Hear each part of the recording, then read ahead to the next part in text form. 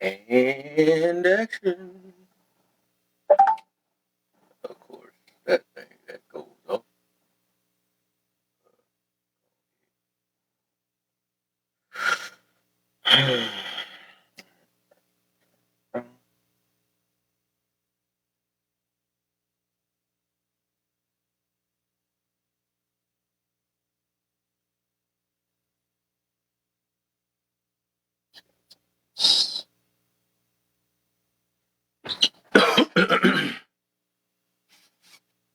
They about to be very interesting.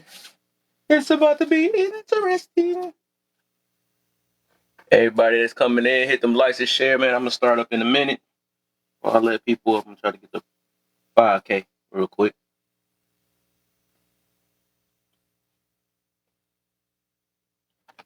What's the deal, MD? MGD, what's the deal, my brother?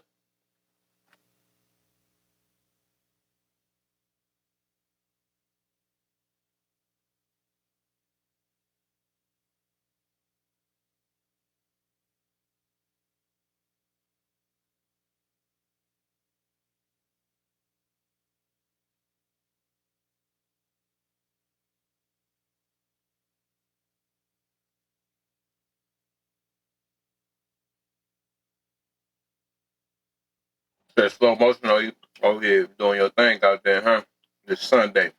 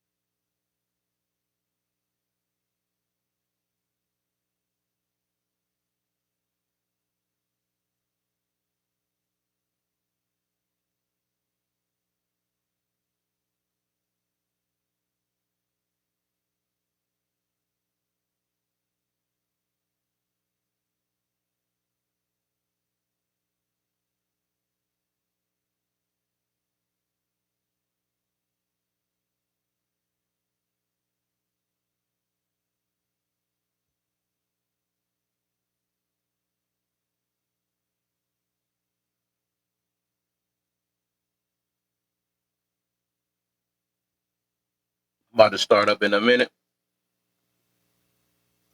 I'm gonna just try to get people in here so we can get these lights going and get the topic started. I'm trying to eat real quick because I'm about to eat early for this topic.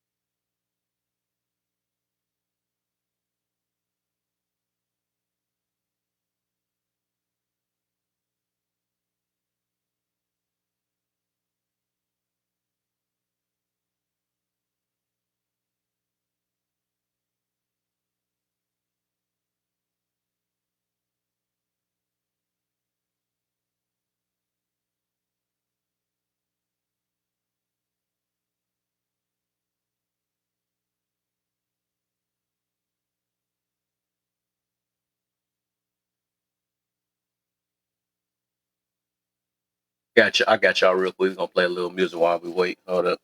I'm gonna do some non-copyright ones so they don't be getting me. Mess my video up. Yeah, a little something, man. We're gonna try to get to 5K. I should be done by the time we get to 5K. We can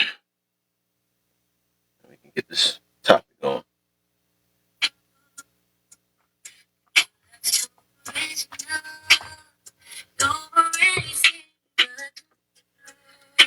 Nobody in the box until 5K. So that means I need them fingers working. You know what I'm saying? I said nobody in the box. Whoever let him up, drop him. Hello, I'm about to drop down. Okay. I'm just trying to get this stuff going so we can get the 5K. And so I can eat real quick. It's a non-copyright song. Seems like a real song.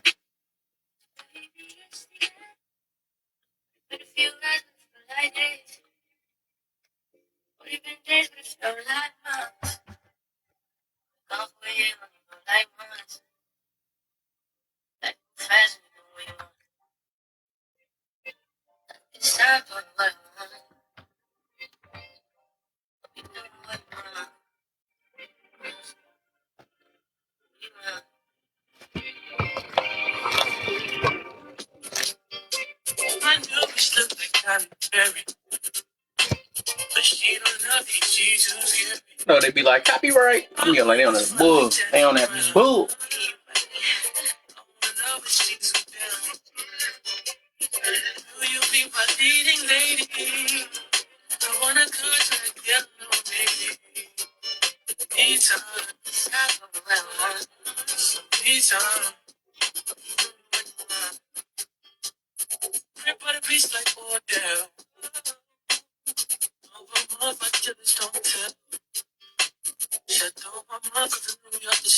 Are we almost there?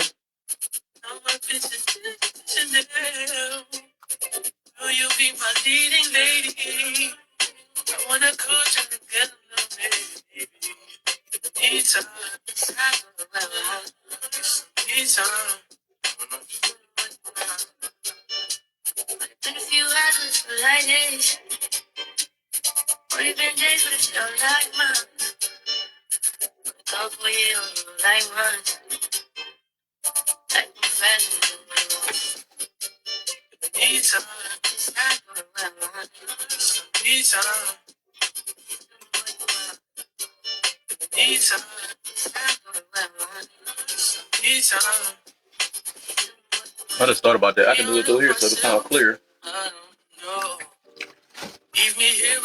doubt myself. Sleep in the mirror, I doubt myself. Don't need muscle for my wealth. Tell me what you say now. Tell me what you say. You said that you would come. What you said. You said that we would what you said. You know that I do not depend on nothing or no one. So why would you show up? Uninvited. Just change my mind like that. Please don't take this personal. Okay. You ain't shit. You weren't special till I made you so. That I've been can't keep running away. Oh, the music. There we go. That's how we do it. So let me know if y'all can hear it now. I don't need you. I don't need you. I don't need you. Oh, no, you ain't supposed to be hearing none of that. Chill, chill. That's my secret weapon right now.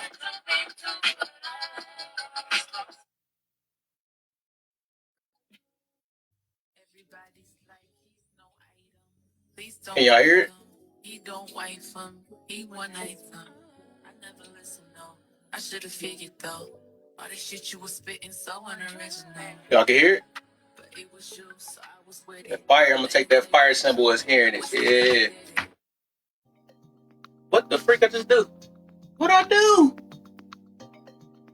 Skip the song. The song clear, don't it, right? Because I put it in right through my soundboard.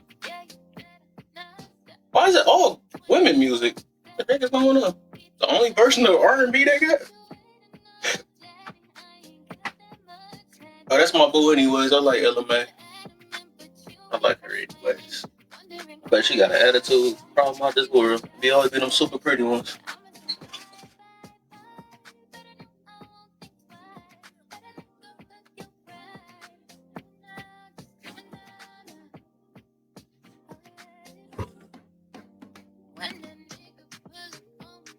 You said me too? But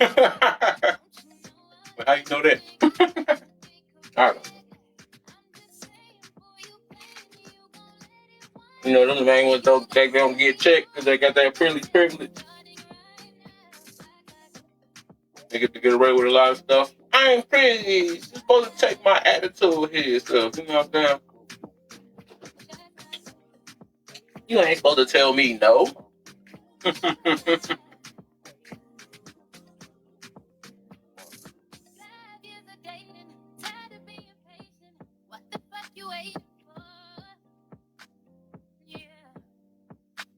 Oh, yeah, I can do the dodge, I think.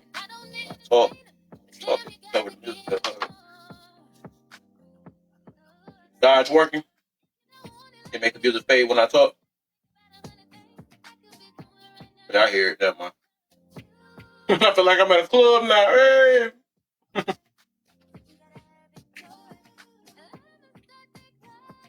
I just be hating when a DJ talk over the parts that's good. Like now. I'm gonna take that dodge off. I want to hear the music.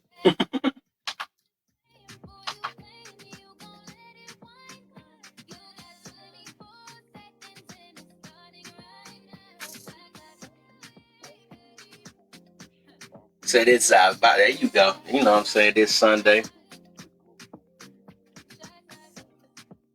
Until I started talking, niggas like, what the heck?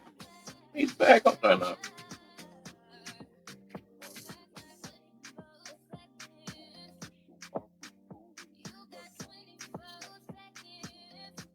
That's my song, 24 seconds. Remember that? I remember that song. I like all the songs. Now, please play another R&B type song. Bro, is this her? I mess with her too. I mess with her. On me.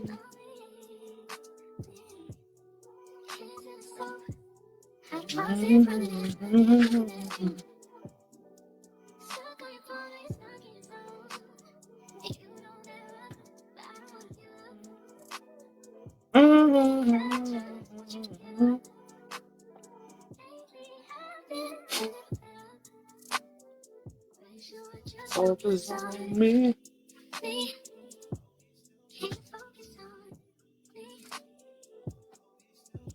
Baby, focus on me.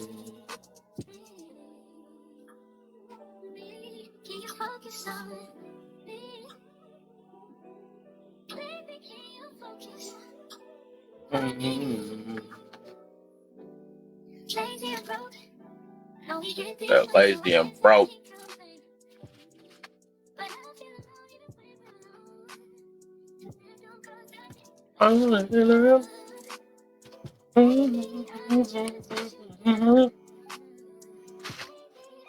See how they make a non-copyright? They just mix the music up with the real song. Me?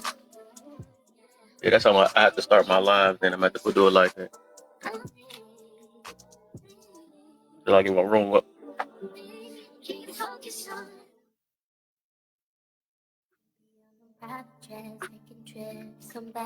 Bro, it had to have been the woman that made this playlist.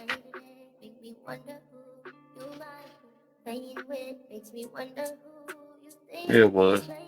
Her name is Victoria. Let's say, what did I expect? What's up, ASAP? Good, you already know the deal. Come on in and hit them likes, man. The goal is 5K. We start letting people up. Get on this topic, man, you know? Share to some people, man. Get them up in here.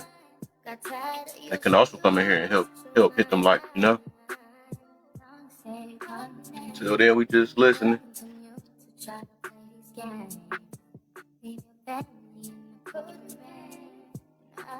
Let's see, what's this? What they got up in there?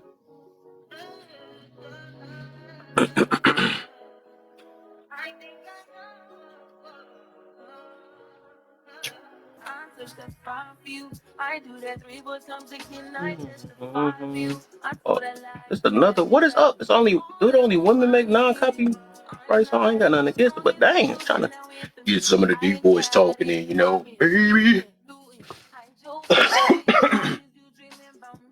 Can I play I Do by John Beaton? I think that's a copyright song. I'm trying to play all the non-copyright songs.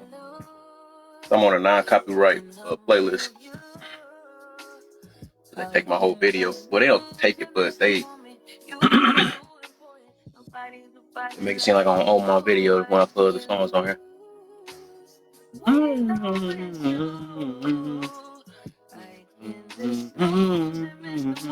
It was just too important. In the top chat right with you, I feel like perfect.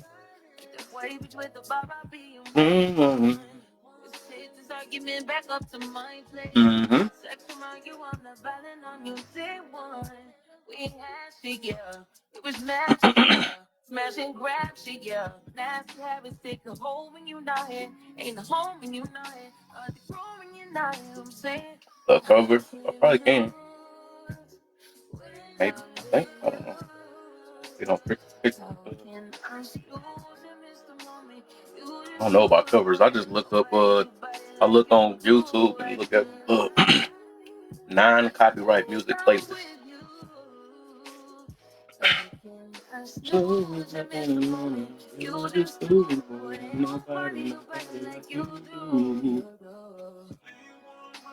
Why are you famous on me?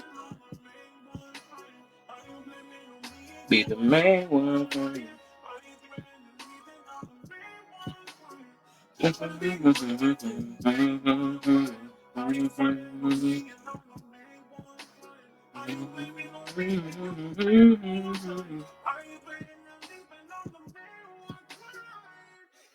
You know, nope. Nope. Shot for all that. In front of the stage. I just found out my mom was shy. I didn't even know that. I heard you go low. I heard you go high and low. Might be the mic, man. Make it sound like that. Or to be in front of a whole crowd, I think. Most definitely. But I make it happen, Captain.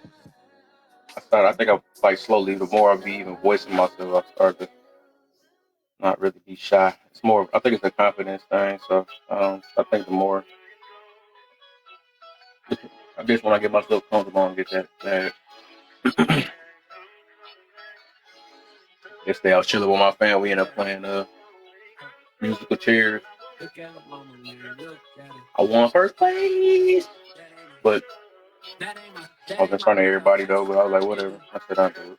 In front of family. Catch me in the whip, ride with him. Hey, right.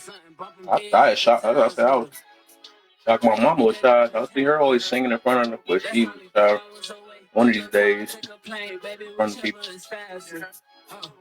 I get to 15. Never knew, no, I never knew that you be a freak and a friend too. Yeah, you into everything I'm into. She conscious over there cheating. You see what he trying to make you do all the work. Did he leave out? He trying to come back and see if this lights went up. So he don't do nothing. Say you gotta work from 3 to 9. Oh, I get you home by a decent time. Wait, your bed, you can sleep in mine. Messed up. Let's make it happen, girl. I need some time. Speaking of I caught your game, man. I caught it. I got the weed at the crib and the liquor too. He's like, dang, I like take pills. I ain't trying to do no work. I just want the mod. I want to have the mod look, not the power. I want to do the work. I just want to look like I want the image. It's like the people that get married. They want the wedding and not the marriage. I don't want to do nothing what it takes to get it. But I'm eating chicken, corn. I think I'm sick or something, man. I just feel woke up, my throat was hurt. Corn, green beans, mashed potatoes, and like gravy meatballs. Yeah, I started this topic earlier. Like, let me go and get this going, man. Get it. People making me mad. I hope I don't have to keep dropping people out the bus, man. That's gonna be my new thing this year, man. People don't pay attention. Oh, hold up, y'all. Dang.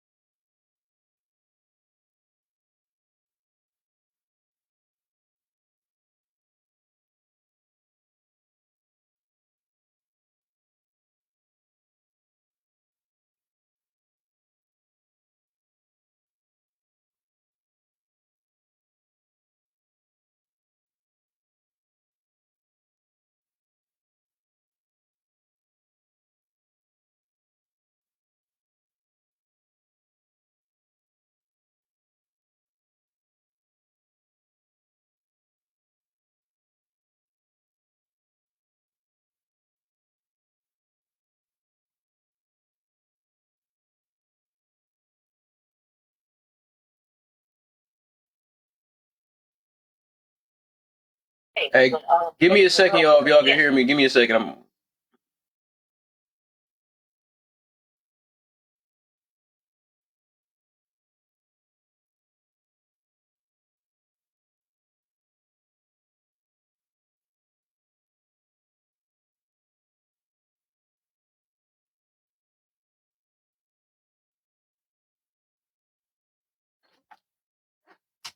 All right. I guess they done left.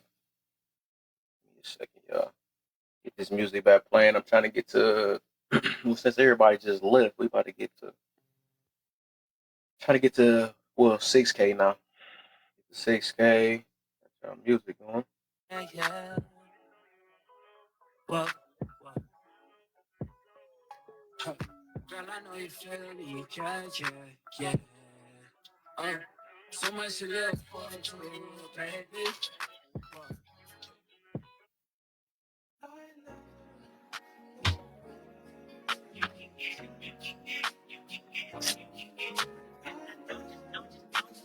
Oh, just what you want. Oh, where it took. Put it in the phone. Hit them like y'all. Hit them likes. Trying to get the 6K so we can get this stuff going, man. Get it going, man. Oh, this topic gonna get the show, man. It's a good one. I recognize your fragrance. Hold up, you ain't never gotta say shit. And I know your taste is a little bit high maintenance. Everybody else basic. You live life on an everyday basis with poetic justice. Poetic justice. If I told you that a flower bloomed in a dark room, would you trust it? I mean, I write poems in these songs dedicated to you. 6K, man. I'll start letting people up. 6K. Share the people. Share, hit them like. Well, y'all already hit them. Couple people hitting the likes, I see. Like, share it about 10 people if y'all can. Hit the hashtag FYP in the chat so I can get on that Follow You page quicker and spread out. Be in the algorithm, you know. Share to some of y'all people that don't have a hard time taking care of their body. You know, do that.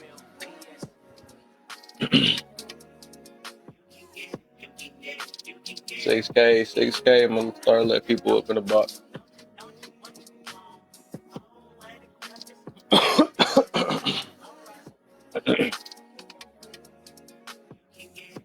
Mirror, nope, you on tap duty right now, buddy.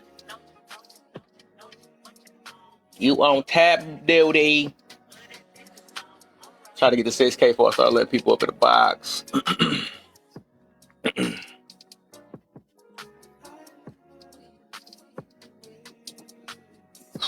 I can't wait to get this topic started. How you feeling, my brother, man? It was actually a kind of it was decent last night a little bit. You know, I came in a little late.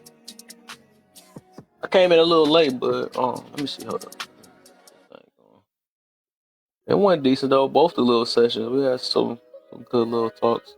I had to drop a group of people out the box a couple times. I had to shut the live down, then I dropped some people out the box, man. I'm like, I ain't want to lose my stuff, man.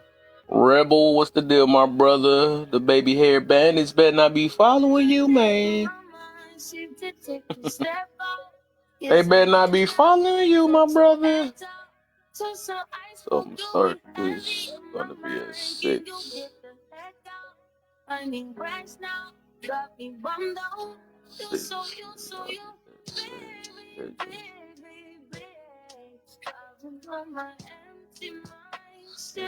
This gonna be at 6:30.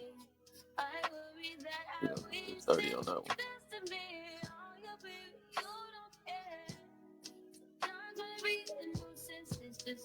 Cat William voice. I'm exposing all lies. Right, exactly.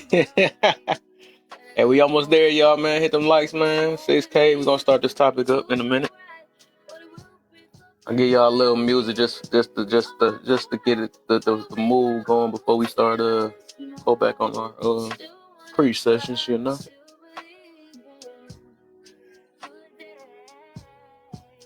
Give me a chance to get comfortable, I guess.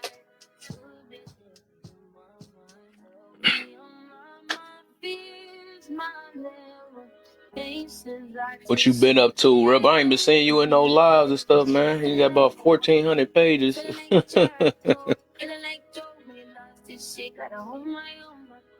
That boy, you knowing the right stuff to put up there. Baby hair bandits. Why are y'all so neat? He come with some stuff. They be having a whole room mad. They come up in the box yelling. They don't even say hi or anything. Or it be the ones that do that fake little hi like they concerned. Then they get to yelling. They try to mix it up sometimes. I ain't gonna lie. Some of them come up there yelling. Some of them be acting like a straight angel and they be like, but anyways, what do you mean by the topic? That just be funny. What do you mean?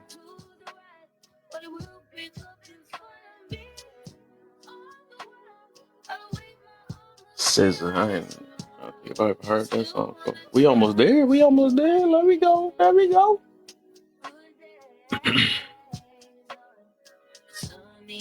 Yeah, this day 2 of My Body's My Temple. I actually switched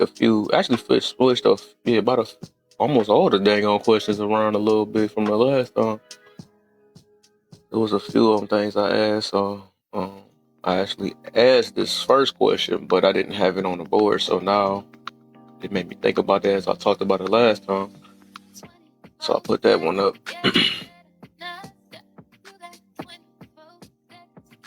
Then I kind of mixed that second one up.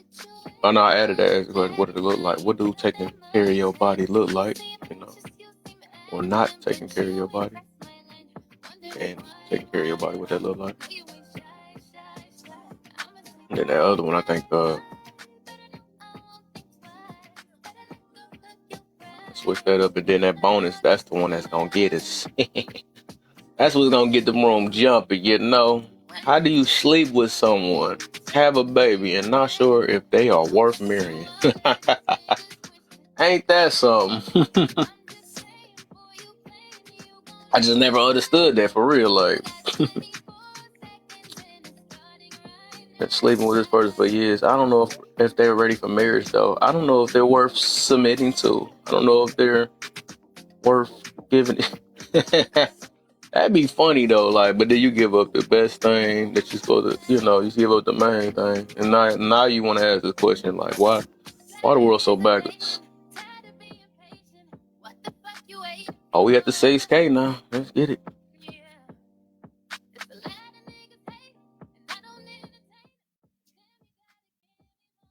Oh, look at that cheater. She came in right when it's like, no, talk about. She hit most of these light ones before we came in.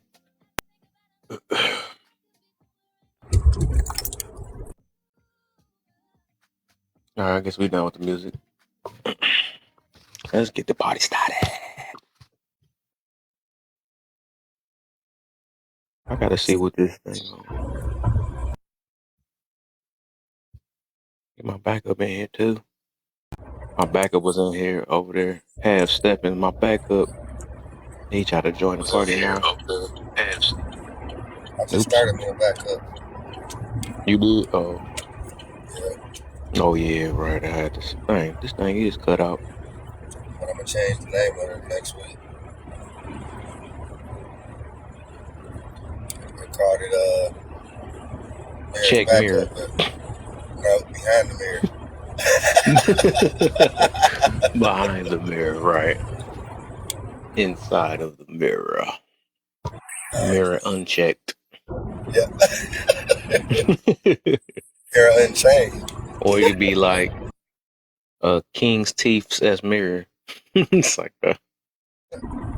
Use King's teeth. King mirror. Them boys, them teeth so big they can be a mirror.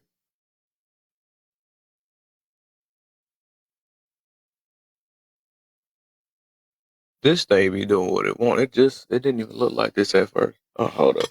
Everybody calling now.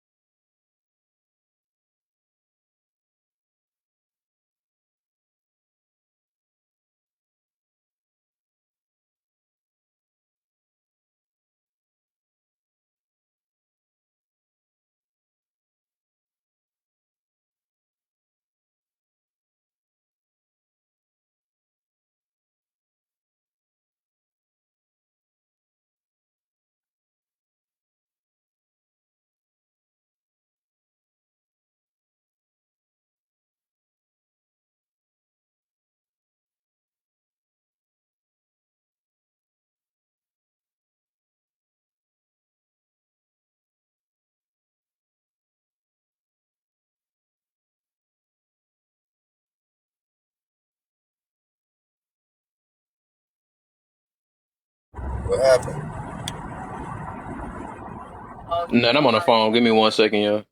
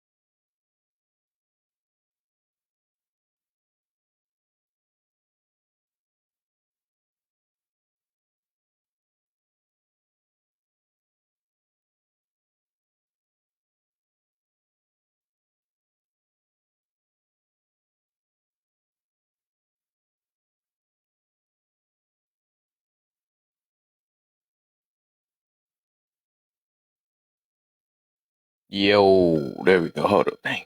I got one more call real quick and I'll be on. All right.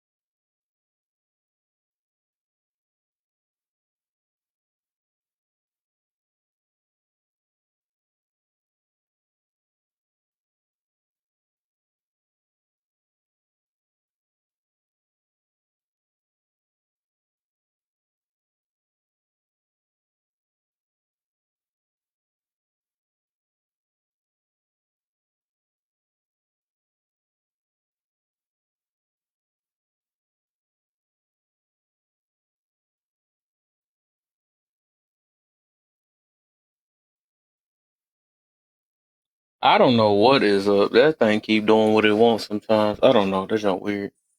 What's up? I had it actually looked decent when I first had it in here. Now I just changed it. Let me see something real quick. Oh, hold on real quick. Hello.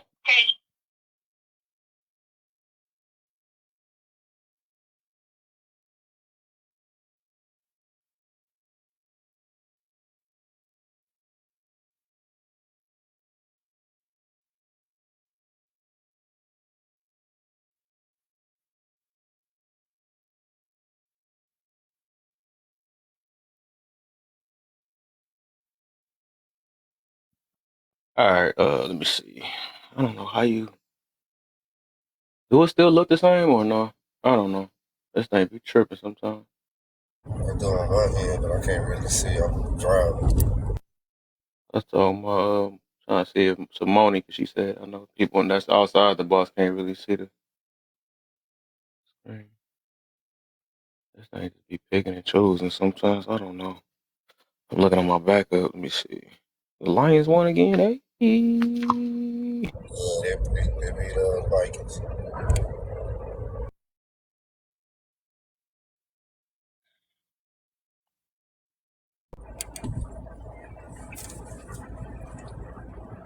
Oh, that is so weird how this thing be doing that. That's TikTok for you. Right, because on this screen it showed everything, and then my backup I see is a little bit cut off. I think it messes up when you have people in the box. Oh, okay.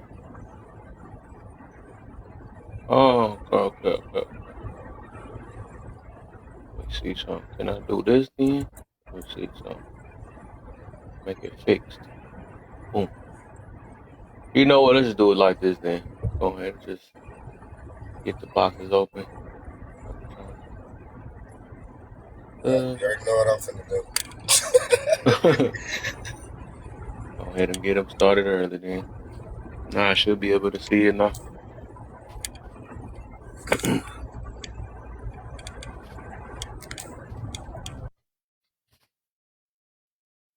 All right, let's get it, man. Man, probably do need that hot tea and stuff, you know? There you go, in that right corner. You gotta be right. Gotta be right. Gotta get in my box.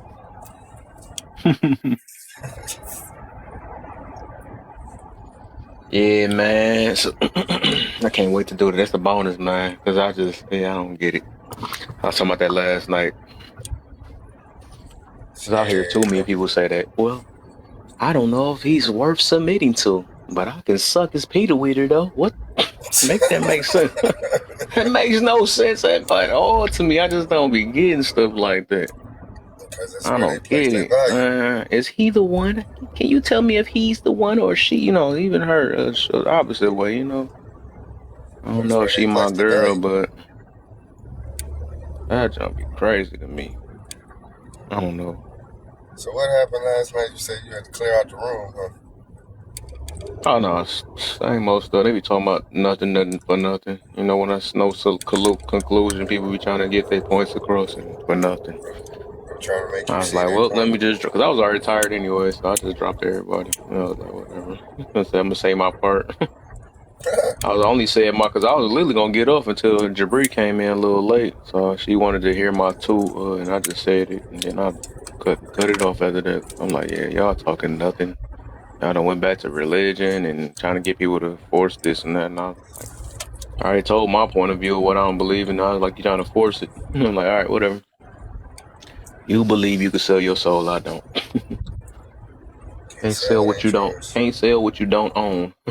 Right. That's how I had to figure that out myself. That's what I did. I'm like, no, this just don't sound right. Then I was thinking about also like, you know, how you write some papers or you do some blood and I do these rituals and then all of a sudden you want to change your mind. You know, like, dang, I'm sorry, God, I didn't know. You think God gonna be angry? Like, no, you made your choice. Folding his arm, like, nope, you can't come back. Like, I can't see God being petty like that. Come on, man. That's how You know, we we make rock. mistakes, we do stuff for survival, we do all type of things. You know what I'm saying? He don't got the mind like us. Imagine if God had a mind like Exactly. us, Well, we a wouldn't be petty here. guy like how we petty. We'd be all in hell. Oop! I Man, tricked you and I got you. Now you can go to hell. Like what? man, shoot. How many floods we would have had since Noah? The boy, exactly. He do everything for a reason. That's one thing. It made me realize that our life ain't only for our life. That's what I noticed. We are not here because of us. It's a plan he has for us. So we I be was on trying the to. live earlier. Yeah, I was on Peter's live He earlier said today, they and did that's it what they were again. arguing. You said it what? Say it again, my bad. I was in Peter's live earlier today, and that's what they were arguing Oh about yeah. the existence of Yeah. God. Yeah, I don't be trying to go back and forth with them either, because I know they got their point of view on different things. He was flipping their point of view right back on them. It was funny, but they kept trying. Yeah, he be got different stuff. It's just a few stuff I disagree on, and I don't be liking what some people be using. That's why I stopped doing. Well, you don't have the Yeah, spirit like I do. That's why it don't make sense to you. Like, bro, all right, whatever. Anything to make somebody feel good. We are all humans. We can keep using that same excuse. Well, your interpretation is not like mine because you don't talk. You don't think through spirit. Like, all right, whatever. Kev, you don't understand, man, because you don't speak in tongues. Are you right? Yeah, exactly. I almost got triggered, and you know, I just got, I got triggered, and we knew we just got done rehearsing this. I just be annoying. Like, who are you to tell me what spirit I have or not? You know, just because I don't agree with you, your spirit is more spirit than mine, and you the one that's still worrying about if you going to hell or not. That's the problem. You Man, know, I I'm went through that confident. I same know I'm battle a with my child of son. God, so I ain't gotta guess it. You know, God gave us a promise, especially off the beliefs, or if you're going based off the Bible. Yeah, I I know went I'm through the good. same battle. I went through the same battle with my son. You know, I'm basically a PK kid. You know, my grandfather was a pastor, so I've been in the church all my life. I done rebelled against it, fought against it, said I ain't want no part of it, studied it, and then had it used against me.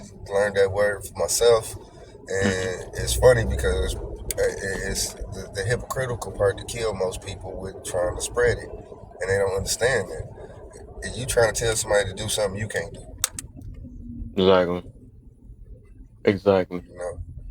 Now, when you can do it, come back and tell me. And the thing is, a lot of times you ain't even got to tell people when you doing it. You just got to do it. When people see you doing it, then they're like, "Oh, okay. Well, how do you do that?"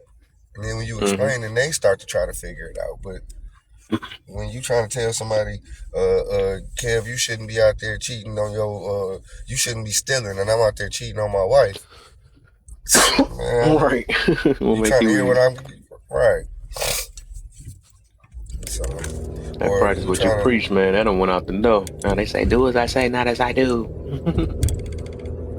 no, you finna have a live on that now. Right. Exactly. I think I did something like that already, though. Gotta practice what we Yes. preach, man, nowadays, man. How you gonna get any better? You can speak on it and not do not, but you're not working on it. Well, you need to Yeah, get no, your that's attitude together. But that bit yesterday, like, what the hell? You just contradict yourself 2 seconds. I'm gonna get my attitude together and you still calling your mama a B. Like, that make no sense. I mean, your thing is God one, Jesus this, God that. And first thing out your mouth is you mother, you nigga, you. Suck my. Like, okay. I'm just like, dang, okay. Just 2 minutes Right, ago, you was exactly. telling me to praise the Yeah, Lord. sure, Now for you 2 and 1 night. saying, shoot, just 2 minutes ago, you was telling me to praise the Lord. Now you calling me everything but a child of God. Everything but exactly. I'm See, like what the everybody. heck? I'm like everybody trying to play that Steve Harvey, and that don't work. You ain't Steve Harvey. You see how it worked for him? It didn't. Boy.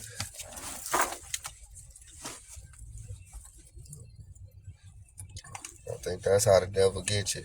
You know, get you out there so far, and then when you get out there so far, you're definitely yourself. You don't have to be a real devil. Mm-hmm. You knew the stuff you was doing wasn't right.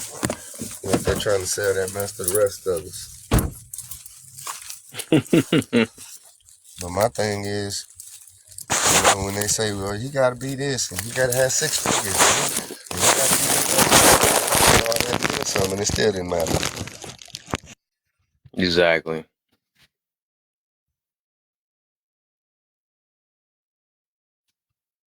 I want to ask a question because I seen this one video. Like, is the way somebody proposed or how much they spend on you, do that determine your longevity of a relationship or a marriage?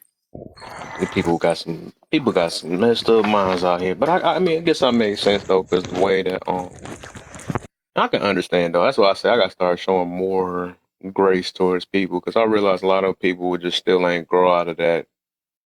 I guess we call it indoctrination, you know what I'm saying? Grew out of that what's been taught to us and stuff, so they really feel this stuff is true. They don't have the time to think outside the box.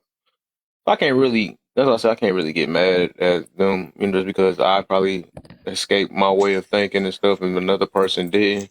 You know, not to say that somebody I'm smarter than anybody anywhere anything else, but it's just like I'd be like, hey, you know, but if only the world was like that, you know, but it ain't meant to be like that. Some people are just meant to have their way of thinking and wake up when they supposed to wake up. If they supposed to be so called waking up or something like that. But everybody play their part in this world. So I be having to talk to myself like that sometimes. Be like, all right, man, all right, whatever. They don't think the same way, so that's why they. All I can do is try to help and pray for them. Pretty sure 100 people done prayed for me to get to where I'm at. So you know, hey man, keep calm. Hold up, yeah. All right.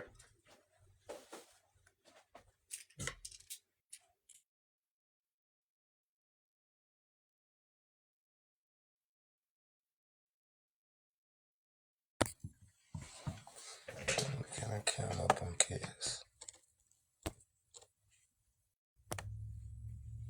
Oh, yeah. I finally can cam up.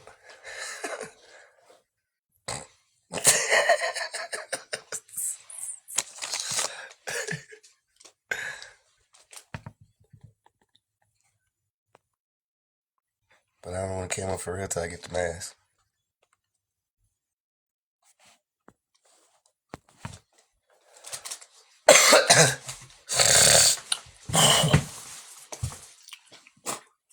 Unmuted yet.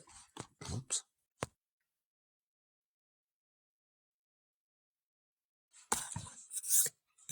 Hate when you do something and you ain't mean to do it, or you don't think about it, and then you realize you was unmuted, and you be like, dang, I hope nobody can hear that. And you know everybody heard it.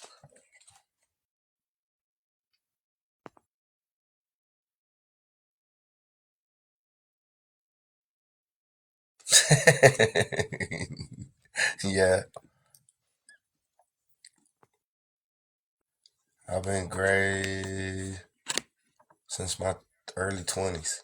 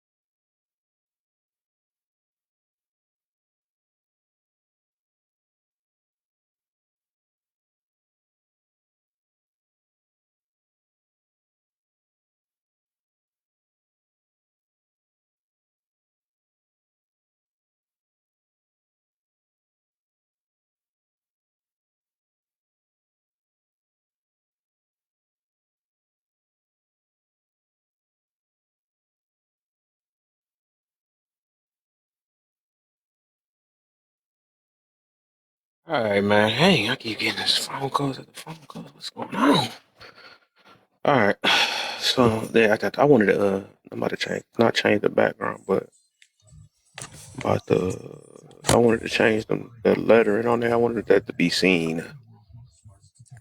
Dang, what is up? The freak? Ain't lagging. My man's done got his. Hold up, how many you got? About 1,000 now, boy. Oh, dang, they say you can do it now. Okay, that's what I thought. You Yeah. should be able to get on that. I don't know what happened. They started. I was in Purdy's live, or no, I was in D live. In D, I was able to do it in D's live, and then I started being able to do it in Purdy's live, and so it's like, well, I wonder if I can do it in here. Yeah, it should have been. That's what I said. I think you like at 600 or something like that. They can let you go turn your camera on. I thought 'cause they changed it. It used to be 1,000 for everything. But then they let you Yeah. talk with a voice for 250 or 200. Yeah, 250 something like that. I used to be in the So cam up like at being first. time has changed. I was on this thing when it used to be 5 people in the box. It used to be my head and four on the side. That was it. Then they I don't upgraded know. to 6 people. Then all of a sudden it was 8. I'm like, wow. Nah, like you got 9 altogether, well, including me.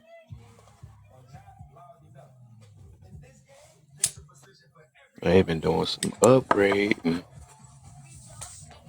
Father, let me upgrade ya. Man, Let's let see me if I see. can get in. I think everybody, all my people's in other lives and stuff, but it is what it is. I'm trying to get it pre-started. Pre-started because it's going to be a night. Man, we was clowning yesterday.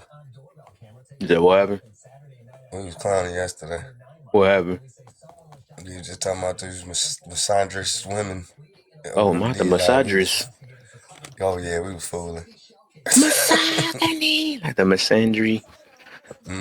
Talking about Rear. that we, Oh, talking about as men, we deserve a woman who's, what do you say, 6'4", and oh my.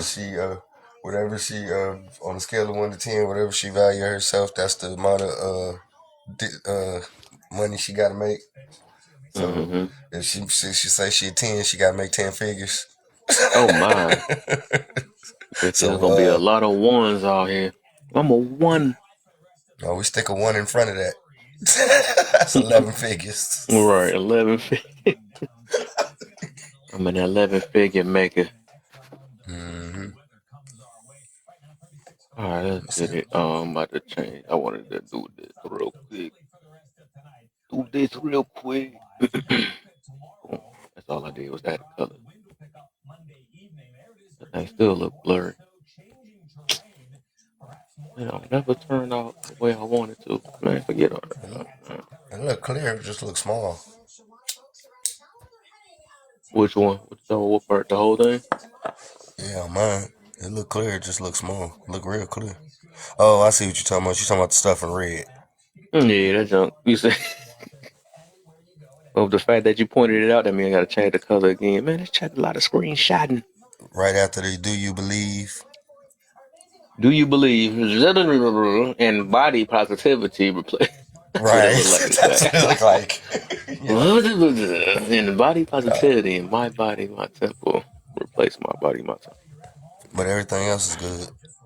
All right, so I gotta get a better color. I just want that to stand out, though. Let me see something real quick. All right, so what color we gonna go with? Let's go with purple. That might come up. Purple. Purple.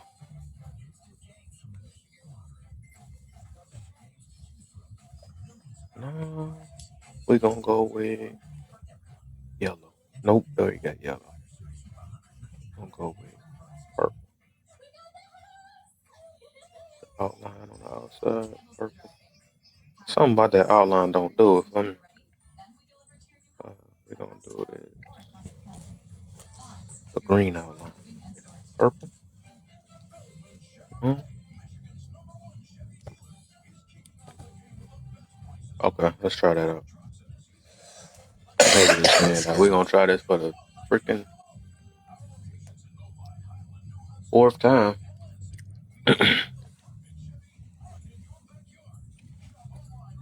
We got it. We got it, man. I feel like this one is it right here. This one is it.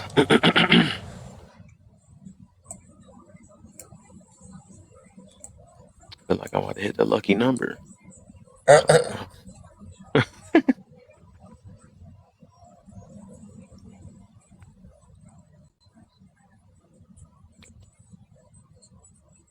I think this. All right, we got it. We got it. We got it. We got it. Save. Oh dang! I forgot to cash out my sister that money. Oops. She better call me in a minute. Why she keep calling me? Cause you ain't sending Boy. that shit.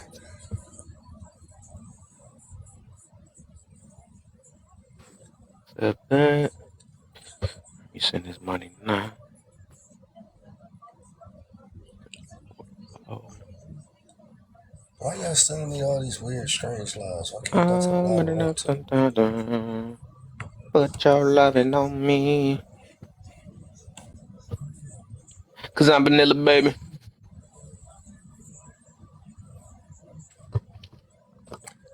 I'm trying to bring my backup in, but Trying to it bring won't the let me. back up, back up. Yeah, it keeps sending me everywhere else. Where I can tap while I'm sitting. Let's see something real quick. All right, so let me get these. Let's see now. Let's see if the background turn out better. Turn out better, please. Crossing fingers. Crossing fingers. Okay. It look a little bit more. I have to take that little edge thing off. So here we go. We got it. Now we good. We good. Now that's the one I want people to see. That stuff.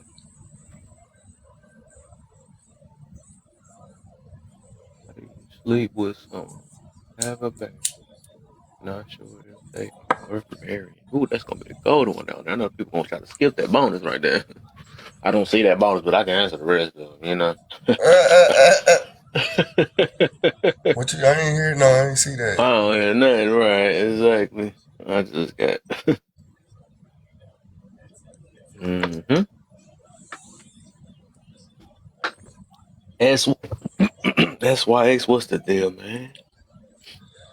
Never forget her name, man. Remember she was preaching the last time she was up in here. She's preaching up in here.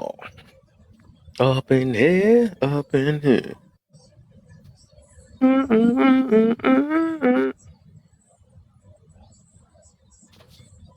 How y'all doing? I'm blessed as usual, you know what I'm saying? Blessed as usual.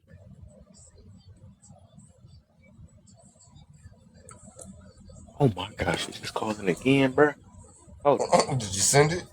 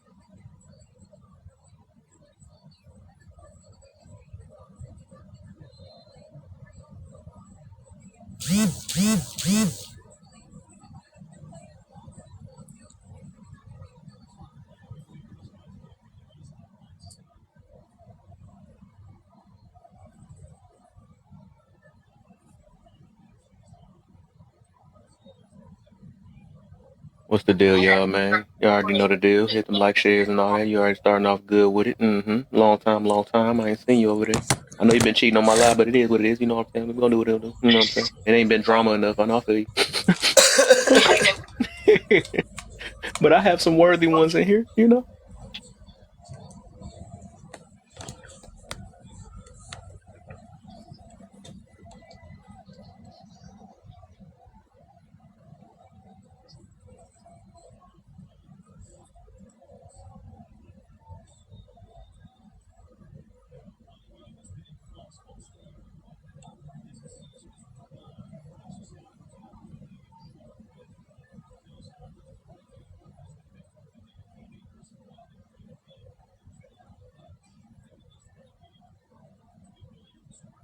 Oh, that's the one I should have been getting on. But I can't get on her like that because she was a mod before she started modding for my room. So what it is, what it is. I gotta watch, make sure AJ ain't out here doing modding everywhere else. I gotta make sure Mir ain't modding it. Moni like one of the main loyal ones I see, you know. But no, Mir kind of he one of the loyal ones. So we can do that too. Let's see. Who else I got? My friend. Yes.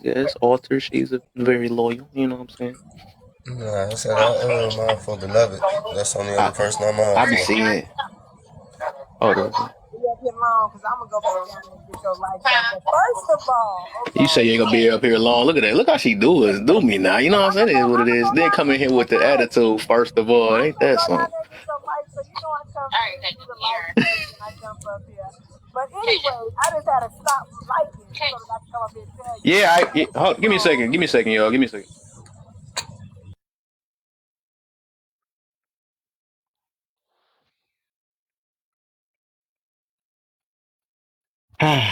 That's my real sister was messing with me. Dang. KJ. I'm like, no. But what you were saying? anyways, I'm a mod on too many pages. That's all I realized. At this point, I realize I am a mod on too many pages, and that's why I be jumping in them. I am loyal to y'all over anybody else live, but all y'all be going live at the same time. It'd be like, I literally was in Molly's live, and then you sent me your live. I'm like, I can't be two places at Hey, once. hey, I gotta You a go do mod your whore. thug, Mod whore. man. I ain't got nothing against you. Know, look, look at Molly right you know there. it's all love, sis, man. You gotta do what you gotta do, man. I'm trying to come through and do my job. That's what I'm here for. I was Okay. like, I had to look, I had to look in the mirror myself, like, dang, am I not drama based enough, man? Do I gotta talk about more No, women or that's something? not the hey. It's she just don't. whoever goes live first. That's who pays I I'm get you. gonna support. Then I be Yeah, I trying to feel you. jump between y'all lives, and then I get caught up on a dang on panel. Hey, So hey, you doing your thing, man. You doing your thing. I feel I'm you. trying. Y'all And Yeah, you know just I'm been I waiting can't too feel late no for way. me. I think I have. I can't say I really stole you, but I have. I met you through Ghost. So, yes, you stole me off. all right, is that? So I can't. What it look like? You know what I'm saying? Me And getting ever mad. since That's I like became that's a mod, karma. I don't even believe in it, but I'm saying that's what, like, dude. for real. Ever since I became a mod on like your as soon as I became a mod on yours, 'cause it was Wolf Game first, then yours. Or everybody they mamas was like, "Oh, she a good mod." Look, Oh man, yeah, you do your thug though. I gave you credit, man, for sure. I'm Yeah. trying. I'm I be trying. trying to make sure you ain't got to bring the belt on these people. They don't be following instructions and stuff. You like, dog, I You don't went know to the I would grocery store and all. not. I'm like, They done gave me the mute option of everybody's live now too. I be over here like, y'all don't play me, please. yeah, You know I you're ain't with always the welcome here, man. You can do your cheating and come back. I don't care. It's like, let me stop. it ain't physical cheating. It's just a little emotional. It's just that it's just a it's a mental. You just make sure you clean that box before you Just come back clean, up in here. right? Make sure it's Don't be that coming up temple. here Make with sure that your nasty modding is your box. temple. Your My modding is your body, temple. my choice, okay? Right. You just clean that box. Clean that box. My body, my choice. That is funny. You said You clean said that your temple. box your choice. She said her Yeah, box her choice. my body, Right. my choice. What does not taking care? That's the second question. What does not taking care of your body look like? It's I just wearing seen me it though. down. My box, my choice. That is funny, Now, man. argue it if you want to.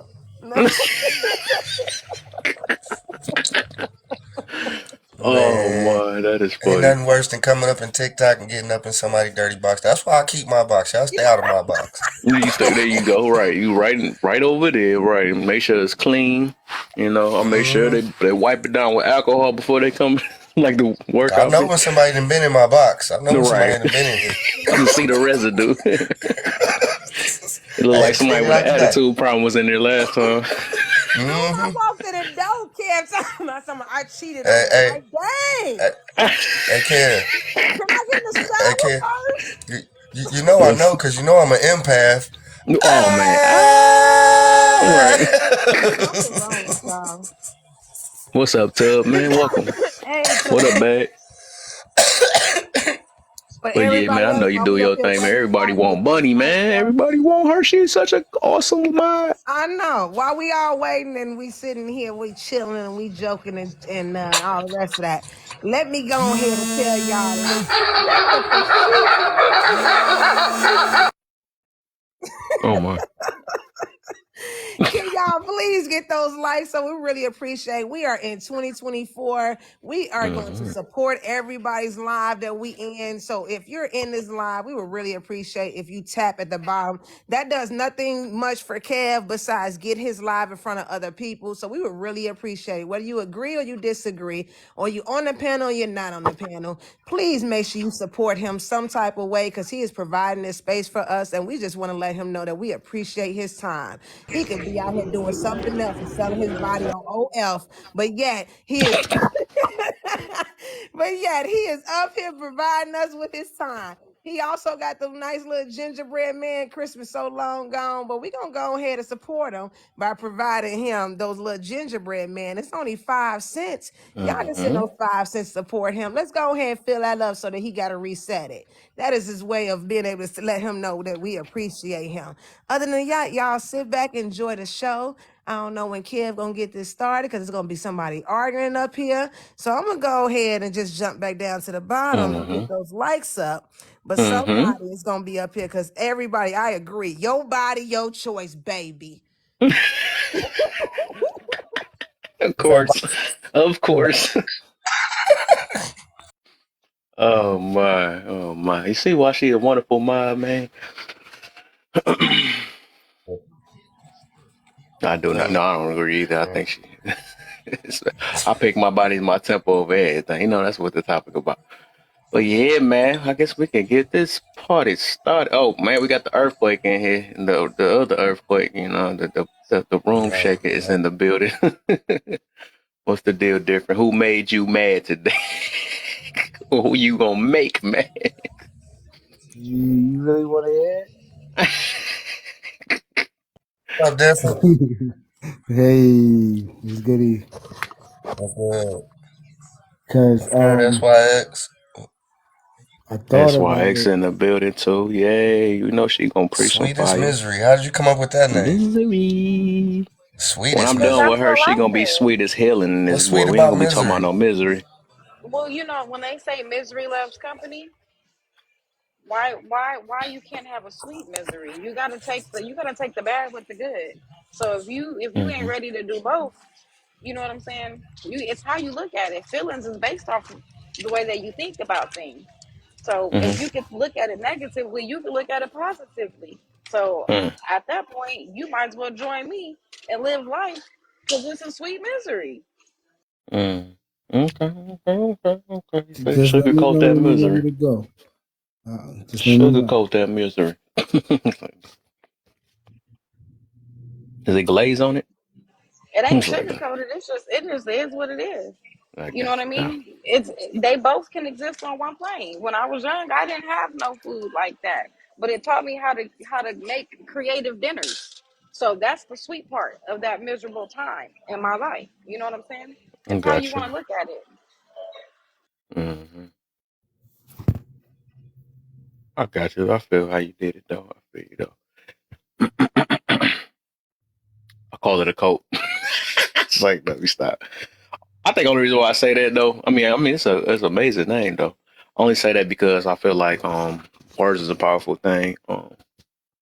And I just like, I don't know, I'm big on wording, I guess. That's why I keep making that joke. Like, well, I'm gonna make sure I said when you done in my room, it's gonna be sweet as healing. I like talking like, good basically uplifting things, you know what I'm saying?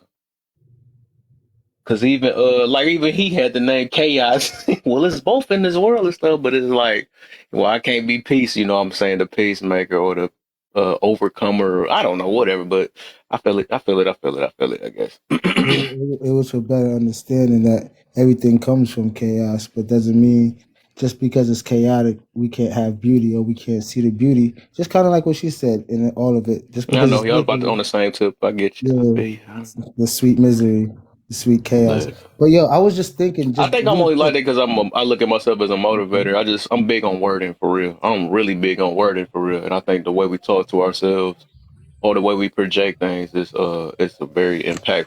I'm put it that way. I still prefer Sweetest Taboo. Sade. Yeah, Yo, you because ever that's think like that? yesterday we said we could say I'm a let me see.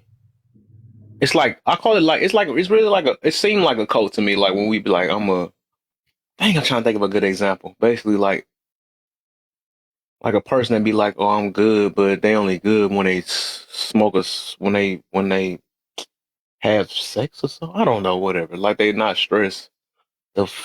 I can't think of nothing right now. Give me some time, yeah. But it's something I'm trying to get to about that, about wording and stuff. Yeah, like Because if you people. look at it, that's the reason why I was getting on the misery or the chaos. It's like if you look at it as that, right? Um, and you cover it up with something else or making I guess it's like looking at the bad through the good, but like I said, because I'm so big on word, and I'd rather not even mention, the bad. I'd rather have something that's a word that Well, uplifts the getting away from that. Basically, I don't know. I can't think of nothing. What you mean when you're trying to I see the I, silver I lining under, in the bad? Yeah, it's like, but it's like better not. That's like mentioning your past and then just still kind of. It's like it's better off not mentioning the past. It's like trying to think it like instead of like I think I was getting on what's her name 60, right? She kept saying her Yeah, being an addict and stuff. I'm like, well, I think it's better. I kept saying recovery, but not recovery. I kept saying what's the other word? I said a survivor. And even though I meant to say a recovery, I said it's better to call yourself a recovery than an addict. You know what I'm saying? That lets you know you in a process that even though you probably still an addict in the inside, but it's better the word saying that I'm a recovering addict. You could say that. But but I get what you're saying. I get what you're yeah, saying. It's like yeah, what you speak over yourself. Your words have power. yeah, So it instead of do. saying, right, because like um with some people, I've heard some people say where they say, well, you got to say you're a recovering addict, and he's like, no, I'm never gonna say I'm a recovering addict. I'm no longer an addict. I'm not an addict anymore, I and like just that too. keeping that mindset. And Yep, it's about changing your mindset, changing that subconscious, but yep. still being mindful that I can still, not being to the point where you are naive that you can fall Naive. back Yeah. into the trap, but you aware now of what got you into those traps, what got you into that space and place, and now you mindful to stay away from those and to be away from that. And now Yeah. you have a change of heart, a change of mind, a change the way you move. Like we keep Mm-hmm. saying, that subconscious is a beast, but It people have to is. It acknowledge it. is. Yeah, I You learned can't that. I change you. learned that a lot. Right, right. You can change stuff in your conscious all day long, but until you change it in your subconscious, it ain't gonna stick. Yeah. I know see. people I be got probably one thinking too, I'll be though. petty. I'll be petty with because I am really big on. It's just something I learned as in being a motivator. It's just basically how we talk to ourselves or the words we use. Because I don't know. It's like I can even see through. I'm trying to put it like that, but I can see through a lot of people. Basically, how they talk though, like if they really over a situation or not. Because some people just be voicing it like, I don't know, I'm good or whatever. But it's just like your talking points be letting me know that you still ain't let this certain situation go. Just depending on it. That's why I say I'm really big on wording because I used to be the same exact person. I used to be like, oh, I ain't worried. I'm good. I'm good. Ain't I mean that girl ain't get to me and nothing.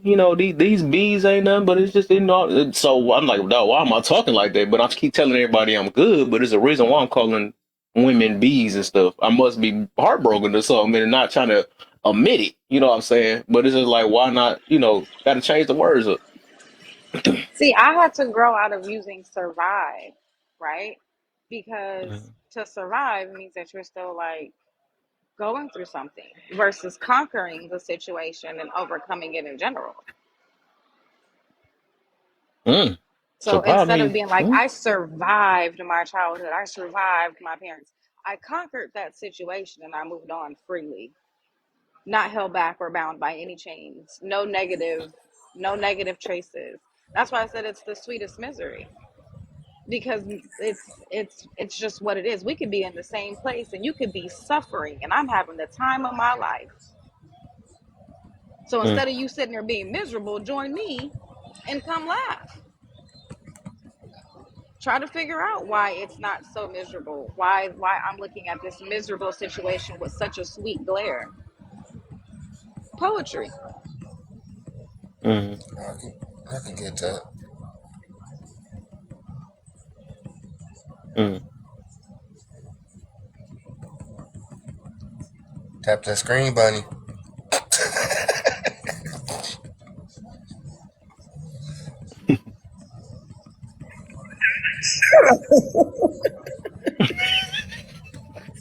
Y'all trying to, I swear, y'all trying to interrupt my piece early in 2024. I see. Not to. Hey, I got 2 devices going now, so I can cheat. I can see more. You know what? You're probably on another Hey, live right now. nah, I got both of them in here. Look, I'm finna do you good. Mhm. I see the check back up down there hitting them boys. Uh-huh. Human octopus. Got it. Yep. Make sure you follow my backup. Hi. That's what it is. All right, so what's the question? Do you believe my body, my choice, and body positivity replace my body's my temple today? Uh, I do believe my body, my choice. I am always a strong believer in that, seriously.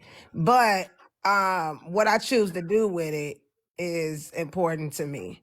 So even though it's my body, my choice, it's also my responsibility on how my body is treated, how my body is handled. And I don't think that that's being seen across TikTok in general. I mean, as a whole, because you can sit around and scream this, but we can't sit here and just talk about it when it benefits us. For Mm-hmm. example, when you have people who's like, oh, well, we need to be convincing men to put on a condom. I thought it was your body, your choice.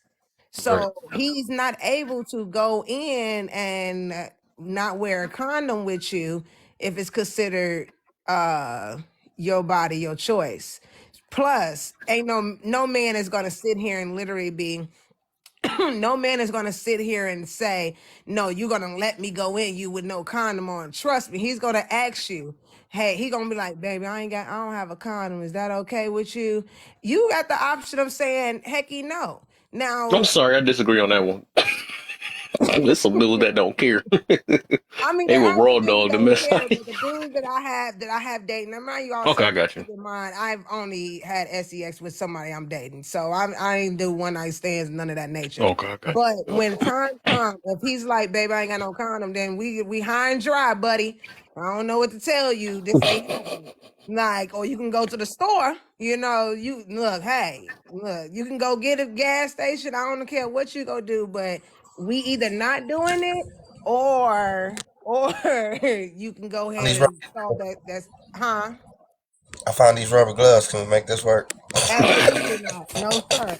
It ain't that important to me. I don't get blue balls and stuff like that. So hey, it ain't that important to me, buddy.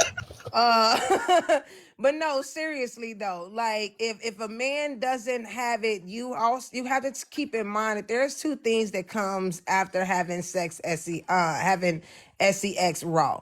And it could be a STD, because Mm-hmm. at the end of the day, we're not married, and a lot of people, not everybody feel like they should be faithful in a relationship. Mm-hmm. Two, I have not even seen you in the light of being able to have a kid with you. So Mm. God forbid that accidentally happens, because I also don't believe in unaliving babies. Right. So that God forbid I have a kid with you. So those are things that have to be taken into consideration, not just a good time. Not just right now, it's a good time. Oh, he cute. Baby, guess what? That same man gonna be cute tomorrow. And most of the time, if he can't get it, he's going to respect the fact that you're saying, no, we're not gonna do this without no condom on. Whether he's upset or not, guess what he's gonna do tomorrow? He's just gonna try again with the condom. So Mm-hmm. it's not like you're going to lose out on this option. If you do, that's not the guy you want to be speaking to any dang on ways. Mm-hmm. So you have to, but I was also raised that my body should be definitely treasured, and that it's actually powerful, that I can have a man falling, that walking behind me on his knees if I if I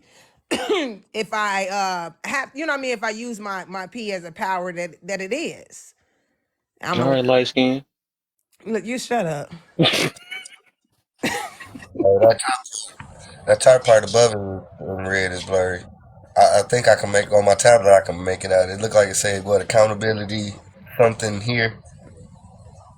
Oh, that's just the name of the room. You ain't got to worry about that. It's the Oh, okay. accountability room. That's all it's saying. Can Oh, I okay, piggyback cool. off of what Bunny is saying as well? Because I've been in situations where I'm like, Another no, light like skin. I've insisted, and because he wanted it that bad, he went. He might have acted like he didn't have none on him. He went to that car because there wasn't no way he went to that store. You know what I'm saying? And I don't see this being practiced a lot, and I do think it has a lot to do with the Instagram and the maybe not even Instagram. Maybe I'll take it back a little bit further, but to the video vixens.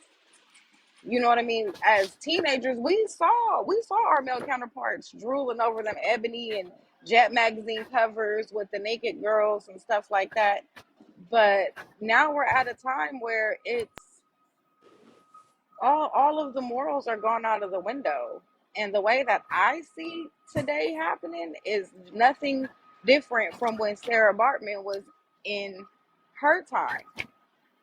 You know what I'm saying? Because these women are getting these injections and these surgeries to get these big tuchus, as my mom likes to call it. You got a big old tuchus back there, just to be on display and to be fetishized, and they use that as a status. So it's almost like, the women don't want to admit it, but they do compete with one another subconsciously, consciously, on purpose, and why in your face while they're denying it. You see what I'm saying? So it's like these women say that they don't want a man, but they do. Everything that they're doing is to get the attention of a man. So it's like if I see the guy that I like and he's liking the girl with her butt out, maybe I might have to have my butt out. And then these grandmothers are getting younger and younger. So you're right. The whole saying, my Bruh. body is my temple, has not even been circulated. It ain't been circulated. It's like a $2 bill. When was the last time? I mean, I have one, but when was the last time you really just seen a $2 bill freely like that? But Because they I don't. They're believe not. that my body is my temple. And I taught my children that. My son is 24 with no babies. No There you babies. go. No scares. There you go. So I teach him that his body is his temple and So it might remind not him be a every myth. day. Uh-oh. But that's my thing. Even that you want to say that your body is temple, your body is, should be cherished. But yet, like you said, you putting it out on display. Everybody able to see what your mama gave you. But Right. body should be, oh, man should respect my body. That makes no sense. That's contradicting when it's out on display. He could see everything. And imagine having sex with you just from you going outside. But yet you want to say that your body is a temple. Make it make sense for me. Ouch. What you got right there? Oh no, she ready, see? I just about to ask. I was gonna say, I think the craziest part about it is that they still think that their body is their temple, but nowadays it's like doing the complete opposite is empowerment in their minds. What? Like what? Like showing your body off and like sleeping with who Oh. you want to sleep with. To them, is sexual liberation and empowerment. Oh. But this is my thing. Okay, so this is my thing. You go and you go rent a car, right? Or you getting ready to go buy a car, and this car has you can either have this car over here with low, Ain't not a car. or yeah, whatever, or you depreciating your body, or you can go get this other car over here that has high mileage. You don't know who done drove it. You don't know what accidents it done been in. Everybody, they mamas that sat in the passenger, I mean the driver's seat. Which one would you rather be with? You want the one that has the low mileage so that you have a better chance of it actually having some type of value on it. Because as soon as you drive that car off the lot, it starts depreciating. So if you're Mm-hmm. giving it to everybody and their mothers, right, it depreciates, it wears it down. Now, I know I hear that a lot of people are saying there's not soul ties, even though it is. Only people that argue that fact is people with high body counts, but we ain't gonna even get there. They're not believing that it's soul ties. So let's just say it's not soul ties. Baby, your thing has had so many things inside of it that it's not even worth a darn on $2 bill. Oh my. Okay. Like, but yet you want to sit here and still be like, sexual liberation. That makes no sense to me. That makes no sense. Why not get with a man and be able to do it as much as you want? Oh my. My spouse called. I'll be back up, brother. You said do it as much, too much. And it's like, no, it's like, all right. Hey yo, hey Kev, Oh, was what's like, up with not all these today. ad libs? Oh, No, what's up with oh, all these ad libs, Kev? the what? Ad libs. Why you say that? Okay, never mind. You didn't get. We just Well, talk I about the see where topic. she was going Put with me on. that. Because she was like, why don't you find somebody that you can do all that with? You know what I'm saying? Yeah, most And definitely. even then, you shouldn't be going outside with your man, even if he is your man. Like, you shouldn't be going outside putting your relationship in jeopardy, because we clearly see that most men are clearly disrespectful with one another, and they don't mind challenging one another. This remember I was on your live and I said this is why I was dating a bigger dude. I didn't have those issues, but I also don't just walk around, like I need a bodyguard to where Wait, he's tempted either. excuse me. Hold on. What? What? I have a question. Yes, Um, why did you say you dated a bigger guy? because his hugs was great and he had a lot of character. He had a lot of substance and he taught me a whole bunch of stuff. We were also friends from the time. I think we became friends at like 11, and we Oh, started dating when we were like 19. So okay. I was attracted to him. His weight had nothing to do with it, but I Okay. saw No, I no. I would. saw Uh, and learned, because mhm. when I would ask him like, okay, you always have this charm about you. You know what I'm saying? And he told me, he was like, well, when you a bigger dude, you either gonna intimidate people, or people will try to see if your bigness matches your masculinity. So he's like, I've mastered being balanced and charming to disarm. That's what he always used to tell me. You charm to disarm. And I was like, I really like that. So just the fact that he can speak eloquently and had that substance, I fell in love. I didn't care how big he was. But it's not necessarily like a fetish or anything like that, but it was an experience that I lived. Oh no, I wasn't asking for that. I was just I don't know. I think I kind of jumped the gun on this one because I thought you were saying, I thought you mentioned his size because you were trying to say, well, because he was a bigger dude, women didn't want him. That's why I liked him type shit. So I kind of jumped the gun on that one. You're not the first one. You are literally the second person that you jumped to that conclusion. But I'm not like most women that you meet, so I'm not surprised. I get Eh, that a lot from I people. mean, give it time. Give it time. Give it time.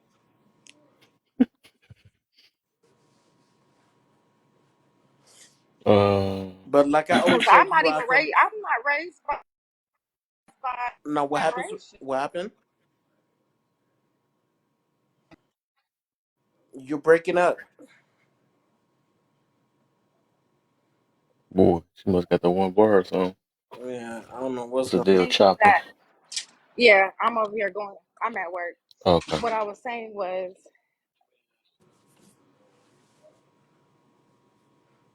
Wow. The cliffhanger That again. is that cricket phone. Dang. Went far back. Well, like I always say before I come in, hey yo, Kev, where the bitches at? Mm-hmm. You got him. Say you got him this time. No, What's up, no. Otis? Mirror. Oh shit, Mirror. What's good, my man? What's good? What's good? Follow my Hey yo, back up. bro. I can Hey cam up Mirror. now too. Hey Mirror. What's You up? fucked me up, bro. You fucked me up today, bro. It wasn't me, man. I'm just talking about. Because I was going through my timeline and I saw one of your videos and I was like, oh shit, Mirror's an old man. Whatever. I I'll thought run I mean, circles around your ass. no, I thought you had a little bit of no, I thought you had a little bit of youth. You know what I mean? Until I saw that facial hair. I got a whole lot of you. Hey yo, you I gotta got a stop whole lot of smoking, you. bro. No, What up, you John? gotta stop smoking them cigarettes. I don't smoke cigarettes. But yeah, Cigarettes ain't good for you. I was like, oh shit, he an old man. That's what's up. Now you still here I ain't kicking, old. bro. I know what you talking about. I ain't Now close you to still old. kicking. I'll only be 49 next month. Oh, wait, hold on. You said 49? Yeah. Holy fuck. You done seen life. You seen life. And I can run circles around most 25-year-olds I know. Hey, I'm not saying you can't, but I'm Hey, mirror just check. Yo. Mirror Yeah. check's not that old. What's So up? what? He's not that old. nah, he's old. Nah, I ain't think about it. I mean, he's 10 years away from the senior citizen home. Whatever. Now I you Nah, see guess I'm why in the y'all. same boat then. Now you see why I don't get triggered. I Mirror don't check, even what see are no you, I ain't got invites. time. How 49? everybody floating up here? That's weird. I nah. don't I see mean, nothing. damn, yo. Oh, I Why ain't all do it these either. old men coming in here now? Right. Why all these He, old men coming in here? Wow, they try really? to I'm set older you than straight. him. Like, I'm who you 50. calling Damn, old? I What's wrong feel with old We're attacked. men? just vintage. I feel attacked. You daddy only. What's wrong with old men is the question. Oh Without damn. us, you wouldn't be Hey, here, boys. hey, Kev, stop bringing these old dudes up here, bro. Youngsters. How old is Showed too you old? old phobic or something. It's Wow. it's like four old men against one. That's crazy. How old is Straight old? from numbers. Wait, ayo, too many of y'all old men are talking. What happened? How old is old? How old are you? Subjective. 59. Oh shit. 50. What? The 50 50. Club. 50. Nami The club. John. Nami, how old are you, John? 60. Oh damn. Y'all youngsters to me. Ayo, have What's y'all up? health Yeah, I oh, understand. I get ya. Nami, have y'all health benefits kicked in yet? Not just Here yet. we go. Why? You trying to cash him in? The Stay off your big AARP. wheel, son. No such thing in Stay off the the big UK. wheel. Yo, y'all old as shit. Stay off that hoverboard. Ayo, Mirror. Ayo, Mirror, you wanna What? beef with me, bro? Yo, D, how old are you? Somebody Next. got an echo. Hey, D, how old are you? Wait, who? Talking about you. No, I'm talking about Otis. How old are you? Shit.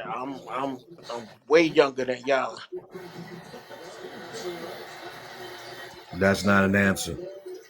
Nami, let's just say. Clarify. Nami, let's just say. Sweet, stay out of this, sweet. Let's just say. Nami, if you want me to say some words at your eulogy, I got you. Whatever. My We just want to 21 know year the old age. got That's me. all we want to know. How old are you? Oh my days. Yeah, but y'all old though. Nami, hey yo, ain't nothing wrong with old people. I'm gonna be there soon. You got Mm-hmm. some good humour. Lighter It's skin. inevitable. No facts. It's inevitable, Exactly. bro. Nami, I'm gonna be there soon. Nah, We're but all y'all old heading as for them. hell for sure. Nah, Hell but is old enough. let's continue having the conversation. Yeah. So what is the conversation other than we're all too old for it?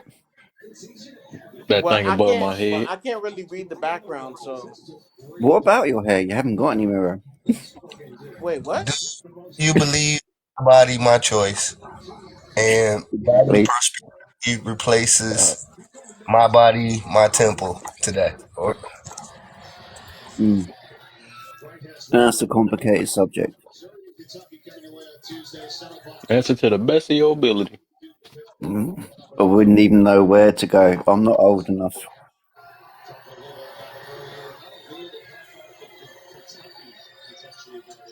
Mm. Bro, I'm not the one that said it. You can figure it out. Petty Peacock. Hey. Young lady, us man, we need some help here, please. Wait, hold on. Wait. So turn your hearing aid up. Did you hear the question? No, I can't hear shit.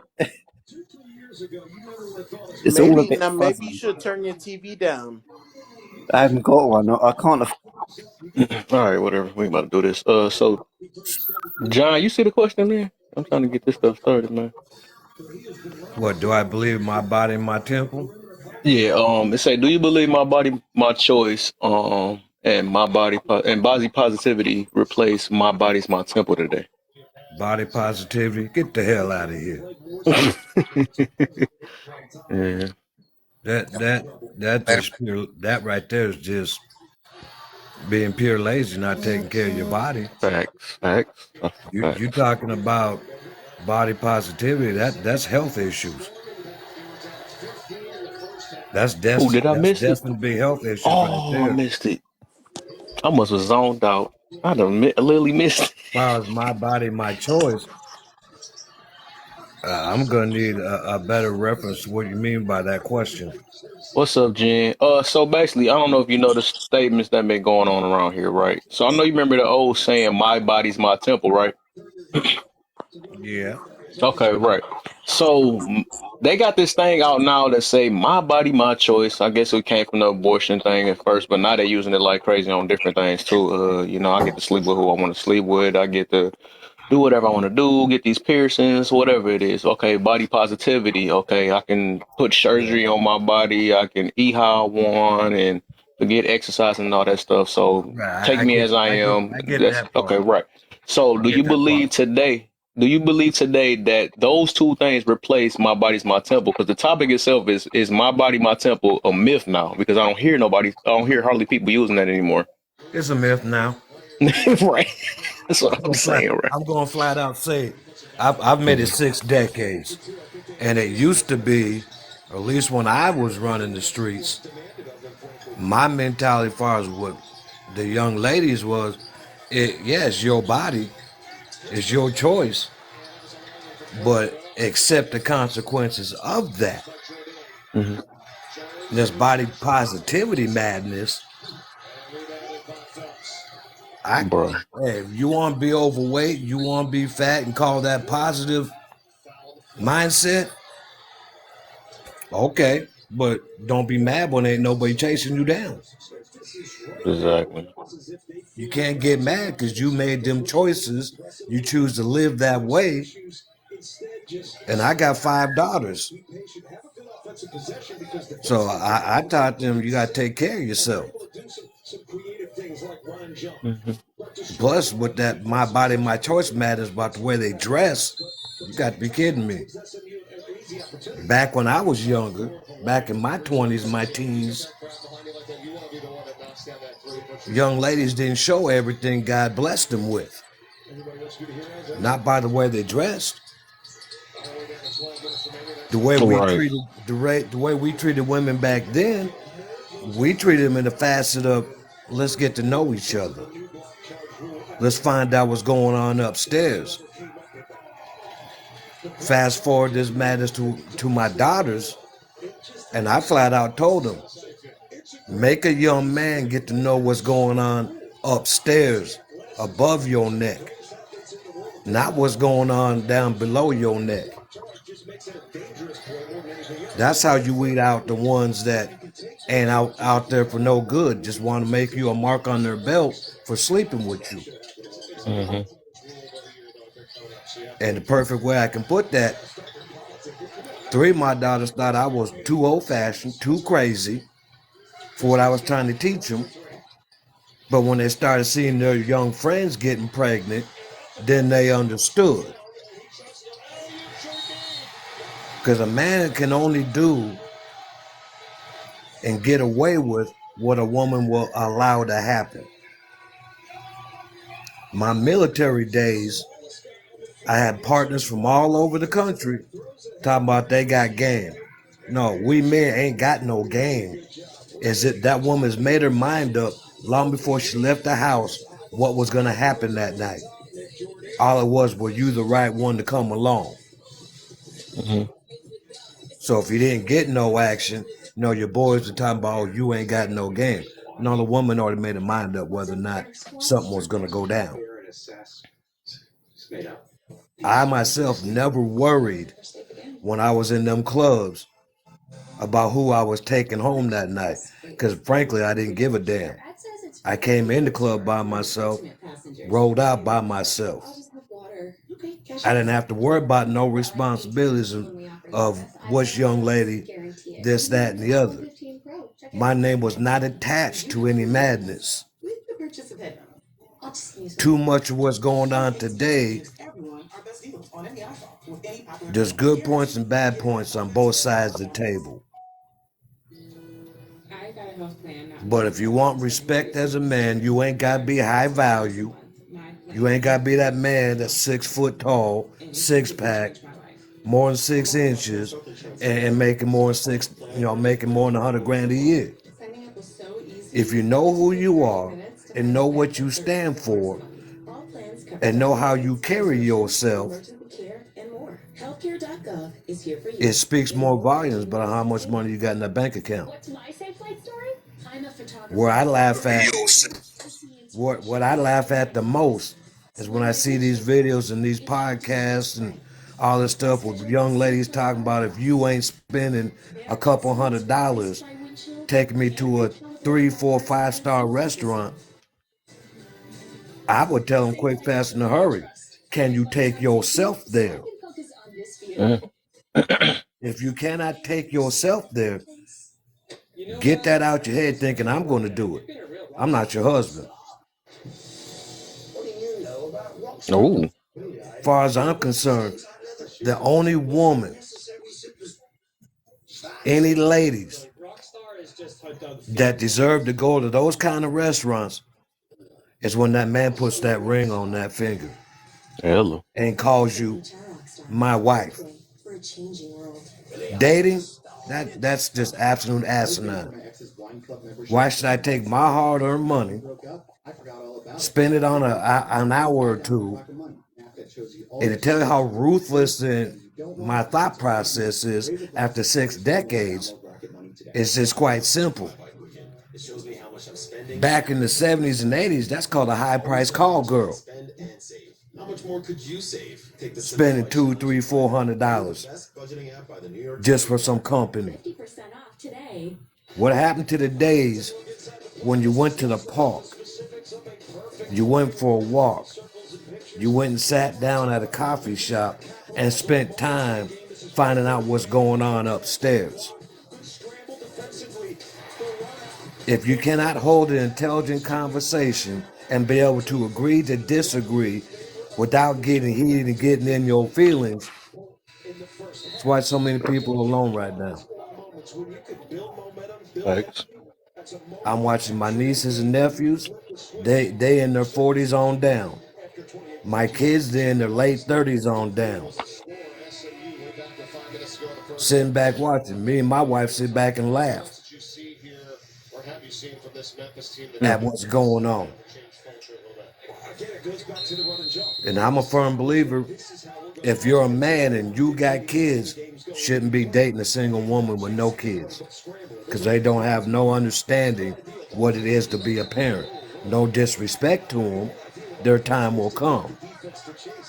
Young ladies who have kids shouldn't be dating a single man that has no idea how to be a parent and what it takes and the sacrifices that come with. Mm-hmm. To me, it doesn't matter how the kids came along. The kids are there. When I went through my last divorce, I would not date nobody, no woman that was single. My wife had kids. I had kids. We understood what it took. Too many people want this dating scene of the lifestyle of the rich and famous, but they're making $50,000, $60,000 a year. Why are you breaking yourself for someone that may or may not be there for the long haul? Someone you can see yourself with. And these ladies that want to talk about this body positivity, yeah, okay. How's that sleeping at night? Back in the 70s, there was a song. Wait until tonight, girl. That song was about, if you think you're lonely, wait until tonight when you in that bed, cuddled up with your pillows and no warm body to sleep next to. It's just crazy to me how these young ladies think and how these young men think. It's just flat out crazy. I'm gonna let it rest right there. Okay. Okay. Nice. Nice. Nice. Let's see. Oh, you about to get some, Mary? You got some? Nah, you can let John, or I mean, let Queen. Let Queen go. See, she gonna shake the room. I can count on her. What's up?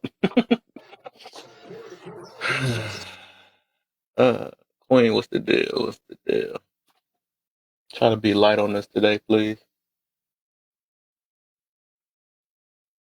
You know, walked away from the phone and stuff. Man. Hey, yo, Kev, is that the same queen from last time, bro? Away from the Yes. phone. I was having a Okay. conversation. That's how we did. I'm sorry. I be having no conversations up in my life, man. You gonna what the heck is going on, man? You talk to me only in this boy. I mean, I am at a bar, so I'm having a conversation. I don't care. But what you got on the topic though?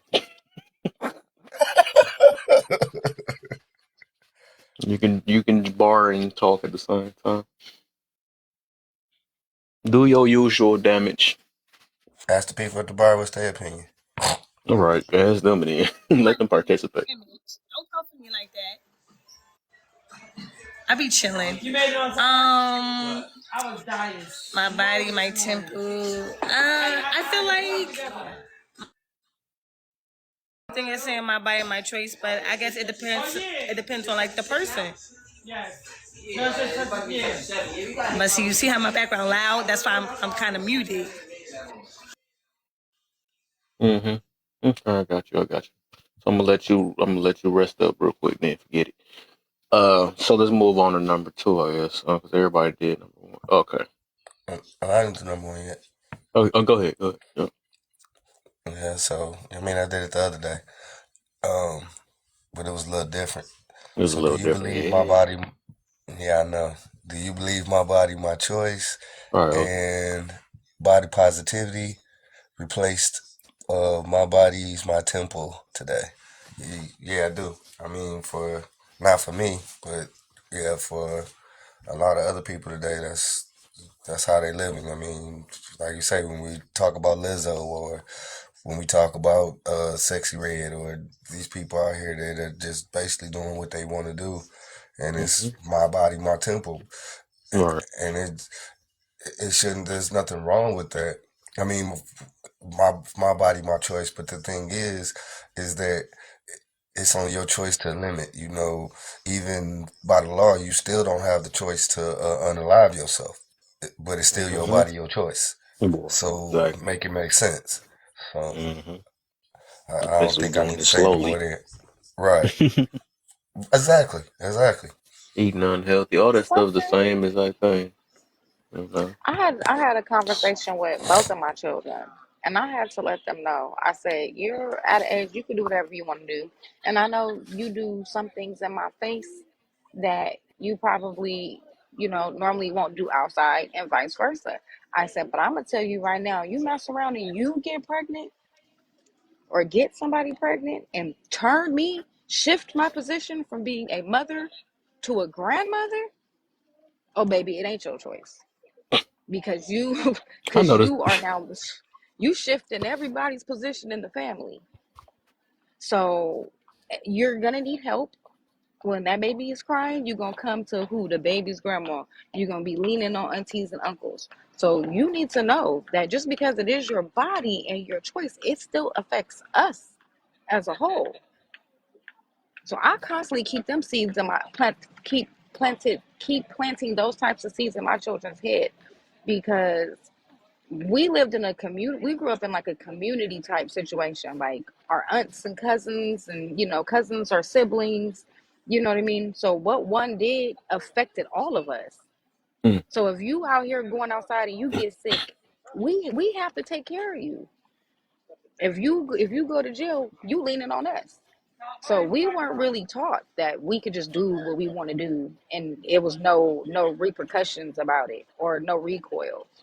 If my children ask me for some money, they know I'm finna run their pockets. I want an itemized list of where all your money went, because you don't come to me for help and think I don't have an input or have an opinion that's gonna be valid, or don't come here. So if I'm making suggestions like you better put some stockings on, or you better put on some underclothes, if I make those types of requests, it's for your safety. So we don't have to worry about it. But most people don't think about it like that, because everybody's entitled to do what they want to do. And we are old, and what we're talking about is not trendy. Their friends are gonna laugh at them. Everything is about what other people accept without a self standard. And that's what I can't get with today. So I don't agree with the body positivity thing. I'm gonna stick with my body as my temple. But you know what you just said? How do we get to a space and place where we're entitled to do what we want to do?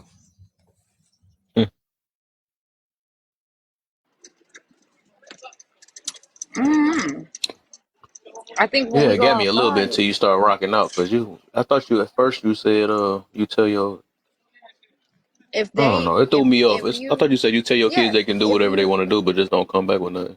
I thought you said that. Did you say no, like, that? if you have to be aware that if you get pregnant, you shift me from being a mom to a grandmother. You shift your sister from being just your sister to an aunt. So everything that you do affects us. Oh, I'm trying to. So did you What? say that or not? I don't know. So I'm No, about to I say I said they could noticed that do a it. lot of They because I can do do see a what lot of they women do that want. though, and then men. I think the fathers do it a little different, and mothers do it. They be like, well, I don't know, because you had started off It's like saying you that you got could do free whatever you will. want to do, but don't bring Yeah. no kids back. I'm like, wow, we No, wasn't getting that back if then. you if you can bring, well, they're what my daughter is almost 20, my son's 24. So they can do whatever they want to do, but You just talking about there? know. Oh, gotcha. Yeah, Yeah. So it's like when you do what you want to do, that's fine. But if you go broke because you outside having fun and spending all your money, and you got to come ask me for some money, that affects me and your experience outside. So it goes across the board. How you do one thing is how you do everything. So if you don't even show or exercise discipline or self-respect, how are you going to honor your body? How do you see it as a temple? Who's feeding that? Who's watering that? Because most of the time it's the outside, because they're only getting it from the inside. So if we're saying respect yourself, but the outside world is saying, oh, that information's outdated, now you got to put on some booty shorts, who you think is going to right, win? Majority rules. So you got to leave something in that mind to right. just kind of make them think, because you think they're really listening completely. No, but they're also watching. So you also got to lead by example.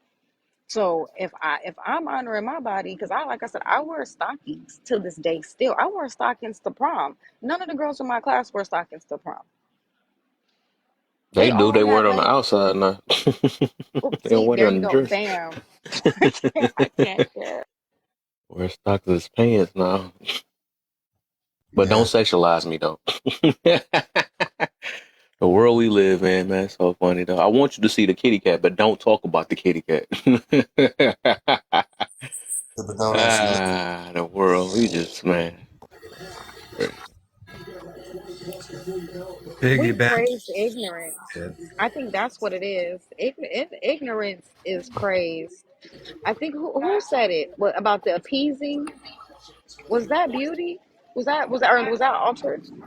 When she was talking about everybody is accustomed to being appeased now. Sound familiar. Sound familiar. She probably did. Yeah, I yes. think that was her. She had me thinking on that all night. Piggybacking off of what Sweet said, what I did with my daughters when they were about 14 and 11, I flat out told them I can't be everywhere. You're gonna do stuff that I'm not gonna like, so be it. When they got into like high school, in between 14 and 18, I flat out told them the same thing my father told me. If you think you're grown enough to lay down and have sex like an adult, my job is over if you come up pregnant. I slide over to grandpa. It is now left up to you to figure it out. I'll be around, but since you made this choice without talking about this mess with me, you're gonna step into being an adult, which means now you have to move out my house, get your own place, get a job, take care of that child, bring me that young man so I can lay down what I'm going to expect out of him. No wiggle room, no black or white. This is what my father told me, and I was 14 at the time. Freshman year of high school. My father didn't play no games. So my mentality was the same with my daughters and with my sons. Can't stop you from having sex. I can request that you don't put on certain items because it's too revealing. But since that's where you want to go, here's the consequence that runs down with it. You come up pregnant, you say keep that child. It's not my job to take care of the grandchild. That's your job. I gave no quarrels about it. I didn't care how they felt. Didn't care if they said, "Oh, that's not right. That's not fair. You're too old-fashioned." I didn't care. You've got too much on your plate to worry about. It kept me from having a kid until I was 25 and married. 4 years into the military. So if it worked well for me, I made sure it worked well for them. My daughters ain't got kids. So apparently they did listen. I'm gonna land right there.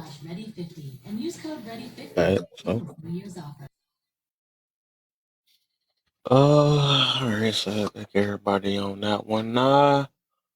Yeah, with me, okay, I guess I mix in with it too. Lies a little small crowd in here, you know. I know people gonna try to wait till a little late to come in. You know, this won't be jumping when it wants to. Go from 9 to 75 to 50, back to 13, back up to TikTok for you, you know. So my body's my temple. Is it a myth? Yeah, that's something I'm trying to figure out. So basically, I'm just trying to see who's actually still preaching this. You know what I'm saying? Or they just being lighter on the situation, their kids, um their friends, and all that stuff. Well, do what you gotta do. You know what I'm saying? You're gonna do it anyway, so whatever. You know, as long as you don't, whatever. So I'm just trying to see if is it preached as heavy as it used to be back in the day. It might not, but it is what it is. You know what just Um. came to my mind too, Kev? You want to know what I had? So when my daughter was like 14, Mhm. Kylie Jenner had came out with like her little makeup and all this stuff. I think my daughter tried to put a crop top on, and I was like, "Who you?" I said, where you get the idea of having a crop top?" So I get to going through her phone and I noticed that she was looking at like Kylie Jenner's content, Mhm. and I had to remind her that I said, I don't care how young she The looks. influence. Right. This is an adult woman, and excuse me for saying this because I am at work too. She looking for thing. Mhm. She's having adult activities.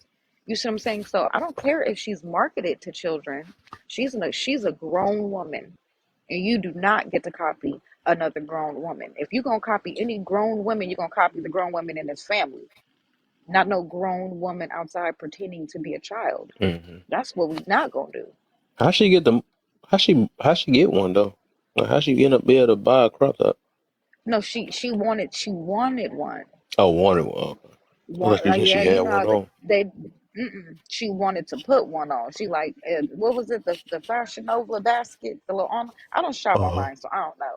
But she was showing Right. me her cart for back to Okay. school, and the way that the shirt was looking, I'm like, is that a crop top? Oh no no no no, we're not doing that. So it is hard when we have adults marketed to children. Mhm. It's a little hard to combat, and some of these parents don't have the time to monitor, unfortunately. You know what I Yeah. mean? Like we grew up as like latchkey kids, but we didn't have the stuff that they got now. We had Nintendos and Sega Genesis. We had some Skippets and hula hoops. These little children got the world in their pocket. They got access to everything in their hand. So the times are different, but I'm still preaching it over here, Kev. I'm still preaching it, and I have those poster boards with photos of any STI and STD you could think of that has like gruesome pictures. Oh yeah, I'm pulling it out. We doing the SE education over in my house. All the children come gather around. We finna show this visually so you can understand.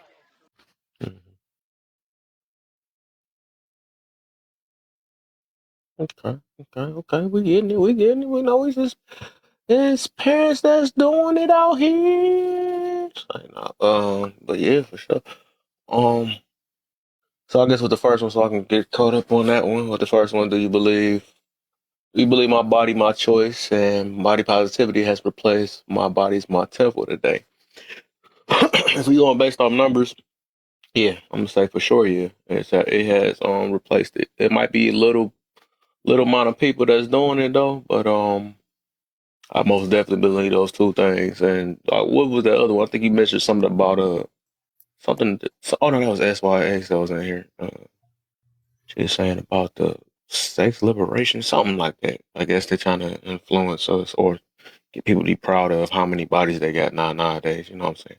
So I think stuff like that has replaced my body's my temple, which used to be this thing where people used to care about their bodies, and that just got to deal with, the people you kick it around with, the staying away from the plastic surgery and stuff, or the way we eating and all that, like that. All it got something to do with your temple, but I think, yeah, that stuff has replaced that nowadays, especially today. I guess to cater to people's feelings, so they care more about your feelings than your health nowadays. So it most definitely got replaced today in my book. That's what I see off my observation. So yeah. Okay, we got Dr. Divine in there, man. Long time, man. I know what you got for us, man, with the topic. It's been a while. My voice is it's not all the way back, but I guess you guys can understand. So that's a good thing. Yeah.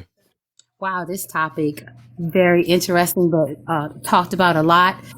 Wow, my body is my temple. So, question: do you believe my body, my choice, and I can't see really well. Let me see.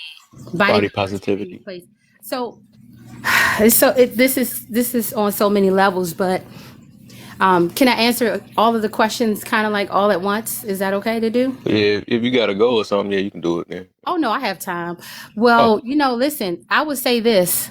My body, my choice is absolutely true, right? Because individually we choose what to do with our body because God gave us free will, right? So absolutely we have a choice in what we do with our bodies. Now, on the opposite side, we also have to deal with the consequences of what we do with our bodies, right? Us and only us. And sometimes what we do with our bodies can affect or impact other people in a negative way. So I while we do have a choice, I think we owe ourselves the responsibility of treating our bodies well because we only get one. Right after this one, there is no other body, right? And so sometimes you have to live with the mistakes that you've made with that body. And so if you make wise decisions with it, I mean, you can live a healthier life. So yeah, it is your body, your choice. What does not taking care of your body look like? Oof. Oh my goodness, not eating right, having sex with random partners, which exposes you to STDs and STIs, and for women, HPV, which men, they don't have a test for men. So a man could pass it along to a woman and never know, but the woman could eventually develop cervical cancer, right? And not know it. So that's one thing. If you decide to have a child, you expose that child to whatever it is that's inside of your body. So what not taking care of your body looks like is that you don't protect yourself. You have sex with multiple partners, which exposes you to physical harm and psychological harm. Physical culture. Right? So not eating right, not, exercising, and not dealing with yourself on a spiritual level. So, I mean, that's what that looks like, right? Because we are three parts. We're spiritual, mental, and physical. And so if you don't take care of either one, you're going to have problems in the other area. So I think that's what that looks like. Letting anybody have access to your body. That's your temple. This is where you carry yourself, and allowing people that don't have the best interests for you, allowing them to enter your body, meaning somebody you just met that you don't know what they're carrying, you don't know what spirits they have, and you just open yourself up to that person. That's neglecting yourself. What's stopping us today from making better choices with our bodies? Oof, that's a loaded question. I mean, it could be so many things. It could be that the person may not have grown up with a parent who has taught them to love themselves. Maybe the parents or the people around them haven't demonstrated what self-love looks like. That's one aspect. On the other hand, you have some people that are really stubborn, right? They don't listen to the wisdom of older people who came before us. And so they want to have that I want to see for myself attitude, right? So they decide they're going to do what they want to do anyway. And then they have to deal with kind of like the consequences. And so I think that only self is stopping the person from taking care of their bodies, because even if you were never taught how to love yourself, right? As an adult, you have the responsibility to make sure you get what you need. If you have somebody, you have people who growing up with crackhead parents, it doesn't mean they're going to grow up and do crack, right? So there is no excuse. So I think that self is in the way, right? Not being accountable to yourself, not being self-aware of how you impact and how you show up in the world, your spirit, right? The people you connect yourself to, right? If you have a bunch of people around you that don't care about themselves, most likely you're going to start picking up the ways and habits of those people, or you're going to justify your behavior because nobody's holding you accountable or telling you that, hey, listen, I think you should do this, or, treat yourself a little bit better. Or maybe that's not the best idea. Why don't you try this? Right? So if you don't surround yourself with people who care and love you, I think that's on you. And so how do you see what's up? How do you see what somebody, listen, lust, right? Let's be honest. A lot of people have a lot of lust. They can go out and meet a person that they don't know and they want to have sex and they just do it. They don't think about the fact that they're going to live tomorrow. So they're living in the moment. A lot of people do that. They don't even care about what that person has or who that person is. They want what they want in that moment. So a lot of times you could have a baby because all it takes is for you to have sex, right? You don't have to be a smart, wise person. You don't have to be a decent or a good person. All you have to have is a penis, sperm, and a uterus, right? And so unfortunately, with that, because anybody can have a child, you're looking at all the consequences that are happening. So I think that a lot of times we make bad choices in the men and women that we deal with. And then we end up raising that child alone because we made a bad decision, right? So I think that honestly speaking, the people that we choose has a level of commonality with us, right? So there's a scripture that said something like talking about an evil woman is given to an evil man, right? So if you find yourself choosing men that are not good for you, something inside of you is not good. And I think you have to check yourself. Right, because you are attracted to those type of people, and the same for a man. If you are attracted to the same type of woman, there's something in you that needs to change and grow. So I think self-reflection, which a lot of people won't do, but it is beneficial, needs to happen. I'll land my plane there. Okay, there you go. Come in hot, shoot. There you go. All right. Well, I guess Chad even know his person before we get to the next one. What's the deal, my brother? How you feel about the topic and what you got on that first question? Okay, I'll speak on the first topic. Let's see. My body, my choice, and body positivity replace my body's my temple today. No, because people are having less sex and less kids than previous generations. So I think that most women and men, if they're having less sex and having less kids, then that would mean that they're not really, I guess if we're going off the phrase my body, my temple, then they would be doing that, considering we're not having the same amount of kids and not having the same amount of sex as previous generation. By far. Okay. Where these kids coming from? That's crazy. But so all right, what about the other part of America then? Why America is so like one of the biggest countries then, if that's the case with the my Well, that's body a positivity?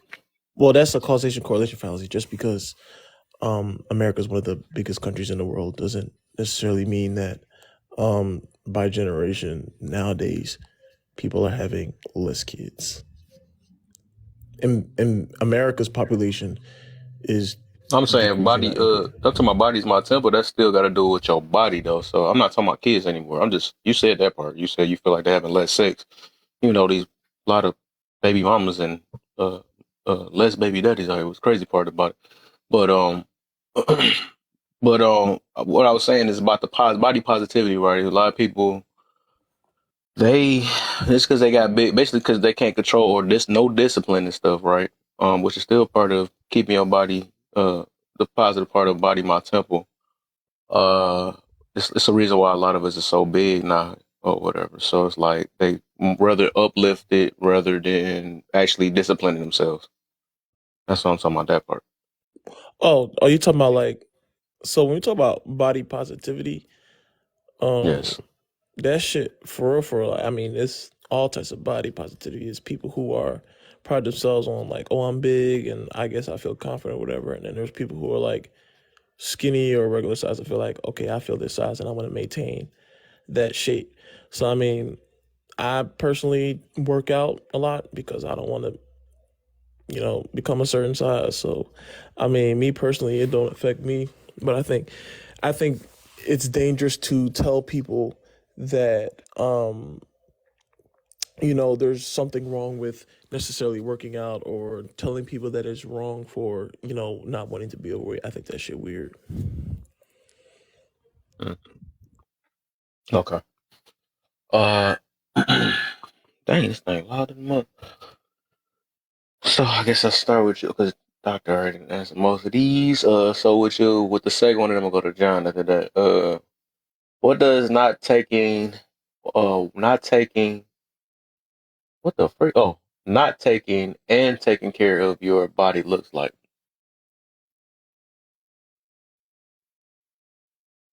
But you ask, Yeah, you. Then I'm gonna go to John okay. after that. I think not taking care of your body. I think not being active at least an hour for an Mm-hmm. entire week. Mm-hmm. I think not eating at least 3 meals a day. I think not having the right amount of sleep is not taking care of yourself. Okay. What is actually taking care of your body then?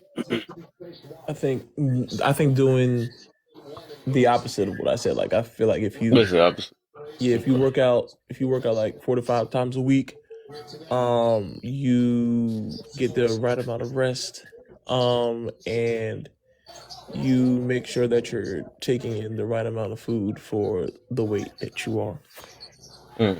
Okay.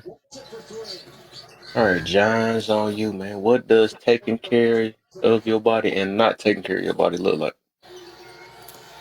Taking care of your body was just knowing how to eat properly, how to get the proper rest, and also being active. Whether you go to a gym, swim, run, whatever it may be, whatever that choice of yours is. I remember back in the day when I was a kid, back in the 70s, we played sports. We went Mm-hmm. outside. We didn't sit in front of a TV. We didn't sit in front of video games. We got out the house. Fast forward to the 90s, the 2000s, kids sit in front of TVs. Less than half are into some type of sports. Parents are heavier than they ever were. Kids mimic that. It's all flat out discipline. I myself Lex, only what's up? eat. I myself maybe will eat 2 times a day total, and I don't eat like a glutton. I eat just enough to get full, and that's it.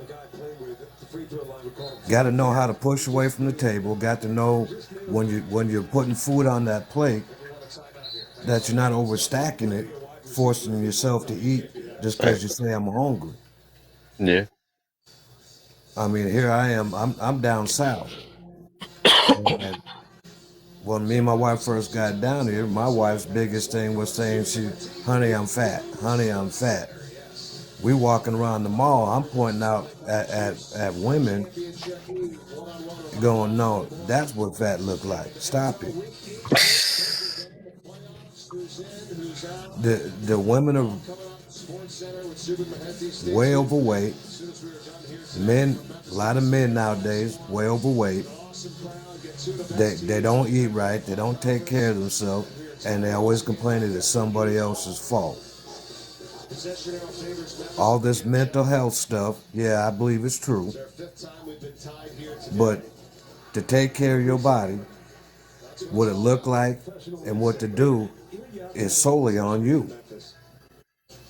It is not everyone else's fault.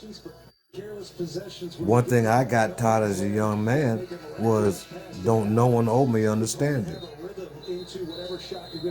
And it still stands true today. But too many people point fingers at everybody else. The hardest lesson I ever got taught by my father was when I was about 15 years old. I was a steady complainer, whiner, blame everybody else for all my bad choices. He stood me in front of a mirror. Didn't understand at the time. He said, now point at yourself. AKA make your hand look like a gun. Your thumb sticking up in the air. He says, you're blaming God. Your finger is pointing at you in the mirror. You're blaming everybody else. You have 3 fingers pointing back at you. You are 3/5 the problem. And to me, that's what's going on. That's what's wrong with society. Everybody's 3/5 the problem. They got everybody's answer for what's wrong with them, but ain't got the time of day in the world to look at themselves and fix themselves. I'm gonna land right there. I could go on longer, but I'm gonna land it. Okay. There you go. There you go. All right, so I guess I'll do number 2 now. What does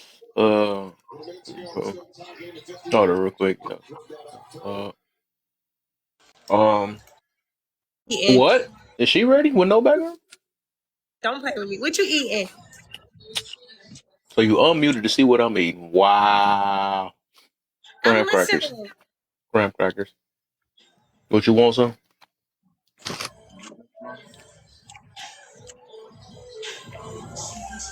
See, even blessed asked what you snacking on. Mm-hmm. Yep. This is what. Speaking of, this what not taking care of your body look like. Eat some graham crackers. What you eating? Graham crackers. Oh. Yeah. Everyone. You still eating that? You've been eating that since this morning. Yes, I am. Yeah. Mm-hmm. I put them to the side. No. Don't hate on my graham crackers, man. They're good. I even spilled them in the bed, and my chihuahua, I thought it was a food party up in here. I said, oh no, you got to get out of my bed. Don't. Oh, man. Them cheeses done for? No, my son bought me like a super box, so no, he doesn't understand. He should have bought the individual things because portion control. Mm-hmm. Like, I'm less likely to walk upstairs if you hand me 1 or 2 bags. All right. So I'm about to get y'all started in a minute. You and Jen. Jen, what's the deal? So I'm on number 2, and I gotta get y'all caught up after I do number 2. So what does taking care of your body look like, and not taking care of your body look like? So let's go start off with the not then. So let's start with the taking care of it. So taking care of your body, I would say, when you're really paying attention to what you're eating, trying to stay active at least maybe 40 hours out the week, you know what I'm saying? Stay active. That's even like if you gotta go to work. them like the two main things for real. Also, focusing on how you react even emotionally, because that can even do some damage to your body. How you control your stress. Even how you even treat others. That can put a toll on your body and stuff or whatever. So it's basically prioritizing your body or yourself first over a lot of things for the better or whatever. So I think that's how you do it. But how not, right? It's just doing whatever, eating how you want, smoking and drinking, and don't really care how much that is when, especially just for doing it for just daily, not really occasionally. Um, Not paying attention to who you sleeping with. Oh yeah, that's the one everybody wanted to skip over that one. But I think Doctor actually said it though. Yeah. That hookup culture, I think that's not taking care of your body at all. Shouldn't be sucking so many Peters out here and giving the Peter away so much something. So you got to pay attention to that too. Just like pay attention to your food. People don't do that. So many people so focused on their pleasures and stuff, they don't care. They want to eat how they want to eat, do who they want to do. So, yeah, that's not taking care of your body. It's just taking care of your pleasures. That's all that really is for the most part when people realize that. So I guess that's my answer on that. I don't want to take everything. So to get, where you go? She ain't come back up. I thought you were about to ask the question. Or did you have to drop? All right. So I guess it's on you, Bliss. With the topic, my body's my temple. Is it a myth now? How you feel about it? Do you think it's a myth? No, because it's not. It's for temple, and especially for women because we carry life. Mm-hmm. We carry the next generation, and we go through all the changes our body can go through. We're blessed to be able to do that, to bring another human into this world. So yeah, it definitely is a temple. I'm not saying I've been perfect and all that my whole life. I mean, look at me. I don't know if you know my story, but I have new teeth now. I have implants in 7 implants. So let me be clear real quick. So I mean, in the statement and the teachings of it, is that a myth? I know it's true though, but I'm saying the statement or these people actually pushing it out, is it like a myth now? That's what I'm getting to about that. Or is people still teaching it? Maybe I think they might be teaching it, or people are not paying attention. And unfortunately, I think a lot of people, when they get to a certain age or when tragedy happens, that's when they do. They don't be in a preventive stage. I'm not my ideal weight, right? But because of my mental health, I happen to have been put on for years weight gaining medication. Now I'm always an advocate for myself when it comes to that, but I was stuck between a custody situation, and I was in a rock and a hard place where the doctor was like, look, if you don't take this medicine, I'm going to tell, the powers that be. And I'm like, are you kidding me? But whatever. I'm off of it now. Happy as ever, but I'm learning that it's not always just that it's other things too. Like I'm much older than I was before. So yeah, people, and then you're, like I said, the point where you are in life. Like when you go to college, like when my son goes to college next year, he'll probably not care about all of that. And then like as you get older and different things, people care and not care. And then as far as people teaching it, I think people teach the more healthier style, or like health is wealth, but they don't teach the like preventative part of it. You know what I mean? But it might be cultural too. So that's my point about that one. Because I probably rambled and I lost my thought. The second one, what is... All right, John. Oh. what is not taken care. What is not and what is and what is.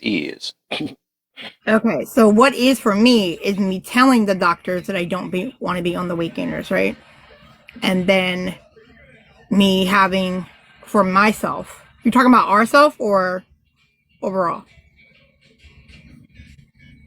Overall and your point of view of what you see. Yeah. Well, for me, that involves letting my doctors and my medical team know about that. And I also, for the first time in my life, last spring, I got iron infusions. I known for years that I had thalassemia beta minor, which is a rare blood trait. It's a cousin to sickle cell. I tried, what the doctors want to give you. I tried that, but it didn't, it wasn't good. And my iron level was so low, and my energy gets really low in the winter. But my iron level, actually, I go back sometime this month. My energy has been great since then. So that's, very important for me to let my medical team know that. And as far as what I do, like being healthy for me is going to the blood transfusions if I need it, going to get my blood checked, my prescriptions from the psychiatrist. Now, I had a long culture of, and never grew up like this, eating out a lot because the living situation was not great when it comes to my mom's kitchen. So now it's eating and getting back into the gym and staying consistent with the gym. That's the part for me, staying consistent with cooking and the gym part, and even doing more of walking and being up and active. And that varies with seasons. So, yeah. That's what it looks like for me. And then what it doesn't look like is avoiding all of the previous what I said. All right, let's get on. Okay, I don't think Mary did this one. You on number? I think you on number 3. Yeah, because I think you did number 2. Did you do number 2? What's up? Did you do number 2? So what does taking care of your body look like? No, I was talking about Mary, because I know you just did number 2. I was trying to see if Mary did it. No, I wasn't. I was on the phone. Oh, okay. Let's see. What does not taking and wait? Oh, what does not taking care of and taking care of your body look like? Yep. Eating right, working out, exercise, not sharing yourself with any and everybody. Don't burn them with that one. That's the one they was hoping you were going to not say. Proper hygiene. It's like a machine sometimes. Oh, you gotta right. keep it well maintained. Yep.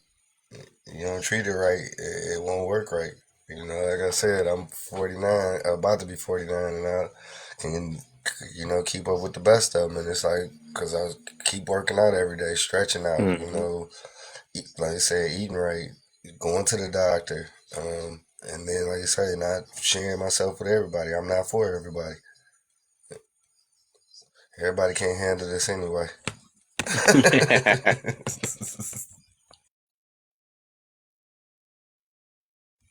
Hey, that's when you have them out there singing songs and breaking the windows out your car. Right. And talking about like SZA. I just unlike my ex. Not the best idea.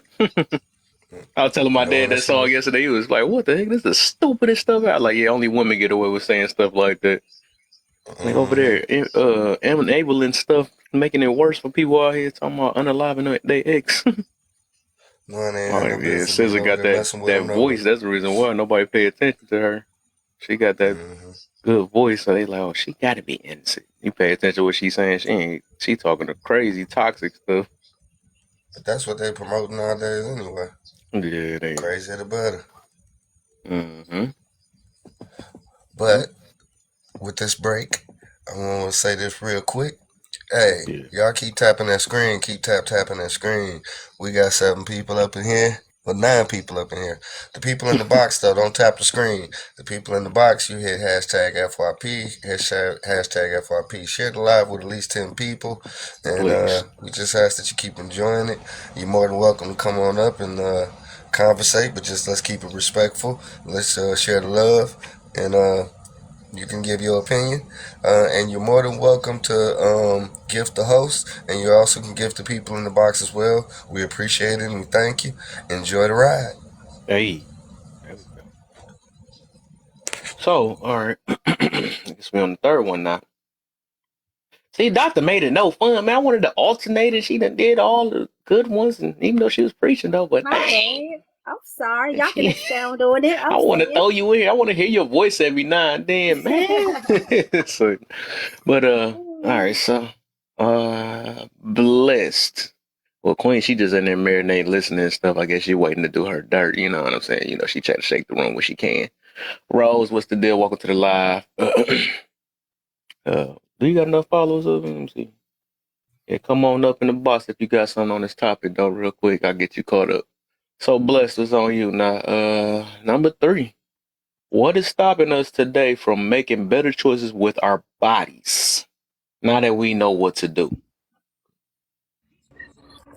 For me, absolutely nothing besides procrastination and avoiding, because I have two gym memberships. One for like a group personal training type thing right up the street, and the other is, Planet Fitness. So yeah, that's what it is. Okay. Well, I mean, it depends on people, what they like. Like, they like to go alone or they like group. They need to find what's work for them. And some people, it could be finances too. Mm-hmm. So. Okay. Mm-hmm. That was the bars. My bad. Mm-hmm. So Mirror, then I'm gonna get Rose caught up. And can I go after that? Because I didn't talk about body positivity, so I'll go after everybody. Oh, okay. Okay, we got you. Then we back.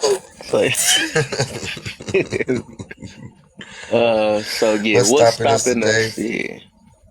From making better choices with our body now that we know what to do.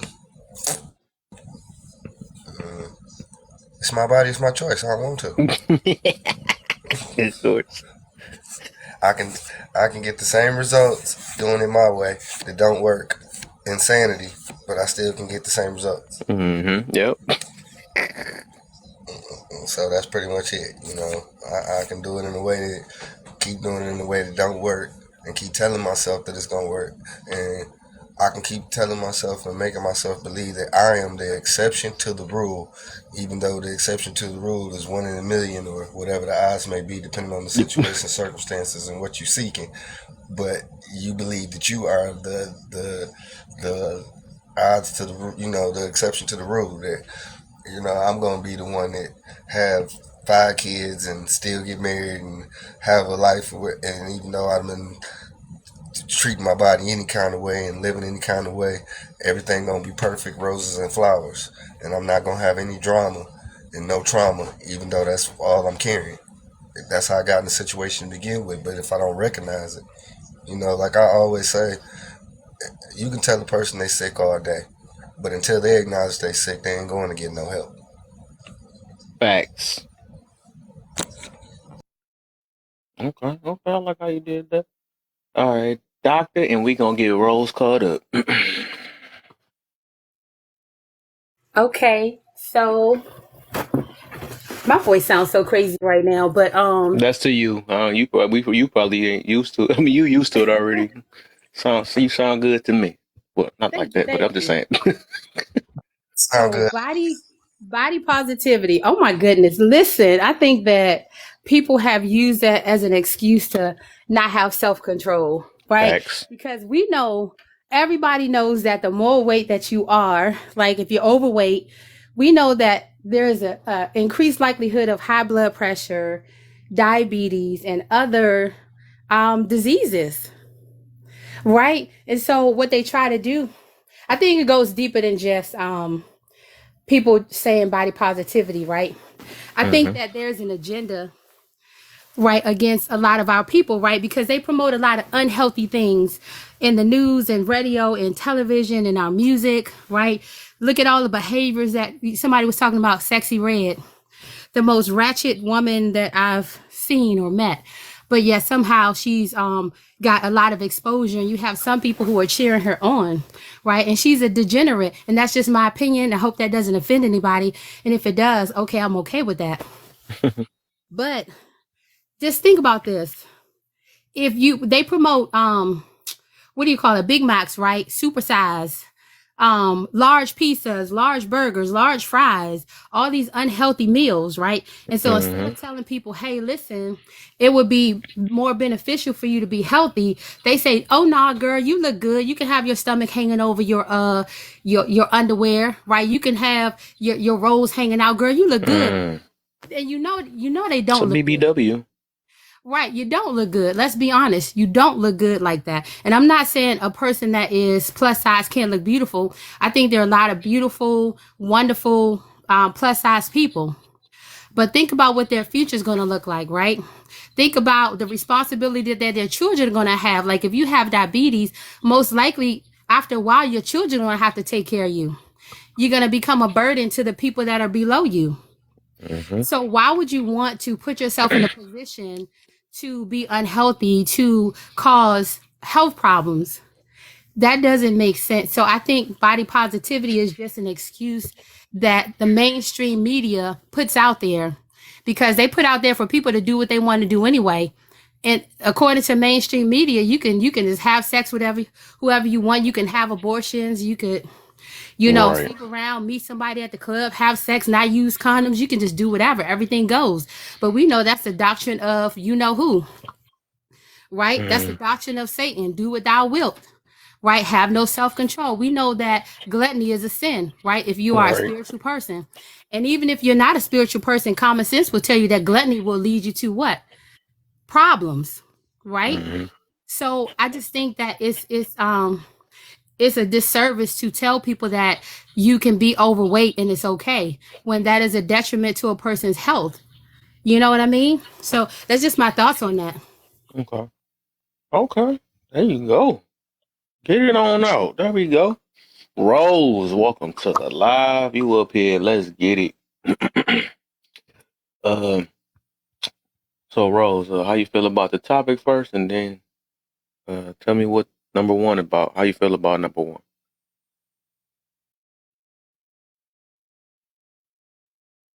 Rose. Oh. What's the deal?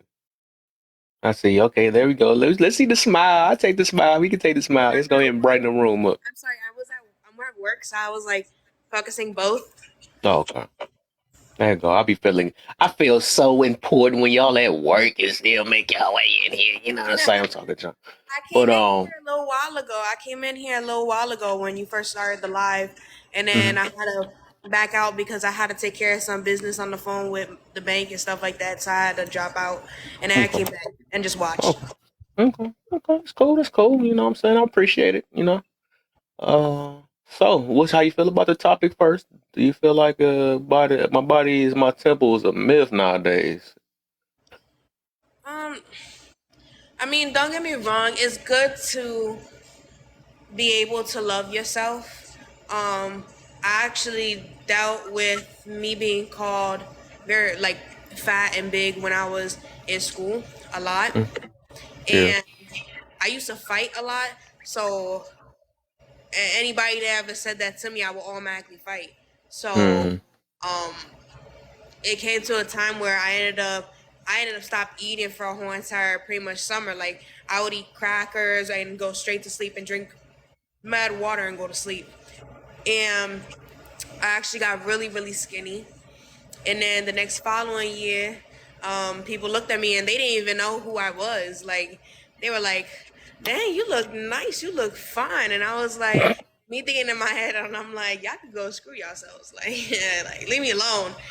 And as much as it was a positive voice to hear people say that about me, it wasn't positive neither hearing the year before that of how big I was. But Yeah, exactly. it wasn't even that I was big. Like, I wasn't big, I was just thick. So like my stomach didn't hang over like my underwears or anything. It's just that I have big tatas. So I love wearing oversized shirts. Like, I never grew up as the kid that wear like crop tops as like my friends and trying to show off like they boob and butt and stuff like that. No, I was the type of girl that I would wear baggy shirts like 3XL, 4XL, wear my pants, like wear my jeans or wear tights and stuff like that. But I was very to myself. Like, I didn't like to be caught up as what my friends were doing, and that gave like people a reason to like dislike me out of my friend group, because like my friend will tell me like, oh, let's match for like this holiday, and they're over there wanting to wear something so like revealing, and I'm like, I ain't wearing that. I'll find something new to wear, but I ain't wearing that. And I lost a lot of friends because of that, and I don't even know why. I like to respect my body and respect what I wear, what I put on the daily. And me, like, I still do the exact same thing till today. Like, before, when my husband met me, I was thinner, but then after that, that's when I ended up having my son, and I ended up getting, now I look like this, and he does tell me from time to time, like, let's go to the gym, let's like work out, and I'm all up for it. Don't get me wrong. It's just, I feel like I never have the time because of me working, taking care of the baby, and then I'm sorry, I'm getting over the flu, so don't mind me. Yeah, right. I feel like I'm getting something today. My throat just started hurting this morning. Nah, I had the flu since last week, and now I'm getting over it. Disinfect these boxes when we get done. Oh boy, spray them down, please. But no, I actually like the way that I am, the way that I look, because the thing about it is just that it's really easy for me to lose weight like this, but then it's easy for me to gain weight like this. So it's, I don't know, I feel like it's just not for me right now. But if I could offer you something, am I allowed? Yeah, you fine. So don't let like being a mother, because I know I did that, but I also know there's, over the last 17 years, there's been times when I have gone back to the gym and I have, try to maintain that, workout healthy, whatever. Don't let, there's a lot of groups that are out there that are like baby and me workout classes and things like that. Like, don't fall into the rut. Like, I feel like you are embracing your body, embracing being a mom, but I don't want you to lose, like, you still can be sexy and be a mom and have a mom pooch or whatever. You get what I'm trying to say? Yeah, I'm just not really into like the sexy thing. Like, that's not like, I grew up in New York, so like with me, I grew up with like the baggy style. I grew up being comfortable. I never like looked at myself like, even when there was a time where I did have a great body, because I got a big butt and then I got big tatas, and as much as I could show it off and wear a 2-piece and rock it, that's not for me. If I go out to a pool or a beach, I'm wearing a shirt and I'm wearing shorts. Like, that's just me. So I never like wanted to be that type of person. I don't know. Yeah, I get what you're saying. I was thinking it different. That's why I just didn't want you to, become like mom and just think, like, that doesn't matter. I'm focused on that and whatever. That's what I meant by it. But you're not thinking that, and I'm happy. No, it has nothing to do with my son.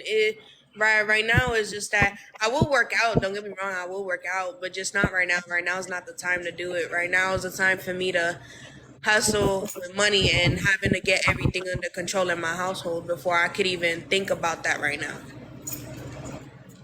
Rose, I say, listen, I think you're gorgeous, you're beautiful, and I think that Listen, your weight had nothing to do with you not wanting to dress like some of the women. You have integrity, right? And integrity has nothing to do with your size, right? You seem like you have a beautiful spirit on the inside. So, and nobody you can't pay for that. So you own something within yourself that's so valuable. I just wanted to say that. Just listening to you talk, I can hear that in you. So dressing sexy, listen, people dress sexy because they need outside things to make them feel good about themselves. Mm-hmm. Right? But that when you think about how people dress, they're advertising their morals and values. And that seems like that wasn't yours. And that's a good thing. You stood up for yourself. So sometimes God calls us to be separate because we're leaders. Some of us are leaders and some of us are not. Right. And so it seems like you're one of those people. So listen, I commend you for doing that. But I would say this. I'm a mother. I have 2 children. Make time for yourself. You're going to need that because you probably give to everybody else, including your husband, your job, and your kids. And listen, you deserve a moment. So even if you take a 5-minute walk just to breathe and not give to anybody, just to give to yourself, don't forget to do that. Keep that beautiful spirit that you have. Okay. Thank you so much. It's much love. Like with me, I grew up very poor. Like me and my family grew up very poor, and growing up in the New York environment, like the only thing that you know how to do is survive and hustle. That's the only movement that you know how to do, and that's what I had to learn how to do for myself and for my family, supporting my family. And it was hard for a long time to keep up the momentum of doing that. And I'm glad that I changed the path that I was going in, because before I used to just get arrested nonstop, like in school. And it was because my mentality was just all messed up. But after meeting my husband, What up, Moses? my husband taught me how to love myself, stop trying to care for others too much, also care Yo, about Tone. yourself too. I just now I'm in a mental space where after I had my son and have my husband, now I have everything in my heart, I have everything in my mindset, so I don't need nothing else. What's up, man? Oh, all right. Dude, I didn't even notice he was in the box. It just threw me off. What happened? Hey yo, man. Hey What's yo. the deal, man? I was wondering, Yo, was that him? What's good? Oh Lord. yo, what up, y'all? Moses in the box. Yo, what up, y'all? Hey, yo, man. Hey, Hey, from love now on, this. hey, yo, man. From now on, you gonna keep writing all this little small ass stuff in here. You need to put the bouncing ball on this shit. You hear me? Okay. Why everybody keep messing with my small words, man?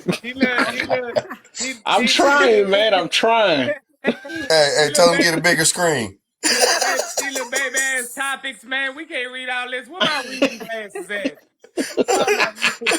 Gotta put it right at the tip, though. Like, all right, man. Everybody gonna be looking. Oh my God. I was saying the same thing. I was squinching my eyes like, what?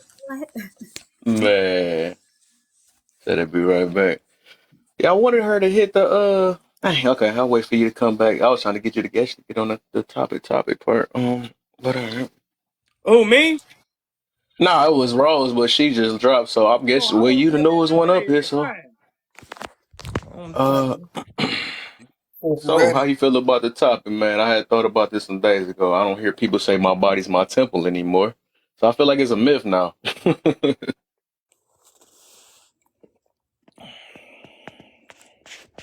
No, but I appreciate it, brother. I'm gonna drop down. I just want to come up and say what's up real quick to you. Oh yeah, for sure, man. All right. Yeah, for sure, bro. To hear what he was gonna say, I was like, "Listen, hold up, we got Moses in the house." You know, Moses like to shake stuff up. Oh, there she goes. She came back. It really Do men ever say that? My body, my temple? Because I don't hear men say it. Honestly, That's speaking. true. That's true. I used to hear church folks say it, but that's it. I used to That's about it. say it. You right about that. You right. You right about that. I don't think neither side say it for real. You know, one of them actually say this is in my nature. The other one say, hey, I do what I want with my body. So yeah, I don't think I heard of it. That's gonna be funny. I want to get a perspective about my body, my choice. Like I really want to hear that because I haven't heard it. Mm-hmm. Oh yeah, give it some time. No, So who was what? gonna ask me something? What happened? No, you call me Oh like yeah, right. yeah, yeah, yeah, yeah. I'm trying to get you on the because you. I mean, you had. I think you kind of got the. So what about the first question though? That's what we was gonna try to get to. It say, do you believe my body's my choice, and body positivity has replaced my body's my temple now today? My body, my choice. I think that yes, a woman's body is her choice of what she wants to do, but do it in a positive way instead of doing it in a negative way. Mm, right, I but we know feel for the most part. I feel like a lot of, and I might I don't know if I'm gonna touch some. I'm Stick your chest out. No, I don't like the stuttering. Just stick your chest out. Do what you got to do. I think a lot of women nowadays try to act so much like you see like Megan Thee Stallion, Sexy Mm, Red, and stuff like that. You see a lot of women nowadays wanting to be them instead of being a leader and saying, "Hey, this is what I want to do because I want to do it." You feel me? I don't mm, feel like women nowadays do that. I feel like women mentally are like little girls still in middle school. They don't want to grow up from that mentality like, hey, let me be a woman, let me be grown, let me stop following other people, and let me revert back to my femininity. You feel me? So yeah. don't hurt him like that. That hurt it. What right there? Because But I know I know people could kind of get a little like mad over that, and I don't like to say it a lot, but well, like it was their choice. It was their choice. They should be proud. When you say stuff like that, you're supposed to be proud of your choices. So I don't ever got why people be so angry at what they stand 10 toes on. So it's weird. So do I you stand believe that 10 it got toes on replaced? it. It's just that I've been reported before because I Oh, said that. That's why. yeah. So Just that's why I if didn't you want don't to say cuss it. with it or nothing, you good. You can speak your chest though. They can't report you because you saying stuff. That's crazy. That's your point of view. Otherwise, we can't say anything then if we can't. But But do you feel like it got replaced with those two terms? Like I think I hear those. Basically, I'm gonna put it this way: do you hear those two terms more than my body, my temple? I'm gonna put it that way. Yeah, you definitely hear that more than my body, my temple. Like Mm, I feel like my body, my temple stopped being used because of the language and music that we hear nowadays. mm, The women that are shown nowadays on the internet, like Cardi B, Nicki Minaj, Megan Thee Stallion, Sexy Red, Sukiana, like mm-hmm. all these different people are giving girls that are coming into womanhood, they're giving them a downplay on if you be like this how you could get all the men, this is how you could run the streets, this is how you can this is how you can treat a man. That's not femininity to me. Like that's not how you work. That's not how you find a man. That's not how a man could come home and be like, this is my wife. Like this is somebody I love. This is somebody that respects herself, respects me as her husband, and respects her kids, and shows her kids that this is how you get respect when you give respect for yourself. You feel me? Okay. We on it. I think Bless like you was trying to say something, but your stuff was muted. I think you was saying something to us. So I use auto text. So I put it in the chat. Oh, okay, I got you. Make sure you would miss Yeah, out on it and stuff. because AI is taking over. You're right. Even what I just learned tonight, like I signed up on Canva, and Canva can make a whole like you can make your own character, and I'm like, it's What? more than just the emoji. You can make your own like I don't know. I was just blown away. Okay. Welcome to the live, Alyssa Red.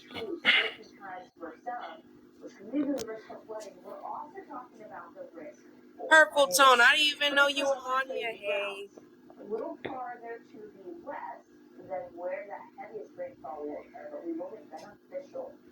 Red, you there? Oh yeah, I'm here. What's the deal? Welcome to the live. What you got?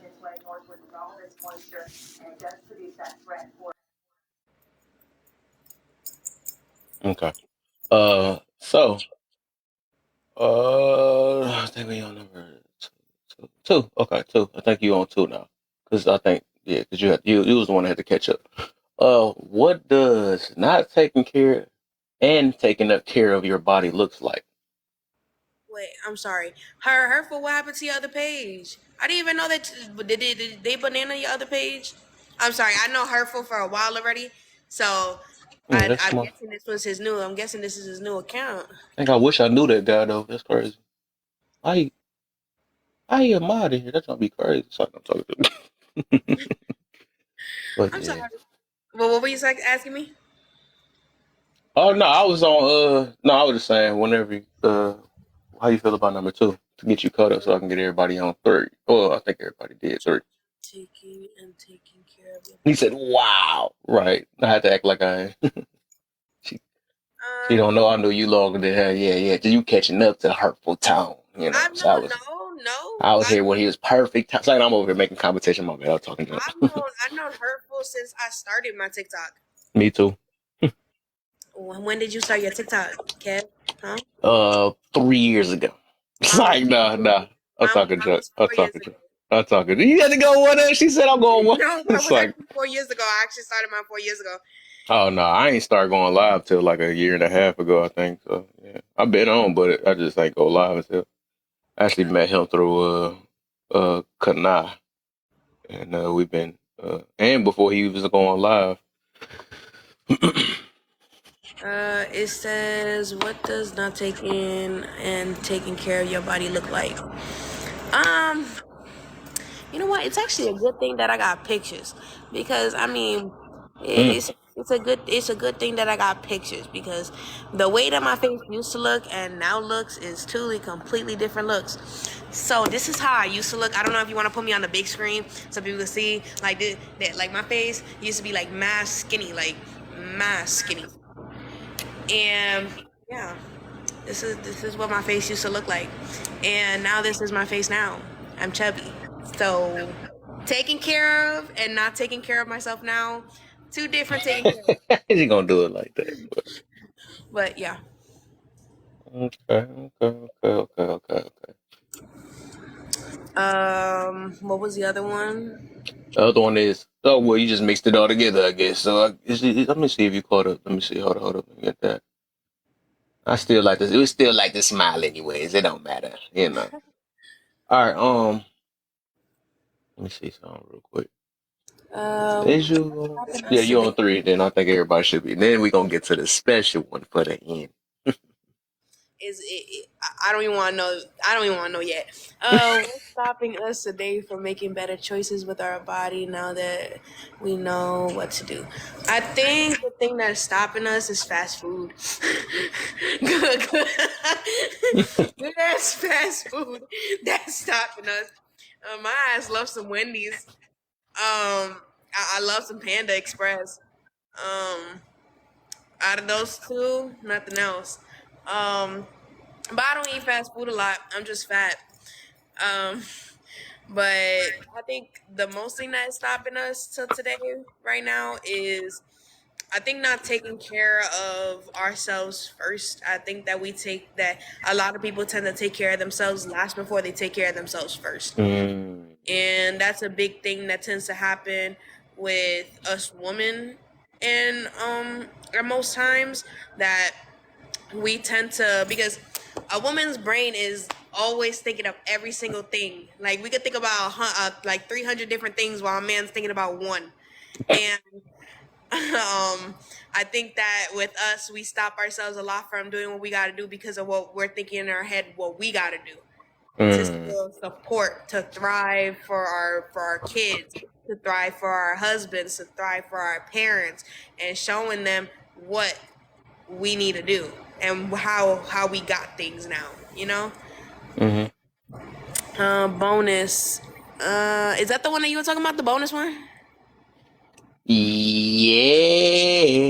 Actually, let me go ahead and see. So basically, I'm gonna put it in this way though. How I'm doing. Then y'all can answer it though. I ain't gonna answer it though, but I'm just gonna say like, so my biggest confusion now, right? You're gonna hate me. Right. My biggest confusion is like I was mentioning before, how people can sit here and sleep with people, right? Sleep with people, have babies with them, and then be like, I don't know if she's worth marrying, or or the opposite. And I done got on my knees for this guy, but I still don't want to see if the guy can get on his knees for me, worth it. It just don't make sense to me though. So I just didn't. I'm trying to get like, why is it so twisted now? Like, how can somebody be good enough to sleep with or have a baby with, and you're not sure if they're worth marrying? See, the thing is, and this might touch on you men because y'all don't realize it, but once a woman has a baby and our bodies start to change and we don't look or act like the way that we used to be because now we're on mommy go and all we're thinking about is our kids, and we stop thinking about you because everything starts to be only about the kid or kids, that tends to mess up with men's mentality a lot because men want still the exact same pleasure, the same treatment that they had before y'all had that kid and laid down and had that kid. You feel me?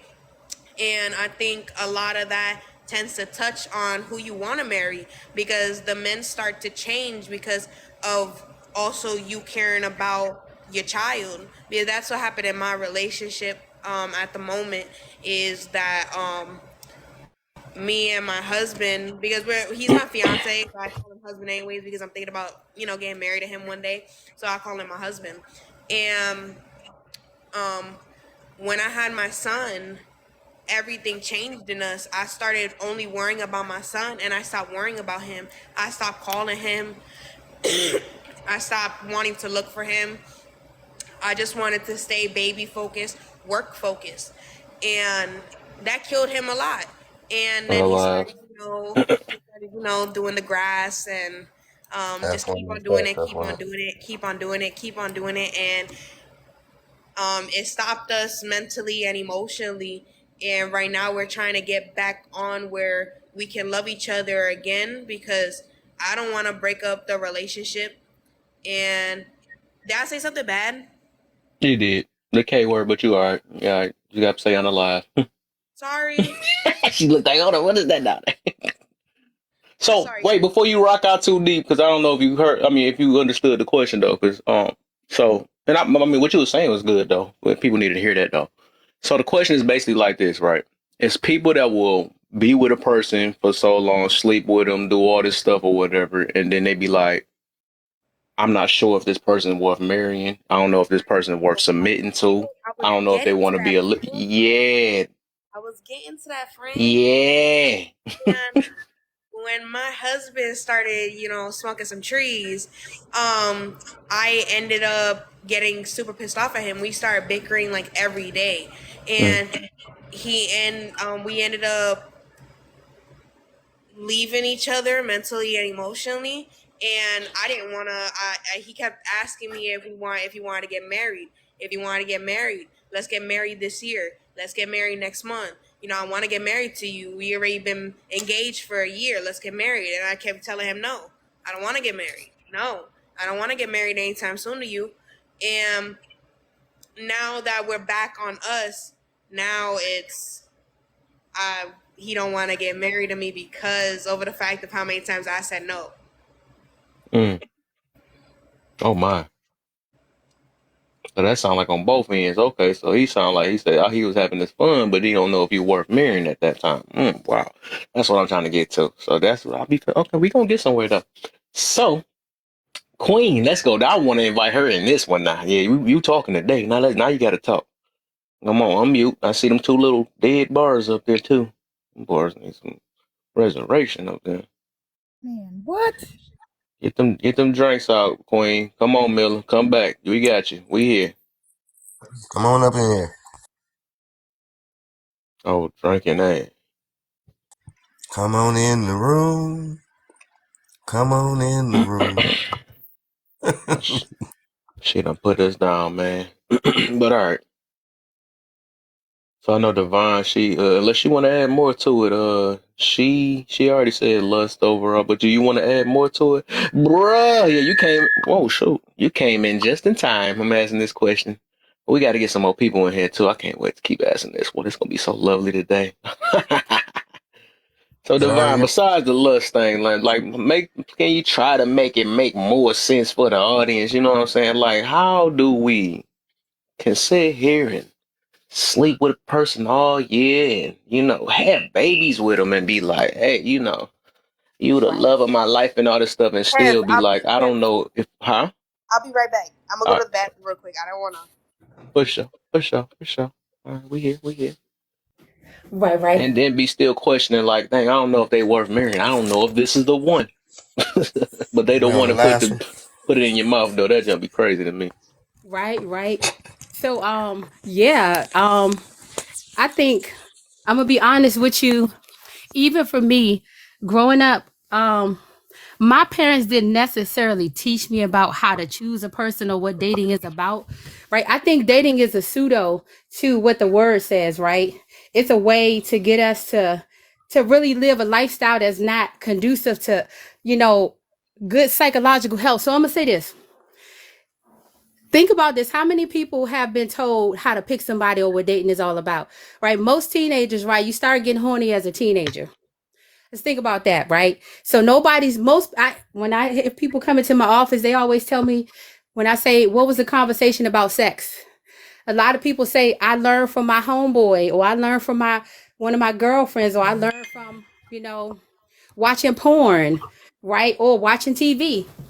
So they learned about sex before they learned about dating and before they learned about relationships. So think about it like this. You a teenager, you learn it, you watch porn, you think that's what relationships are about. Nobody's telling you to look for love. Like, think about it. If you can ask anybody on this panel, what Hey, conversations have your doctor, hold parents on. had about Can relationships? So she say the anyway, P word, or does she got to say corn or something else? oh, corn. Oh, I didn't know she said that. Oops, I just put my earpiece in. My Yeah, bad. Oh, thank you, yeah. And then More Leland. F1s, more F1s, yes, guys. and the Thank you for XCX, that. and I think the XCX, I think the XCX word we spell it. Oh, wow. Okay, can I say? I'll be still TikTok is saying sex though, sensitive. but I have to say it real fast. But Okay, but I don't know. got it. Okay. Can I say hunching? That's my old school term, There you hunching. do your thing. Yep. There you go. Or humping. Yeah. Those are Like cool. Yeah. It's just the more getting used the word. buns. Yeah, those are cool. Right, splitting the cheeks, all that stuff, right? The cookie, Get the in the box. right? So, but no, we think about it growing up. We watch TV, we see videos where the guy's talking about getting the girl. It's all a game for some people, right? When you're young, it's about how many girls you can get, how you can bring to your boys or your girls. So you young, you immature, but as you get older, nobody really talks to you about processing. Like, all right, what is a relationship about? So you kind of just living life, just winging it. So you meet somebody, you like them, and people feel like, oh, we date and we should have we should split the cheeks, right? We should hunch. And then I should see if I like you. And then if I like you after we've been hunching for all this time, then let me think about whether I want to be with you, which is actually backwards. That's so not they how teaching people how to be in lust. That go back to what you was talking about, right? Exactly. And people don't know. People That's just what don't know. They everybody really think does. that's love. Your mama, your daddy probably did the same thing. Met your mother Facts. or your father. Yeah, they had they was hunching, and then they said, "Let me think about getting married." People be together for 8, 9, 10 years. They have babies, and then they still saying, "I want to know if I want to marry this woman." That's ridiculous. That's ridiculous, right? You can bring a baby into this world, but you don't know if that's somebody you want to marry, and that's for women too. So we're not taught, and we don't have the emotional maturity to think about this. We're doing everything backwards. Again, I'm a spiritual person, and according to the Bible, everybody don't go by it. But you're not supposed to meet somebody and then hunch with them and then decide you want to be with them. You're supposed to choose first and then have hunch with them. So the world got it backwards. That's why we got all these illegitimate babies out here. And you got some people, they'll have sex and they think that the abortion pill, can I say that? The abortion pill or the clinic is just like a quick fix. Right? It's so many people that have many abortions, right? And if men could get pregnant, they would have it too. So I'm not going to get men off the hook because they're the ones also involved in getting the women pregnant. Yep. So just because a man doesn't have any kids, it doesn't mean that he truly doesn't have any kids. It means sometimes the women that they got pregnant may have gotten those abortions, right? So the evidence is always stuck with the woman. You can see the evidence with the woman when she have the child, but for the man, you can't. So again, it's what we're taught, is what we see growing up. True. Even now, I guarantee you most people in the panel, how they got into their relationship or progressed is what? They met somebody, they part the cheeks, right? And then they made a decision whether they It'd should be get funny. married. Like If Moses they part got the married, seas. right? So I mean, that's how that can happen easily. And when we part the cheeks, yo, cracking up over here. And when we part the cheeks, right? All it takes is you not to pull out. Mm-hmm. You can meet somebody in the club. You know how people do in the club. Or I done heard some things about TikTok street, so we're not gonna go there. But people hooking up. So it's a mentality that is taught, and somebody has to kind of bring it to your attention, and you have to desire wisdom and understanding in order to change. And honestly, some of the women have to say, listen, I'm not gonna let you use me up and show you what that mouth do or however they say it, and then you're gonna decide eventually you want to be with me. That's ridiculous. I'm sharing my body with you, in an intimate way. Your temple is the most intimate thing. Somebody is coming into your body inside of you. You're becoming one in that moment. You're sharing all types of spirits. So whatever spirits he has is pouring into you. So that's how we can do that. A lot of people take on the personalities of the people they were with. That's why a lot of women are a little bit masculine and they do things that men do, because all those spirits are in you from all the men that you've been with. Ouchies. I'm just saying. And men lose their virtue because the seed is the most powerful thing in the world. Your seed is your inheritance, right? So people just give away their inheritance like it's nothing. And I think that people should value their womb and their seed a little bit more. But we have to teach that to people. Yeah. Most definitely. I'll pause there. No, I said a lot. Do your thing, though. I like that. And I want to even to add to that though. I be feeling like I think it's more of the men. I think it's some women too, but I feel like it's more of the men. It's like you said, it's the teachings, right? Because I be even talking to grown folks right now. They really believe, and that's why I be telling. That's why I had a few topics about love versus lust. And a lot of people don't know they're in lust. They really think they done turn sex to a need now. This is what I need. So they miss out on a good girl because of, whatever. That she ain't sucking it right. She ain't bending it up. Whatever. The arch not be the stupidest stuff, right? And you missing on a whole good girl because of that. And that's like it's really serious now. And that's why I say I think it's more on the men and stuff. But it's like, if the sex is bad and all that stuff, like that's what determines if you having a good relationship. That's what's the problem nowadays. You know what I'm saying? Nobody don't know what celibacy is anymore. Nobody don't know or abstinent. They don't know none of that stuff. They really feel like, that's what they go to. It's an important thing, but it's important. It's important, right? No, it's important if you make it important. You know what I'm saying? Because otherwise, if you need all these things, which I'm training myself not, you need this to keep a successful relationship. I think it's more deeper problems than that. Like that should be I'm stressed out if I don't get it and stuff. You must get this to know. You got to learn how to basically know what love is more for the most part, right? Because it's like they really do, like I said, they really do think this stuff is love for real. You know, that just hit right. I think I'm gonna marry that. You know what I'm saying? Like we got it all twisted up. I've been hearing some of my friends still talk like that. I'm like, bro, yeah, that's the reason why you got so many kids and all this stuff now. But it's all just wild though. But yeah, so I guess next. Life, you don't know my life. Said that. What'd you say, doctor? He said, "Don't know my life." You don't know my life. That's hilarious. But that's how they be for real though. So like you said, the men got their way of saying it too,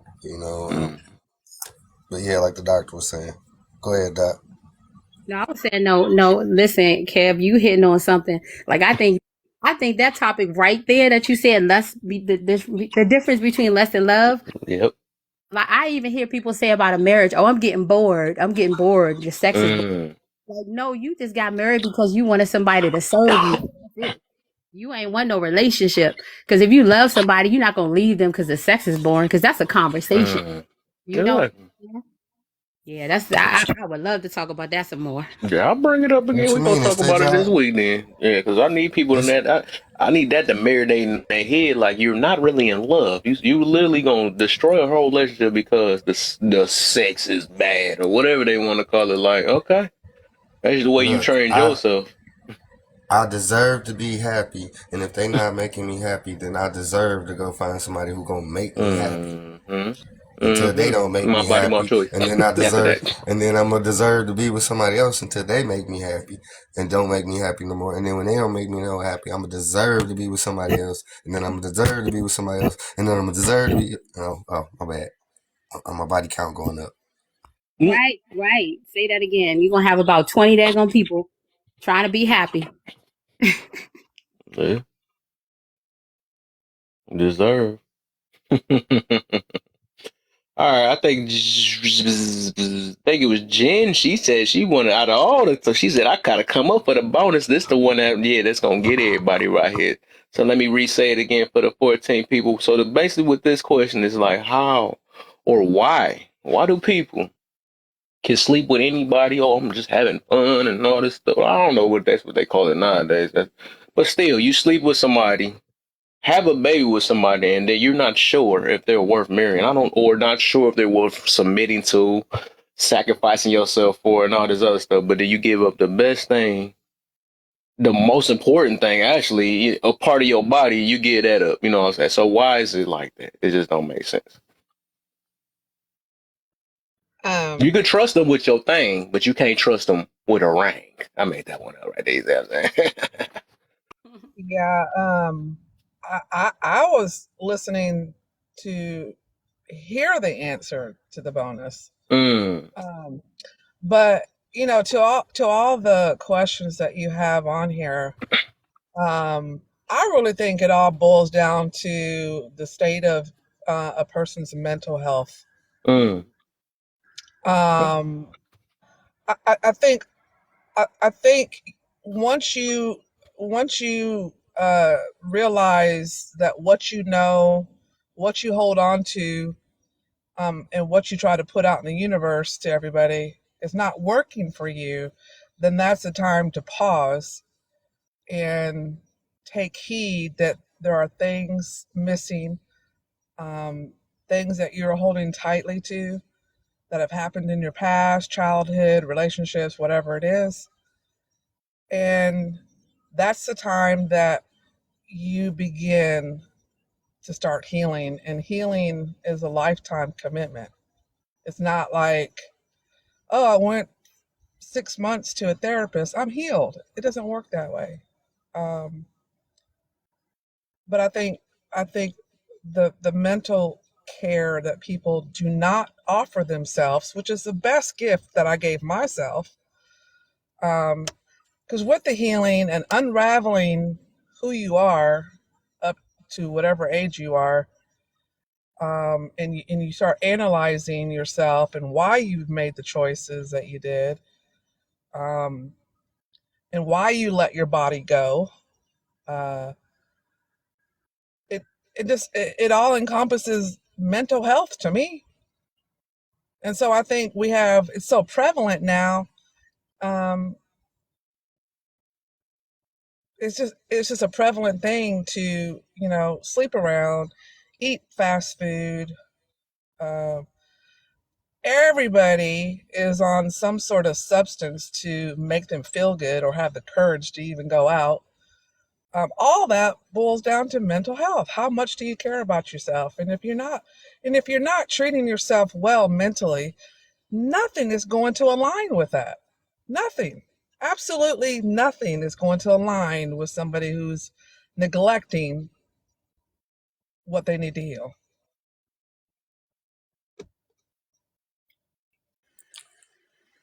You don't know my life, Jen. You don't know my All life. right. You don't know our life. You don't know our life. Yeah. No, and and I speak from experience. I made bad choices. I got I think myself all in of us did. situations. I got myself in Yeah. situations, and I'm just like, what was I thinking? Did I miss something? Jabri, what's up? Yeah, and I think we all have, and it's part of our growth. but it doesn't end. Your growth does not end when you when you start feeling better and you start doing things. You got to keep doing it. And you got to stay faithful to yourself. If you cannot stay faithful to the work for yourself, you cannot stay faithful to anybody. Okay. Go ahead, heard them. Heard them. Keyword be Jen up here. faithful. Hey, Jen up here sounding like an empath. Oh, man. Ah!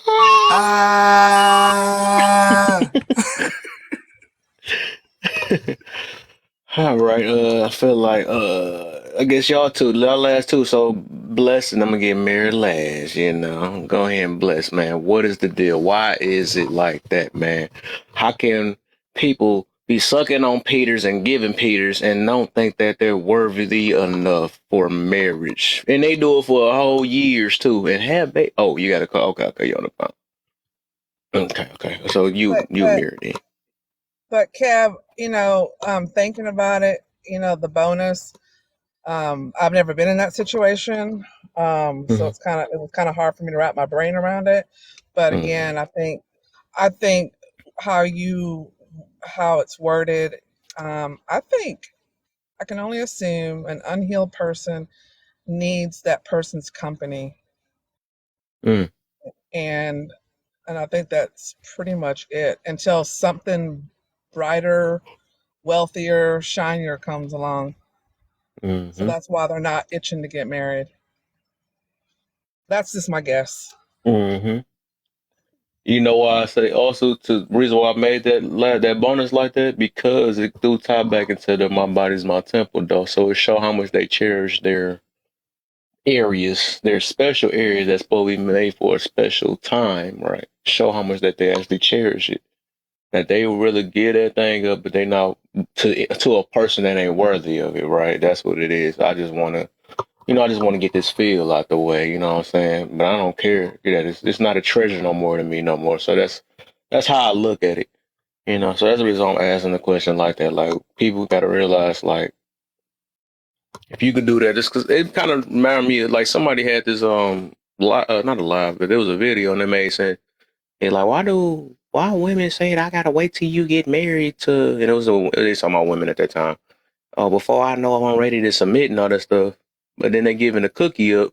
I mean, like, that don't make sense. He's like, why not do that? If you're the dude worthy enough to do that, why you can't be worthy to play your part? And he doing his part. So I'm like, it didn't make sense. So it'd be showing how people prioritize their cookie or their private areas, you know, for the man, if you want to say that, right, to make it even. You know how that get if you talk about women too long. But yeah. So Mary, what's up, man? What you got on that? Why is that? I said I wasn't ready to answer yet. He said I wasn't ready. I'm not ready. I'm not ready. But it's kind of like what the doc was saying. Kind of mix a kind of combination with everybody saying. You know, is that you prioritize it one minute when it's convenient, but then the next minute you don't. You know, like you know, to add to that, when you're young, I gotta have a 304 summer. Now I'm older. Now I want somebody to take me serious, and now I don't want to give it up like I was giving it up when I was, before. And vice versa, even with the men. You know, I want to treat myself better now. I gotta be honest. When I was younger, shoot, I was for everybody. Grew up on, but I think we had so many bad influences that taught us the wrong way, and our parents and the churches and stuff didn't speak about it or tell us anything different. True. You know, I grew up with I can't think of it. What's my man Tretch? What's the name of the group? OPP. Everybody, you down with OPP. Now it's like, it's like, nah, I ain't down with OPP. I ain't down with other people's property. You keep your stuff to yourself. But, until you learn to do differently or somebody teaches you differently, you don't know any better. And then in this society, it's so many things that's pushing people in the wrong way. You know, girl, I wouldn't put up with that if I was you. You know, why you dealing with that? I wouldn't do that for him. So it's never, you never hear him saying, girl, you need to take care of him. You need to do better by him, or vice versa. You know, you need to do right by your woman. It's always Well, you somebody caking, encouraging you know that stuff. You caking, you soft. You know what I'm saying? It Right, changes right. all. Oh, you pee whip. You P whip, You yeah, know, that's the word. P whip, right, right? That's the one. right. And it's like, nah, I'm just trying to do what's best for my family. Yep. And, you know, just because you want to be out here doing your own thing and it ain't working for you, but you want me to be out here messed up like you. And it's like we don't see that. So we get influenced a lot of times by other people.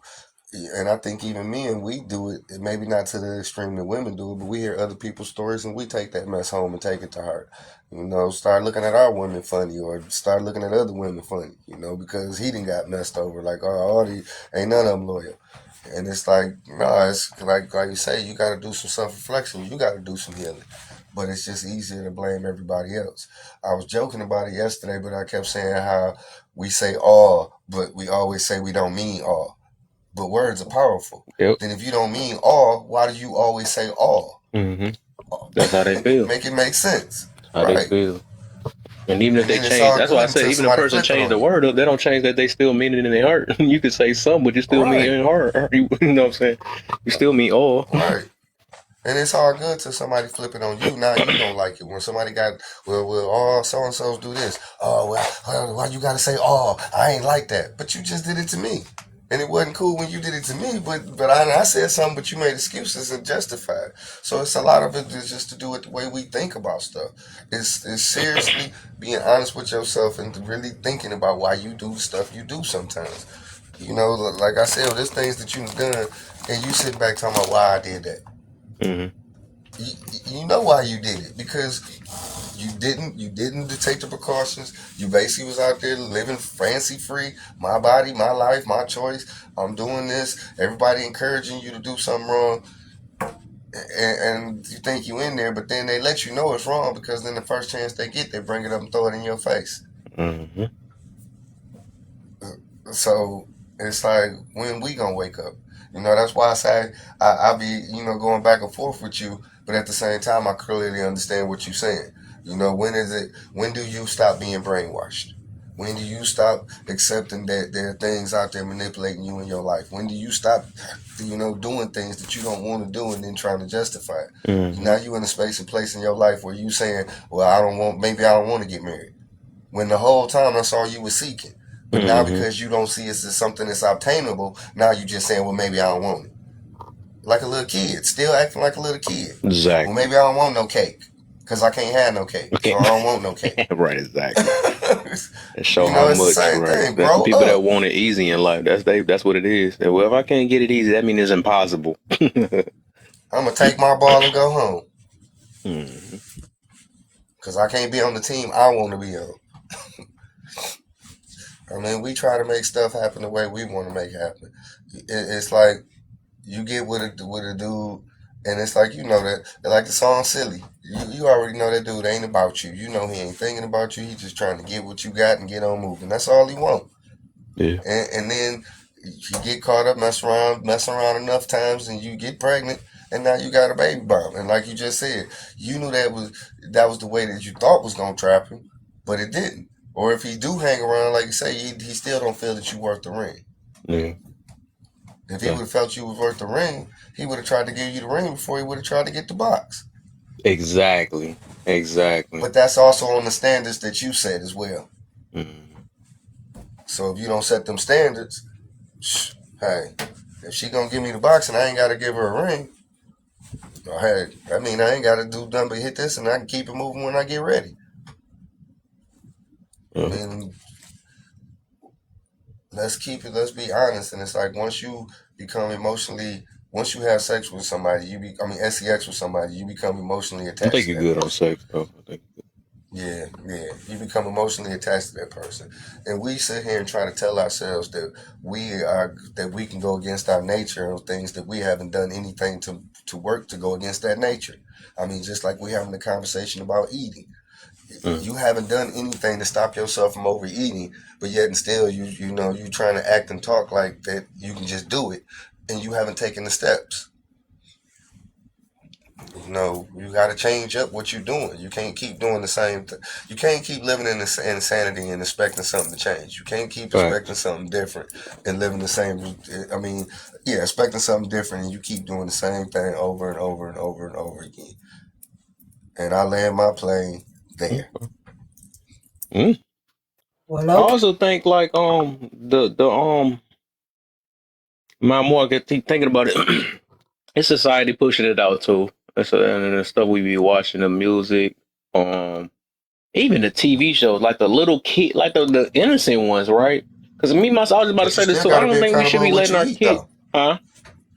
But you still got to be accountable for what you eat. Even when we was growing up, Most to some definitely. extent, our parents still kind of monitored it somewhat, but they didn't have to monitor cartoons like you were saying and stuff like that, like we did. And I know exactly what you was talking about. That cartoon Adventure Time, man. My son started watching. I started watching that with them. I'm like, oh heck no, y'all ain't never watching this again. This is promoting homosexuality. I'm like, you pushing and forcing it down my kid's throat. Yeah, I'm really getting even deeper than that. It's like the stuff that we think is innocent, right? I think even like we on the Cosby's and all that stuff, like the simple fact of even how they make it. Because I was about to get to this. I don't even think we should let our kids have boyfriends and girlfriends until they grown for real. Because we just see how this stuff is going on. And I know everybody want to be cute. Well, we did this, but I think that's one of our biggest problems because a lot of parents is just allowing it and they saying it. Well, the other kids are doing it and all that stuff. But then again, that's why I be, pregnant teens and all this other stuff because it start off with a couple kisses, then you got to monitor it. You know what I'm saying? All that. But I think that stuff need to be done as an adult. Age where you didn't keep up. I grew up in a day and age where you didn't keep up with the Joneses. That's what our mom and dad always taught us. We don't keep up with the Joneses. What they doing over there is what they doing over there. If they doing stuff that don't make sense, that's on them. And this old saying, I used to hate hearing my daddy say this stuff, but I understand it now. If they over there jumping off the bridge, you gonna go jump too? And it's like I used to say stupid, silly stuff like, oh, well, I'm gonna go look. No, I ain't even gonna look because somebody might push you.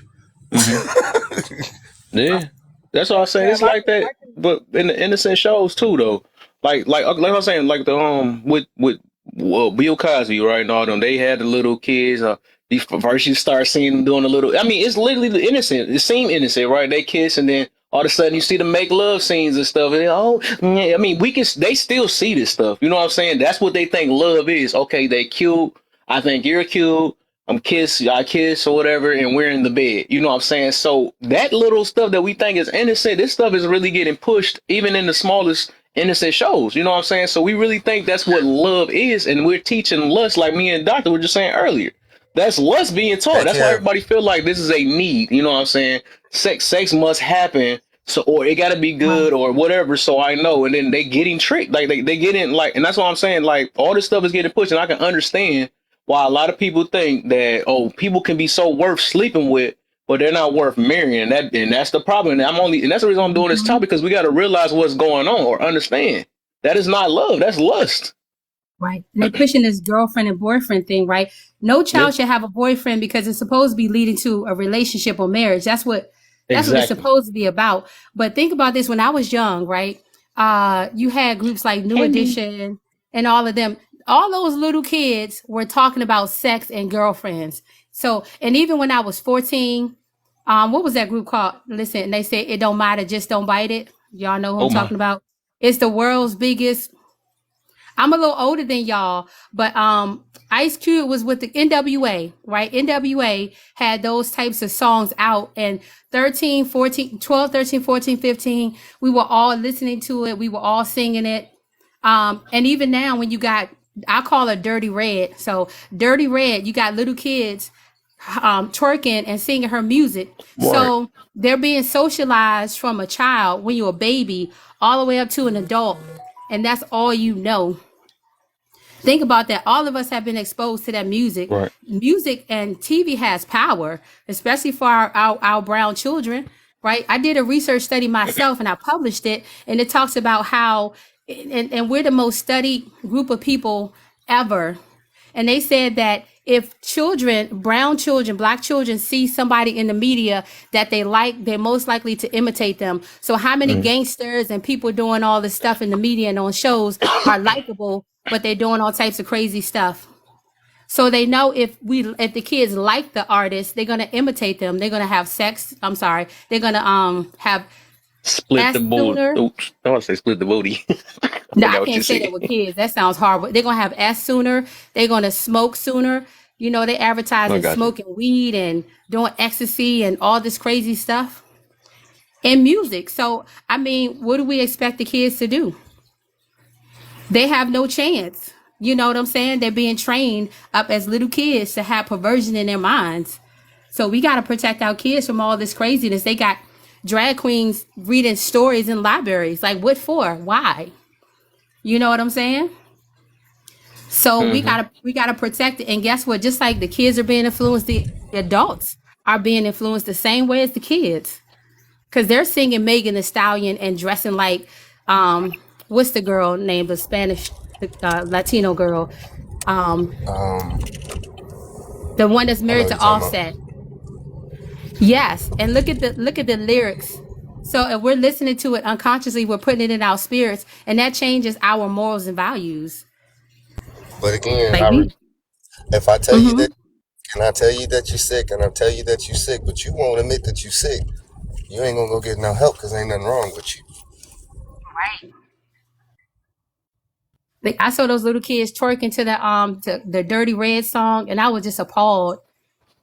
I was like, wow, this is what we're teaching our little girls. So when you think about what their body, because look what they're being taught, that their body is a pawn, I'm and you could blaming the just give it parents when out they like that it means young to get all nothing. that. Yeah. Little kids talk about that stuff. Like when they're kids, they have a YouTube video. I'm not gonna go too far into it, but little kids, they have these YouTube videos that it looks like kid shows, and then when it goes further, it's like corn for kids. So you have to watch what your kids are looking at, because it's perverts out there trying to expose your kids to these things. So you always got to keep an eye on what your kids are doing and your teenagers. And absolutely no boyfriends, because boys are horny and so are girls. No, you're not having a boyfriend. For what? My son's about to leave me for the first time when he goes to school next year, and I'm like, you've not done nothing. Like, you've been good. You're taking a purity class in church right now, and I'm thankful for it. But I'm like, oh my gosh, help me, help him. Yes, Lord, help, help, help, help. Help me, Negro. Yeah, Kev, I was going to say a bit ago Where'd you that, at? my high school had a nursery in it. It was in the hood, Brickyard. And it seemed like girls were, getting pregnant from the water fountain. It was Right. happening so frequently. And, I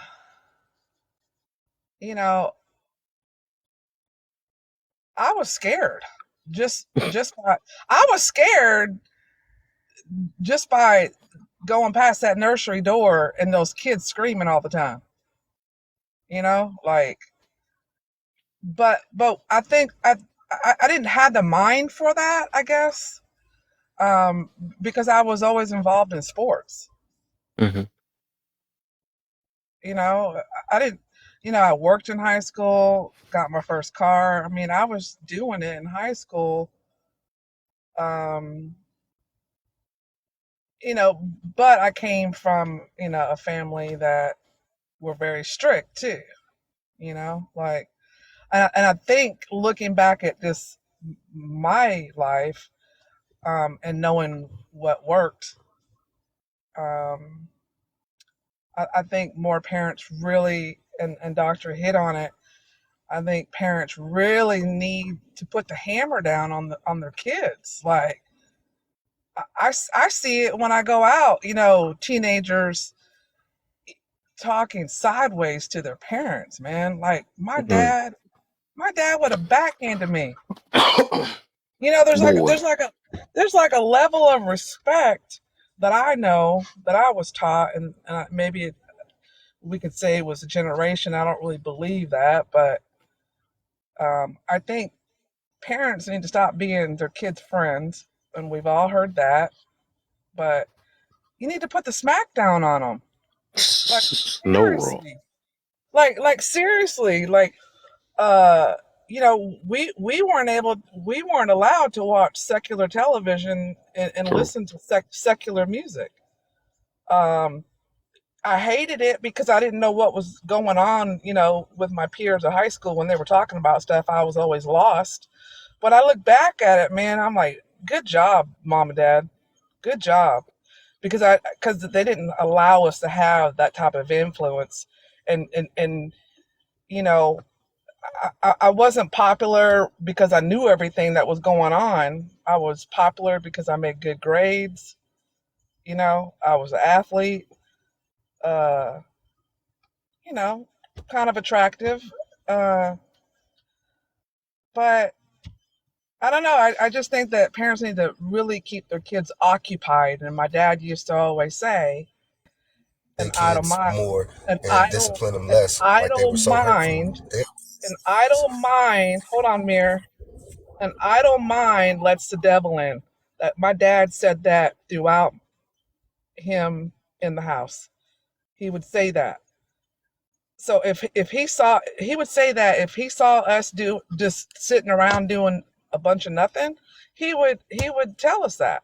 An idle mind lets the devil in, and then he would find us something to do. That's how parents need to be, like hardcore. That's it. Yeah, my parents had me in sports. I hated it. I had to do tennis, basketball, swimming. And I went to summer school, like they had an academic program, not because I was behind, but because they wanted to keep me busy. And I hated it, but I'm glad that they did to this day because I did the same thing for my kids. Yeah, it's a beautiful thing when you become an adult and you become a parent and you look back and you try to extract all the key things that helped you grow up, what your parents did. And you look, that's when you're really thankful. That's when you're really thankful for your guidance from your parents when you become a parent yourself. Yeah, that need to be a question though. Y'all got me thinking about that. What is the reasons should we let our kids have a girlfriend, boyfriend before being an adult? I want to see that. I want to see the reasons behind it. I'm pretty sure different reasons there, and I'm pretty sure That would be a great topic. That's a good question because a lot of parents have their kids have boyfriends and girlfriends. Yeah. Yeah. I'm even trying to figure out what to teach him that he needs to know. I mean, obviously he knows about, you know, the old school term birds and bees and stuff, but the fact that he also has Asperger's, I'm like, yeah.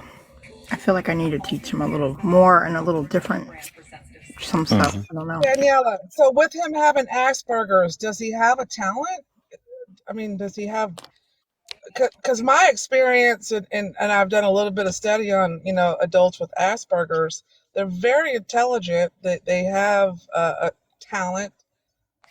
Has he been able to tap into any of his strong talents? So his is he just joined the cheer squad this year, and he did it because he wanted something on his resume for college. And one of the girls, his friend from preschool, asked him, it's singing, but that he hasn't been getting certain, like, he hasn't been, we transferred over from, he was in Boy Scouts and he was in a choir when he was younger, but they conflicted time, and then when we joined the church that we're at now, they didn't kind of pick him. So I feel like that's like his thing. He loves music and he loves history and he loves like drawing and stuff, but he wants to be a history teacher, so that's like his thing, and he's good with media and stuff. because I've always had a camera in my hand and I always needed help, and he's good with all that stuff. So, I just have a question for you. Is his father in his life at all? huh? Is his father in his life at all? He's all the way in Texas, and we're in New Yeah. Jersey. Yeah, I'm only asking. I'm not prying. No, you're fine. I'm just trying to help. I'm In fine with that that. way. You Like, don't have to answer anything that's too personal. oh no, that's I not. know this is going across the world, so No, I'm I a mental totally health get it. advocate. I wouldn't give, something I wouldn't say something that I wouldn't, you know what I mean? And he actually saw him for the first time in 8 years, but they've always had like a text communication type thing. We are back. Yeah, I think it would be a good idea to drive him or fly him to his dad for a while. So he's had the opportunity. My son is the oldest of 6 kids, meaning he's my only, but then he got married. And then he stayed with that one for a little while. They had 2. And then he went to Texas because he had another child with someone else. He's about to be on his 4th marriage. Put it that way. Okay. So, I'm gonna retract what I just suggested. Don't send him there. But that's why I had to tell you that, though. That's not a good influence for your child to be around. I'm gonna call That's it like why I see it. But Jonathan, he's but seen people in church, and I've been married men in church and men, you know what I mean? That. Okay, that's perfect. Okay, that's all. Yeah. The light-skinned, blue-eyed guy, yeah. We pray for him. And he sent him a Christmas present this year. He got it. He was involved in the driving process of him getting his license. We're praying he comes out for graduation for June. That's that. I just came back from North Carolina. I don't know if you were on last night or the last couple of days that I've popped in. My house in North Carolina is 2.5 hours from his siblings, and they met up for the first time since his dad has not gotten them all together. I was like, forget this. We're here. Let's find them. So I talked with the mom over Facebook, and we made it happen. So that's that. He's been more social this year. As long He was as the social relationships are healthy and not toxic. I mean, if he's in a healthy environment right now, and he has a good foundation. Yeah. You as the parent know what's good, to be around. If any of his other children have been in contact with him and had any type of rearing by him, they probably have a completely different way of life in their home. So you don't want to put your son in that kind of environment, even though they're siblings. But it could go sideways for you. So yeah. That's why he's never stayed with the person in North Carolina, because her faith, you know what I mean? It was different than my way of thinking. I mean, it's just whether I wasn't brought up with it, I'm not exposed to it myself like that. So yeah. So my stage name was Madison. So probably Madison. So. My drag name would be. But he did go stay in Texas for a little while one summer. But he was sent home early because another sibling was about to be born.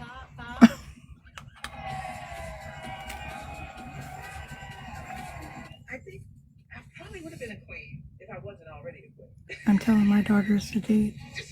And I think I jokingly have said you can date. I'd rather you group date or whatever else. But I mean, we hate that COVID happened, but that might have been the best thing for mine in a way. Because he started high school in his bedroom, not, at school. In the building with all that stuff.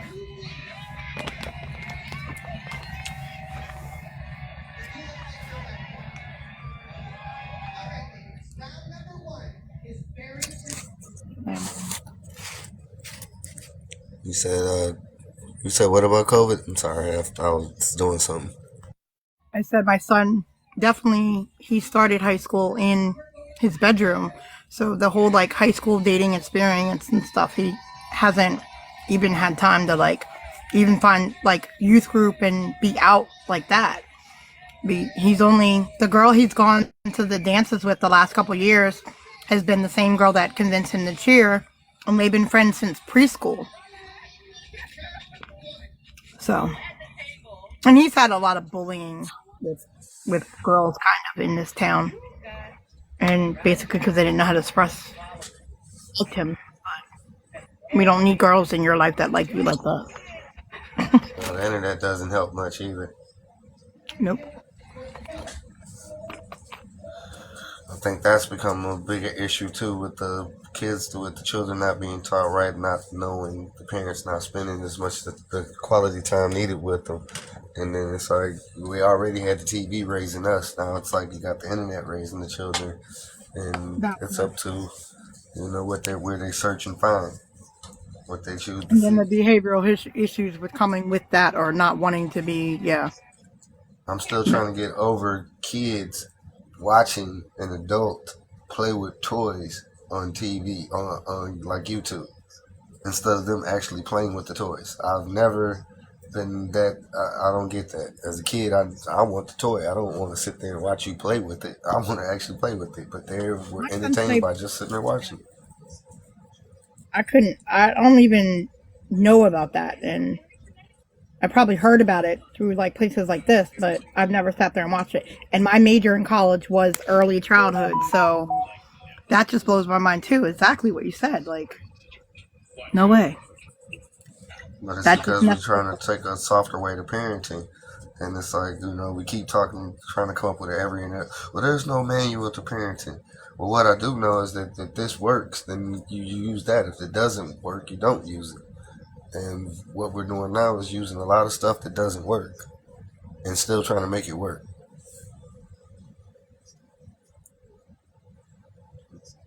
Okay, Kev, what do you throw together? What are you eating? Don't do me like that. Even though I know he stepped out for a minute. I'm gonna put you on the spot, sir. I had some craisins. I had that. I got you. You got me. You know me oh so well. Somebody stepped away from the live. I'm like, it got quiet. I'm like, oh man, I looked up, ain't nobody in the screen. That's my dinner. Salmon. Oh, she got going over. Oh my, she was just showing off up there. Chill. It was salmon. Okay. Still. I love salmon. We still here. But I mean, stuff like that though. We don't. I think I might have been you, Kev, that was talking about that one time, one of the lives where no, there might have been somebody in your live talking about it. We was talking about how we don't eat together anymore. Everybody get their meal and go to their own room. And now it's like, even if we do eat together, we sitting there everybody sitting together and still in your own room because you got your phone in your hand. Mm-hmm. It's like no more connectivity. It's tripped out because we got a day and age where we have so much easier connection, and we are yet so much further away from each other. I've worked on that, but since my brother has moved in, it's been harder because there's more stuff. And I'm going to be working on it again. My son does like the whole eating together thing. But, yeah, living with, 3-4 generations right now, the stuff is stuffing. I thought about the second question I'm going to ask with that topic, so that's what that's going to be about. So this one, I'm going to ask this now because it ain't on topic, but since we in here just to make some conversation, I wonder why parents, why they scared, those two things, I guess, why they scared that their child is going to fear them, and why are they scared that they say the statement, well, they're going to do it anyways. I hear that a lot too, so I want to know them two things. And I'm going to actually add that to my thing when I make that a topic. A good one.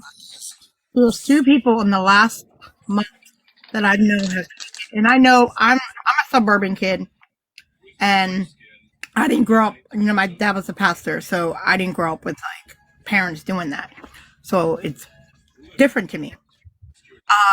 Went to like our family youth group, small group thing, and one of the parents kids actually showed his arm, and I'm like, what? The parent took him to get a tattoo, and then I looked at Facebook tonight. It was another kid's birthday. They both turned 17, and the parents took them to go get tattoos. I'm like, okay. I'm not saying one's better than the other. I don't know what the girl's tattoo is, but I do know the boy's tattoo is like a Bible verse. I'm not saying it's that like smooths it over, but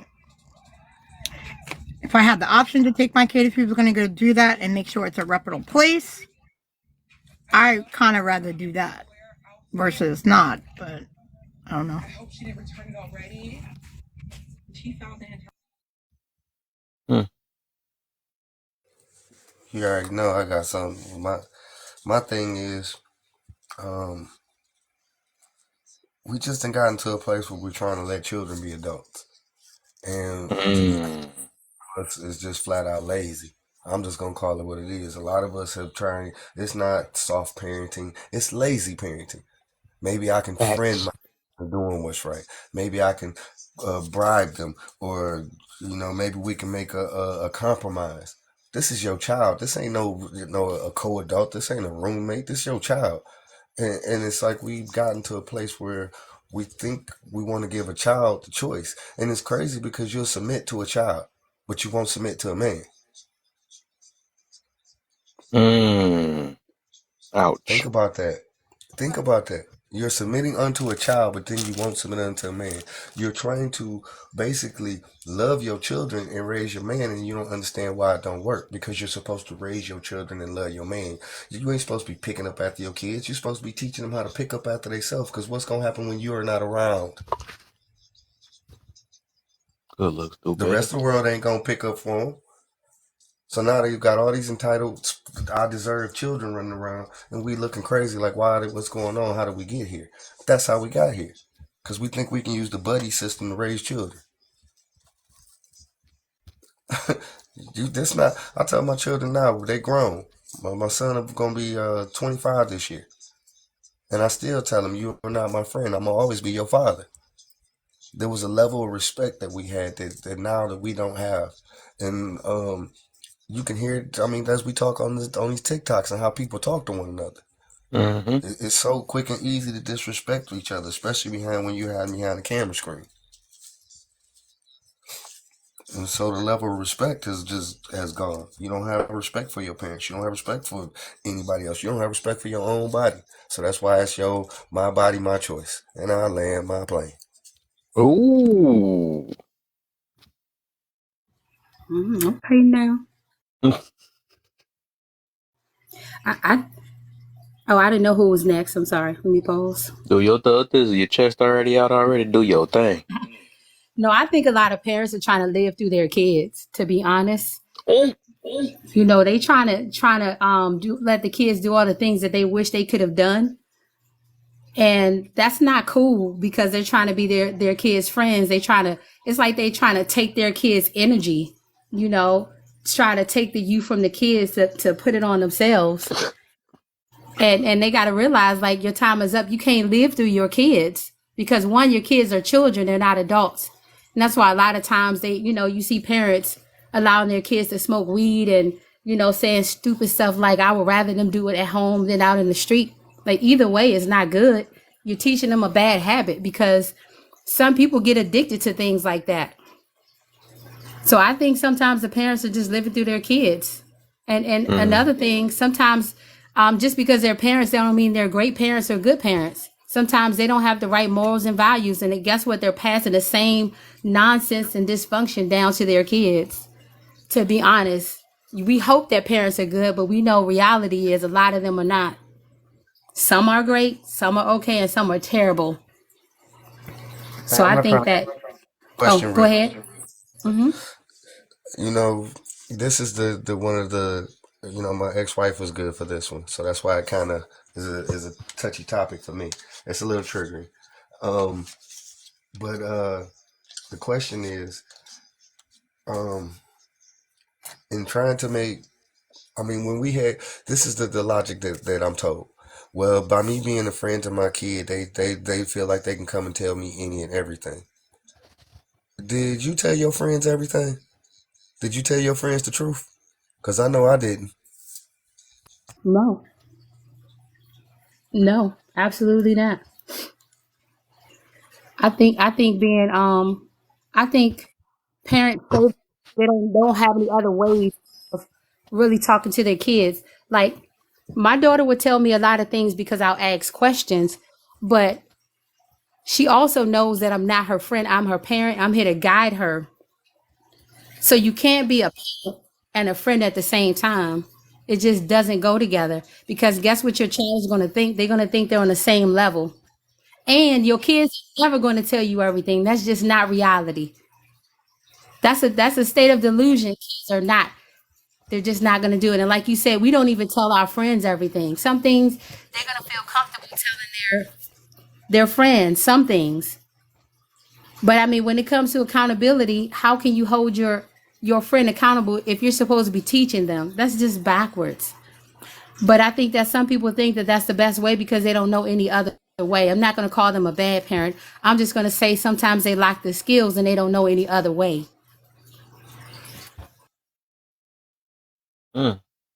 Well, I ain't gonna call him a bad parent, but I'll call him lazy because you ain't willing to put in the work.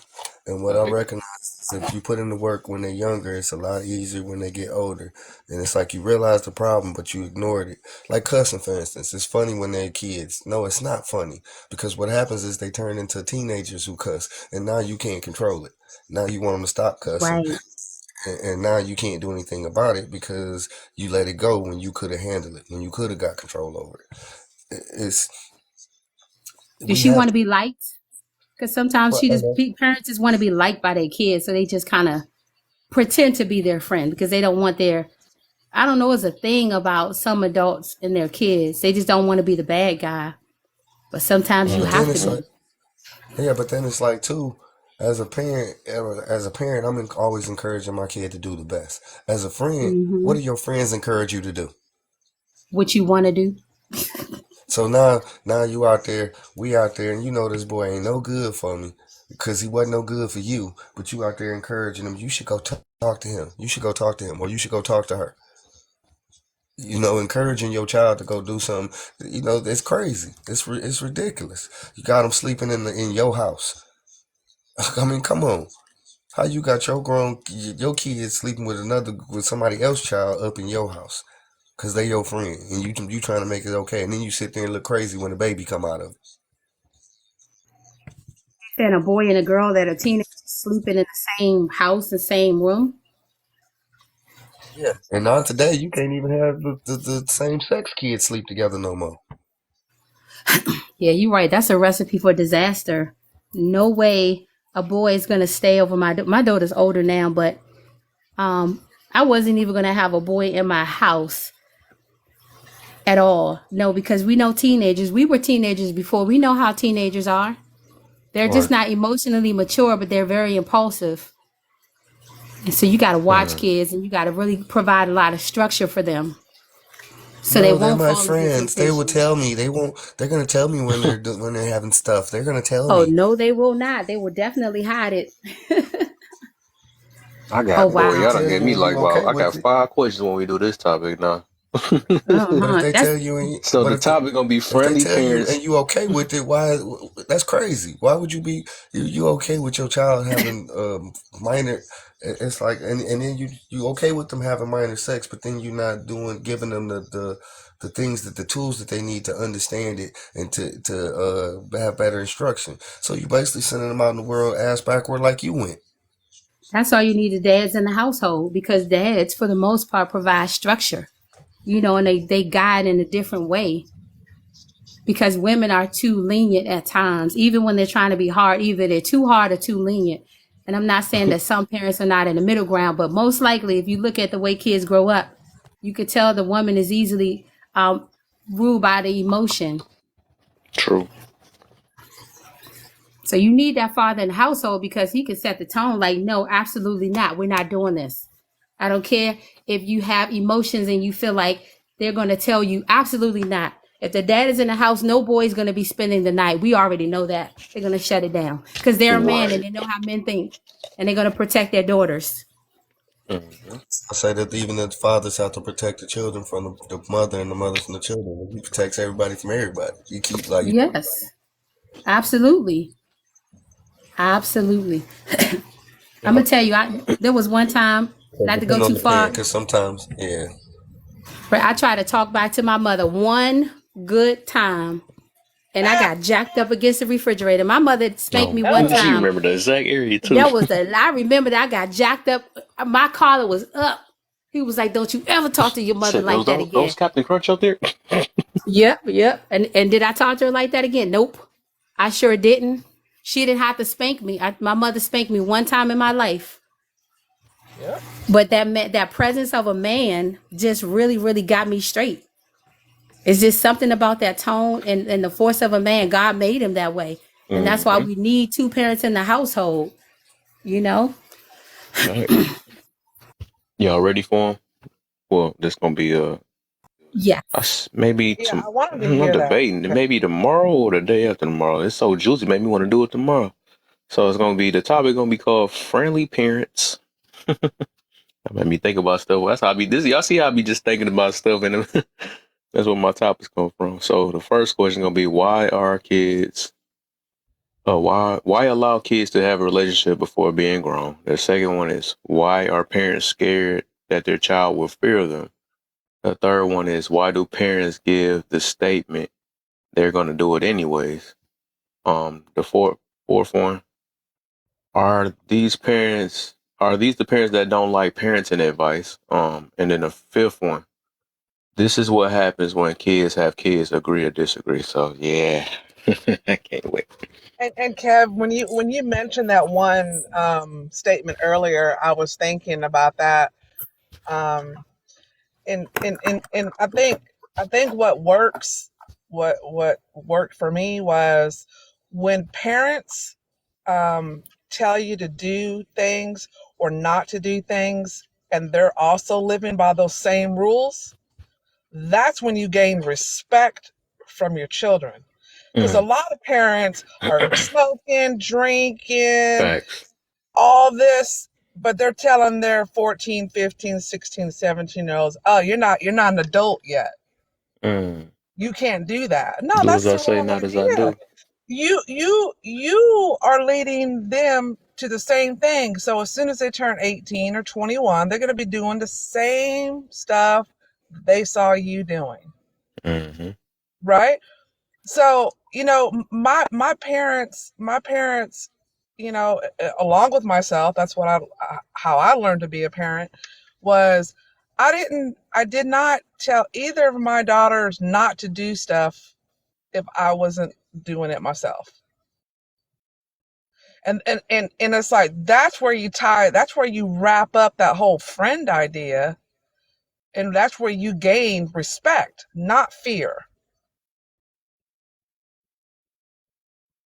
That's where I think the line is when you, it's kind of like TikTok. I mean, I've been to rooms where they're lecturing this idea and this idea, but then when their story comes out on the TikTok streets and they have to come clean, of what they got caught doing or what have you, whatever it is. I've been in these rooms. It's kind of like that.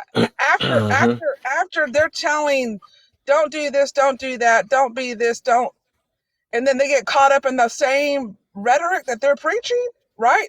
At that point, it's rhetoric to me, because then I no longer take that person seriously. So that's what I mean. Like, even in adulthood, I respect people that can guide me because they're doing the same thing, and it's just like, I'm not going to take financial advice. I'm not going to take financial advice for somebody that hasn't challenged themselves enough to even move up, right? They're just comfortable, status quo, right? So I think that's how kids, that's how we learn. That's as an adult, we judge things for ourselves. And that's where it starts in childhood with your parents. You start judging when your mama or your daddy's coming home at 3 or 4 o'clock in the morning. As a teenager, You know what's up. You know, I mean, so you can't tell your daughter wait to have sex until marriage when she saw you come home at 3 or 4 or 5 o'clock in the morning. She knows what's up. So they don't take you seriously, and then they don't respect you. That's the problem. That's the problem. Exactly. Sometimes they hear mom home with the guy. Go ahead, doctor. I'm sorry. Sometimes they bring the guys home and they see men in and out of the home. Imagine a son being raised by a single mother. The father's completely out of the picture. He's totally alienated his son. So imagine a son growing up with a mother that has those men in and out of the house. And then she has this one boyfriend that she's bragging about, she's happy about. And then he mistreats her. Then the son room, or he comes out to make a sandwich and he hears mama on the phone with the girlfriend. I don't know why he did that to me. I'm just so hurt. You know. And then a week later, that same man comes right back to the house. Right. They don't pay attention to that stuff. What she is teaching her son is how to be a Pookie and a Ray Ray. Factual. Facts. Yeah, I forced y'all two up here because I know y'all got some good stuff. I forced y'all up. I ain't let y'all even step y'all toe in the room. That son is learning a woman's emotions at home before he even leaves his mama's house. He sees that's how you make feminine men. Mama has no logic. Mama has no discernment. This is what works. She only care about her feelings for the most part. Was bring a bottle to the house, and he got in her bedroom. That's what they see. That's what they see. So you want to know why men? You want to know why men are the younger generations are doing what they're doing? Because they learned it from their mother. Don't hurt him like that, man. You about to make the room go to 300 and then, boy. No, that's not true. I ain't think she was gonna be Jen and try to shake the room up in that way. Don't do your thug this. So, all right. Lala and yes, I invited y'all to the thing because I know y'all gonna get some good stuff going. You know, You didn't say you invited me. That was fast. I know instant. I just seen a piece of toe coming here. It was over, yeah. And then Jazz tried to hide all in the corner. I'm like, nobody seen you in. Get yourself up here. You know what I'm saying? Yes. Get your ass in. That's how I gotta say the name. Yeah. I've been scrolling. Like you're coming back. Nope, I ain't letting you scroll. You stuck. I done put you in jail. Say, let me get you some coins up in here too, though. Sorry, Lala. We're gonna start out with you. We back on topic with it though. But just know I got a topic for the parents coming real soon. I thought about this in the middle of the, all that made me think about this though. So I got something juicy. All right, so the topic, my body is my temple. Is it a myth now? So my body, my temple is a myth, I think, just because I don't think people treat their body like their temple. Women included, men included, nobody's taking care of themselves. So I do feel like it's been mythified, like it's something, or it's been put in, even, that statement comes from scripture. So there's a big part to that where a lot of people just don't even think about it, that saying. Exactly. And so I think that for sure it's become this myth where it's like, yeah, well, I determine whether my body's being used as a temple, and I'll determine what temple actually is. You know what I mean? So I get to do whatever I want, and then I'm still treating my body like a temple in my brain. Ain't that something? So yes, I'm gonna keep alternating y'all, so just to make it interesting and fun. Yes. The topic, my body's my temple. Is it a myth now?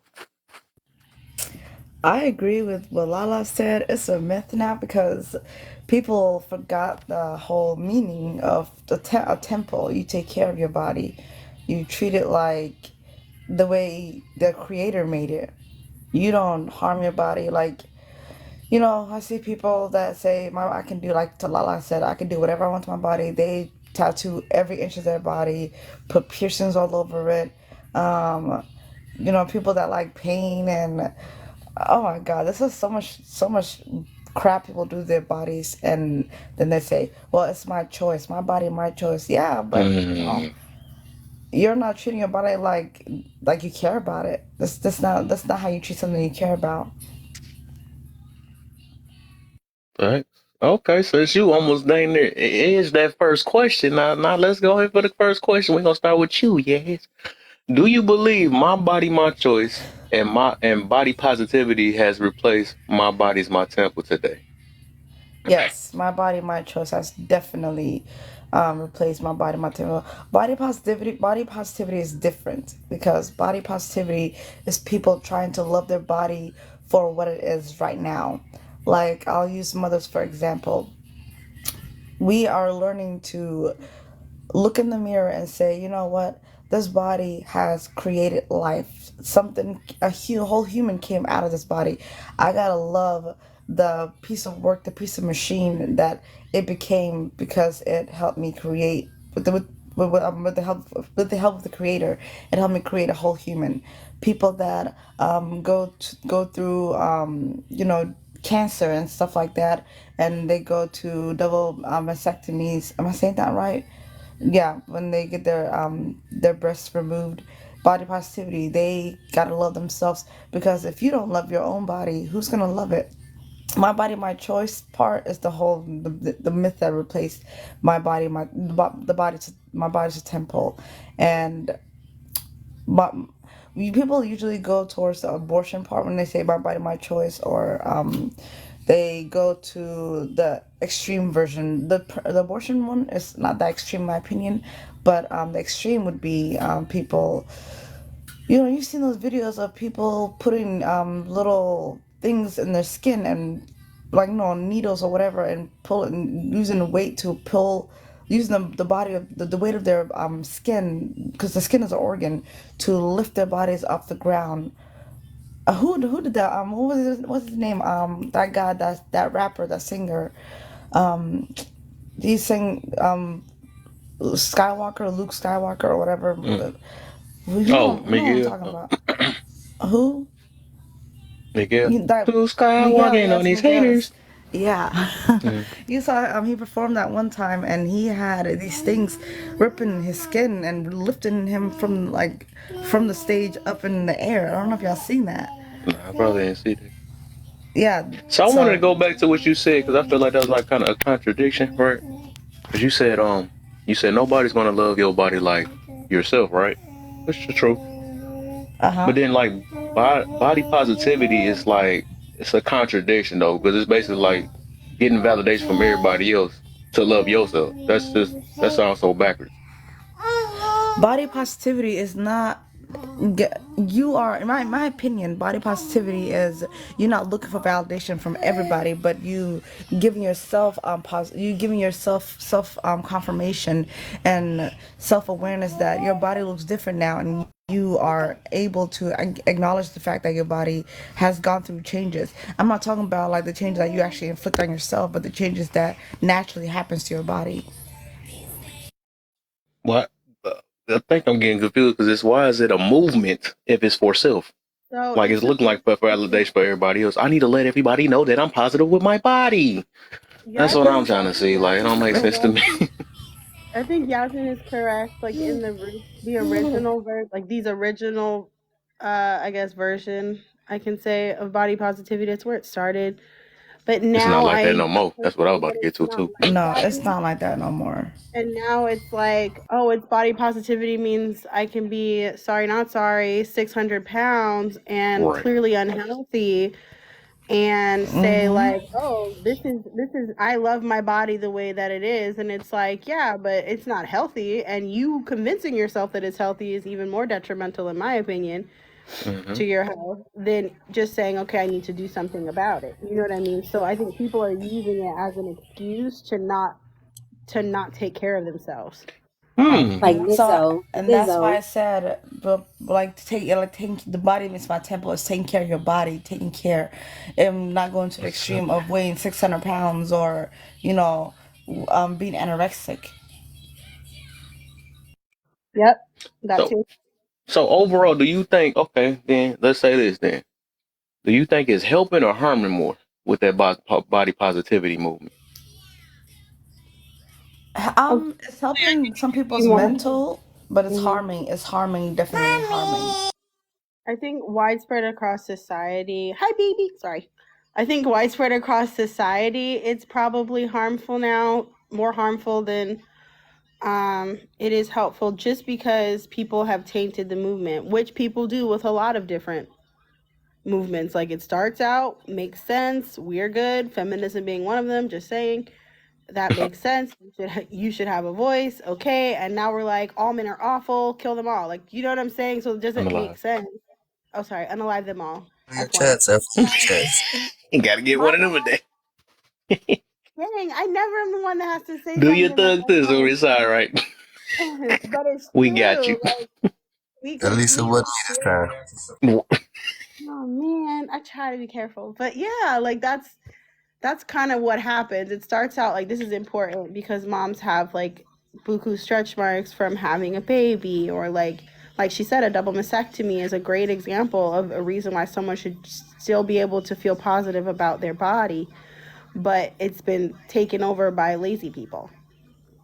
So Facts. it's like, Yes, 100%. People that also the whole body dysmorphia. People now are using that as an excuse to do things like, oh, well, I don't like this, so I'm gonna alter this part of my body.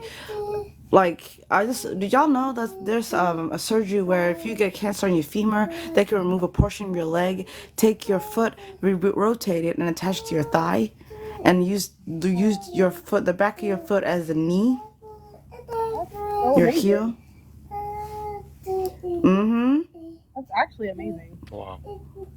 But that's the thing, right? Even with the surgery, the whole idea of body dysmorphia means what you're seeing is not true. It means you have morphed the way you look in the mirror behind. So using a surgery to excuse, using body dysmorphia to excuse getting unnecessary cosmetic surgery is illogical. Like, that makes no sense. But body I'm dysmorphia finna also change goes my for the trans I'm finna community. change my dating profile. I'm finna change my dating profile because I'm gonna get this surgery that is gonna break my legs and make me that half-inch taller. So now I can put 6 foot finally. Hey. Y'all saw that guy that did that. He grew a half an inch or 2 inches, and he still wasn't getting dates. I'm so worried that anyone who gets that surgery, like, I'm worried about the longevity of a surgery like that. Like, how long is that actually going to be healthy for? I feel like he's going to be in a wheelchair when he's old, because they're barely there. Yeah. I'm taller. Oh. And I'm gonna take my blue pills right now. I don't care about when I'm older. I'm not gonna, make sure I'm healthy. I mean, when you got guys that I hear 20-year-olds talking about they taking blue pills, and I'm like, you taking a what? I just take them sometimes. Blue Do you chew. understand what that's for? Do you know what that pill is for? Do you understand what it's gonna do to you? My father told me about the line. He said you start with one, and then that one don't work for you. Then you go to the next one, and then that don't work for you. Then you go to the next one, and that don't work for you. So now you, my age, 40, 40, 50 years old, and ain't nothing working for you, and you got ED. Or a heart attack. Yep. Mm-hmm. Greetings. Oh, I'm Or about to just force you up here too. Oh, dang. Lucky, I can't do it. You was about to get it. Oh, you know what? I'm going to get eyes and I'm going to force her up here. Yeah. I'm forcing everybody up here. Now we talking. I was gonna mention the trans community. When what they don't like to acknowledge is they have body dysmorphia, where it's somebody says a disease, and they explain to me how it's a disease, because I was just thinking that it's just a mental illness, because somebody is saying to you, hey, I see the sky as red, and you're saying that's blue, clearly blue. But the trans community, they want to alter some parts of their body. They're not loving their body. They are not loving their body, but they want us to love them for their body. How do you want us to love you, but you don't even love yourself? Oh, I'm so scared. I want to say so bad. I'm so scared. Okay. So no. Okay. Gender dysmorphia is a mental illness. It is a category of mental illness, and it has to do with believing, you know what I mean? Believing you are a gender that's opposite of whatever you are. According to my little textbook from my little class, it was an area. What do you say? It's my body. It's my choice. It's my body, my choice. Yes, and I completely 100% agree with that. But the reality is the definition of delusion, okay, is believing something is true regardless of logical evidence presented that is opposite the fact. So the reality is it's a little bit of a a little bit of a delusion that has to do with that gender dysmorphia. And what's happening is everybody's just letting you live in that world. And I don't live in your world, because don't come over here and bother mine, right? But like live in your truth, but don't disturb mine. That's the thing. Fortunate about that is that a lot of individuals who decide to say get a change end up regretting it. Especially when teenagers get it at a young age. They haven't gotten to a point where they are truly at an emotional space where they've learned who they are, right? And so a lot of people have depression because, remember, you have to take medication to maintain that for the rest of your life. And the moment you stop taking medication, your body starts to revert backwards. So that is not a pleasant space to be in. I don't know how glamorous they make it seem, but yeah, that's a lot. The men that go from being a male to female, they have to continue dilating for the rest of their lives, because it's an open wound that closes back up because it's not natural. Ouch. Yeah, They have variety of these things that they stick up there that have different sizes, and just to just slowly, gradually. All right, next topic. Oh my gosh. How do we go from body positive? I'll be right back. Because that's negativity. That's in the category. He done made her run out the box. Oh my gosh. Yeah, that's nasty. It's intense for sure. I just think there's a level, and I think Dr. Divinely is right. The younger somebody is, the less they are to make a sound decision about what's positive or negative as for a body change like that. So I think that even in that body positivity thing, no, for real, I felt it. What do y'all think about? What do y'all think about adults that say, "Oh, it's my kid. It's their body, their choice." But your kid is not even of sound mind. Your brain doesn't stop developing until you're 25 years old. I mean, it's still developing. Yeah, because it's their kid. Okay, well, your kid, when you're no, because they are world, kids. This kid's talking about their kids. Oh yeah, they are kids. Mm-hmm. Yeah, and then you want the world to accept their child, but you're not really preparing your child for how the world's going to treat them once they leave the house. That's true. Some of these parents have been manipulated to think that if they don't do it, then their child is somehow going to try to off themselves or unalive themselves. But that's the medical field, and they make big money from it out of the manipulation of people. So we have to remember who's really promoting this. Well, unfortunately, there's actually their body, their choice thing is I know in Washington, they just tried to pass a law where if you do not affirm your child as young as 8 years old, that they can, CPS can actually take your child away. And a mother did have her daughter taken away. She was 13 or so. She got her child taken away because she wouldn't affirm her gender, and in foster care, she started going through hormonal therapy and all the stuffs, and she actually ended up unaliving herself because she couldn't handle the pressure of what she had just put herself through. Exactly. And who pays for that? When they're in foster care and they're going through these changes and medicine and all that kind of stuff, who's paying for that? Medicaid usually. Kids in foster care usually are on the Medicaid list, and so they get exactly. So the government is paying so for we are paying for it. So we're paying for it. Yes. age out and they don't have insurance, that's gonna, just imagine what that's gonna be like for them. Yeah. Y'all made me But think of yeah, another topic. I need to talk about this acceptance thing. A lot of people be looking for acceptance, or they think because the world might make it a law or make it,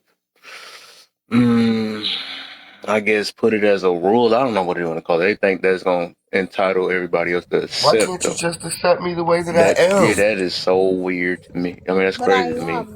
Why can't you accept yourself the way that Accepting you are? you, you're not Right. accepting. yeah, That's how I exactly. Why feel. You don't can't even you accept accept yourself. You think the world yourself? going to accept you? That don't make sense at all. Like, how you want me to be in your world, but you can't even accept yourself? Make that make Facts. sense. All right. Who's I the got to who? make a Okay, I'm You comment sitting about up making that. me? I'm here. thinking You want me something. to live in your Delulu land, and I'm not. I'm not all for your Delulu land. Yes, but this I is need not you to let me I'm, know that smoking is good stuff. It's good stuff. Listen, I'm gonna say hey, get out of my camera, Kevin. Stay if out. somebody identifies as a he or she, I'm gonna go ahead and call them he or she or whatever they identify as. Because guess what? When I go home, that's not gonna be a reality that I have to live in. Yeah. I But I'm just sitting think up here with I'm my not doing it in daughters. front of my kid. I'm sorry. I'm not teaching my Yeah, kid that. My kid need to know the But check this difference. out. your kids, if I'm they sitting go to up in public front of school, my you're daughters. teaching it to them already. Huh? If your kids go to So I'm public sitting up school, you're here. teaching it to them. Sorry. Oh, I just I was want to be going to my clear. daughter's orientation last year, and I'm sitting up here at her orientation, and of course that's when they started with the. This is the first time I'm really hearing it for the first time with the I identify as. I'm sitting here with this this young man, nice guy at the table the whole time, enjoying his company and everything. Then he gets up there with the rest of them, and they all start talking about what they identify as. And of course, the Asians all said they identify as they and them. And I'm like, but I only see one of you. But okay, if you identify as they and them, and you come in the store, I'm gonna charge you as they and them. And then it gets to this Caucasian guy, and when it gets to him, he's standing up there with the long hair and a little scrunchy in the back of his hair and look all messed up and jacked up. And he says, I identify as she, her with a Woody sitting up there in his pants. I had to get up and walk out the room. You would talk about you got turned on from saying that. You in front of a room full of people, and you got a hard on from telling them that you identify as a girl. Like, dang, do you believe it? Like, they still like girls. Still I like see him girls. all the And time. then the other part is not Identify only as a girl. Man, What's the listen, deal, this Lala? this goes That's far school. because this They need to this come up out goes of the very. school. Mm-hmm. This Yeah, goes mama, way slow down on beyond it. I the just thought whole about that. I got to slow down identifying. on it for this room jump to 300. I know how that do. You say identify so many times, and yeah, the identity of the room shifts. I'm good on that. I'm not trying to get you. No, the whole It, energy changes. No, But sorry. anyways, no, I mean it gets to the extreme now. Like it's gotten to the point where I've heard in the news people saying, "Oh, some kids come to school identifying as cats or dogs." I'm a cat today. Like this is going way beyond. This is going too far, and they like No, it. I They like that it's literally going. said it's like talking to. I'm not trying to be funny, but when we go into the category of like, I'm a cat. They're called furries, by the way. I'm a cat. I'm a dog. Whatever. You're talking about. It feels like I'm talking to my 3-year-old, right? Like, exactly. who says You're like, Superman. Because my cat, my daughter acts like a cat or dog like every other day, and I'm like, y'all are grown people. I can't like, and I do, and I'm not trying to be funny, but sometimes I really believe it's all rooted in attention. It's all rooted in validation. It's all rooted in this pseudo acceptance. And I just said I know you guys said it's about taking them out of school, but I literally just said to my fiance that I believe children should be homeschooled from ages 1 to 5, and then again from ages 10 to 14. Because I feel like those are the years where are the most formative, because this is where the hot mess is really starting. Like they're starting to come into their sexuality. Little girls are starting to have their cycle, and I really feel like that is a huge contributor too to want it's almost like a denial of what's natural, and they kind of get it's scary, I think, for them. And so they're just like, oh, I don't want to. And instead of using body positivity in that way, teaching them about their body and how to deal with these things, or like maybe, and I've seen school therapists do it because I've audited some, and they'll say like, oh, maybe you don't want to be a girl, right? Like you just want to be a boy. And I've had to sit there with my mouth shut because I'm auditing, but it's overwhelming. Yeah. So yeah, we're gonna give it a break, man. For real, I'm serious this time. So I'm scared. Y'all think I'm playing? I'm scared of this room to jump to 300 for real. I don't play with them. Them are the people I don't play with on this app. Say that to it twice already, Kev. It ain't happened to you since any other time has it. I know it happened twice. So I'm good. I don't like pushing buttons though. So No, I identify as keeping my room regular. That's why I said I was scared at first. I was scared. They super petty, so that's why I don't play with them. They go on your stuff, reporting old videos just to get your page down. So I'm good. I'm good on that stuff. Okay, you want to do the second question then? Yeah, we on the second one. Okay, what does not taking and taking care of your body look? I think it has to do with having a proper diet.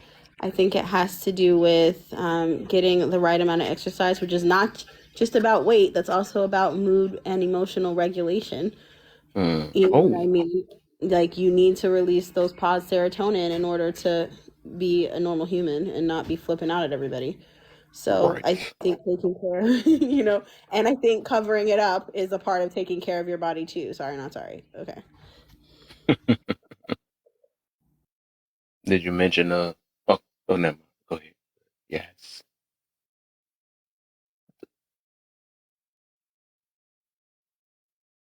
What happened? Nothing. She just left.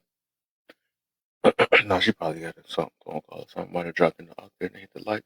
But yeah, you now. What does not taking and taking care of your body looks like? How can you identify a person that's not taking the same amount of stuff? Oh man.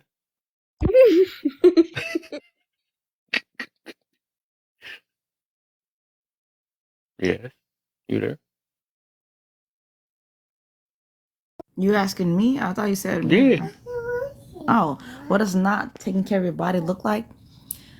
Not exercising, not eating healthy, not smiling. You're not. We gotta think about also. When you smile, it changes your entire mood. That's taking care of your body. Thinking positive.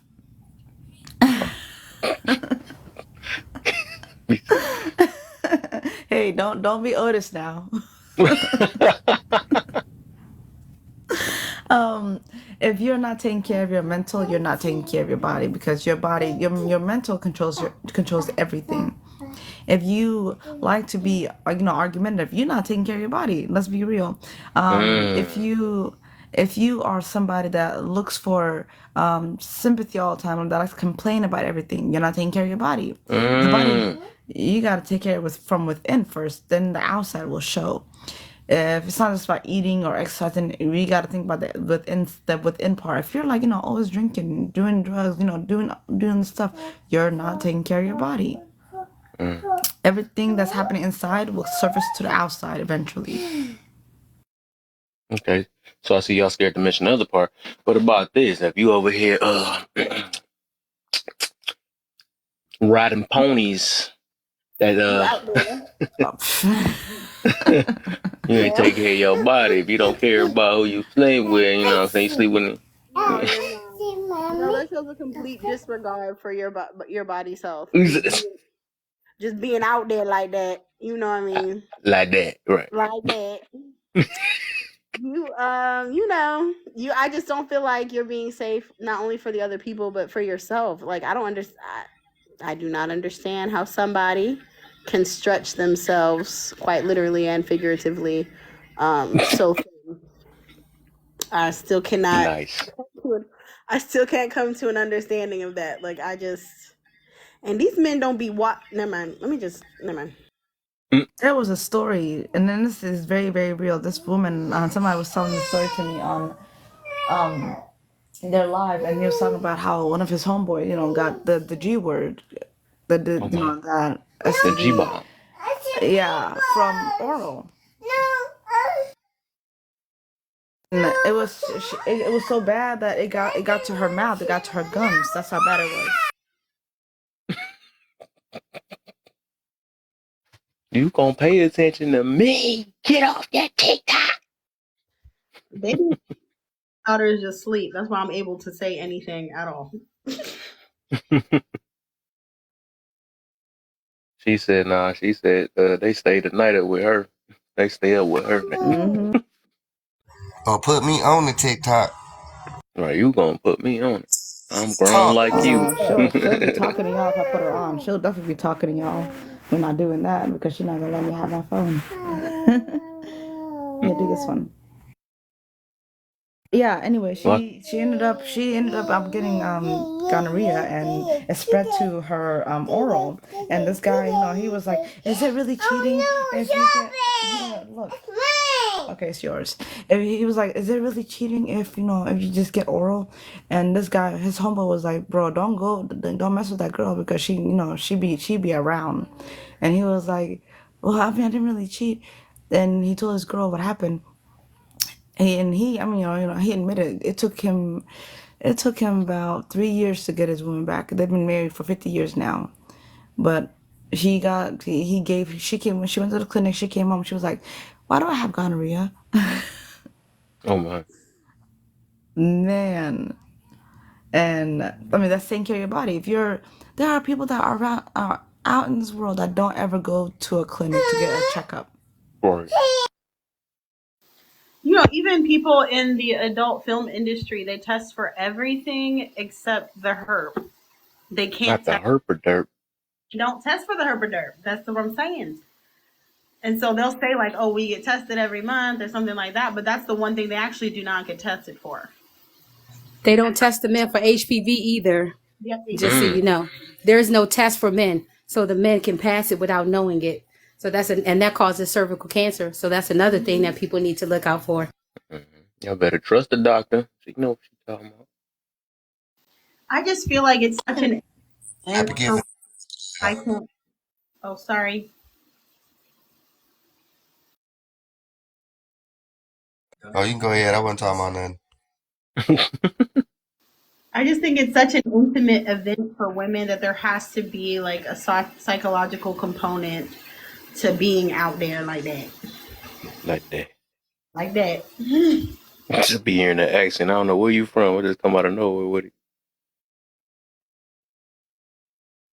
So I guess we're gonna go to the third one because I can't wait to get to the bonus and see how this gonna go.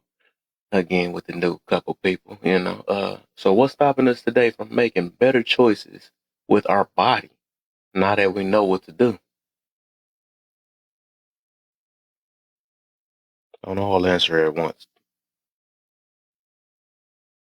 Give me a second. Okay. I think people know. I think people are lazy. Honestly, like I think they're lazy, and I also think a lot of women are so desperate to find connection that they're giving into any like this 304 culture.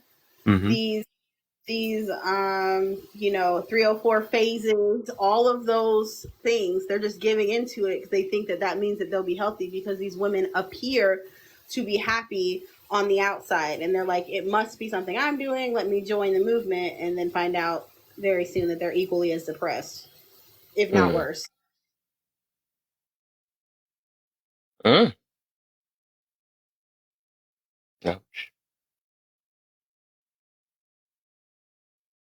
All right. What was the question? The third question. What's stopping us today? Is that one? Yep. What's stopping us today from making better choices with? I'm trying. What's stopping us today from making better choices with our body? Now that we know what to do, what's stopping us? Laziness, excuses, no self accountability. You don't take accountability for anything anymore. There's a lot of people that lack self accountability, self awareness. We want everyone to accept us because we don't want to deal with the reality of the fact that we are not good to ourselves. But then we'll also be the same people that tell somebody on the internet, no, you're not healthy, right? How do you know somebody's not healthy? First of all, how do you know somebody's not based on what you've seen in the picture? For me, stopping for making better choices with our body. For me, I'll take accountability. Sometimes I'm just lazy. Honestly, that's me. I'm just lazy sometimes, and I'm just like, I'll do it tomorrow. Tomorrow comes, I'll do it tomorrow. But we also need people on. We need to be able to be receptive or criticism. And a lot of us are not very receptive because we think we're being attacked. We think that somebody is judging us, and then we end up getting defensive and saying, "Oh no, you're just hating." No, maybe this person's actually not hating. Maybe they actually really care about you, and they're telling you, "Hey, bro, hey, sis, like if you just change this about your lifestyle, you might end up, where you are today. A year ago, you wanted to be somewhere else. Today, that's it." Yeah, okay. And I've learned that people that talk like that too be projecting when they be like, "Oh, you hating?" No, that's you. If you was on the other end, you'll be hating. I'm actually being helpful and genuine. That's your projection, cause you. You know what I'm saying? So, all right. So let's get to the best one. We made it now. We made it. All right. So I'm gonna word it in a different way. So basically, the bonus is how do you sleep with someone or have a baby with someone and not sure if they're worth marrying. So, like for example, we got many people that feel like people is worthy of clapping them cheeks and stuff, but they don't know if they are the one. I wonder if he's the one, or stuff like that, or let's do the even it out. I don't know, she lied to me, but I don't know if she the one. You know what I'm saying? I don't know. Or I think the dude's a little worse. He be actually calling them the one because they slide them up, But this should be weird. So stuff like that. Like, how do we do all these things and we can give the best part, or the most precious part, which is supposed to be, body is the temple, right? We get the most special part of, and we say that we don't know if they are worth marrying. So, what we got about that? How y'all feel? What's the reasons behind it? Lala, we're gonna go you first. I know Jazz need a break. Okay. Well, I think there's a couple of reasons. I think people are not thinking long term, and some women believe that if they give it up to these men, that this must solidify the relationship. This is how I solidify the relationship, is to have intercourse with them. And the reality is if this person is worthy of being like a husband and a father to your children, it won't and I'm saying this very loosely, but it won't really faze him to have to wait, right? Like there's a part of him that obviously will be fazed because he's a man, and we want to be intimate, but he will understand that, and it won't have an effect on the relationship. But I believe there's a fear attached to that with women, that they don't believe it'll be accepted. And so they're like, well, I have to do something to keep him here. And then they find out that if you had to do something to keep him here, then he wasn't really here. Right. So in the first place, especially and then we don't have there's no time in between. Like nobody's waiting to even find out who these people really are. It takes people, even when you move in with someone, it takes 2 to 3 years for them to show you everything. For you to see everything. How I don't even want to sleep with somebody until I know what they look like when they're mad, until I know what they look like when they're upset. You know what I'm saying? Like, what does that look like coming from you? I need to know you and know how you take care of your body and know all of those things. But people are just jumping in and out. And I don't think they realize that it's, they do. Some women say it's not, and I don't care. They're lying. I don't care. They're lying. It does bother you. It does affect you. It's too intimate of a thing to not affect a woman. And so you have women who are just out there and men who are just out there and not thinking about, oh, you just saw her, you like her feistiness, but what does that mean for her as a mother? What does that mean for the way she's going to talk to you and how she's going to be able to comfort you?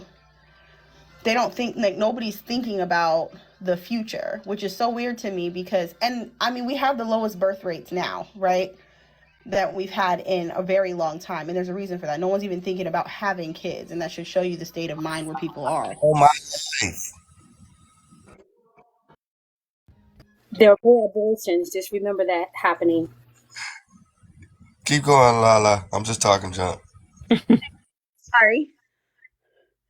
I I was said waiting keep for you to say it. talking I was junk. waiting for you to say it again because I thought I interrupted something. Let's Yep. go.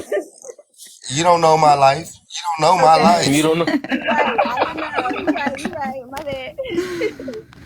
No, I Yeah, I'm have gonna go two last because I'm gonna children. answer this question very different.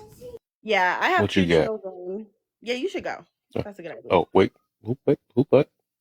No, I No, said I'm she gonna sound like answer she it about to very get different. deep with it. Oh, and go ahead and finish what you said, Lala. Let's see what she got. She said she want to make this last. No, I For have two kids. yeah.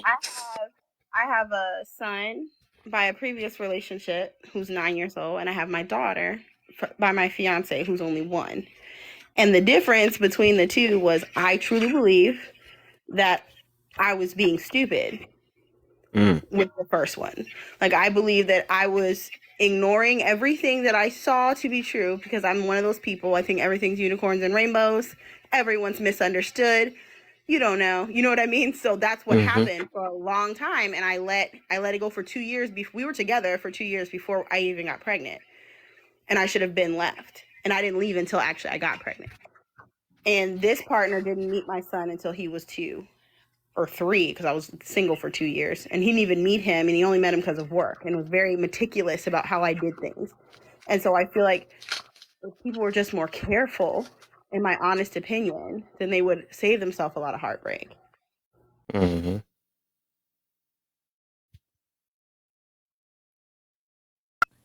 How do you sleep with someone, have a baby, and not sure if they are worth marrying? First of all, I would never marry somebody first. I mean, I would never have a baby without being married first. That's just me personally, based on how I was raised. I can't do it. I cannot have a child with you and not commit. That's a huge commitment.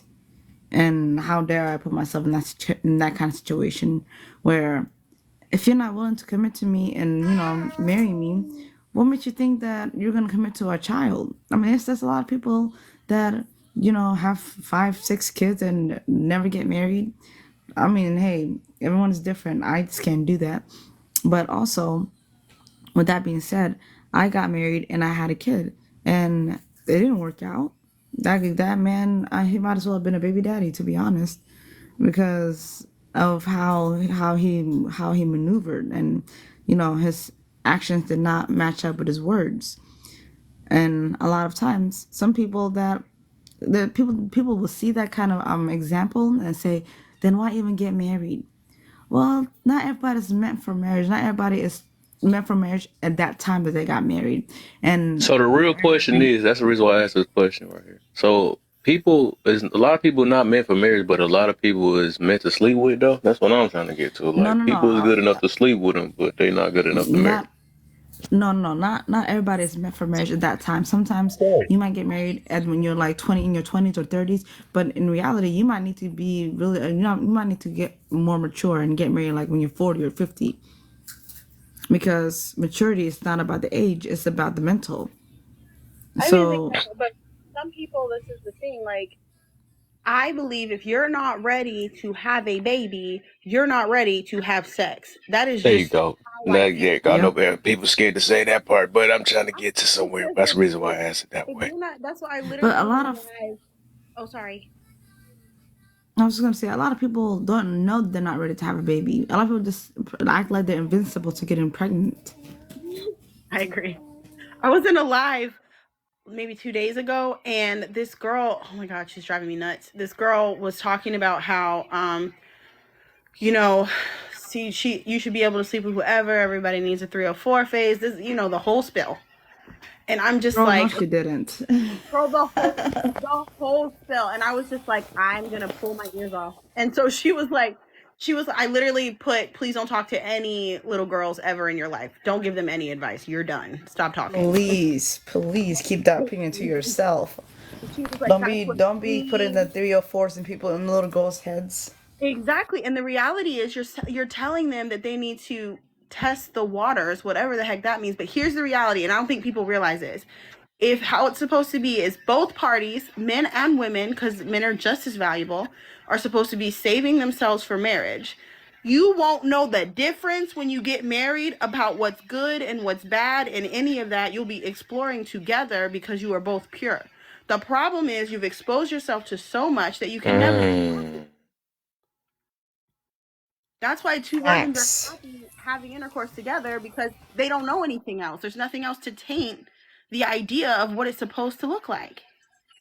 But the world and everything I'm watching on the internet and my girlfriends and my boys and everybody telling me how good this Guac 3000 is, and my woman ain't giving it to me. I don't know what it is, but I want to know. So I'm gonna go out here and find out. And now I done found out. Now I messed up because I'm getting influenced by taboo.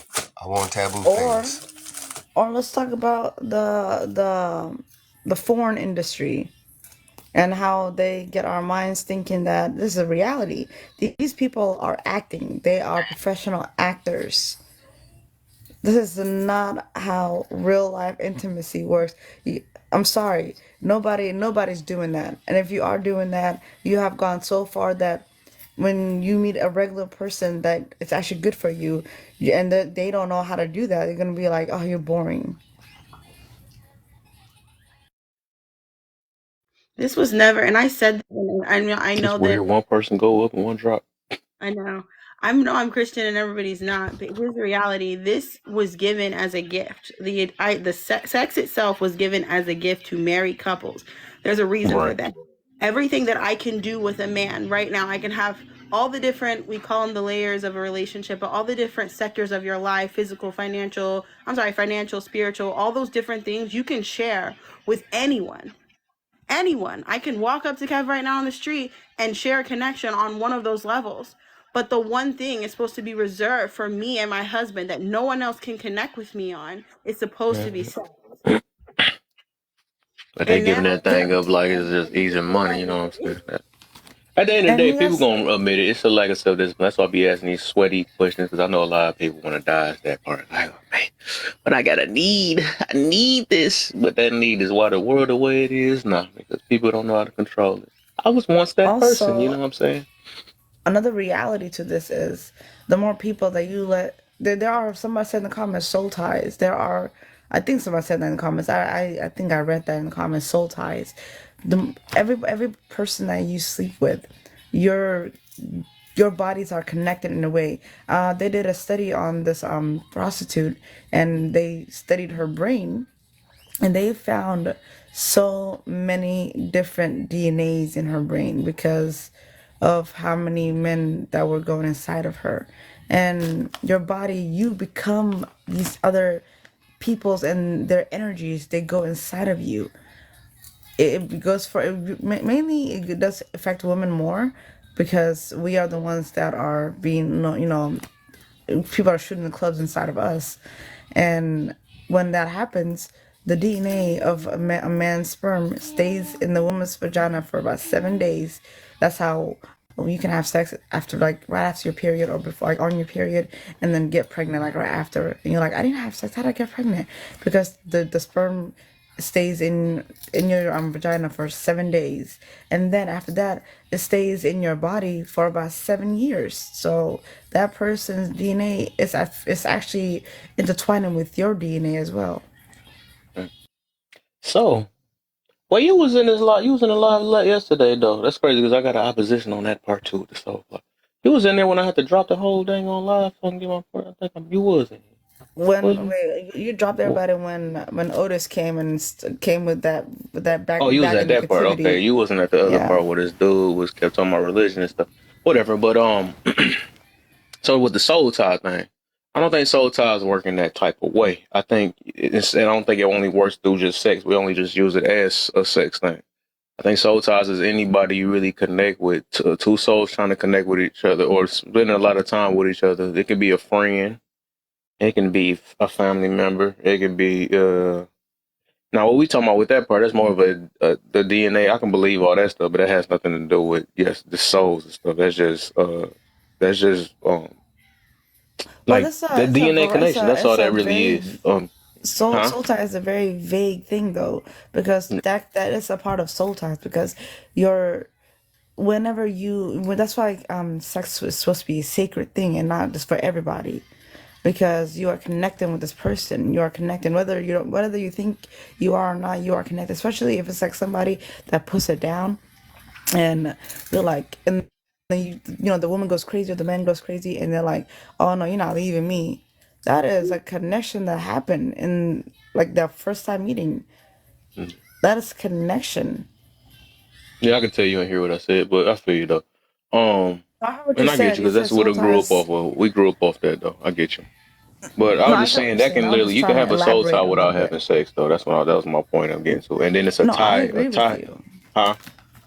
I said I agree with you. I'm just giving another I feel example you. because I You just do saying the agree. power behind it. And I do. And I totally understand it Mm-hmm. because I had got it that way too. But I was just letting you know it really is. It's like that though. Because you can, and everybody's asked the other part. I mean, at the other part because I learned this too. It is called a tie though. So that means it can be untied. You're not stuck with a person either.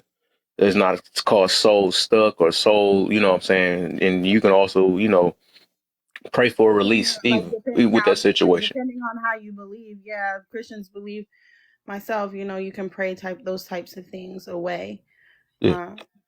And it's supposed to, if you're aware of those things and you've made yourself and you want to be free of those things are things you can separate yourself from. The thing is, so I just really believe the biggest problem has been the normalization of sexual intercourse. It's no longer private. It's so public. It's so like even we're telling like you have a 10 and 12. I'll never remember. I told the kids we were having one mentorship night. We're sitting in a circle, 12-year-old girl. I'm like, y'all can ask me anything. I have some nights where they can ask me whatever they want and I'll do my best to answer their questions. And so it's great because she trusts me, but she says, if I swallow, can I get pregnant? Whoa. And she's 12, mind you. So I'm looking at her like, I'm concerned for a lot of reasons. No, first of all, I'm more concerned that you don't know how to read because that's not even close to how that works. You know what I mean? But secondly, like, why is this a concern of yours? And I literally have had this conversation time and time again where the kids are getting to the point where they're learning about this stuff, their body's experiencing whatever aligns with that, and nobody's saying anything. And nobody's helping them through it because it's a taboo topic to talk about, right? And so they become adults who are hypersexual, trying to figure everything out. And now they slept with 15 different people, more than that for some people. And it doesn't mean anything anymore. Having sex with someone means nothing to you. That's when you're in a danger zone, in my opinion. Like when it doesn't mean anything to be that intimate, there's something going on there. Yeah, that's a problem. That's a problem. It ain't there got a immunity or something. So I'm looking at the definition of and I do want to probably look it up. I ain't look at that part though. So That say soul I want to tie. ask you, Kev. I want to ask you a question, Kev. After that, after you give us the definition, I want to ask you a question. Okay. Why? I said, what is a soul tie? I said, while not backed with science evidence. Okay, of course. The phrase soul ties refers to a relationship that encompasses a deep, meaningful attachment between two people. This could include romantic, friendly, or even family connections. What is signs of soul ties? You immediately comfortable around the person. Communication is easy. You feel good around them. They help you see the big picture. You can tell them anything and they get it. You're invested in what they say. So you find some experts. And that's like also like even with the Misery Loves Company thing we were saying, that's like still a form of a soul tie. We want to say that. It's also with these rooms, the what's the pandering rooms? Yeah, the pandering rooms, right? The pandering rooms and stuff, or the ones that validate my feeling room, the safe spaces and all that. Them like usually couldn't have people with soul ties and stuff. But it's like it depends on what your connection is, because it is people that understand each other. But it's like, do you understand each other only through trauma, or do you understand each other through healing? You know what I'm saying? Stuff like that. So that's still a form of soul ties. You know what I'm saying? So that's just another broad thing. And I'm gonna look up the biblical definition when I get the chance. You the way know, they use it and if they use that term in there. But it's go not. ahead. I haven't seen it biblically used. I've heard, of It course, was it. I've That's heard why I was wondering. people. So where did this come Yeah, from? it's not in the Bible. That's the Wow, thing, it's getting and worse. so that's it's up right Because it said it exactly. wasn't It's more scientifically proven. I'm spiritual. like, it's another Casper, like empath. Go ahead and say it. Hmm. Ah, I think it's more on the she on him spiritual too. aspect. What's up, Anansi? But I think he asked before Nancy Hey, go. What's up, my brother too? Anansi. What's up? I think he has had a question for me. Oh I yeah. don't remember the question. Give me a second. Man, I should just ask the question before you give the definition. Mm. Give me a second. Let me Uh, try to remember. What y'all keep talking. I'll try. I think let's I'll let's remember if I hear let a key Nancy word. get up on this topic. Eh?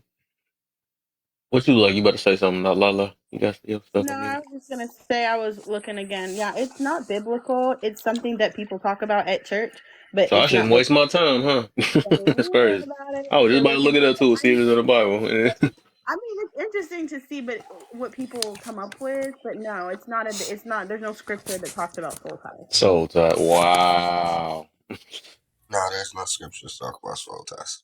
Wow. I'm gonna take y'all word because it already just sounds weird to me. But I already said that I don't believe we own our souls. What? I swear, yes, was in there. I don't think she was. Though.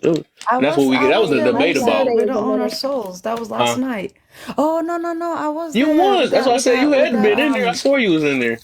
that guy that Yeah, changed my the whole fiance vibe of doesn't the even room, and he believe was it. talking about Yes, because I know. yeah, and you dropped everybody, and you were like, okay, I Yeah, just but it's time wasted to my go back to the time. topic. I was like, yeah, forget it. He ain't not gonna understand the same way I understand. I just said I You was. just I said don't. I But just my thing is, it's sacrificed not my that I be trying to. time. Huh? What is that? Yeah, you just sacrificed a whole bunch of your 2 hours of your Right, time exactly. listening to that Yeah. man. And the thing is, it's like it's not me trying to force nobody to believe the same way I believe. But once I just all I do is tell my point of view, and then they tell theirs, and then it get to a point like if I'm not about to force my point of view on nobody, and I don't be want him to force because I already told him like I'm not about to. I don't believe it, no matter if you tell me or not, because I done looked it up. I done looked it up. And I have my point of view of how I feel God is. You know what I'm saying? So I don't believe that you can. And I actually started the live off like that. I don't believe you can sell something you don't own. That's just I don't know. I think that's like another term, and Tough. I do know they had You that in the Bible before, where see, I'm the only one that knows what you're talking about. You got to be more specific on what you're saying mhm, because you're talking, and I don't think the people on here besides myself know exactly what you're talking about. mhm. Was the No, I understand what he's talking about. I do too. I was Okay, gonna say Anansi just had a whole morning of talking about it, so I know he know what he's talking about. I Lala, know oh what y'all he's talk? do you That's talking know what crazy. he's Y'all about. talking talk about about? that. But I just wanted to say when the individuals say they don't believe in a soul tie, they don't believe in being promiscuous has no effect. They don't believe in Oh, I got you on that. it's all of this. Like, how can you say my body, my choice, and say that there's no such thing as a soul tie? Because everybody everybody remembers their first real crush or their first real love. Everybody does. And everybody, regardless if they want to admit it or not, remembers their first heartache and their first heartbreak. Everybody does, men and women alike. Some may say, "Oh, I got to think on that." No, you don't. God damn it, you know exactly who it is. That memory comes to you just as easy as breathing. The problem is nobody wants to admit that they got hurt because it shows a level of vulnerability. So when someone says they don't believe in a soul tie, it's like saying you didn't believe that you were in love for the first time, or that you had a serious infatuation, or that you never experienced a heartache for the first time in your life. And what happens is Okay. this. Just like how the young lady was speaking about, they did the research on the prostitute about how many y'all gotta excuse me, I just got done being fat. And that they did the research on the prostitute and found multiple DNAs within her, which is no shock, and how each one of those DNAs had a reaction to how her brain and how her thought process worked. The same thing can be said when they do a study on men who watch corn versus men who don't, they and as a recovered corn addict, the study showed that there was a gray matter part of the brain that was inert, where the neurons didn't fire off as quickly and as rapidly as someone who didn't watch it. So it has an effect on us, regardless of if we want to believe it or not, accept it or not. It has an effect because Right. just as you can remember as the dude, ladies, just as y'all can remember as the dude who knocked your bottom out and had you shaking like a tambourine, and just like the dude can remember the girl who put him to sleep in under 60 seconds, just to show as you can remember that is evidence in and of itself that lets you know that you won't forget that experience. That experience, that individual, the moment it happened, hell, you can probably say what they smelt like in the moment. You probably remember everything about that night. And when people say my body, my choice, but I don't believe in soul ties, you contradict yourself whenever I hear that. When it's talking about in the sexual manner. Because if it is your body, your choice, then you would choose wisely. You would think an individual would choose wisely and not be so frivolous with something that you only get once, if I'm making any sense. Because we ain't reptiles. We don't regrow limbs. We ain't freaking jellyfish and stuff where we can regrow a brain. No, you misuse your body. If you only have it for once, you fuck it up, that's it, it's fucked up. You would think you would treat it with more respect instead of, dick hopping and coochie diving just from day to day. Because at the end of it, when you wonder, well, damn, why ain't I really with nobody? I'm 50 years old and now I'm searching for love. Cuz, nigga, you was out here fishing in dried up places. You was sitting here casting your pearls before swine, and now you think somebody is supposed to snatch you up. And those type of people, 10 times out of 9, they do end up dying alone because they ain't take themselves seriously when they were younger. They didn't take the concept of my body, you're right. It is your body, your choice, and you can choose to use it wisely or you can choose to use it unwisely. The choice is yours, but the outcome of whatever choice you make is going to be the same. You don't get to choose one path and then expect the outcome of the other path. Time and history has proven this over and over again. And if anybody who don't believe me, ask yourself, why is every corn star not married when they quit? Think about that. If being promiscuous was so praised on, why don't corn stars get scooped up when they quit? Or why they even in the industry? You got a speckle here and there. The chances of that happening is like a black man at a Klan rally. It's rare. And Nancy, you It's already know so they're gonna jump in. You know, if we had them in the room, they jump in. They do get married. They do get married. They do. But what do their marriages it, look like? How long do they stay but married? how long do they What's the last? truth And where behind they that? at though? Right. Where they at though? What is I'm the gonna be honest. statistics of their I'm gonna be marriages? honest. This may sound crazy or just wrong. I can name 20 minimum corn stars off the top of my head, and I can't tell you any one of them that's married.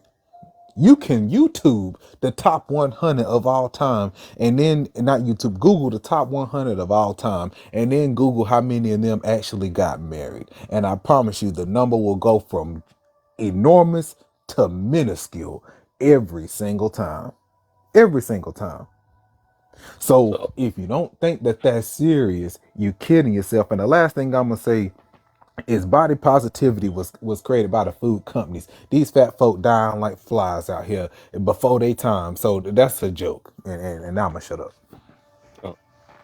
so I wanted to on my Mhm. part, right? On my part, I would say me myself, I would not that I even looked it up now or whatever, and I'm more on the biblical side, and I see it's not in it. Um, I believe in the effects, but not the actual statement. I get what it does. I get what it does. And I do believe I see it happen a lot. You know, or we have different connections or whatever. But and I know what it's trying to do or what it's trying to say. But it's like I don't. Just like I said, I think it's like you can have soul, I guess, connections or something like that or whatever. But you can have memories, right? I think our soul and our actual body is two different things. If for people that believes in souls and spirits, right?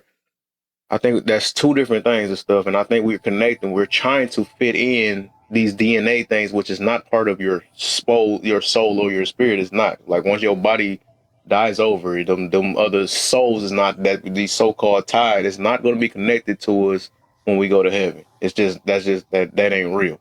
You know what I'm saying? We only have one soul. We only have one spirit, whatever you want to call it, right?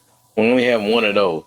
But the DNA, of course, we can have multiple DNAs in us. We already born for the most part. We got multiple DNAs from the past, you know, from our ancestors. Like when we got these diseases, like the some people that got the sickle cell and all this, that came from past. You know what I'm saying?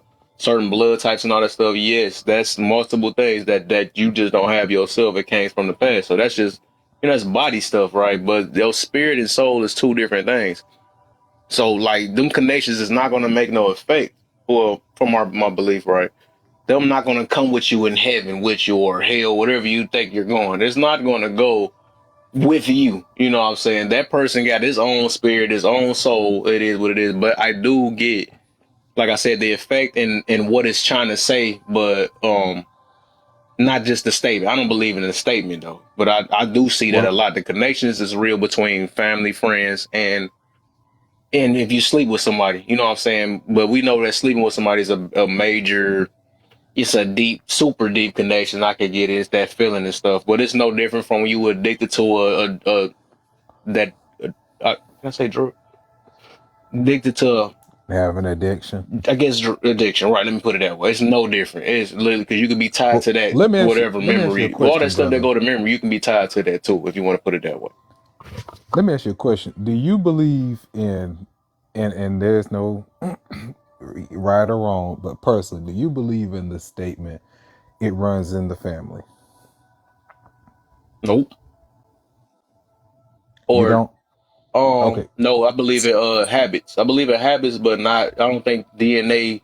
Because I had a debate about that Okay, too. I don't think habits. that. Oh, that he act like his father or he act like his mother. He only act like it because he been around him, but not because of the blood. I don't believe in that. Yeah, Okay. Where shit. do you think that? I'm sorry. What did you say, Mirror? I said, depend on you what you're talking about. Now, if you're talking about like a balding early or hairline or Okay, something that like makes sense, right? Height, yeah, balding, Well, more so metabolism. traits. More so traits and, like you said, habits. Traits and habits. Do you That's more think of a traits and habits habits. can be Yeah. Now, if passed? you act like you got anger issues because your daddy had it, I don't believe in that, right? Because no, the that's why. only reason that can happen is if you're around your dad with anger issues. But that's why I use this as example for somebody else. If I had a foster child, they would not act like their daddy. It just don't work like that. And people like to tie things to make validation or confirmation because for the most part, we are humans. Humans act like humans if we want to do it, but we want to tie it to something and say that, oh, that came from your daddy, or you smile like your mama. No, that's because your mind is already fixed to saying that, The oh, you fear, look like, I mean, they was going to obviously make that trait or do something, you know what I'm saying? But if right? they born somewhere else, they're going to be I guess a product to their environment. That's a true statement, right? Not a product to my Because you parents or a product to because if you're not Right. around them, how you going to be a product to that? right because you Right. taught that. And Like I fear, for agree. Exactly. instance. That's what I'm saying. Right.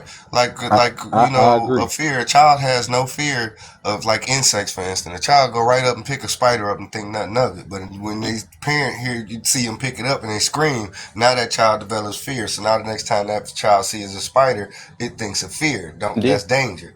Yeah. And so that's where it comes from. Yeah. Right.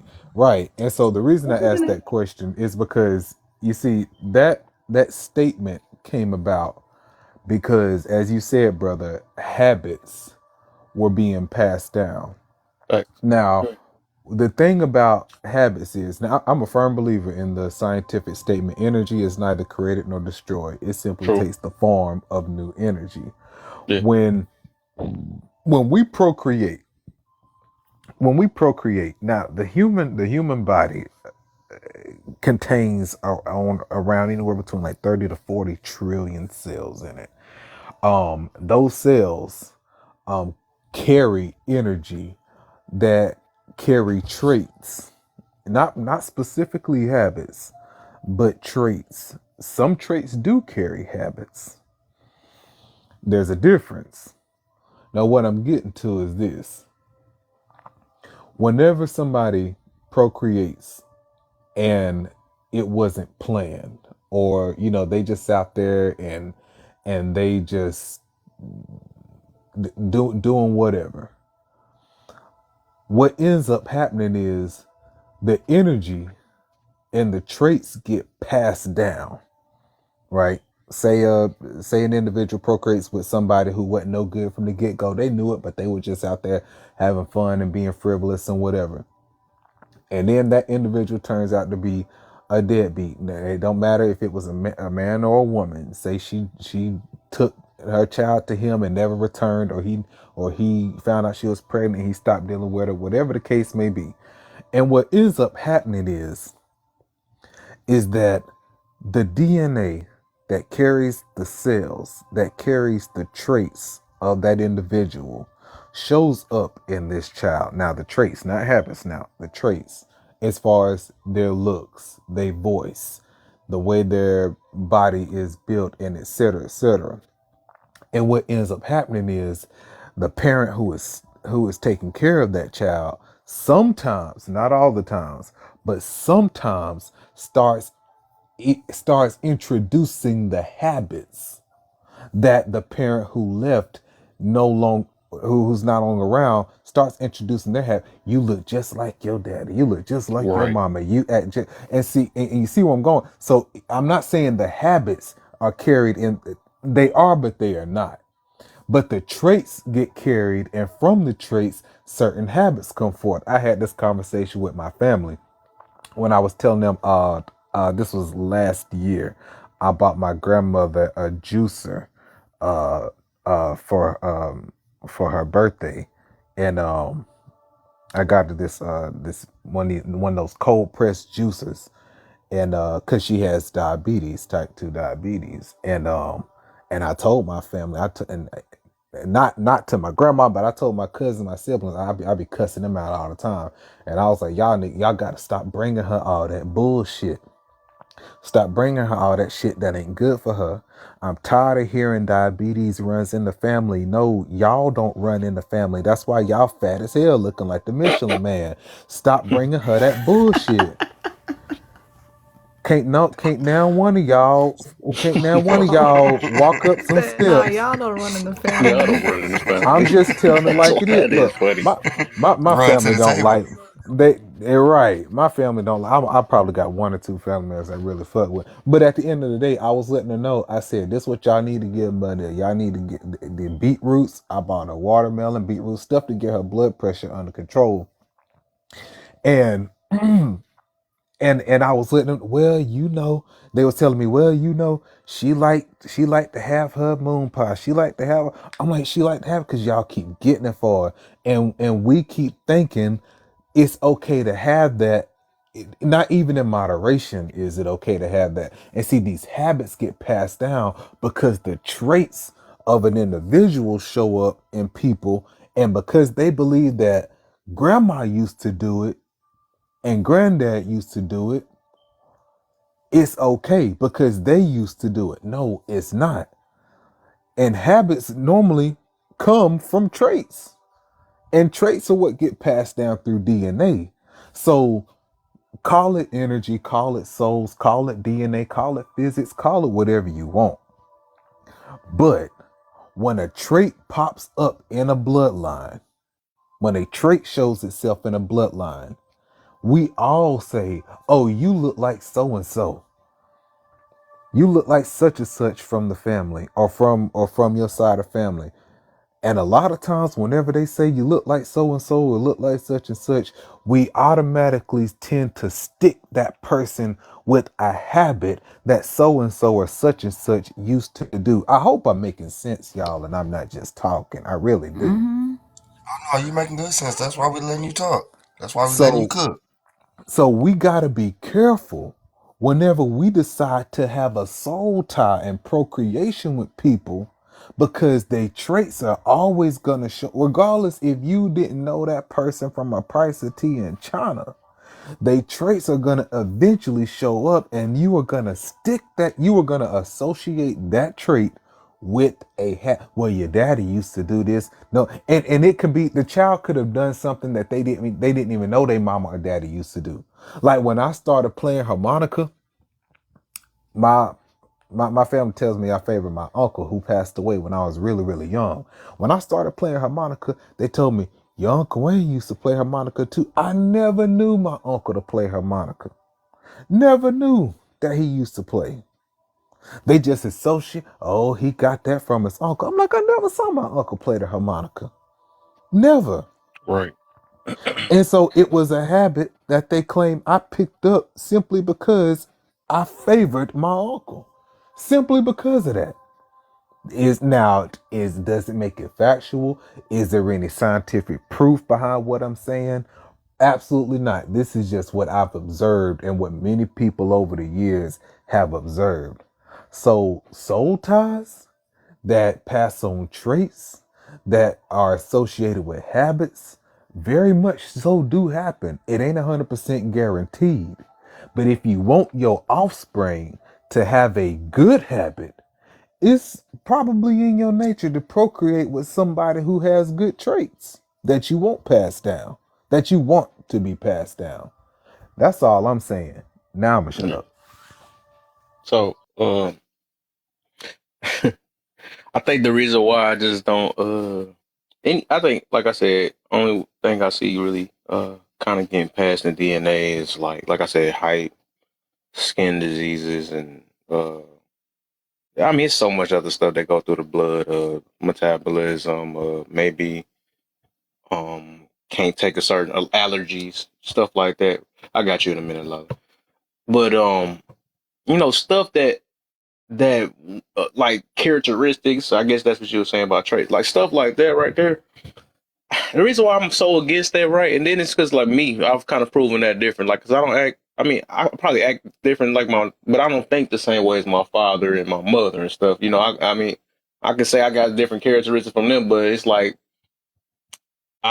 this one thing, right? It goes against accountability. And I feel like that's the same thing like with people that believe in the signs and these stars and stuff. Well, I get these traits from the way the stars are aligned, or I get this characteristic because I don't, I'm so big on the accountability. That's like basically saying you can allow people to do stuff because it's in their blood, and then be like, all right, well, that's in their blood. They can't help it. Then why argue with people that is in their blood? Because they can't change it then. I mean, you know what I'm saying? And then if we get these certain things, like if somebody break the cycle or something like that, right? If somebody do that, right? Oh, not the end. Right.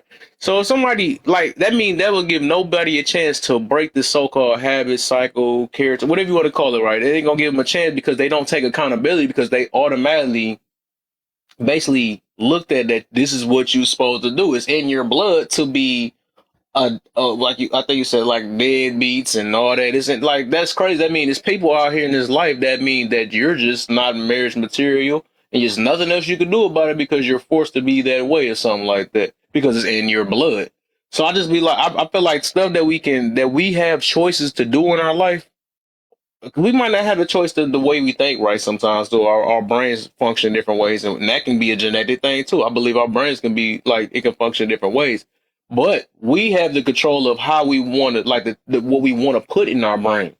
We got the choice of how we want to express ourselves. We got the choices on all that stuff. So I just can't really blame, like, dang, it's in my blood.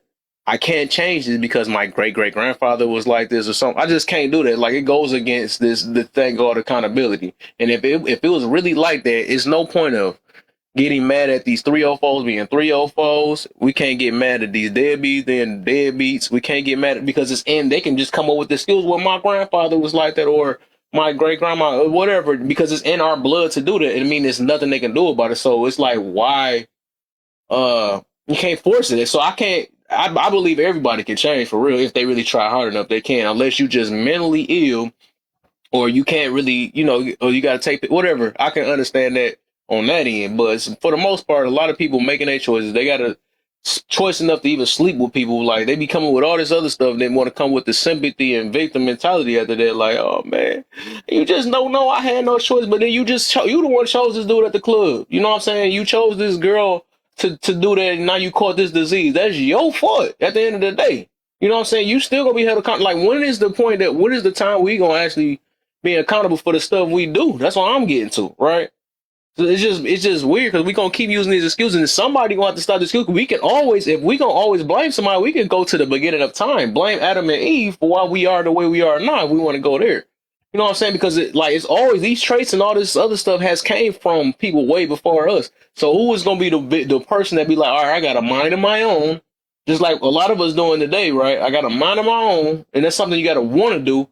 And then you break the cycle and teach something different. You know what I'm saying? So I think it's in a lot of us, even though everybody's not meant to be leaders. There's a lot of people followers. I mean, I get to understand that though. I got grace for them too. But I still think to a certain extent we can change. We all can change if we want to, for the better. We just really gotta want to. But that's how I just look at it. Because I just don't like excuses for, like, that goes against the accountability thing. Everybody need to be accountable for what they do. Kids or not, we tell kids to say no or not. We don't say, hey, it's in your blood. You got to punch your brother in the face. Like, nah, I just can't do that, man. Nah, we go keep getting in their head until they realize it's wrong. Unless they got to be behind the jail cell. Some people do got to be behind the jail cell to learn. So it is what it is. Some people that just really can't do nothing about it. Some people do learn. So I don't know. That's how I look. But Lala, you go ahead. I know you've been trying to. No, I was probably gonna come at it from a different. Can y'all hear me? Just checking. Go ahead.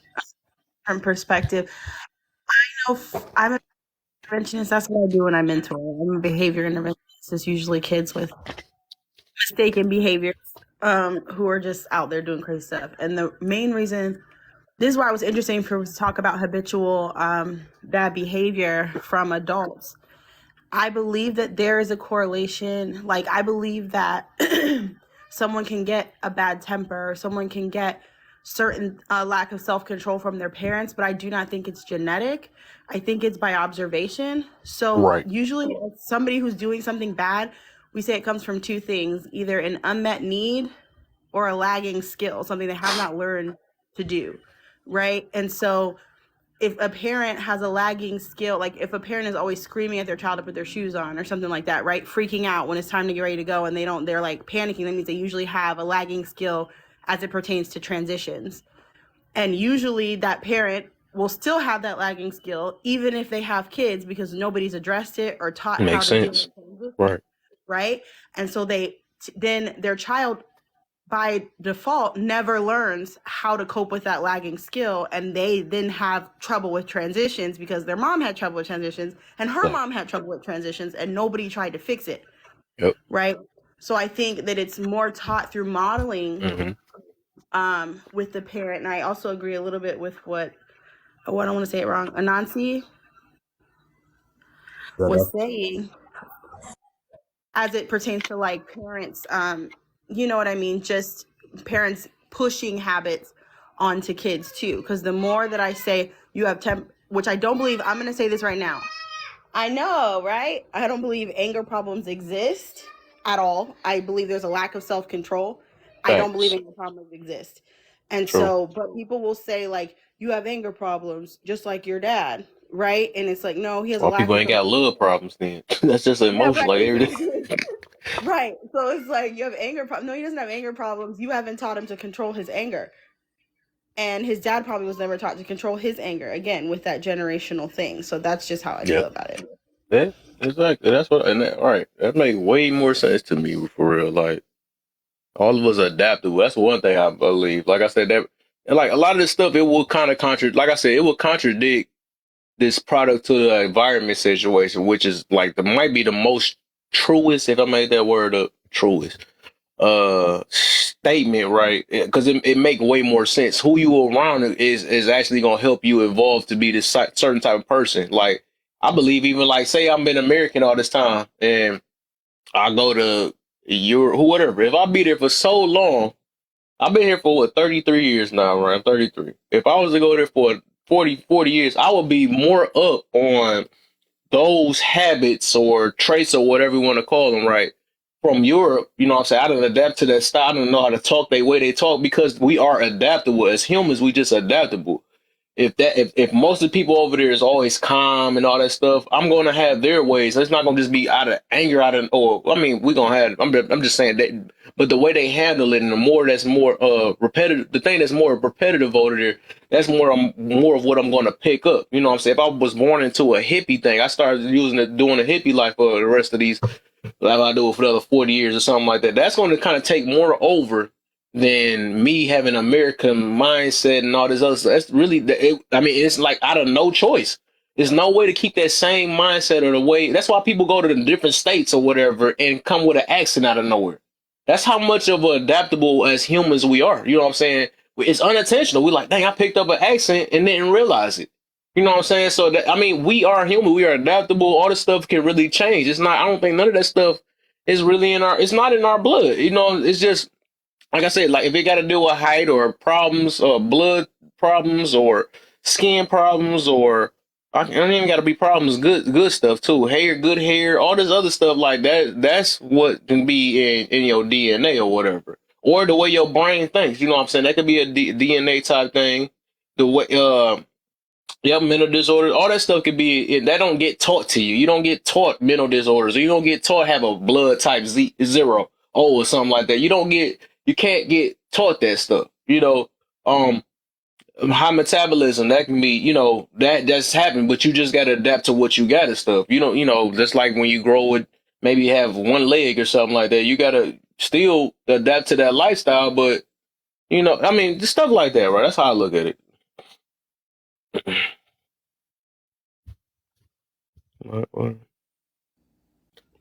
So all that to say, understand who you're sleeping with and how that can affect your future children and your future. Yeah.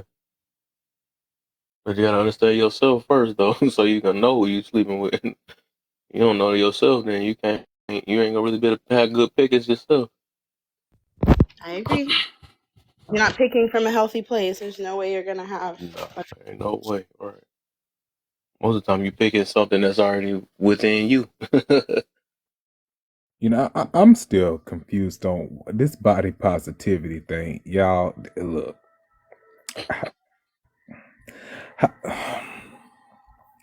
I'm trying to figure out how to say this so I can offend folk in the least way possible, because I know I can offend people in the worst way. Stick your chest out over here, man. I'm trying to see how can I offend people in the least way possible. What is positive about being in your weakest form? For anybody who believes in body, the obesity of body positive, how is it positive being in your weakest form? I'm lost as hell on that, because when we talk about positive, when you think of anything that's positive, anything, whether if it's a proton or a characteristic or a feature, whatever the case may be, when you're thinking of something positive, you're thinking of it as in a better or best form that it could possibly be in. It's adding to, it's making it better. You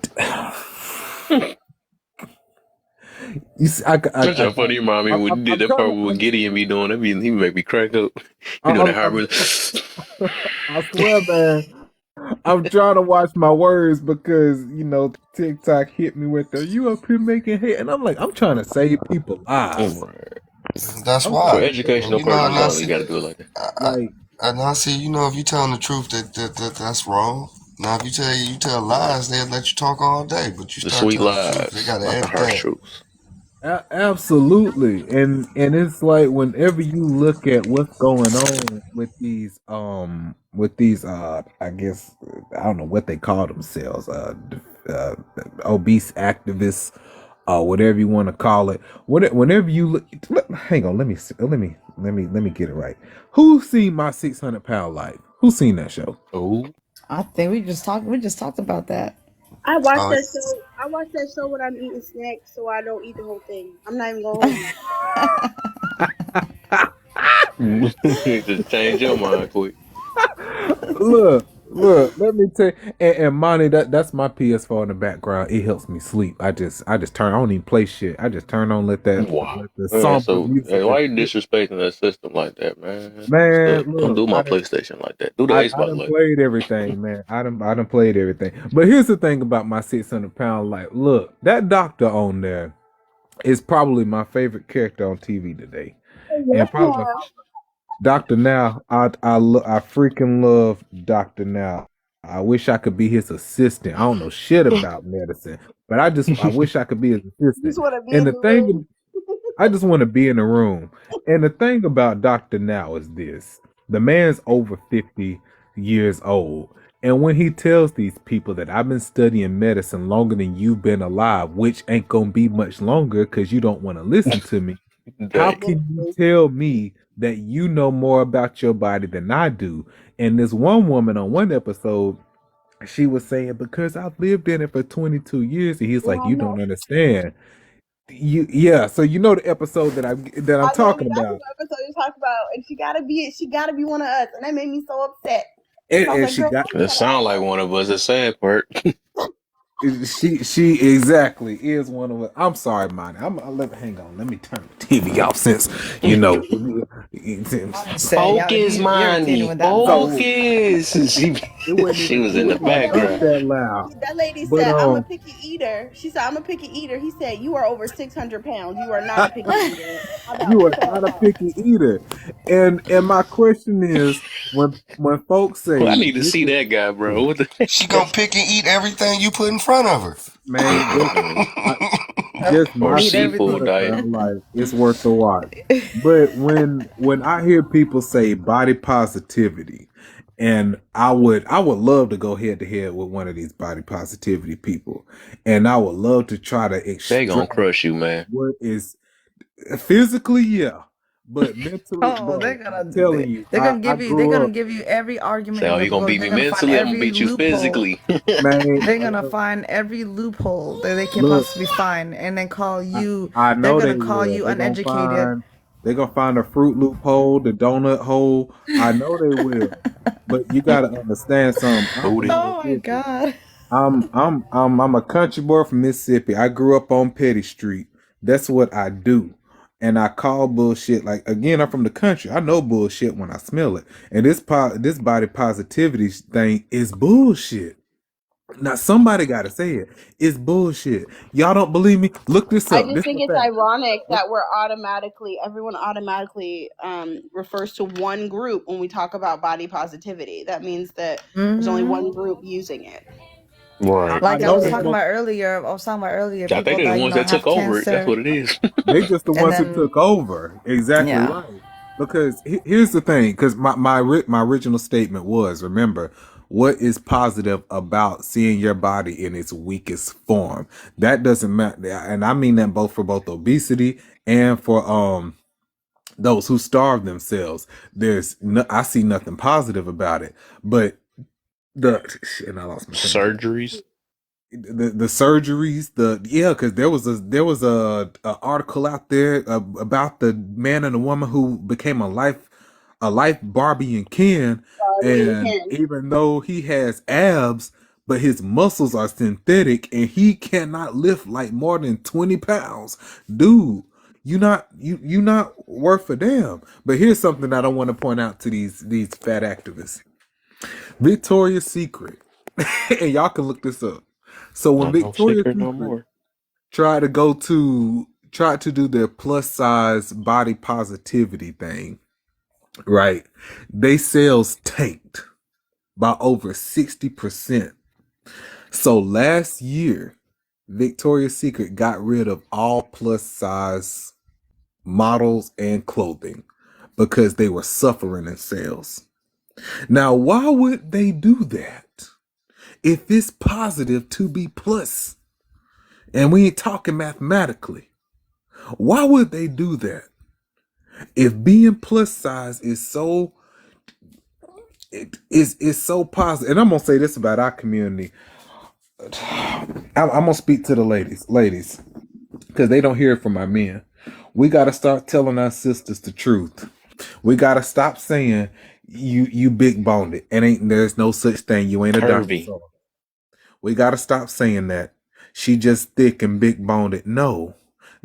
If your BMI index, if you go and take a BMI test and it says that your body fat percentage is over 15%, according to your height and your age, no, you overweight, sweetheart.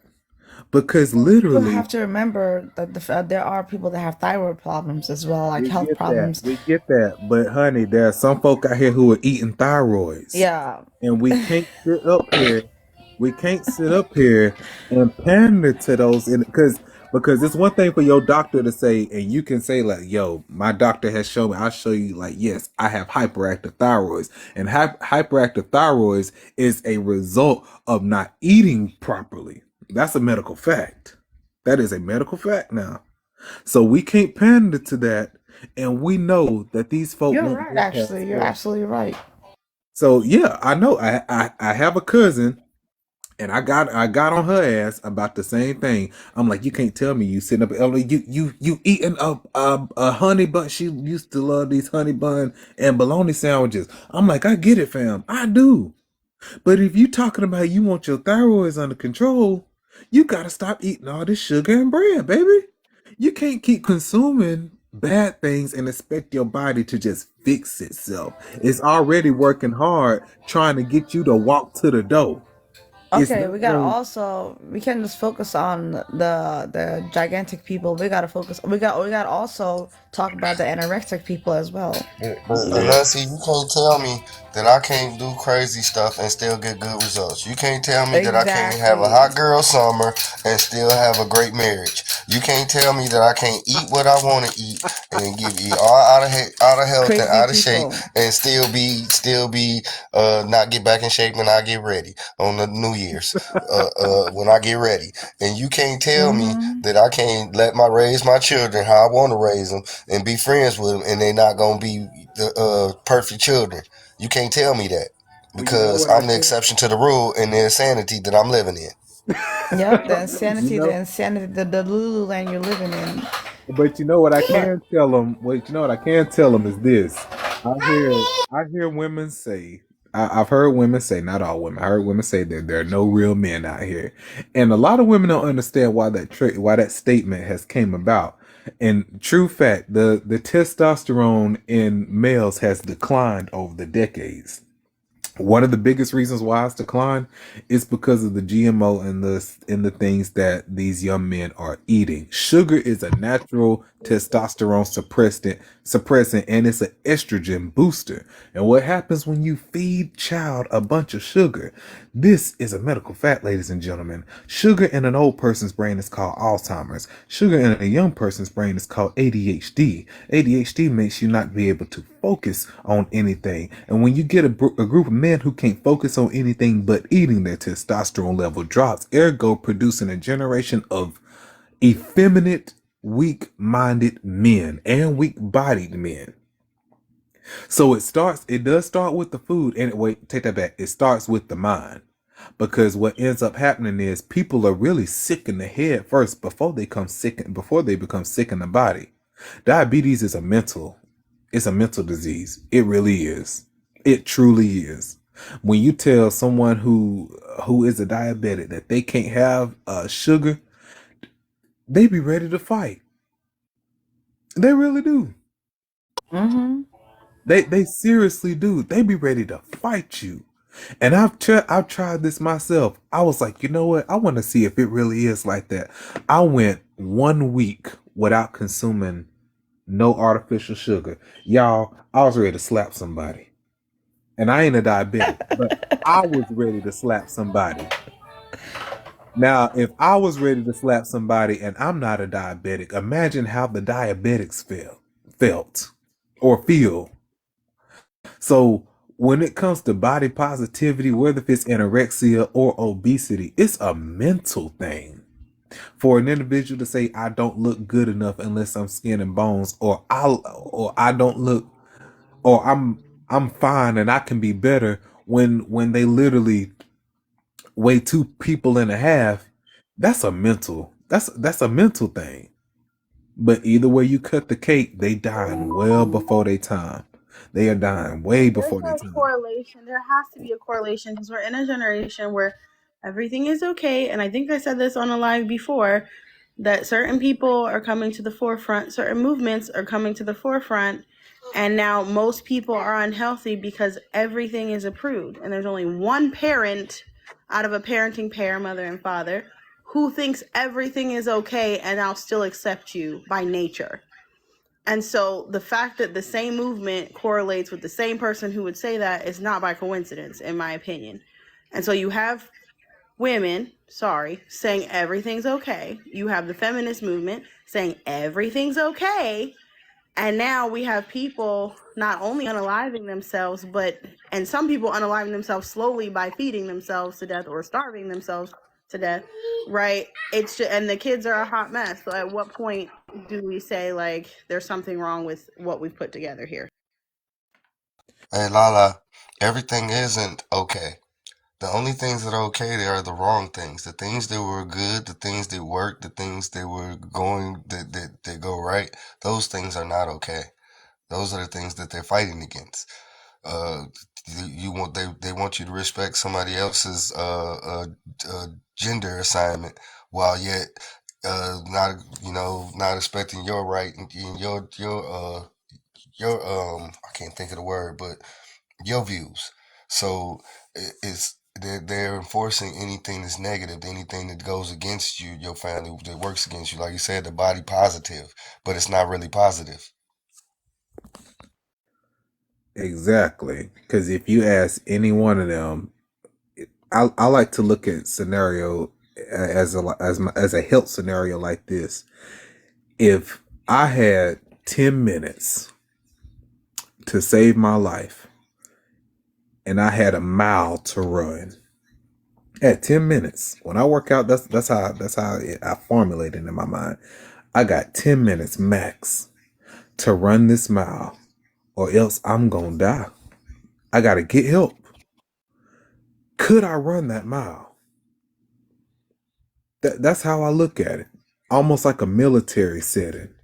You know, in the military, when you go into the military, you got to be able to run 2 miles. Well, depending on your age, you got to be able to run 2 miles in a certain amount of time, depending on the age and depending on the branch. But I do know the standard is 2 miles in 15 minutes. That's the standard. If you break that down, that's about a mile every 6.5, 7 minutes. Every 7 to 7.5 minutes, somewhere around there. Most adults can't run a mile in 30 minutes. And it's sad. And I'm not just talking about the obese ones. It's sad of how far the human physiology has fallen. You'll be surprised what your body can do and what it's capable of when you push it to its perfection. You can't say that you are positive about your body unless you have took it from a state of being sorry to a betterment state. Good. Now make it better than it was yesterday. So I'm just going to say this. The next time, especially if it's somebody that you care about, if it's somebody that you care about and you see them posting pictures online and they looking like bread baked around string, tell them the truth. Tell them the truth. Tell them, fam, bro, sis, that ain't it.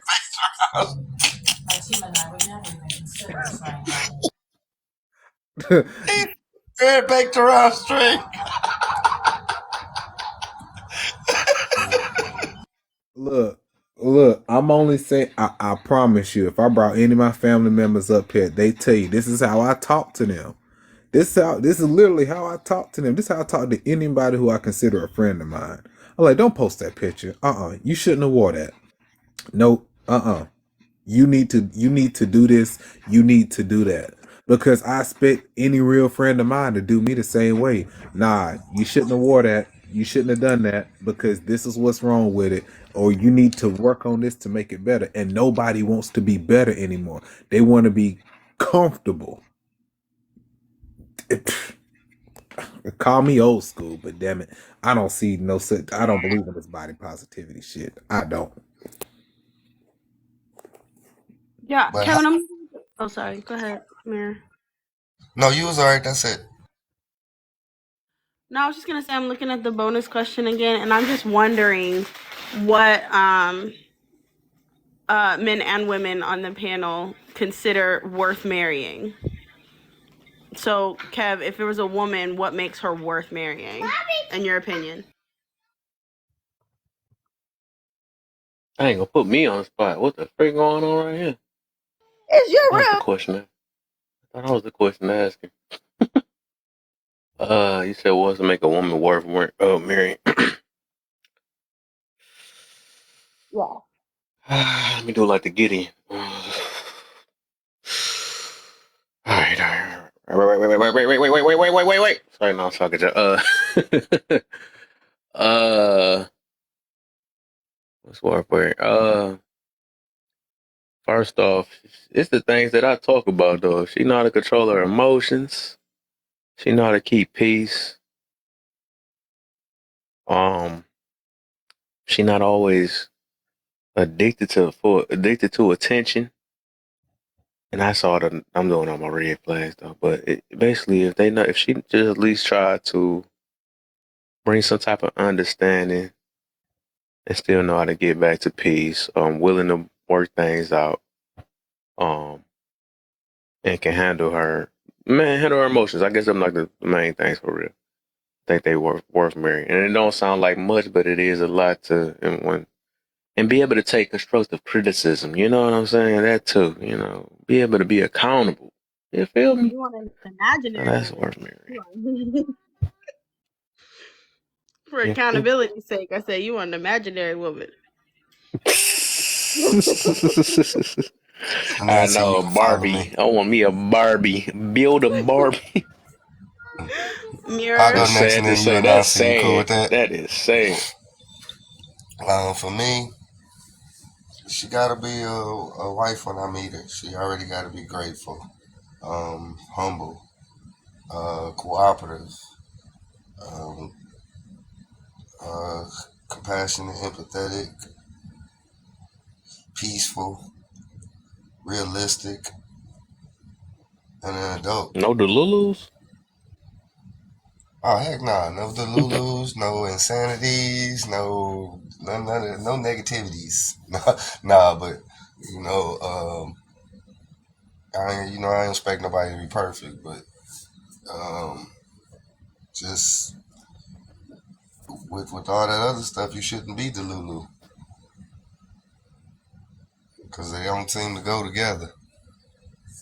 I ain't found a Delulu who was grateful. They always seem to be entitled or deserving. You said accountability is hard for everybody. I feel that, but I ain't gonna lie. I do think it's more harder for women. Yeah. One bad, Mary, I just had to, but see, I seen Go ahead. The only reason why I think it's harder for women because society don't push it at all. I mean, they literally, and kind of go with this topic too.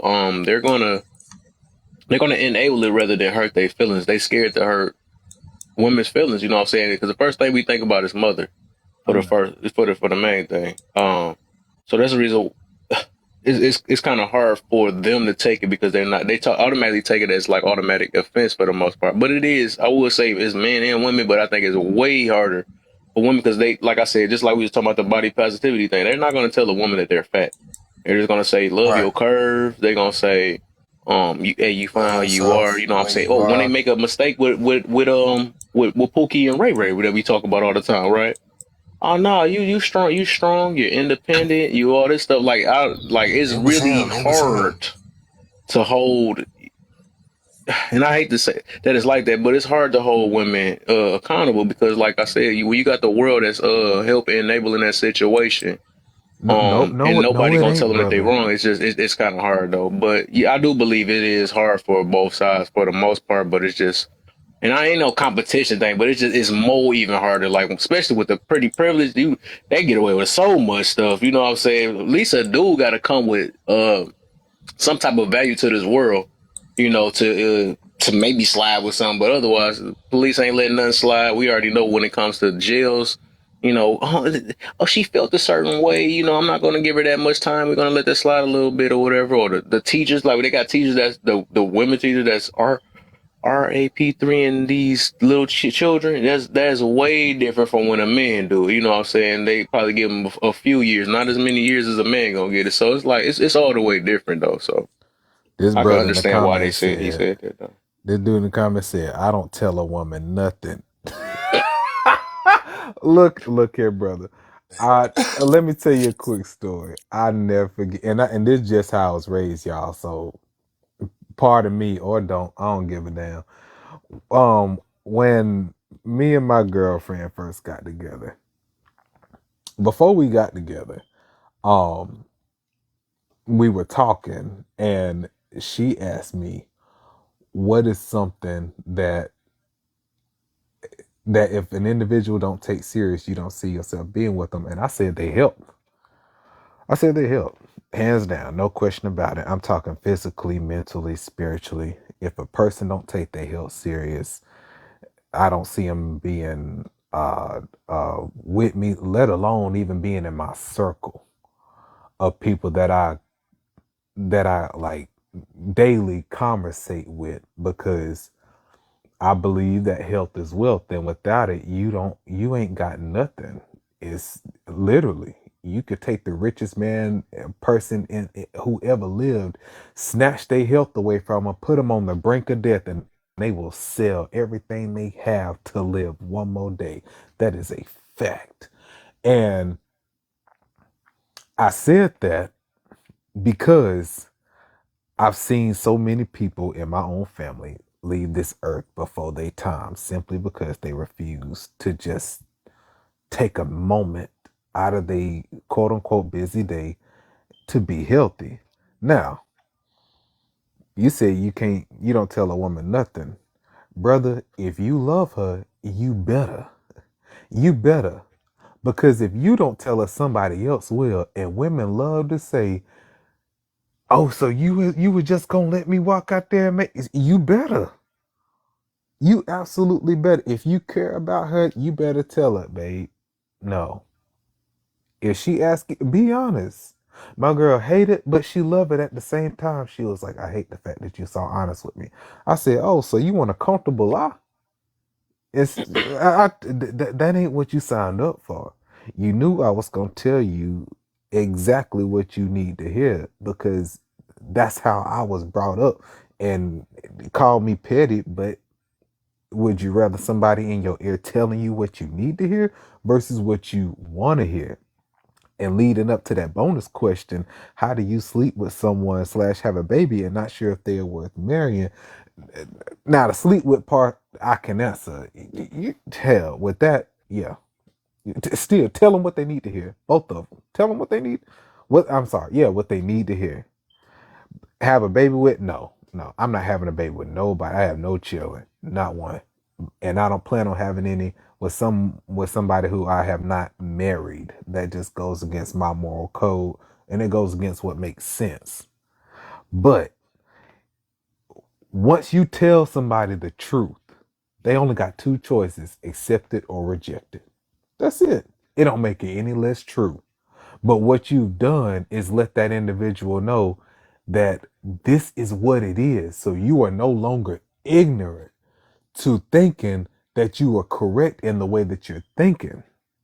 Because when I told her what I told her, she started taking her health more seriously.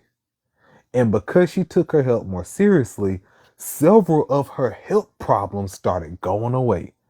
She stopped snoring. Um,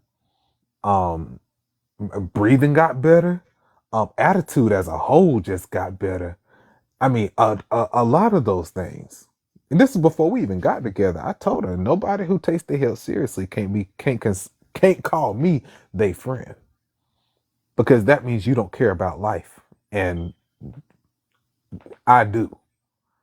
So, brother, be honest with be honest. If a person shames you for your honesty, that's somebody who ain't supposed to be around you no damn way. Just let that person go. It ain't even worth your time. It ain't even worth your thought. If they rather be lied to, let them be lied to, but they gonna always remember this person was the only one who ever told me the truth, even when I ain't want to hear it. And they will, it may not happen today, it may not happen tomorrow, but I promise you, last story, I had a classmate like that. She was a little overweight. We were kids, and I said, oh shoot. I told my friend, I said, bro, she would be so fine if she dropped some weight. She would be so fine. She got offended by it. I never forget. I was like 16 years old, and she was like, you don't like me for the way I am? I said, I ain't trying to get with you. I just said, I see that you're pretty, but you could be stunning if you drop weight. All right. This was back in like 2006, 2005. Fast forward to today. She dropped that weight, and the girl is not dead gorgeous. She ran into me one day. We were I was at my church. I was in my hometown. I was cutting the yard at my church, and she rolled up to me, and I didn't even recognize her. She said, "It's Jamaica." I said, "Girl, what the rest of you? What?" And she told me what I told her when we were back in middle school. I said, "I forgot all about that. I seriously forgot all about that. The girl is gorgeous. Gorgeous." And it just goes to show you never know how far your honesty could take somebody in life. It may save their life. You never know. So it pays to be honest. It really does. And with that being, brother, change that battery in your smoke detector. hey, brother. Look, I know I need to. I've been on the road for the past month and a week, and I got back and I heard it yesterday. I got back yesterday. Real talk. I'ma change it. Hey, I'll be outraged about that. I'm hypersensitive to that. They be cracking me up, man. Everybody on TikTok be having to beat. I'll be like, don't you know we hear that? Man, that y'all let Cuz talk real quick. I think I think he's trying to say something.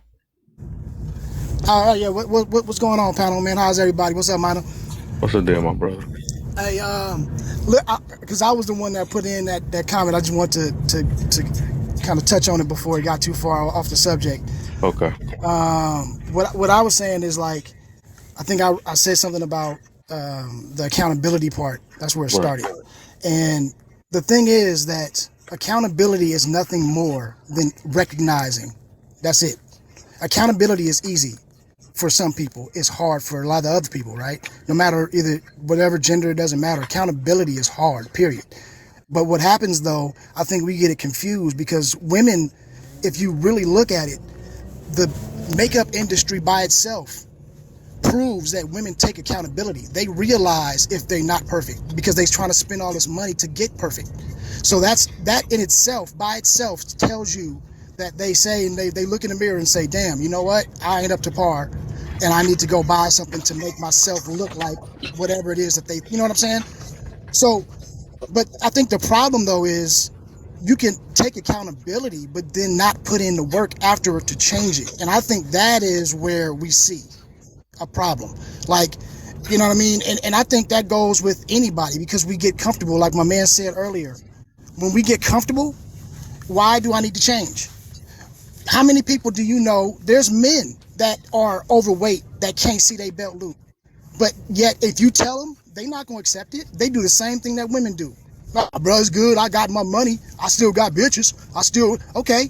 So until something happens in most of our lives, you know what I'm saying? Just whoever it is, until something comes up, I think my man said it earlier.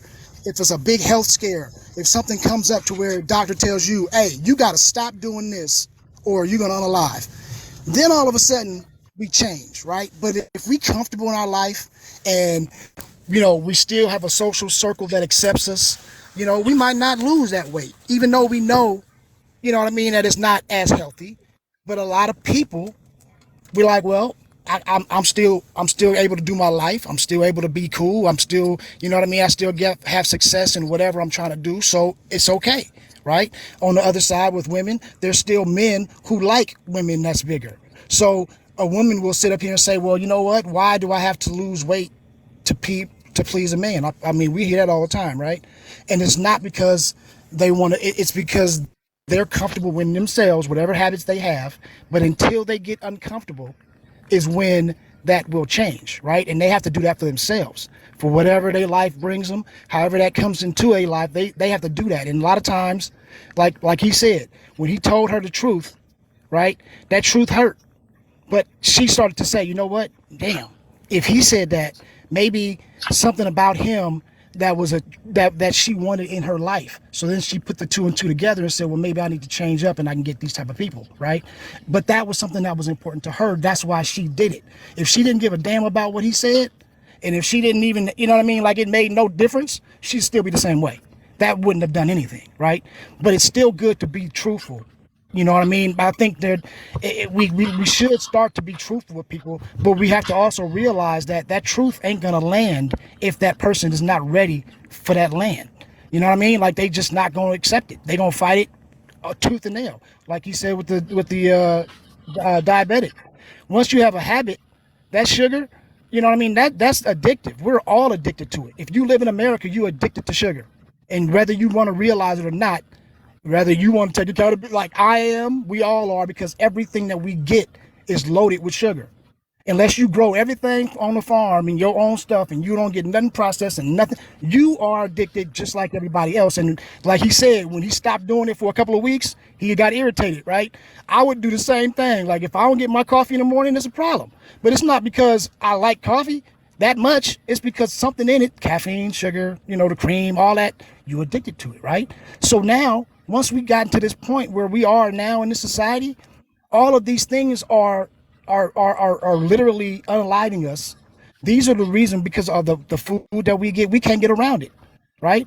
Even the water is bad. So now when you take a shower, the steam that comes off that shower is irritating your skin. So all of the stuff that you put on to make your skin look better, you are now, every time you take a shower, it's counterproductive. But we don't even realize it because we're not knowing. But this is the type of things, little things like this are in our lives every day in this society. And now people are just saying, well, you know what?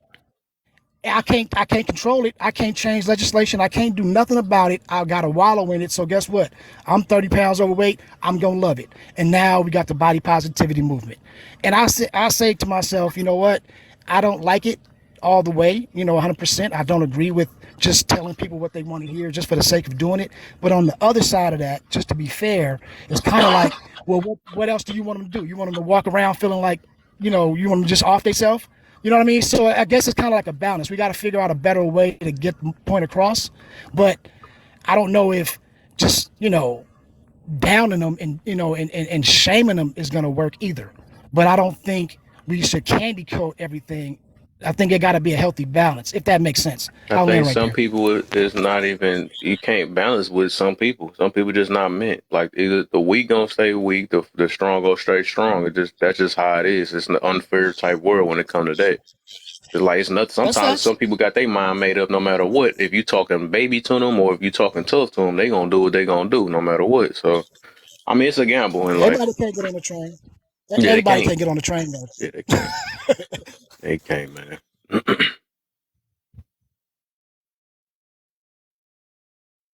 I was just gonna say, if I can share, I mean, I know that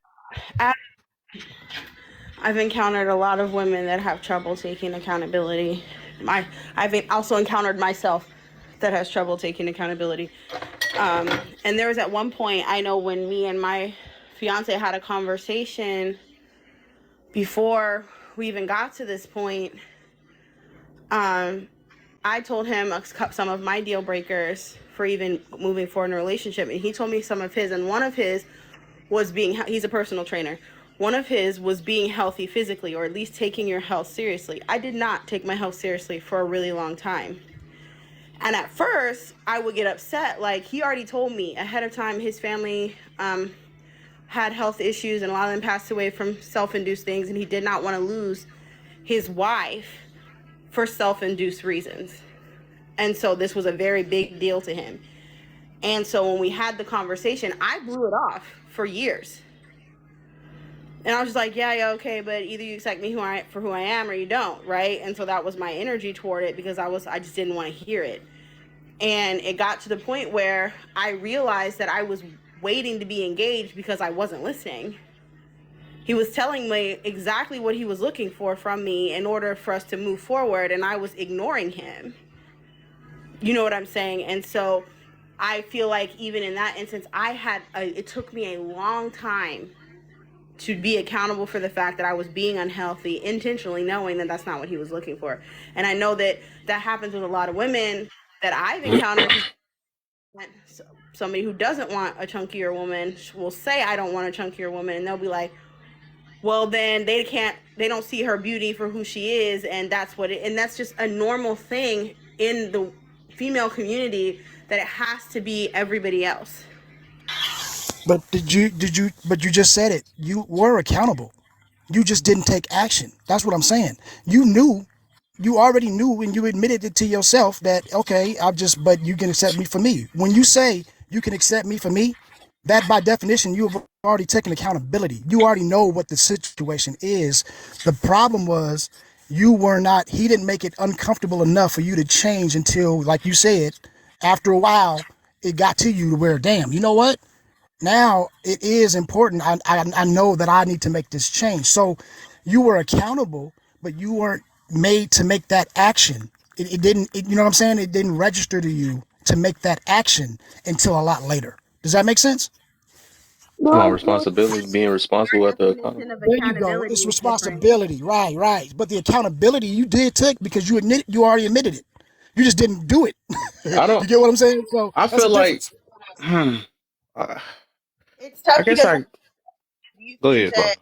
Accountability without action, and I don't think that I believe that. I think accountability includes some type of action. I mean, that's fair, but I mean, if we going by the definition of accountability, the only action that you need is to be accountable. That means to recognize. That's it. Now, when you that's just like an apology with no action, right? If I tell you I'm sorry, I apologize, but if I don't act like I'm sorry, it means nothing. So you can be accountable for saying and admitting, okay, yeah, I did it, but if you don't change it, get what I'm saying? So I think it's just kind of how it might be semantics on how we describe it. You know what I mean? So I do understand what you're saying, but I was just talking actual, meaning. Yeah.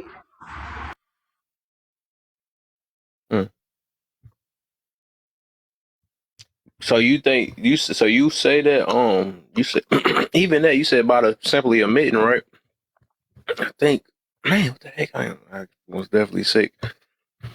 So I do get like accountability, and then you be responsible after that. But I think this because some people can hold you accountable too, right? I actually see that's a thing. I looked it up too. That's basically like somebody holding you to your word, no different, right? I'll catch you later, bro. All right, for sure. Appreciate you, bro. Yep. All right, later. All right, later, everybody. But later, have a good one. Yeah. But yeah, okay. After accountability I guess it's your job to be responsible. But it's just like it'd be like the people that say, okay, I know I got an attitude problem, right? You admit it though, but it's like, right. I guess I get you on the other part about being responsible. You gotta be responsible. It's up to you after you admit it, because a lot of people just be speaking on, yeah, I know this, I know that, or I guess I can admit, but it's like it's like be fake admitting, because it's like they don't do nothing to kind of change it. I think I get you. Because there's a difference between acknowledging. There's a difference between acknowledging the problem and putting into action.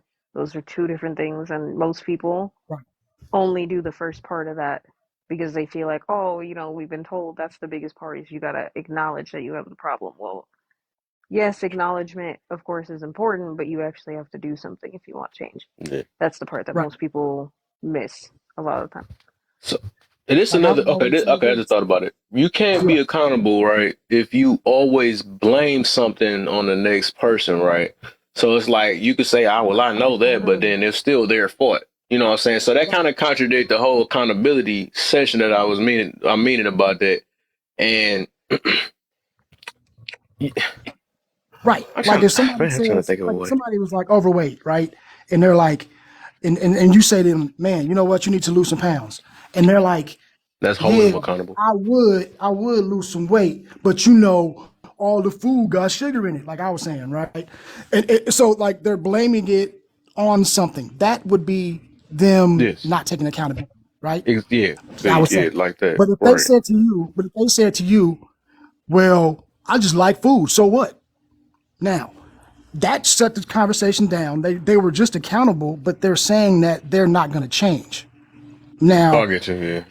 I would just use that as two examples just to say, you know what I mean? Like, I think people, because I don't think there is any overweight person that doesn't look in the mirror and know that they're overweight. You get what I'm saying? Like, now whether they accept it or But you just said like about the it mirror, or don't accept the makeup thing, right? But I'm just saying they know it. You get what I mean? Like they've already said to themselves, but now they're just making the decision either it's too hard for me to change because once you get a certain amount of weight, that to get that off is difficult, right? And a lot of people don't have that fortitude. And then so once you get into that point, now they just living their life and they just gonna keep doing what they do because that's comfortable. But they will know it, you know what I mean? I think they know in their mind, like, I need to do this, but they just can't find that will to do it. Right. And I think that's a different issue than being accountable, if that makes any sense. You know what I mean? I think, and then when I was saying, like, we all have that, I think men, we are not accountable in a lot of different ways than women are. So women like get passes, they get passes for certain things, like you said, right? Okay, true. But men get passes in other areas. And I think that, Please let me know that. No. well, think about it. Like if you, What, our mama? Our mama give us no. passes? We get buddy passes for all kind of shit. We can do all types of things, and it's just okay because that's just being a man. And I'm just going. You can. Oh, you that can thing we was talking about in your room. I get you that. Yeah, I you get can you on fill in the that. Yeah, I blank. be on that head about that too, though. You know what I mean? But We could go through the whole gambit through history about things that we get away with just from the simple fact that we just blame it on nature, right? But I'm saying is that's kind of how society is. Like we get some benefits, women are going to get some benefits, and some things we're going to get held to the fire for. There's some things that women are going to get held to the fire for. But at the end of the day, for us to keep going back and forth each other, like women do this and that, well, men do that, but you know what? We all do shit. And we all get away with shit. We all get penalized for things, but it's just different because we coming from different perspectives. So I don't think that it's like women get away with more. Maybe they may get away with more in dating, right? In that particular area, they may have an advantage because we are the pursuers, because men are trying to get with them. So obviously they're going to have some advantages, right? But in certain like things like business, oh my God, we have all kind of advantages over women in corporate America, in business, in sport, in anything else that you want to talk about outside life. You talking about advantages? Okay. Did you see what I'm saying? So we get passes in those areas. But I'm saying we don't talk about that because we're just talking about dating. But if we want to, I think I feel you on that. Yeah, that's what I meant when I said we all have these problems. It's just in different areas. You know what I'm saying? The reason why I say that too, though, because the reason why I think is just because I see the type of angle you're coming from, though. But I think overall, and it's just like if we really see it, though, I don't think accountability was not really heavy towards women, especially these past years. Before these past years, right? Because it's like literally the world has a system with every last thing. Like they try to something that they should work on. The world has kind of like sugarcoated like I mean it's all right or whatever. It was something I was about to get to with that. So what the freak? I literally had it how I was gonna come up with it though. Because it's like, even now, like, even when we do, say now, okay, for instance, if we do hold a woman accountable, right?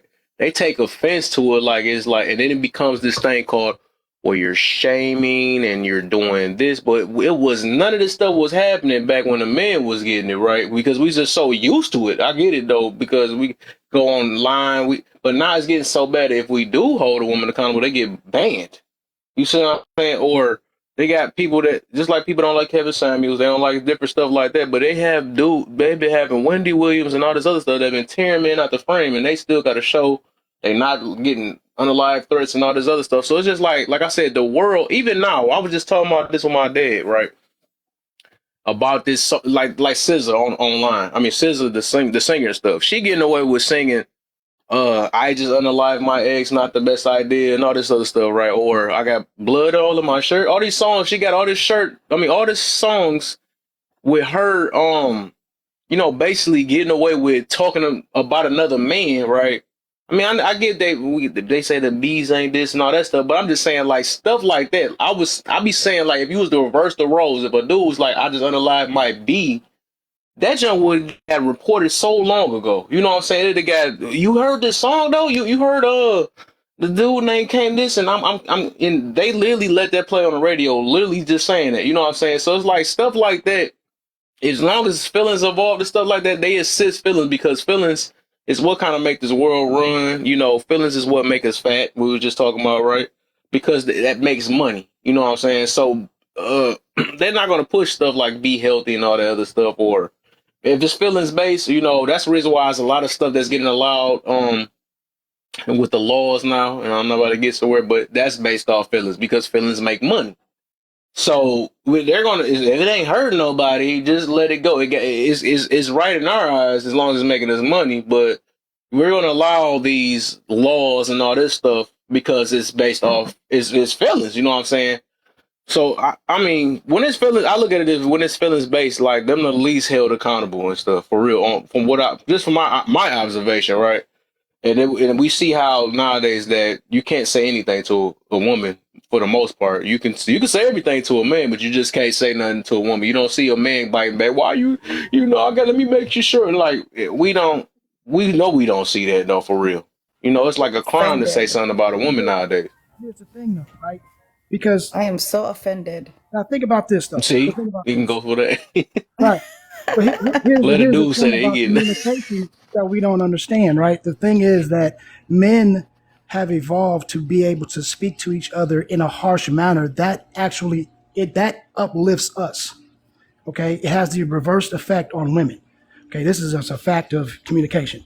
All right, this is the reason why drill sergeants were invented. This is the reason why we have pep talks. Women don't have pep talks. That doesn't motivate a woman. Okay, because of how they think. They think with different hemispheres of the brain. This is something that you can study. Okay, this is why we have sport. We're competitive. We talk differently to each other. We can sit up here. You and I can be on a domino table talking all kind of shit like we're about to fight. But we know ain't nothing going, and then we get up and everything is all good. All right then, bro. All right then, see you tomorrow. Boom. It's nothing else to it, right? Because that's how we communicate as men in a lot of cases. Right? This is why, like I'm saying, this is why we get that. Get your ass up. Let's go. And we get that as motivation. A woman is going to get that as intimidation. There's a difference. So when we sit up here if talking you about, cheat in dominoes, but the I'm just whole saying, table getting flipped. But hey, and that's the thing, right? We get emotional that way. You see what I'm saying? We show our emotions. We get pissed off. Let some woman talk about our ego. Oh, we're going to get more offended. Or say something in front of our boys. And let some woman talk to you crazy in front of your boys. You're going to flip the script. But if she by herself at the house, you might take that. Why? Because your ego is not involved. But what I'm saying is, so we just have different. We react the same way to the criticism, but we just process it different. We have other outlets. And the only other difference is when you had most women throughout history, what have they been saying? Men are dogs. That's their biggest complaint. If we go back through history, Wendy Williams, all of they talking about is how doggish men are, how we cheat, how we womenizers, and blah blah blah blah blah. The only reason why women or men weren't saying anything and why we didn't have any backlash is because it was true. Because we knew we was out there doing that damn thing. Now some of us is noble, some of us ain't, but we know. I'm sure we got partners, or we had a time in our life when we was doing the same shit. So we know. And that's the reason why we just like, whatever. We just gonna let them have them talk shows, blah, blah, blah, blah, blah. Well, now all of a sudden, we all have a platform to talk. And now men want to talk back. That's the only difference. It ain't like these women are saying shit that is just way out of bounds. Like, you know what I mean? This is nothing that we don't say to ourselves. But the fact is, they get attention. We like, fuck that. If y'all can do it, we can do it because it's equality, right? And now it's just a tit for tat. This shit don't mean nothing. All this going back and forth, to me, as I look at it, is like it's pointless because all this gender war, all this, what are we talking about? Wigs, lashes. We talking about men who don't want to go 50-50 and don't want to pay on the first date. Like this shit is like high school. And I'm like, it'd be 50-year-old dudes still At the talking end of about the who paying on the day, first it's date. You know what I mean? It's crazy. Well, go ahead. I'm sorry. because at the end of the day, again, it's meant to, I don't know, you get it. I was like, at the end of the day, those conversations are meant to distract. Ain't talking about There we nothing. go. And we already know that. And that's the There we thing. go. Most people are in agreement when it comes to a lot of these talking points. They're talking points. We can hear 5 million talking points. I can go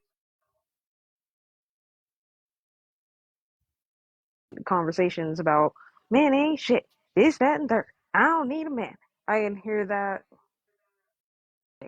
right? I can go into one of these women hating rooms. Shit, women just this, that, and the third. It at the end of the day, the conversation it is.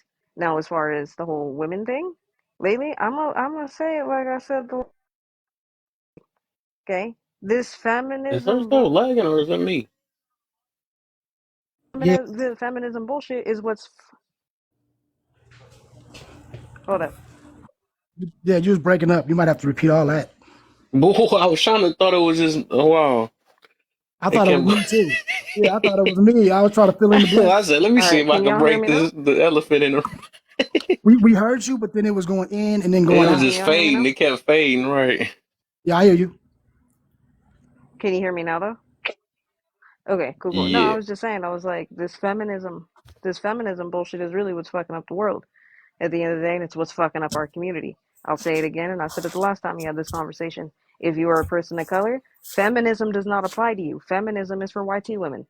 It never was meant for us. It was never written for us to be anywhere near that, and that's what's fucking up everything, right? That's just what I'm gonna personally blame that shit on because that's majority of that shit. That oh, we just got people just have to accept us for who we are, and this, that, and the third, and put all your value in another person. That's all that stupid shit.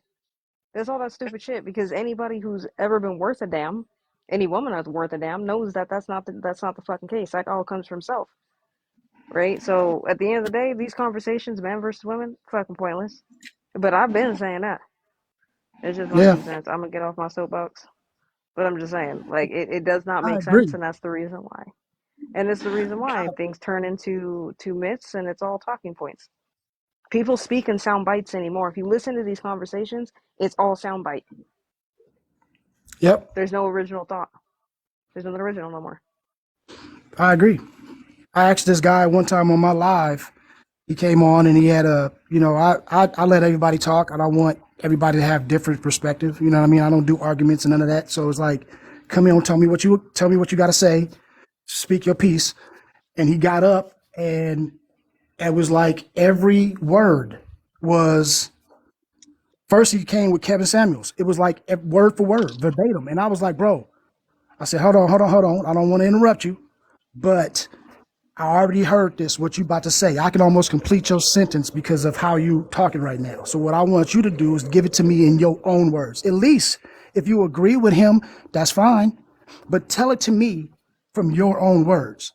And he was like, oh, okay.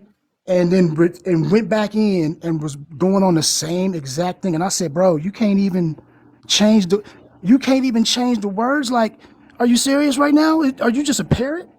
But that's what's really going on. And it's like, if it sounds good, you know what I mean? And it's low hanging fruit. So it's an easy thing to say, and it's popular, and that's it. And I'm like, we got to go a little bit deeper. We should start The thinking echo a little chambers. bit deeper. Yeah. It's echo chambers. It's filter bubbles. It's the constant need to constant. I mean, if you think about it, you're constantly in an echo chamber. So this is where I challenge people now. It's 2024. Challenge your own thinking to your echo chamber. Is that something you actually believe? And if it is, do you actually have an experience that goes with that said belief and the reason why you feel that way? Or were you told to feel that way because you heard it somewhere and it sounded good? Right. That's my challenge. And if that's the case, then you know what I mean. Then maybe you need to drop the ideology and find a different thing, right? Another thing that I notice on here with these strongman arguments is everybody want to have these conversations with the wrong motherfuckers, right? You have people who want to have conversations. Take the single mother conversation. How you gonna have a single mother conversation, but you talking to women who either don't have kids or are not single mothers? They can't answer those questions. Right. That's a good point. I can't sit there and have a conversation with men about pookies and pookies and fucking ray rays if they ain't pookies and ray rays themselves. Like, we can't have these conversations. You see what I'm saying? But everybody want to have these conversations with motherfuckers that have nothing to do with the conversation. Right. What's the point, right? And again, we want to complain. So then again, I spent all last year. Okay, well, what are you doing to contribute?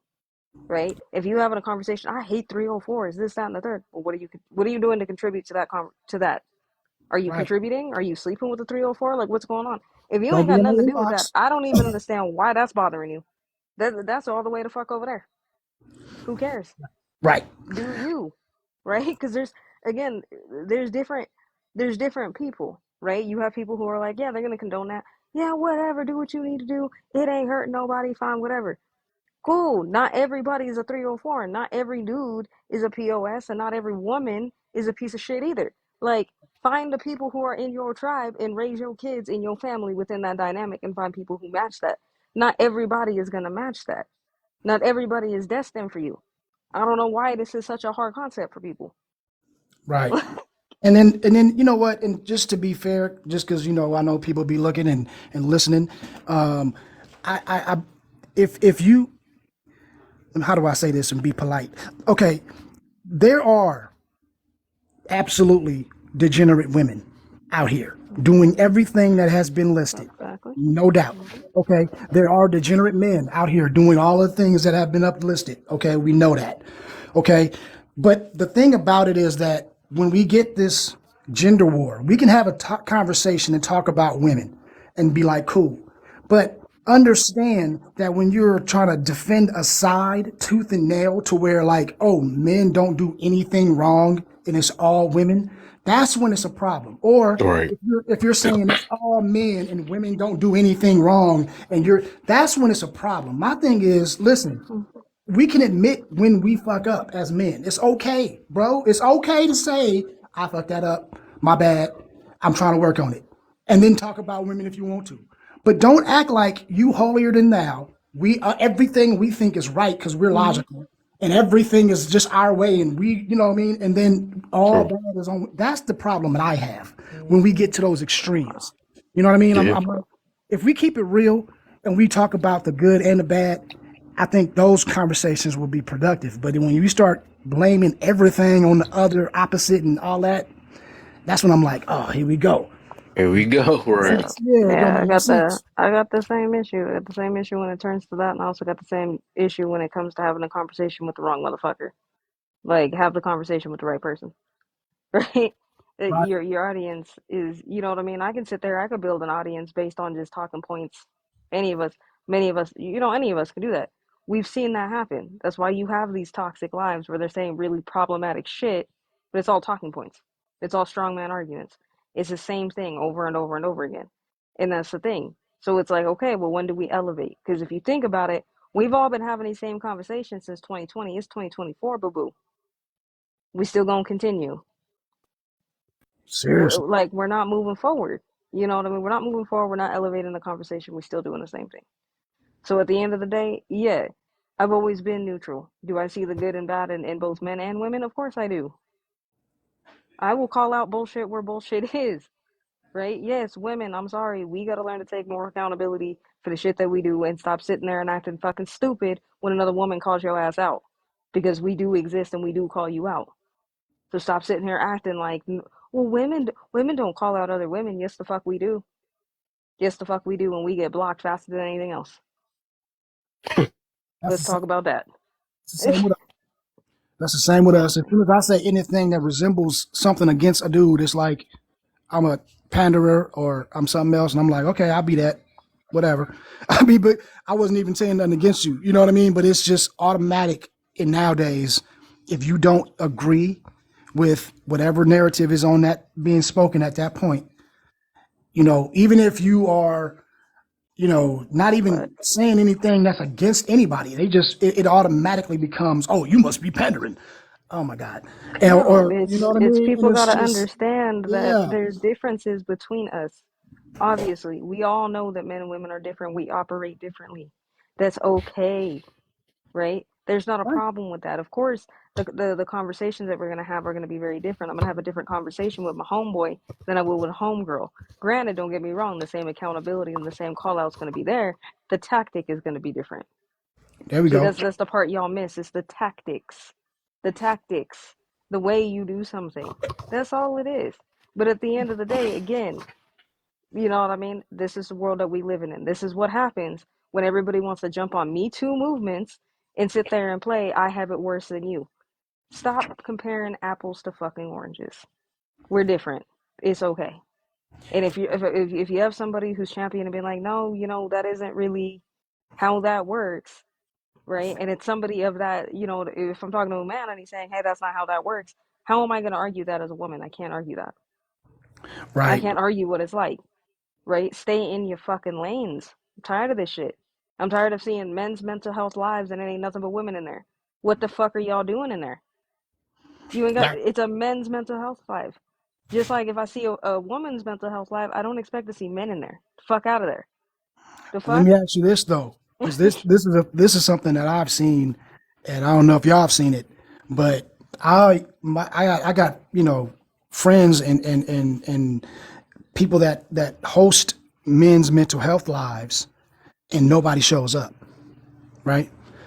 Only people that and then you have like the live itself. I'm like, why is it all women? Because there's no men. Like, where are y'all at? Or like, and it's like crazy to where, Because when, but let's be fair, well, right? I Let's know be they're gonna fair. get Men have chastised. shown up, and exactly, it's the Right. chastising. But That I was is gonna the say, problem.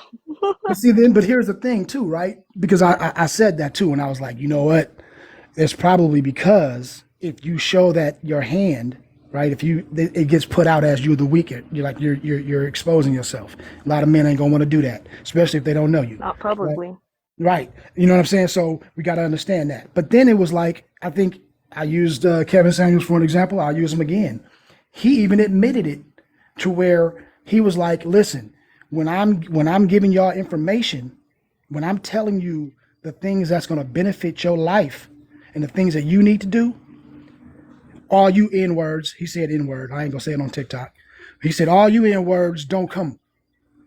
But as soon as I sit up here and I start talking to these women, all y'all show up. Now he said that. And then I think Fresh and Fit even made a whole thing. He was bitching for like 10 minutes on his whole podcast about how he do the money and he do all of these other like things that's supposed to build men up that no men ever give him any numbers. Like they don't never go. He said, but if I get this bimbo over here and I start berating her, all of a sudden I'm going viral.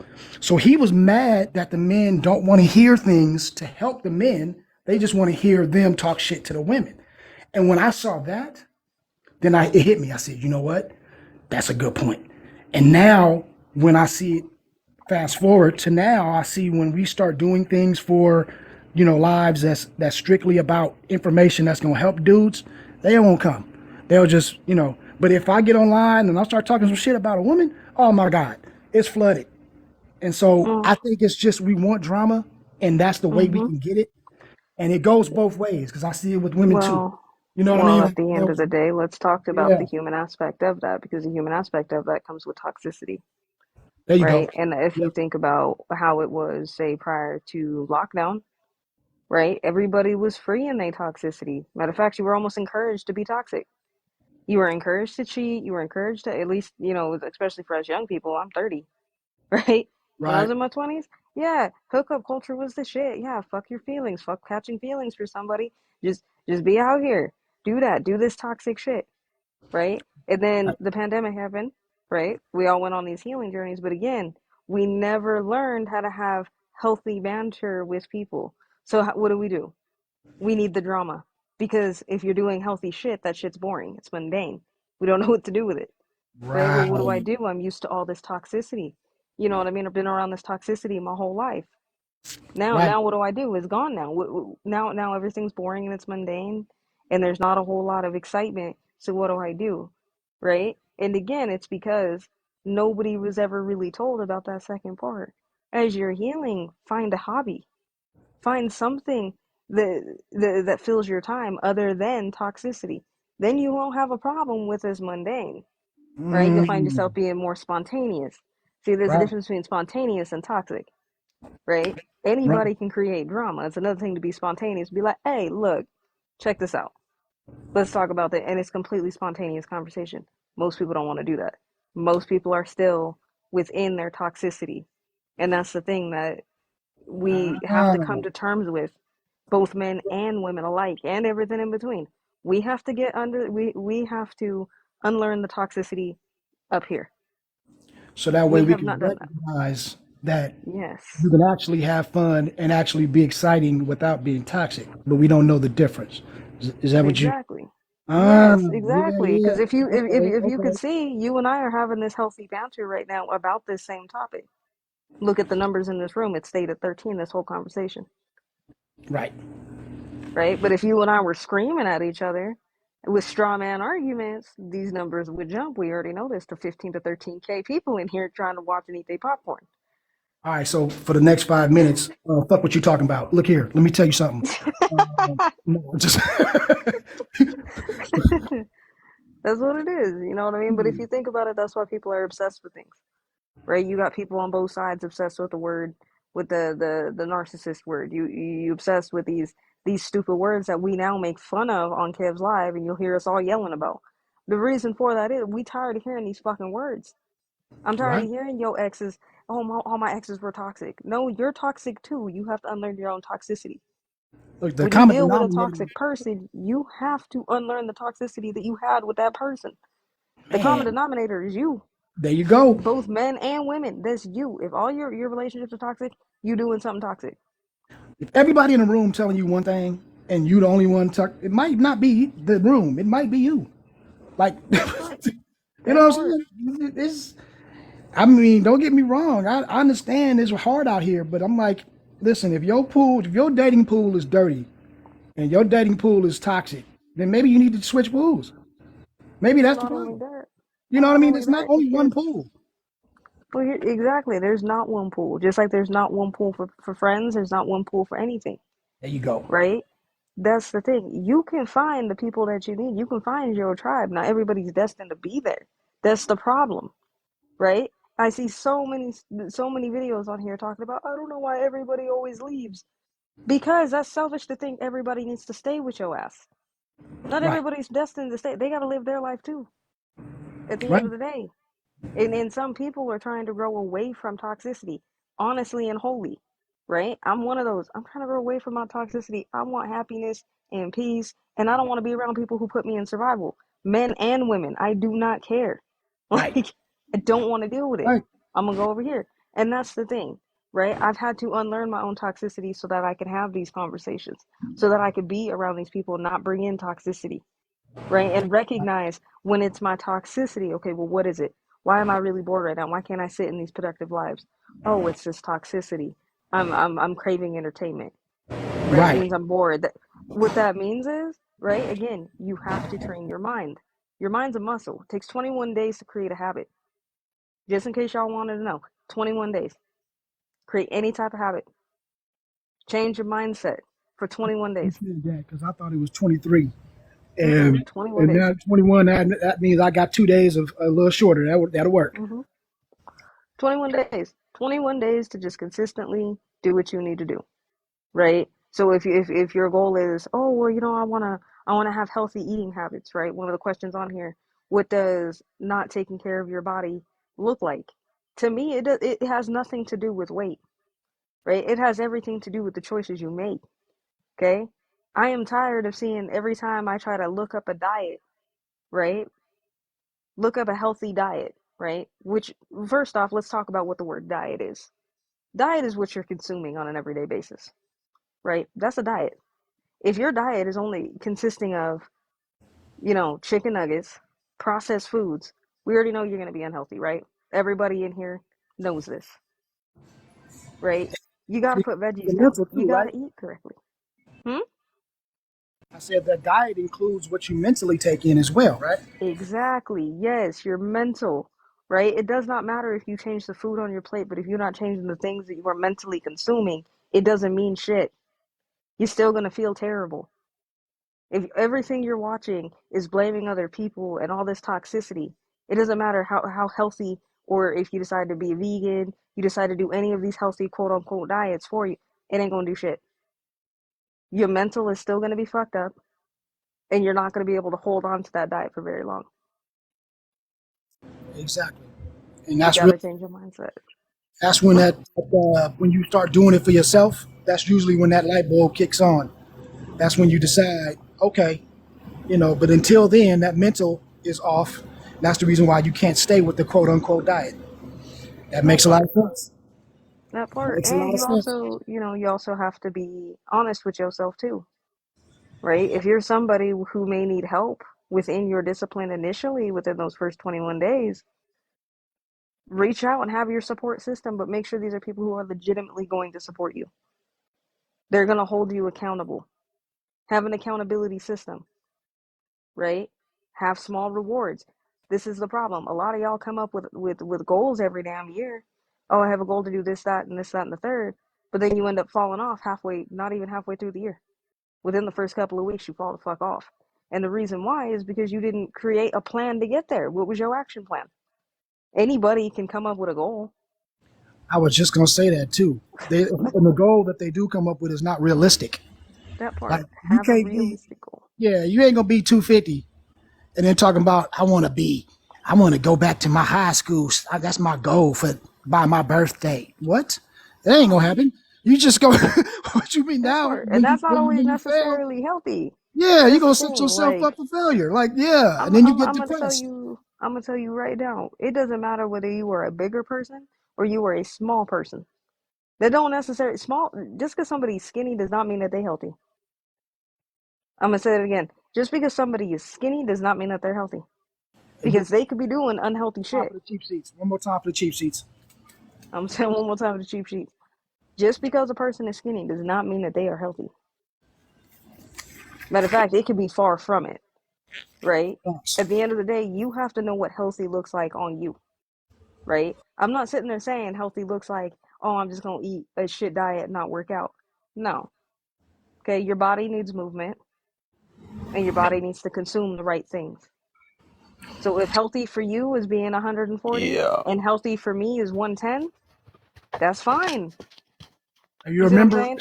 You remember when everybody used to use Lizzo as the poster child of unhealthy and this and that and terrible? Do you know? Have you ever seen her perform?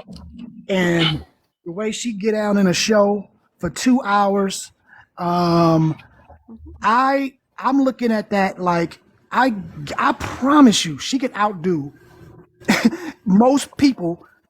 Period. Like she might look how she looks, but to sit up here and be like she's sloppy and unhealthy and this and that, hey, I was like, and I think That's my point. she has an actual vegan diet and all kind of other shit. Like And it used to be crazy to me because they would just use her as how she looks and always shaming her and always this and using her as the picture of.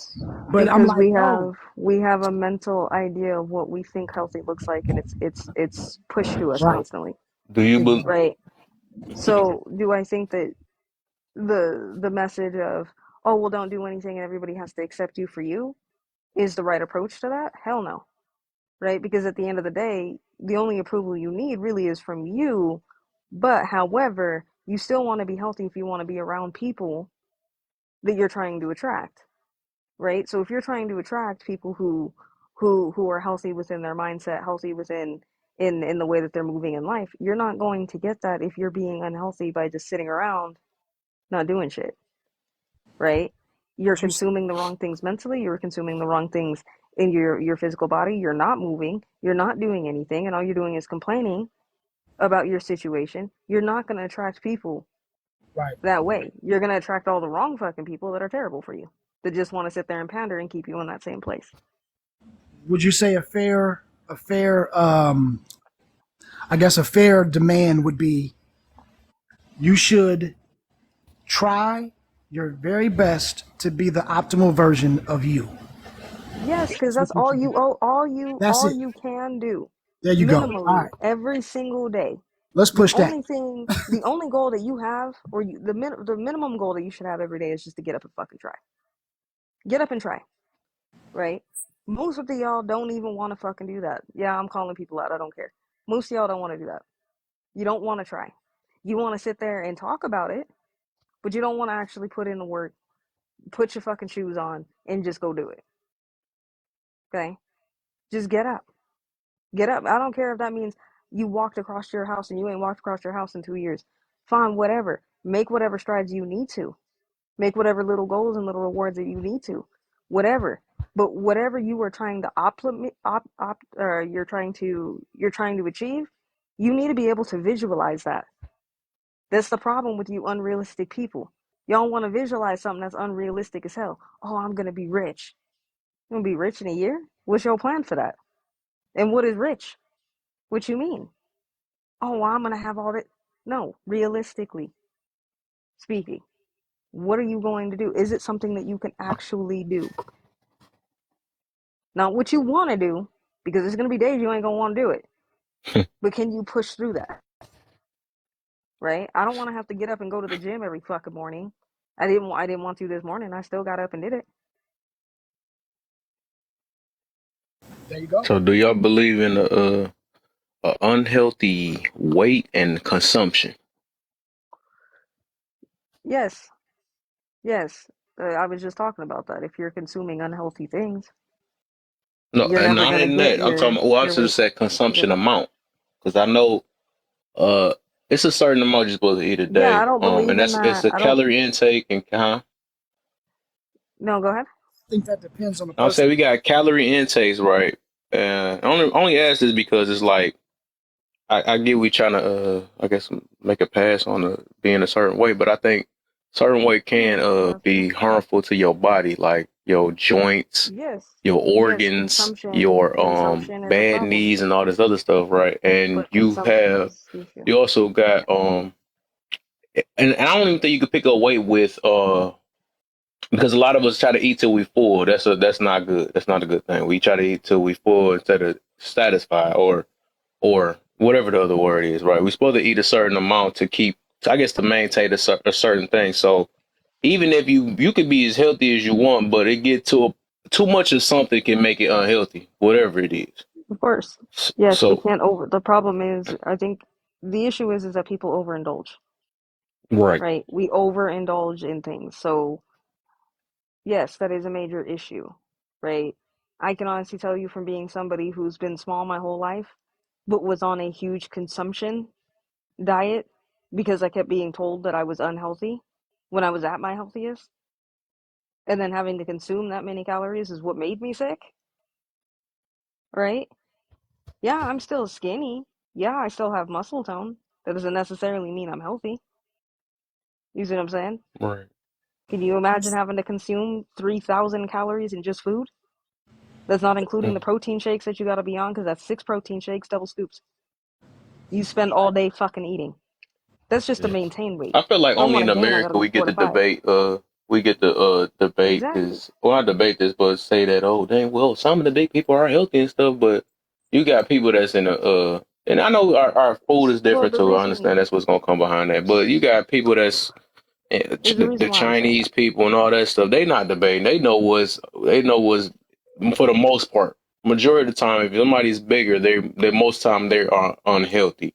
I know we be trying to that. make stuff slide or let stuff slide because some people can be healthy while they're big or something like that. But I mean, that's how rare is that? You know what I'm It's saying? depending. That's what I'm saying. It's depending on you, right? I've had people who are not only taller than me, but way bigger than me talk about they need to be my size.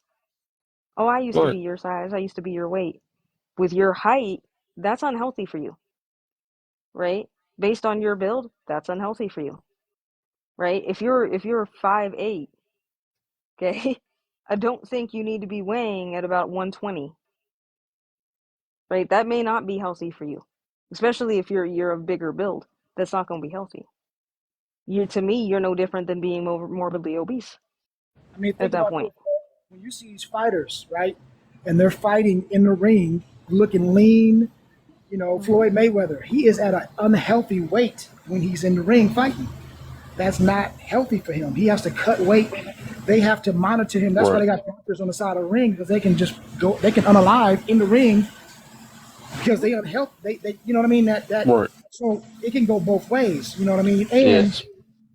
depending on, let's say, for instance, I'm an athlete.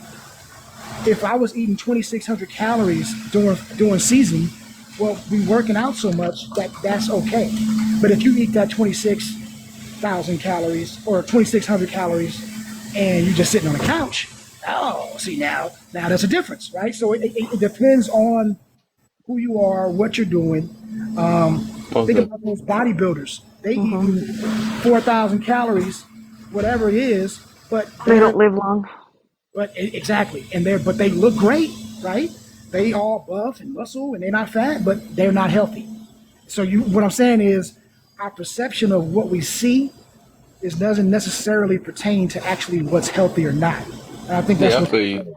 Yeah. But I So think that's that's what why I doctors and consider stuff weight. is for. And I guess I'm this way because I'll always fight for the majority, not minority and stuff. That's probably why I'm that way or whatever. I go from what's least likely or what's most likely. You know what I'm saying? For the most part, that's why I'm saying, like, of course we got people that might be not healthy, smaller, or people that's healthy while bigger or something like that. But for the most part, if we got 70% of the people, majority of the times, if you're that big, most of the time it's people that ate too much or whatever, Okay, we can or talk about unhealthy the or whatever. For majority. the most part, Then let's just talk like about the majority then, because majority of most people are on a keto diet, and keto is the worst thing you could possibly do. Says anybody. I don't care if you in fast or America, overweight or anything else. Yes, in America. You think they're doing keto diets in other countries? we said We do majority of keto people is diets on here. keto. They not just fat. I thought America was the fattest country I'm on the talking world. about I'm talking about a diet. They're on a keto diet. Oh, you talking about diets? Oh, Oh, It's also, the same if thing. at We least they talking own about a diet. majority What the freak? real quick before you get into that, because you just said it, because that's we healthy. are the fattest country per capita in the world, but that's partly based on because the BMI index or whatever that shit was based on the 50s, right? So you and I, like for me, I went to the military, okay? And when I went into the military, I was 178 lean, knocking motherfuckers out, okay? But I was obese, listed in the military because of my weight to my height. Even if you're athletic, you could be cut up, ripped up, but you will be listed as obese because Overweight. the body mass index was based in the 50s. You get what I'm saying? Most people, if you're a person of color, you're probably overweight, even if you just look regular, because your body mass is going to say that you should be, for this height, you should be this weight.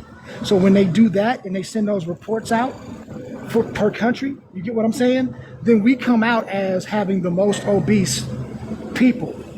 But a lot of that You can see is, it too, though. That's the part. but no, but you're right. What I'm saying is we do have some fat fuckers. Don't get me wrong. I ain't saying that. But I'm saying it's not as it's not as a big gap as it seems. Like there's other countries with just as many overweight people. But what I'm saying is like, we get that rap partly because of those numbers, if that makes sense. You know what I mean? Yep. So I get you. yeah, some of that is some of that we can't help. So the reason why I bring up keto, right? Because if we're talking about America, because that's really all we can talk about, because we all live in the same country. The reason why I bring up keto, there's so many people, majority of most people are on a keto diet to some degree. Keto in and within itself is not healthy for you, even if you drop in pounds, right? You could have been somebody who was really overweight, jumped on keto, and cool, it worked for you. You dropped pounds, okay? But keto forces your body into a thing called ketoacidosis. That's what it's short for. Ketoacidosis is a condition that diabetics go through that causes them to drop weight, which hospitalizes people. So that's great that people are getting small, but to what cost? That's the other part. They're putting themselves in a very unhealthy rate because the moment they come off that diet, they're going to gain all that weight back. That's why if we talking in general senses, that shit's not healthy for you. The way that Americans look at dieting is not healthy. It's not healthy because it's looked at, and even diet culture is looked at as a one-way ticket for anybody to lose weight. Yeah, that made it worse then. We got That's the what I'm worst saying. diet and we got the worst diet. That's my point. It's, you know what I mean? At the end of the day, if you think about it, the only diet that you need to stay healthy is you need to have a balanced diet, right? They've been saying this to us for years. You got to have a balanced diet and you have to be active, right? That's it. It means you got to get up, you actually got to move. Okay? You can't just sit down on your couch thinking you're going to lose a bunch of weight doing a diet. Yes, you can, but that don't mean you're healthy, right? That you're putting yourself just as much risk doing that as if you wouldn't have done nothing at all. That's facts. Would you add moderation to that? Yes, add What's the deal, moderation. Kerry? You know Come what I mean? on up, Like man. I don't be trying to do no once drive-by. Come up. you get to a point, right, where you have disciplined your body, you've disciplined yourself, and not not overindulging in things, then you get to a point where I've always been at, where I literally just give my body what it craves. So if I'm craving fish, guess what? I'm gonna eat fish. I'm craving a steak, I'm gonna eat a steak. Oh, I'm I not know a way I know a overindulging. better way Like, to you know put what I this mean? If I about want potato America. chips, Oh, I'm eat potato chips. I'm just not gonna eat the whole fucking bag. Like, go ahead, Gil. My bad. no, you good. I was about to say, how about this then? Since we ain't gonna say the way then. We are, I would say, we the most undisciplined country in the world. And what about that? Oh, that's huge facts. Again, we overindulge. We've already proven that. People That's in overindulge. everything, like We attitude, overindulge in everything, not right? We training. We overindulge don't in do so toxicity. much stuff. We overindulge in negative thoughts. That's why you have so many depressed people running around. So many overthinkers because we're overindulging in negative thoughts. We hyper focus on the That's what wrong comes with shit. freedom, huh? No, that's what comes with boredom. Oh, Let's be real. I'm gonna call it for what it is. That's what comes with boredom. You're not being productive doing all that. You're bored. You need something to do. You need something that occupies your time. And the thing is like I've said, you go out there, you get a hobby. Okay, that's why hobbies are important. You get a hobby, you realize you'll stop overthinking a lot of things. 21 days it takes to make a habit. 21 days. That's it. 21 days ain't shit. After that 12th day, it'd be all good. It's the first 12 that get you. Yep, so first 12 that's hard, and then after that it's just maintaining. Once you've maintained that, it's already created a habit. You're doing what you need to do. You know what I mean? But it's that first initial that's where people get discouraged. They don't come up with a plan for that. You know what I mean? Or we want to put it off. Oh, I'm going to start. The number one thing I hear all the time, oh, I'm going to start my new diet. I'm going to start my new whatever the fuck on Monday. Why are you starting on Monday? Start tomorrow. Start today. say who you Start right now. convincing, us or you? Just saying. Who, me? No, I'm saying that's what they like. Oh, They try yeah, to yeah. convince everybody but themselves. I'm gonna Oh, do this. yeah, I'm gonna do that. I'm gonna do I'm going to this. start it. Yeah, but I'm going to start it on Monday. The fuck do you need to Right. start on a Monday? Start today. Right. It's already in your head. You're already thinking about it. Start today. Just start small. Like if you looking for But That's that butt. For 21 But days, just be a like, lot of look, people ain't I'm gonna got do that 5 willpower, so I days. understand that. Yeah, just say I'm gonna do 5, and then you do 5, and then you say, all right, I did 5. I'm gonna do 5 more. You get me? That's an Right. easier goal to look at and to achieve than saying I'm gonna do 21 days. You know what I mean? But if you just say, all right, fuck it, you know what I'm gonna do? I'm gonna do a week. I'm doing Monday through Friday. You Right. said we're gonna start on Monday, and then on Friday you say, you know what? I'm Baby about to knock steps. this weekend out. Boom. And then on, you know what I mean? And you say I'm gonna knock. Next thing you know, you passed that 12 days. You 2 weeks in, and then you like, hold on, I got this. And then you That start part. seeing, you see those little successes, and then those successes was what will push you through. But if you put yourself out there at one big chunk and then you fail, that failure will derail your whole situation. So that is a key element, I think, at least for me. Start little, I do feel the you. little small ones, see those successes, then you get confident, and then all of a sudden Mm-hmm. the rest of it become easy. That's what everything in life. Exactly. Well, Habits, all that stuff. that's the thing. We gotta start, but that's the thing. People have to start. I don't know why everybody thinks, oh, I gotta start when I'm in the perfect headspace. You ain't gonna start in the perfect headspace. I can tell you that, right?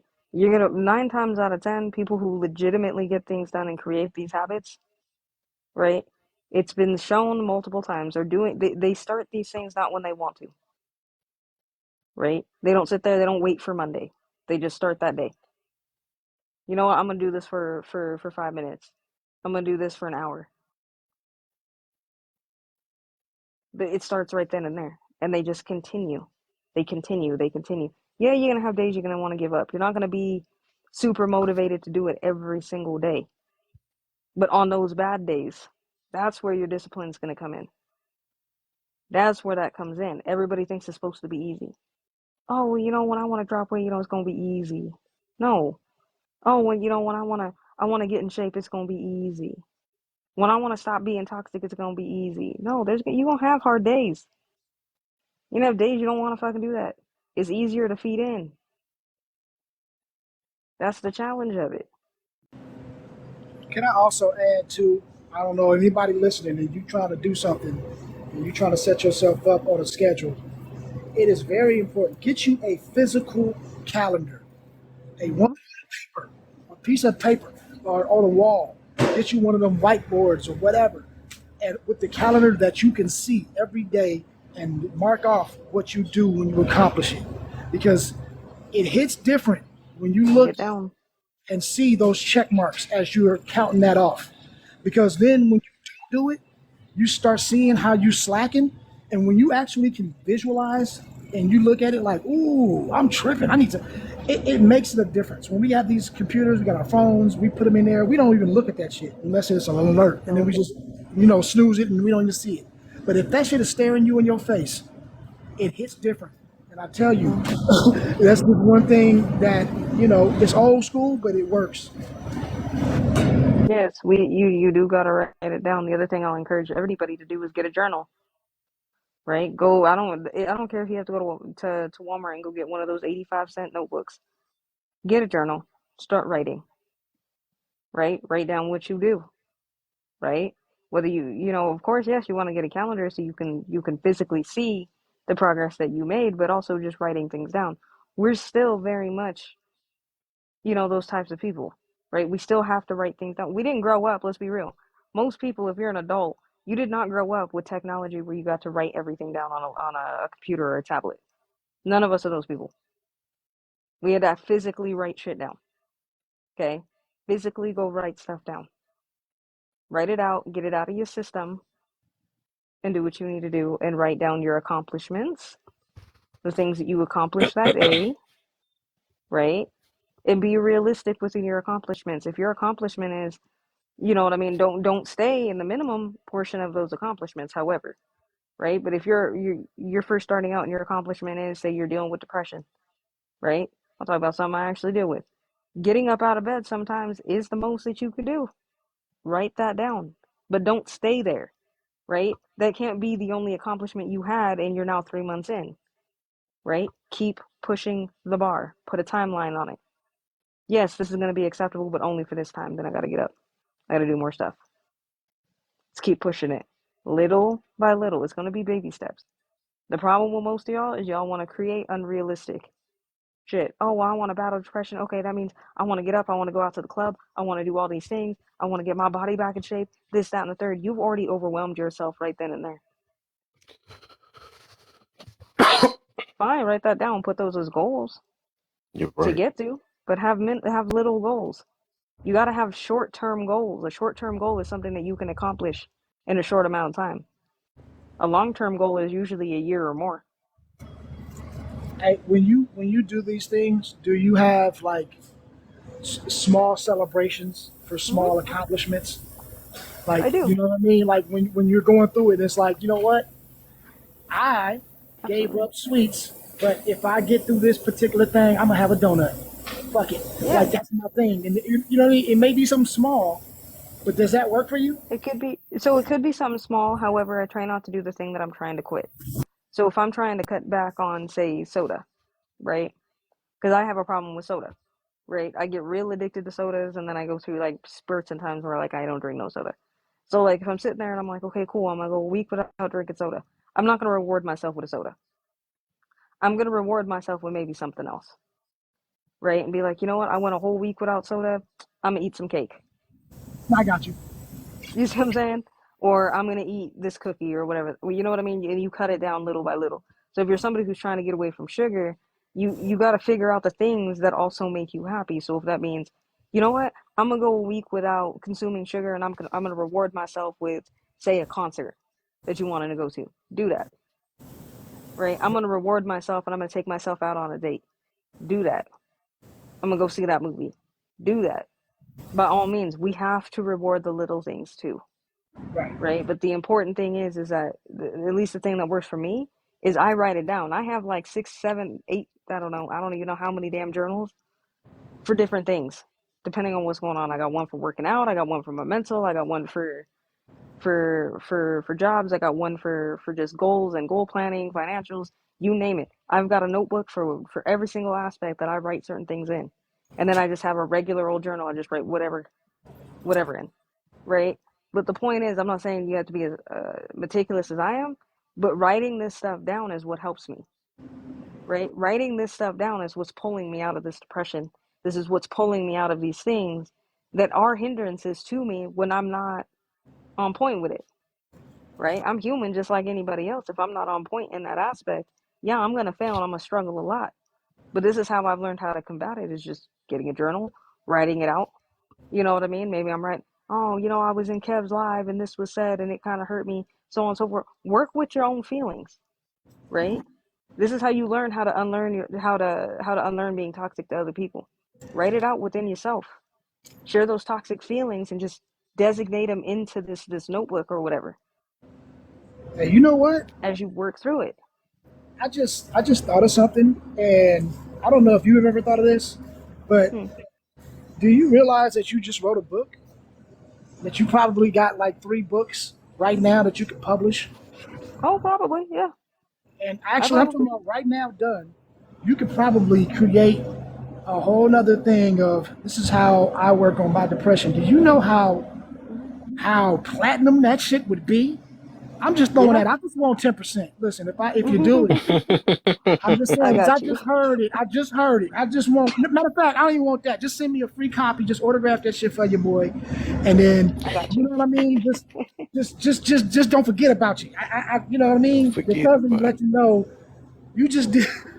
That can be another motivation. Okay, that's another hobby. You just became an author and didn't even know it. Just saying. It's about that part, right? But that's the thing, you know. Trust me. I mean, if I make that a book, I'll definitely send you some credit. But you know, it is things that I've learned, and it's stuff that, again, I'm never gonna tell anybody how to do something I ain't done or I'm not currently doing. Right? I'm not gonna sit there and be like, oh yeah, you know, I'm writing all this down, and you just need to write, and I don't have nothing to show for it. Right? Like, I got books on books on books, and yes, I do my yearly reflections, where I will go and I will read the very first thing, and I'll start from that year, and I'll read and be like, damn, this is how far I've come. You want to talk about, you know, you don't necessarily have to write down, you know, if you're one of those people that's like, man, I don't really feel like I accomplished nothing today.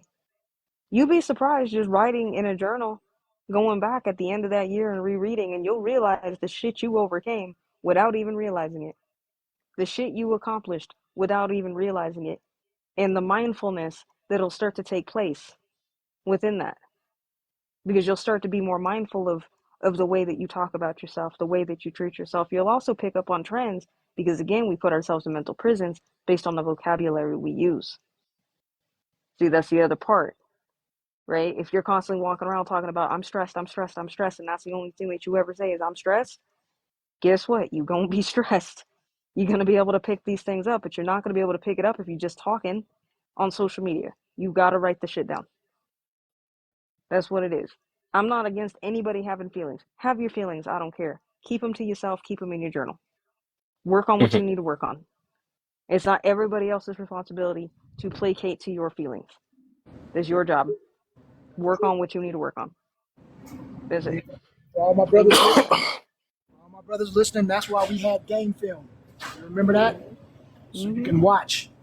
This was the same thing of writing it down. It's reflection. It's being able to see it tangibly, not just experience it and try to remember. No, but if you can look at it. So when you're sitting there reading it and it takes you back, and now you're like, wow, it's in black and white and it's not going nowhere. You can always go back and look at it. That's the same thing we used to do with sports, with game tape. When we go out and study what we just did, it was so that you can see yourself in action, and now you can, and it hit differently than just talking about it. So that is all facts. That's the whole part. And the thing is, the funny thing is at least I can share this from my experience, and I've been doing this for years. There are things that in that moment I was going through, man, I thought my world was going to end. Okay, I thought the worst of myself. Oh my God, my world's going to end. I can't get through this. Man, I read that shit back now, and I'm fucking laughing. I'm like, man, I can't believe that. That is some comical shit. Are you kidding me right now? I look back at it and laugh. Right? Like, that's the point of life. You can't just sit there and be super serious all the time. Eventually, you got to kind of look at yourself and just kind of laugh. You're like, man, I was being ridiculous. I can't believe I was really putting energy into this. But again, it would never have occurred to me if I never would have wrote it down. Wrote down what I was feeling, wrote down what I was going through at that time. I never would have seen that. Because that year had passed, and by the time, if I was just trying to reflect on things I went through, that wouldn't have even been there. There's so many things that happen to us within a year. Just start writing it down. Write your own book, write your own narrative. Stop wasting your time on the internet telling people your truth. Make your truth within those pages. But reflect. Y'all out here expecting other people to hold value for you. I'm tired of that. Both men and women alike, because I see that shit everywhere. Whether you on the I hate men or you on the I hate women side of it. Y'all standing in the same place. You both hurt. Both of y'all ain't growing. Y'all staying in the same place. Ain't no movement happening. And all you're doing is pointing the finger at each other standing in the exact same spot. So let me I ask don't you, know if I'm how has that tripping been though. working? I don't know if I'm tripping, but I don't know. I look at it unless the dude is unless the man is on the LGB maybe. I don't think I never really seen a man that just hate women. I never seen it that way, right? I'd have seen and that'd be Talk still about saying that two with the friends with LGBT. Mr. I've been Charles, seeing women bro. lately try to make other women gay, or they try to make them say that we don't need men, right? Or they will Yeah, say stuff like, look, I'm telling y'all from somebody in that community, come get your women. We don't want them. Okay? no. My little gay ass don't want these motherfuckers. Okay, but Yeah. they think that it's fun and games over here. No, I want you, because you're not gay. Let me ask you this. You just mad at men. But I was just getting to that. I think real talk, like just looking at even just the app and all that stuff, I think if we were saying that or trying to I understand we're trying to make it fair though, but I think more women voice that they don't need a man more than a man, or they hate men really. Like they want to At the end really of the like day, don't want us to exist type situation. and I've that's never fair. seen the opposite way because the dude, you still see him trying to get some punani from him and stuff. So I don't think it's like Is That's fair. That's fair. But I'm talking about just people in general, right? So just in general, it don't matter who's doing it more or not. The point is that they're standing in the same place of hurt, right? They're standing in the same place. So if you a passport bro talking about fuck all American women, I'm going overseas, yeah, no, I you're seen just the as hurt, Charles type dog. stuff, but he's still getting Like another you woman just though. as hurt. But regardless, but you just as hurt as that woman that's saying I don't need a man. You just as hurt as that person. Because Yeah, I if you feel think you. about it, they But I only was just care talking about the about hatred part. I ain't talking about that. Think about this, Kev. same thing. When we were in bondage, okay, slave masters still got some punani from the slaves. Yeah. Now, would you say that they hated them? I think so. But that's a whole different thing, right? Because it became not about, they wasn't doing it because they loved them. They was doing it because they was trying to exert power over them. So you can hate and still want to copulate. You get what I'm trying to tell you? That's why do you think a rapist? That's not love. That's actually, I'm trying to exert power and trying to, basically dominate this person because I hate them. That's why you would hurt somebody in that fashion. So if you look at it that way, and now, I guess you from that saying you saying like, now look but at they these didn't. foods. Yeah, and you'd be like, wait a minute. Yeah. If But they some of still these mess with cats out women though. here, They just ain't mess with them type of women. They just slept with them. But I get what you're trying to say though. I'm But saying, if you get me, like, there's and I would say, I think hate is a strong word. I think I would yeah, be right, with you on exactly. that. That's what I'm getting to. But I definitely will Not all say feelings being hurt is really that they don't like me. they really hate type stuff. Like they really don't want them At the to end of the not day, exist. Not But they well, don't want to go overseas for it. They really just want to stick with just if they can make it be extinct, at that's the the end of type the of day, situation it is. And I will at the literally end of the argue day, the fact that there is really and more I women will, that do that and than I men. will argue, on that same point. The women that are like that are just as low as the men that want to go overseas, right? I think right, a lot of women talk a big game, but right? they And go again, I home to blame the this feminist bullshit But I'm saying they on will that. sit there on this app and But say, those women still want men but they at the still end of have the a day. man. They got a man at That's my home. point. That's That's what my I'm saying. point. So they just do. Oh, They do y'all the ain't same running thing to the at home. divestors then. That's maybe I'm coming from a whole different angle. Like it's literally divestors that don't want nothing to do with a man type situation. Like they really Yes, You know dang what? yes, near and on the I'm not gay just street, but what But I'm that not comes from her. acknowledging them, but I'm saying Yeah. majority of the women who are pretending to front that are not that, okay, I get right? You see what I'm saying? That's the reason why I'm saying, like, for somebody who is in the you. They LGBTQIA, the just whole hurt. alphabet soup, right? The reason why I say these women have no business being over here because they're not gay is because I know that, right? They're not trying to holla at me because they want anything from me. They're trying to make some dude pissed off Gotcha. or jealous or angry. Now we So can at say the end that. of the Yeah, I day, get you. their That's on both motivation is sides. still about men. You see what I'm saying? They Yeah, still that's they, on they both still sides. want men. They just I don't want to deal with men. Fuck man, this that, and the third. Men should be extinct. Yeah, you claim that, but you're doing everything over here to try to get the attention of a dude. This is different. Is a different thing. I I just guess can't is my picture a point. man coming out of his mouth eliminate all women. I just can't unless he's just on the other side of the fence. But Yes, that's the only thing. I there never are really men heard that that say part. that. There are men that say that. We call them incels. I've heard that. Those I've heard a incel lot of, types. especially on that Redfield side. There's a lot of them, dude, that say that. And Eliminate women, no, they want to be with another yes. woman. Yep. It's just not an American women. That's the difference. No. They're saying we don't want to fuck with y'all at all because y'all do this. And I know what it comes from. It comes from them being dejected. And so they're just talking shit, right? They don't really mean it. So I don't take it serious. But I look at it the same way with those women who say it. Because at the end of the day, when that man walked through the door that they really like, all that divestment shit and all that other thing that they talking about is going to go out the window. Because we see it happen. You know what I mean? I think it's all cap. And in some cases, I think some of them may really believe it, but they may have been attacked all their life. Maybe they've been hurt. Maybe they coming from that pain of, I don't, and that's fine. But I don't think that the majority of them that say this, I think they on the same thing that we are, and that is on the attention. You know what I mean? And a lot of it is just retaliation. It goes back and forth. Men saying this, cool, well, we're going to talk about this. And then the men say, oh, y'all talk about this? Well, we're going to talk about this. And then it's just keep going. You know what I mean? But I don't think at the end of the day, they really mean none of this. They don't. you know. And And that's the so thing, like I think it's it's just just cap. hurt. At the end of the day, I'm gonna chalk it up to hurt.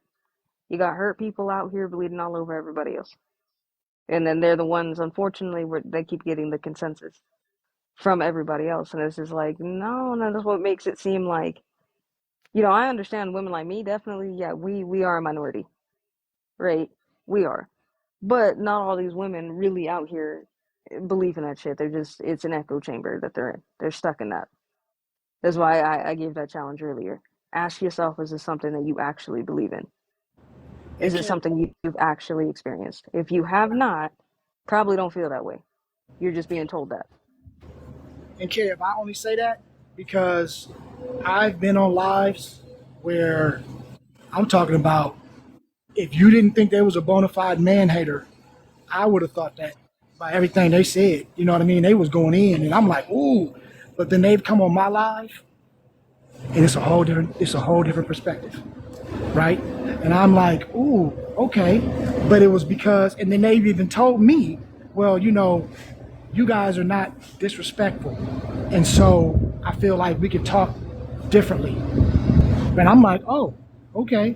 I didn't say nothing, but it just dawned on me I like, feel like I oh, know you. I so feel you like I know over who you're there. talking about too. That's But you know what I'm saying? But this happened a few times where it's like, when you go to a certain place, it's going to bring a certain thing out of you. But if you and so when you do that, that tells me that, okay, it's cap. Like you putting on for that particular audience Crowd. or Yep. whatnot. You know what I mean? But because if you was always real, you would be like that on my live too. You'll be like, I don't give a fuck. This is what I feel, right? But I think that yeah, they I get really that. don't feel that deep. I think it's just like you said. It's either it's retaliation, or maybe it's they're coming from a sense of hurt at that time. You know what I mean? They're going through that season in their life where they got to get it off their chest. All of the above. But I don't think the majority of people, not men or women, actually mean the toxic shit that they say on these lives. And that's the reason why it pisses me off when I see these lives. Because I'm like, if this was how y'all really felt, and this was just coming from the heart, like I'm just really expressing myself, I wouldn't have no problem with it. But I know it's cap, and I know you're doing this shit for the likes, and you're tearing apart our community just on some bullshit, and that's what makes it mad. That's what makes me mad. You know what I mean? That's the reason why I don't like it, because it's like I know it's not real. So, but that's just my opinion. I mean, I could be wrong. I feel you, man. That's cool, man. We need you. That's why I mess with you. I know you like the fair type. That's why probably a lot of people like you and stuff. Even you be messy. You be having people that I'm like, dang, how the heck they straight up either divestors or they just don't like hearing the truth. But I know you got to put it in a way to. I mean, I believe everybody need to be heard. Need a different angle to get things. Just like me, I think I'm a little too. I'm too strict for some people. Some people way worse than me and stuff. But I think all our ways, we got different ways and stuff. It's just I don't know. I guess I'm just straightforward because that's why I hold everybody accountable for the most part, right? If I can, I just know what off my experience, I know who's harder to hold accountable. I ain't gonna lie. But I don't know. But for the most part, I think every style is kind of needed and stuff. I just and the only reason why I'm be so straightforward is because I've always been seeing this in my life about trying to like get to people's feelings and stuff, to not hurt somebody's feelings, right? And I realized that that's why I came up with this statement or this saying, I rather live good than feel good, because I realized this whole world is based off like feels. So it's like, and that's what like I said, just like I mentioned earlier, that's kind of like how these laws are made based off feelings and stuff. Um, our decisions made so much. I mean, not to say we shouldn't have feelings, but it's just like we need to start using our mind more often or think things through rather than going with this. Just like I don't mess with that lead with your heart type situation and stuff. That done put us in danger of trust, just all this other stuff. Like I feel like we do need to be more. That's where the emotional control from. And then I was hearing you earlier about saying about I understand that you saying about, well, women communicate different. That's just women, right? Something like that, right? It's just like we be using the same thing. That's just men. But I think as an adult, because I think it done got so bad, we start treating women like they kids now. And kids are the ones that should be allowed to, the words of affirmation and make sure their feelings and all good and all. So I think as an adult, we need to be more, and that's just me, right? Because that's why I feel like we need to be more tough, especially these past 3 years. People been so soft, you can't say anything now. And now we got to sit here and baby down to make sure they are, I want to make sure that you don't do this to yourself and all this stuff. Like, at the end of the day, man, it's like some people will play that game and will use you to cater to them and sit there and still jump off the ledge anyways. They just do it slower. Just like the people that you can't address because they eating themselves. Oh, I don't want to let them know that they're out of shape. I want to make sure I'm going to tell them this. But then again, they just slowly unaliving themselves, right? So that's why I say that about the weak going to be the weak, the strong is strong, because it's like, it's really nothing we can do. It's no really like a literal middle tone or middle delivery that you could save everybody. It's just, that's impossible. So that's why I think every style is needed and everybody's on, everybody got their part they play and stuff. And that's why, what was I getting to with that? But basically, I guess it is what it is. That's what it is. You know what I'm saying? Got you. What you got, Carrie? I How agree. you doing? My main thing is communication and trying to ease, kind of close the gap of communication, because we really do communicate differently as men and women, right? And so, women, everybody assumes that everything that women do is emotional, and that's not true, right? They have emotions. Some women do lead or react to their emotions, uncontrollably or rationally, irrationally, should I say. That's true. But yeah, man, the thing is, they bounce between both hemispheres. We don't. This part is proven, and this is a fact. Like, we think, the way we think is from one side of our hemisphere. This is the reason why we are better in certain things like hunting and certain things, because we can focus differently than women.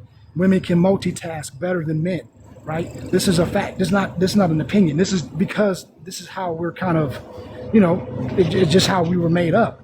But with that comes certain differences in how we express our communication. And so what I try to tell guys is, like, you can sit up here and say that we're asking us to do too much and this and that and the third. But I'm saying, hey, if you practice talking to women and you actually put some effort into understanding, you will become a better communicator. And that's my whole thing. It's not about the woman. So It's with about communication, us right? learning more. Right. Yeah, go ahead. Go ahead. Oh, no, I was just saying with that, because I wanted to say that before you had went too far. So with that, you saying, so it's basically communication is only effective when we just talk to one. So it's not a two-way street then. So it's like we got to basically stoop down to their level for them to communicate. That's what you basically saying. It seemed like, because they communicate different or something like that. No, because I think as a people, we supposed to both try to understand each other and stuff. Women over real talk. if you look at it, women, how can they stoop down? They're over communicating, right? We say it all the time. Men are simple, right? We don't need. No, we're not simple. We just don't like to talk. We just don't like to express all of our shit at the same time. But we're not simple, because if you ask somebody, what do you want? We'll give you one answer. But then if you give us that, we don't want that. We want some more, but we just didn't want to talk about that at that time. So we're not really necessarily simple. We just want to have simple conversations. That's the difference. Where a woman, she wants to give all the details. She wants to know all what's about to happen, what's coming before that, so that they can plan this, so she can look around that. Then she's trying to do this and do that and the third. And so what she's doing is, when she's hearing us, she's trying to connect dots that don't exist or that she thinks exists, right? And that's where we have the fallout. Because all we had to do as men was add a few more words and we would have cut all of that out. But since we don't, a woman's mind is going to try to figure out, well, what is he really thinking behind that? Do you get what I'm saying? And so they're telling us this all the time. They say This is all we want. We want you to say this and that and the third. And we're saying, well, we don't talk like that. But the reality is, we could. We've just been conditioned not to. And I'm saying, once we get to that point where we can say, you know what? Because when we talk about sports, we get into all the details. When we talk to each other, we all into it. But as soon as we start talking to a woman, now all of a sudden we want to cut that back. We want to cut back. You get me? Because that's how we've been taught. That's not necessarily our makeup. That's just what we've been taught. And so what I like to say is, if we as men, if you just want to make your life easier, and you're dealing with women, you might want to up your game on how you communicate. That's just, you know what I mean? If we say be logical, that's the logical excuse. No, women need to. Why should you putting your fate in her hands? Come on. But I feel like even when you just said that, that's like the term you just used earlier about that's basically like saying, well, she just being a woman. I just feel like that's a one-way street. I feel like we do need to both understand one another. Like, why do they gotta? Point. So the thing is that yes, you are right. We do need to communicate better together, of course. However, again, both people have to be able to meet each other in the middle ground. The problem is anymore these days. Look, before you go too far on that, I wanted to say, what about because I feel like understanding is a key to life. That's my overall thing. But like, how do you let somebody know that you understand them? How you get them to understand that you understand them? Because some of the times it's another, like I said, it ain't about just communication. It's about reception too. So that's what I'm saying. It's a two-way street. It's the listening portion of it. Right. Have you ever in your life heard of a woman say, I don't want to communicate? Like if you said as a man, hey, you know what, I really think we need some better communication. And a woman says, nope, I don't want to communicate. That's rare. You will rarely hear that.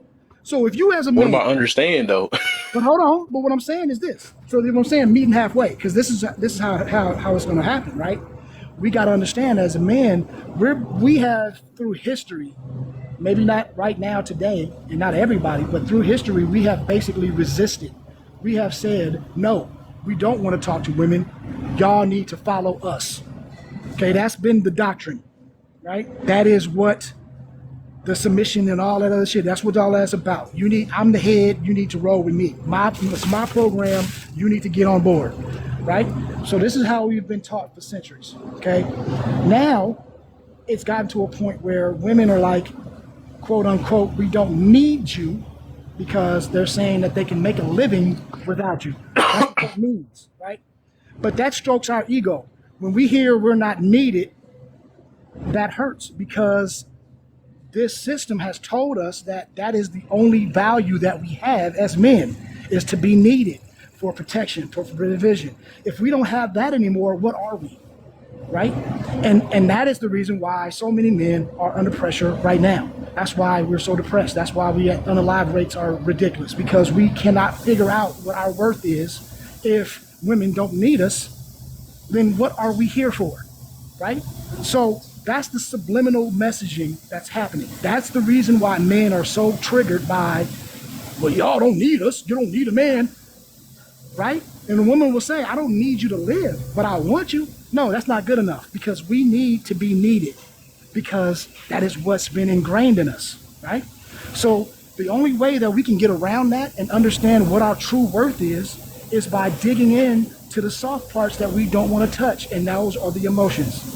And the only way we can do that is by trying to have these conversations. So this is what I'm telling the men. I'm not saying it so that you can appease a woman. What I'm saying it is so that you can find peace in yourself, right? So when I tell a brother this, I'm like, yo, this is not about anybody else. This is about you getting soft skills to where now you can have conversations with yourself in your own mind and figure out your own worth, right? Because women don't have that problem. They know their worth. You know what I mean? Like, they're geared up for that. But we do, because we've always been shitted on in this system. This system, we sit up here, the same system that we've benefited from is the same system that we've also are being hindered by. We're getting hurt and at the same time. And now it's starting to come to a head because we are unaliving ourselves far more than women. If we look at the statistics, men are far more unhappy than how women are right now. We keep on talking about, oh, y'all just gonna, end alone with cats and all that.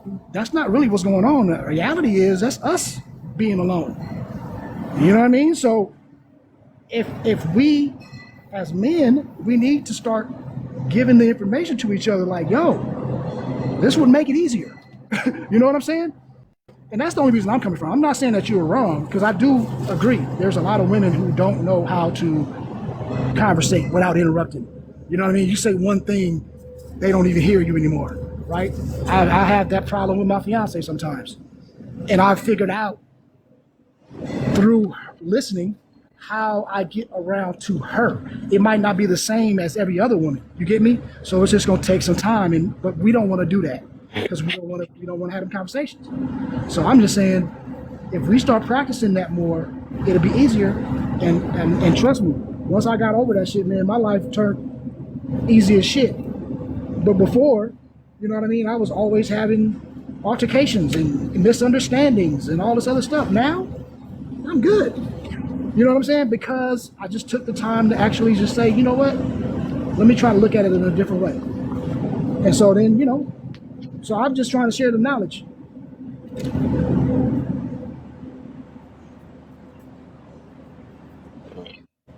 All right, that's good. That was a good angle. Go ahead, Kerry. Hey. I want to say, well, how's everyone doing? I'm sorry. I'm kind I'm of, blessed, man. I'm blessed. Howdy. Doing good, doing good. yes. Hey, cousin. How you guys? How you doing? You doing good? How's it going? Good. You guys have some great insights. You guys are very insightful. And I definitely agree with everything you guys saying. So do you want me to touch what's on the prompt, or do you just engage in what was said before? Depending on what you're feeling, what's eating at your motor, the topic or what we just talked about. Well, I would like to engage in what you guys are saying, before I touch the prompt. But yes, I definitely agree with cousin, because when you there's a book that I read, right? And it all plays into how I was raised, and it's called Men Leads, Woman Follows, Everyone Wins. And in that book, she in her introduction, she had explained how she went to about at least 10 to 15 countries, and she asked 100 men. Now that is very exhausting, to ask 100 men in each of those countries about what would they want from their wives or their girlfriends, right? And majority of them say that it's more so of a moral support, being able to set well in her feminine ways, and I think also just,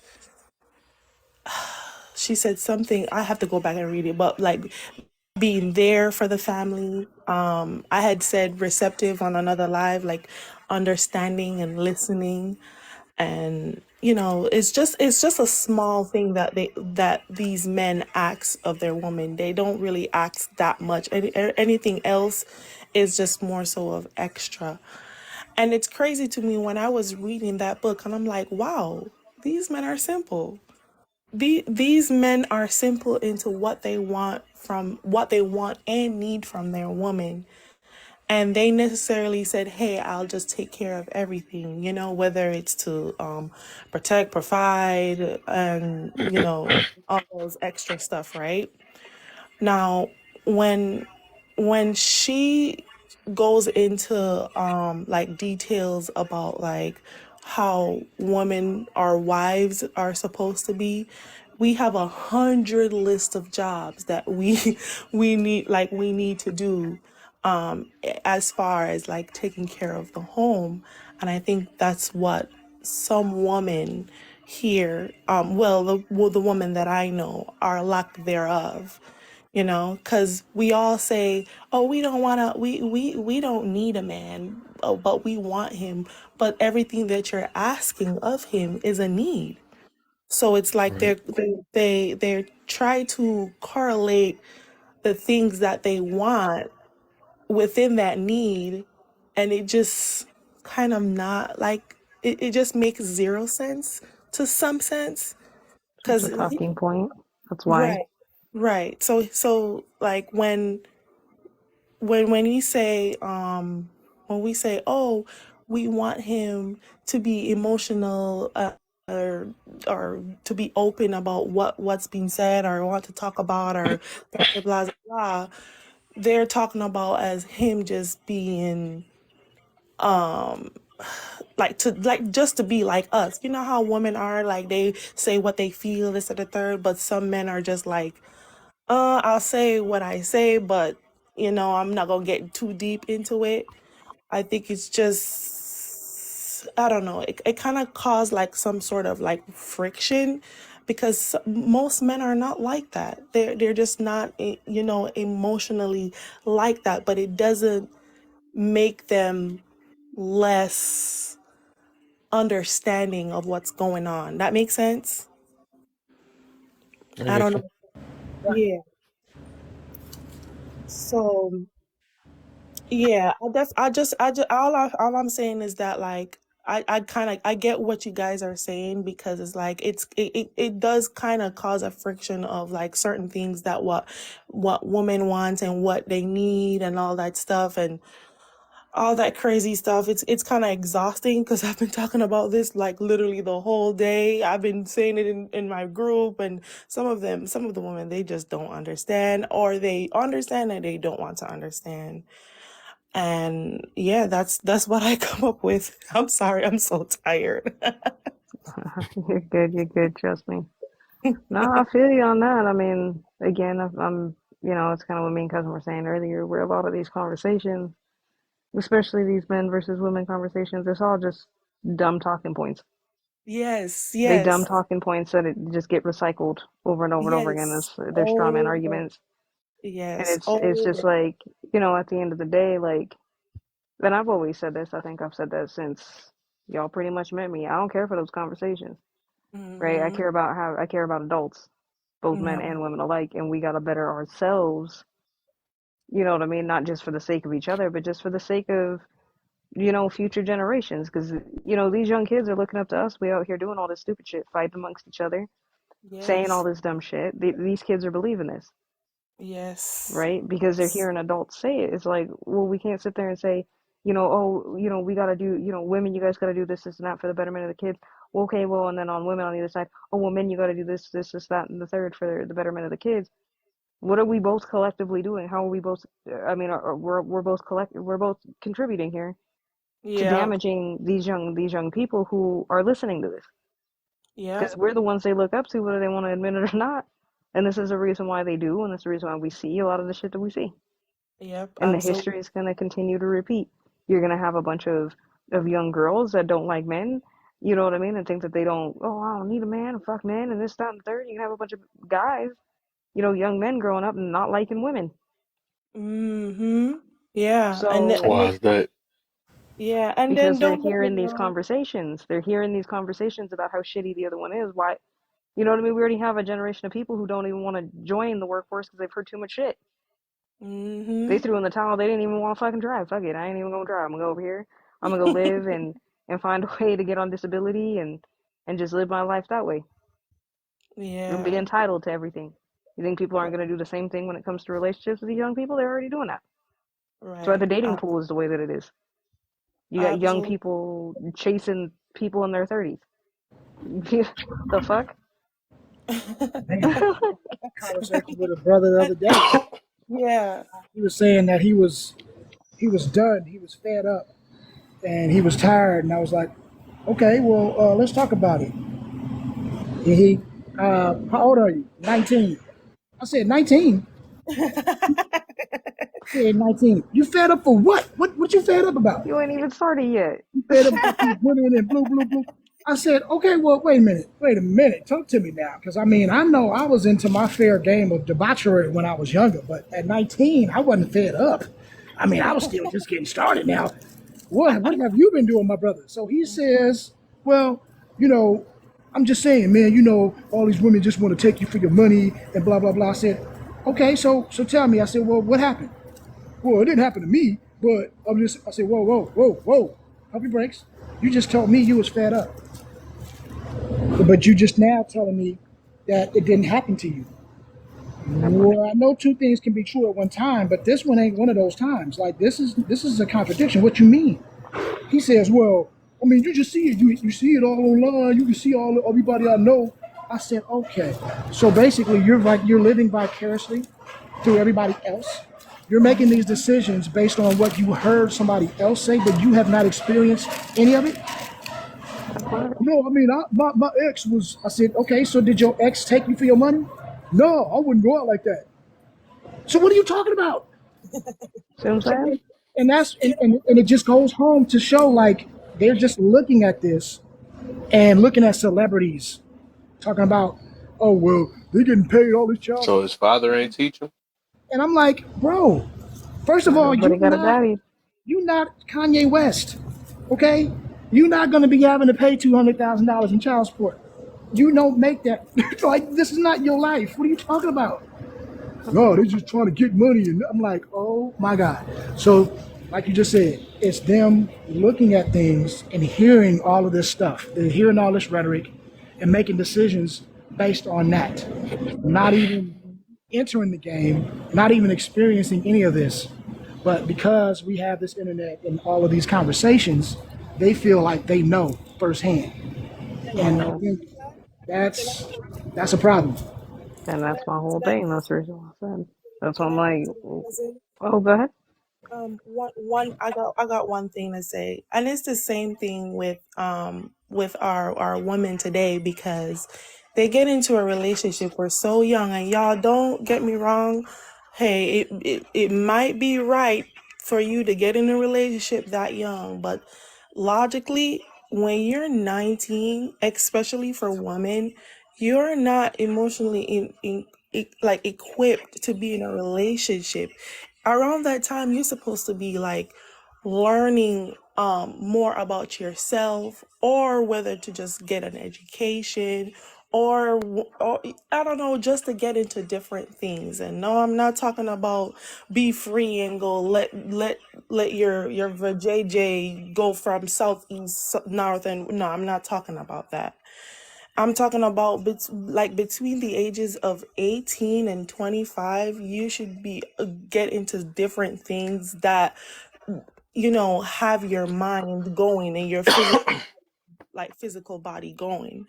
Now, when you reach 25, then that makes sense as to why, okay, maybe it's okay for you to like go into in a relationship, make sure you're emotionally ready, physically ready, you know, intelligently ready, intellectually ready, whatever the case may be. But when they're at 18, 19, they're talking about having a baby.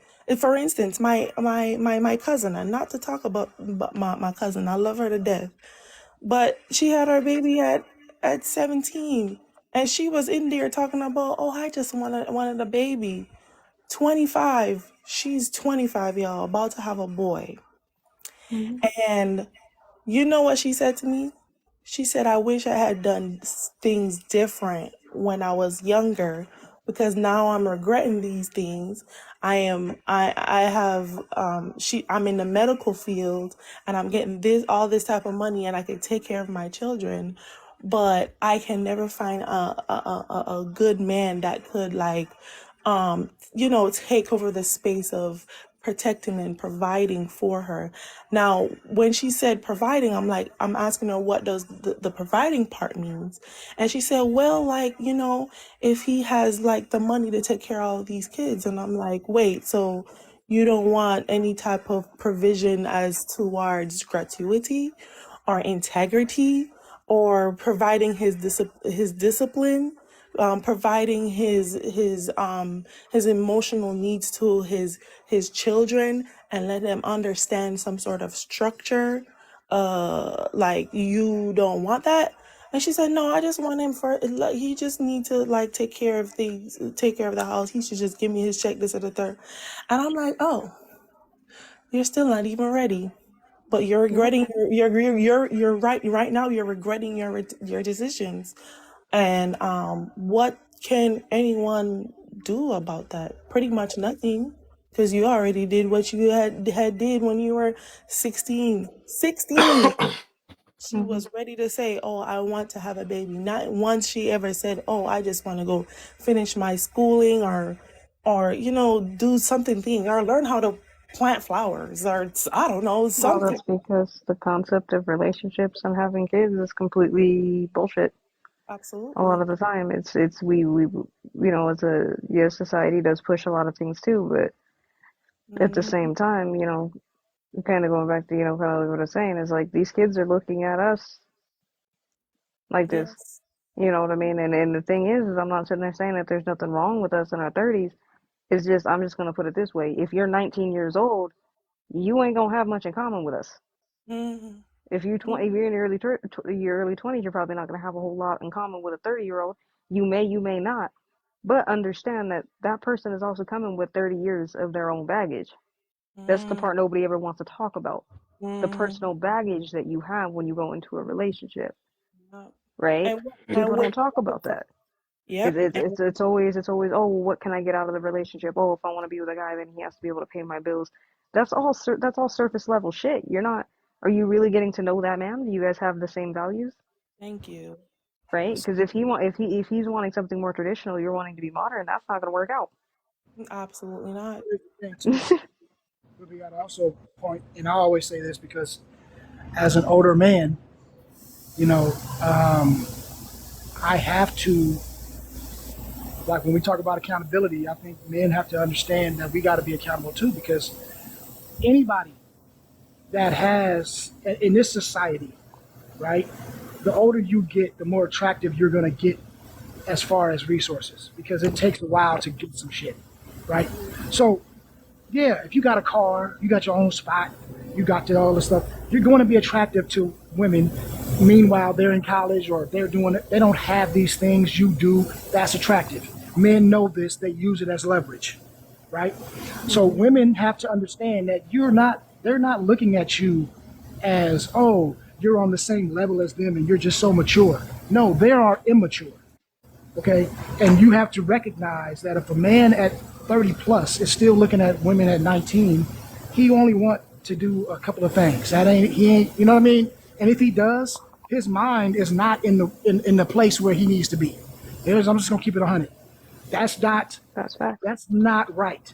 Okay, you should not have between, after 25. I say it ain't no rules, like no holds barred. After 25, you can be 50. And you find a girl that's 25. Hey, do your thing. Hey, you better than me, because my cutoff age is 28 and 29, pushing it. But I'm just saying, I wouldn't, you know what I mean? I wouldn't do it, but I ain't gonna say nothing. I ain't gonna hold you. At 25, I ain't gonna say, like I said, I ain't gonna hold nobody to it, but you are right. It is a matter of resources, because the thing is like I've had people in their 20s, early 20s, come holler at me, and again, and I get it, people, and I'm gonna be 32, so it's just like, I get it, I'm in my 30s at the time. I probably just didn't want to I didn't want to be lonely, but at the same time, it's like you kind of have to read the situation for what it is. That person's not necessarily with you because they give two fucks about you. They're attracted to your resources. Right. Oh, you're established. Oh, okay, cool. You kind of have a career, you know what I mean, kind of in place. You know what I mean? You start coming in, you start making, and you're starting to make, you got experience. You can actually make, coming in the gate, making a certain amount of money. You don't got to start from minimum wage and work yourself back up. So like I get that portion of it, but at the same time, I'm still gonna hold people accountable. Like older people, we gotta set a better example for younger people, because we already know the youth is what looks up to us. They looking up to us, and they don't want to ever admit it, right? You can't ever ask a young person that. They're gonna sit there and say, "Oh, I'll look up to you," but yet you want to do all the same shit I do. You see what I'm saying? The thing, right? So like if I'm a 50-year-old man, I'm talking to a youngster. I'm like, look, bro, this is what you need to do. But I'm competing with you with the same women. I'm chasing the same women you are, right? What do I look like? bro. Like, Right. you are ridiculous. You cannot demand respect when you are doing the same thing as the people that you're demanding respect from, right? Right. Right. So you have to be respectable to be respected. That's the whole thing. And so from the elders, I gotta put some onus on us as OGs. We dropped the ball in a lot of these cases. And we can't be mad at these youngsters looking at us like, fuck you, bro. Because we deserve that. So we're gonna have to work a little bit harder Look, to show that we are about what we say we are and gain that respect, because we've lost it. And that's just you know what I mean? That's just me being real about it. I'm just gonna say this. It's 2024. If you an older person arguing with some 19, 20-year-old person on the internet, then fucking unfollow me right now. Don't make no sense. I ain't got fucking Don't time. make no sense. I don't understand. Grow up. Exactly. Grow the fuck up. Because, like, how you gonna sit there and tell somebody who's 19 to grow the fuck up? They're 19. How you gonna tell a 21? That's like me telling a 21-year-old, you need to grow up. They're acting their age, bro. Like, what do you mean? I'm the adult here. Like, Oh no, I gotta be that's what I said. what's That's that? what I I said. gotta be the Don't devil's follow advocate. my I ass. forgot what it is. Oh. But I wouldn't say that. What is acting your age, right? When you got kids across the sea that acting growner than a lot of us. No. It comes with responsibility, and again, 12-year-olds. being an older person, you do come with things that are also outside of practicality. It comes with wisdom. The older you get, the more life experience that you have with certain things. I cannot expect a 21-year-old to have the same life experience that I did at 31.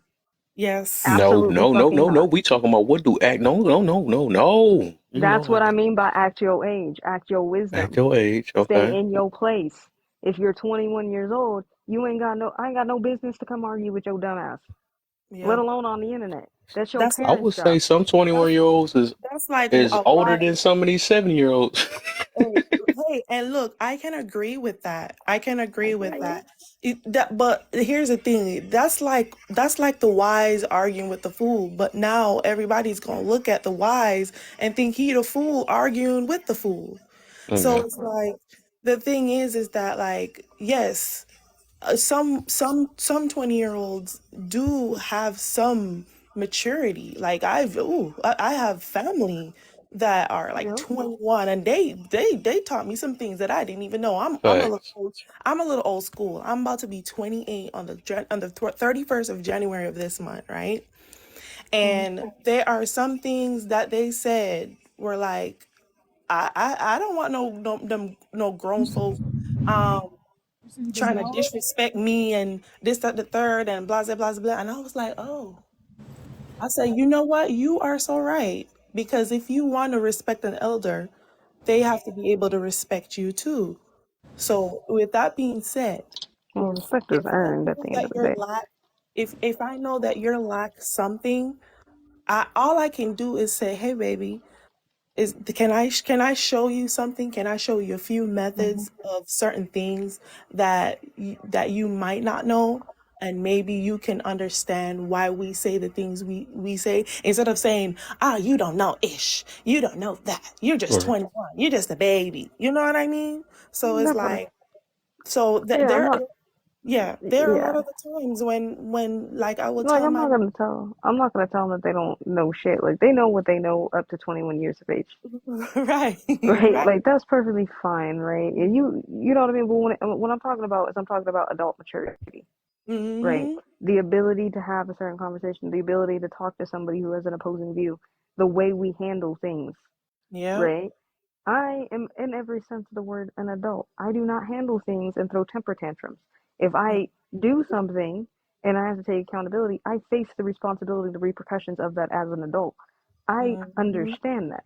I don't turn around and act like a little child, right? Now, I understand that there are people that are older than me, and there are people who are around my age who do not practice those same principles. By all means, okay? I can't help you, dumbass. Just understand that I'm going to be less tolerant to you, and also I'm going to need you to unfollow me, like right now. Like, I ain't got time for your shit, right? Right. But again, why am I like that? Because I'm trying to sit here and show and prove every day, yes, young folks, the shit that I fucking sit there and I'm trying to tell you is shit that I live in my everyday life. These are things that I learned. Let me practice what I preach. I ain't talking about those adults that don't do that. Okay, because those will be the ones that want to argue with these 19, 20-year-old people on the internet.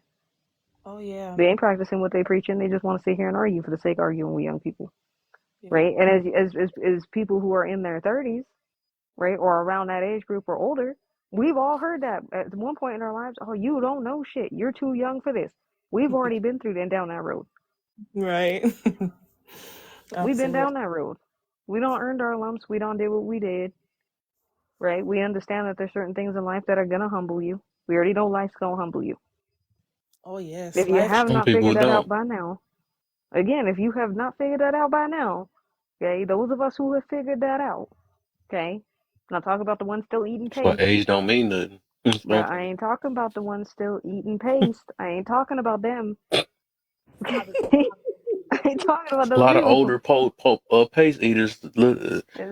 We already know, But I bro. do get you just saying hold to a higher regard. That's why I do feel I'm that gonna too. hold It's it to basically a the same higher thing Cuz regard. was mentioning earlier, right? That I do, I would put it on the people that's older because they should know better, right? But it's not guaranteed though. But it's just like, it's all about the teachings. Maturity is literally, there's no age to that situation. It's the reason why I I know mentioned the that's so 12-year-olds though. that acts, I'm aware that's there's some smarter than a lot of, maybe us, right? Smarter, that can actually hold a family at 12. I'm not exaggerating this stuff. It's the reason why they was getting married at that time, but it's the way that they got brought up, which we know America is just very childish and, just softer now and all this. That's why we got to do all this trying to it's negotiate different because things because it's because everybody's just people aren't so taught. much different. Kids today are not taught the same way kids in those All right. situations are, right? We already know that. Being a kid that came from that, right? I was 9 years old. I used to have to make breakfast and stuff for my brothers and get them ready, and we'd all have to walk to school and pick them up and help them with homework till my mom came home and cooked dinner. I was doing that at 9. Okay? That doesn't mean, and some people argue, oh, maybe that was child abuse. Yeah, If you can they're look at having it that way, sex but like an change. adult now, cussing like But at the adults now, same time, right? You have a lot of adults, they right, got that part. who will sit there and look at me and say, AJ, that was child abuse. No, it wasn't. Okay, because through that experience alone, I learned how to take care of things that were outside of me. Hey, Right? but I had to learn maturity. I had to Oh learn yes. responsibility. Those are That is so things that are true. not taught now. Nope. Yeah. No, we Can, just want to complain. I want Oh, to well, add to I what should have she been a said. kid. Yeah. I want to add to what she said because at 9 years old, I was learning how to, not learning, actually, I was cooking a full course meal from scratch. I'm talking about learning how to cook Exactly. curry goat, not curry chicken. It's easy to cook curry chicken. Curry goat is something that you just have to marinate overnight and put all the onions together and the tomatoes and blah blah blah blah. I was cooking curry goat, white rice with steamed veggies, and then learning how to juice a fruit juice from scratch with no electric juicer. So if I was to ask a 19-year-old to do that, they were like, oh, I don't even know what to do this. They probably don't even know how to turn on a juicer, let alone know how to Okay. put it together. Y'all gonna get what I mean about But what is but really my acting your point age. but my point in saying all that is, right, is I'm relating it to what you were saying by asking your age. Okay. If I was doing that at 9, can you imagine me when I was in my 20s? Yeah, I have more maturity than most fucking people. Okay, I'm 32 and I have more maturity than most fucking people, right? What I mean by I need you to act your age, meaning you're going to be held accountable for somebody of your age group, right? There are certain standards and certain things that you can't sit there and act like you don't know. And if you want to act like you don't know, then here's your time to learn it, and I'm not going to be as lenient. That's what I mean by act your own age. I'm not sitting there saying acting your age has to be a definitive number. No, you got to have a sense of fucking maturity. The number itself don't There's no fucking right mean answer shit. to it. That's why I threw that trick That's question my out. It's not a I right answer know to it. that's my point.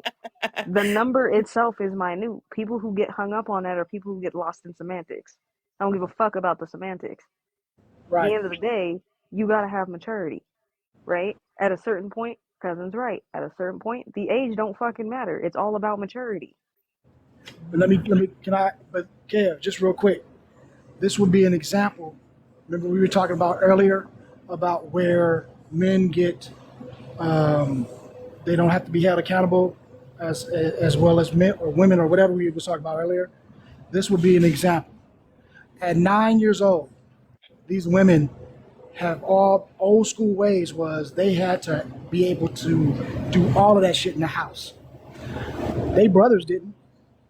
In my house, you were left to be a boy until you got a certain age, and then dad took you out and you learned some yard work or you did some certain things. But these women, these little girls, had to do everything for that house, right? They were not held. The same accountability was not being held or not being given to the boys. Boys would go to college, act a damn fool. They get bailed out, come on home. All right, now you got to get serious. Women, they didn't have no leeway. The rope was very, very short, right?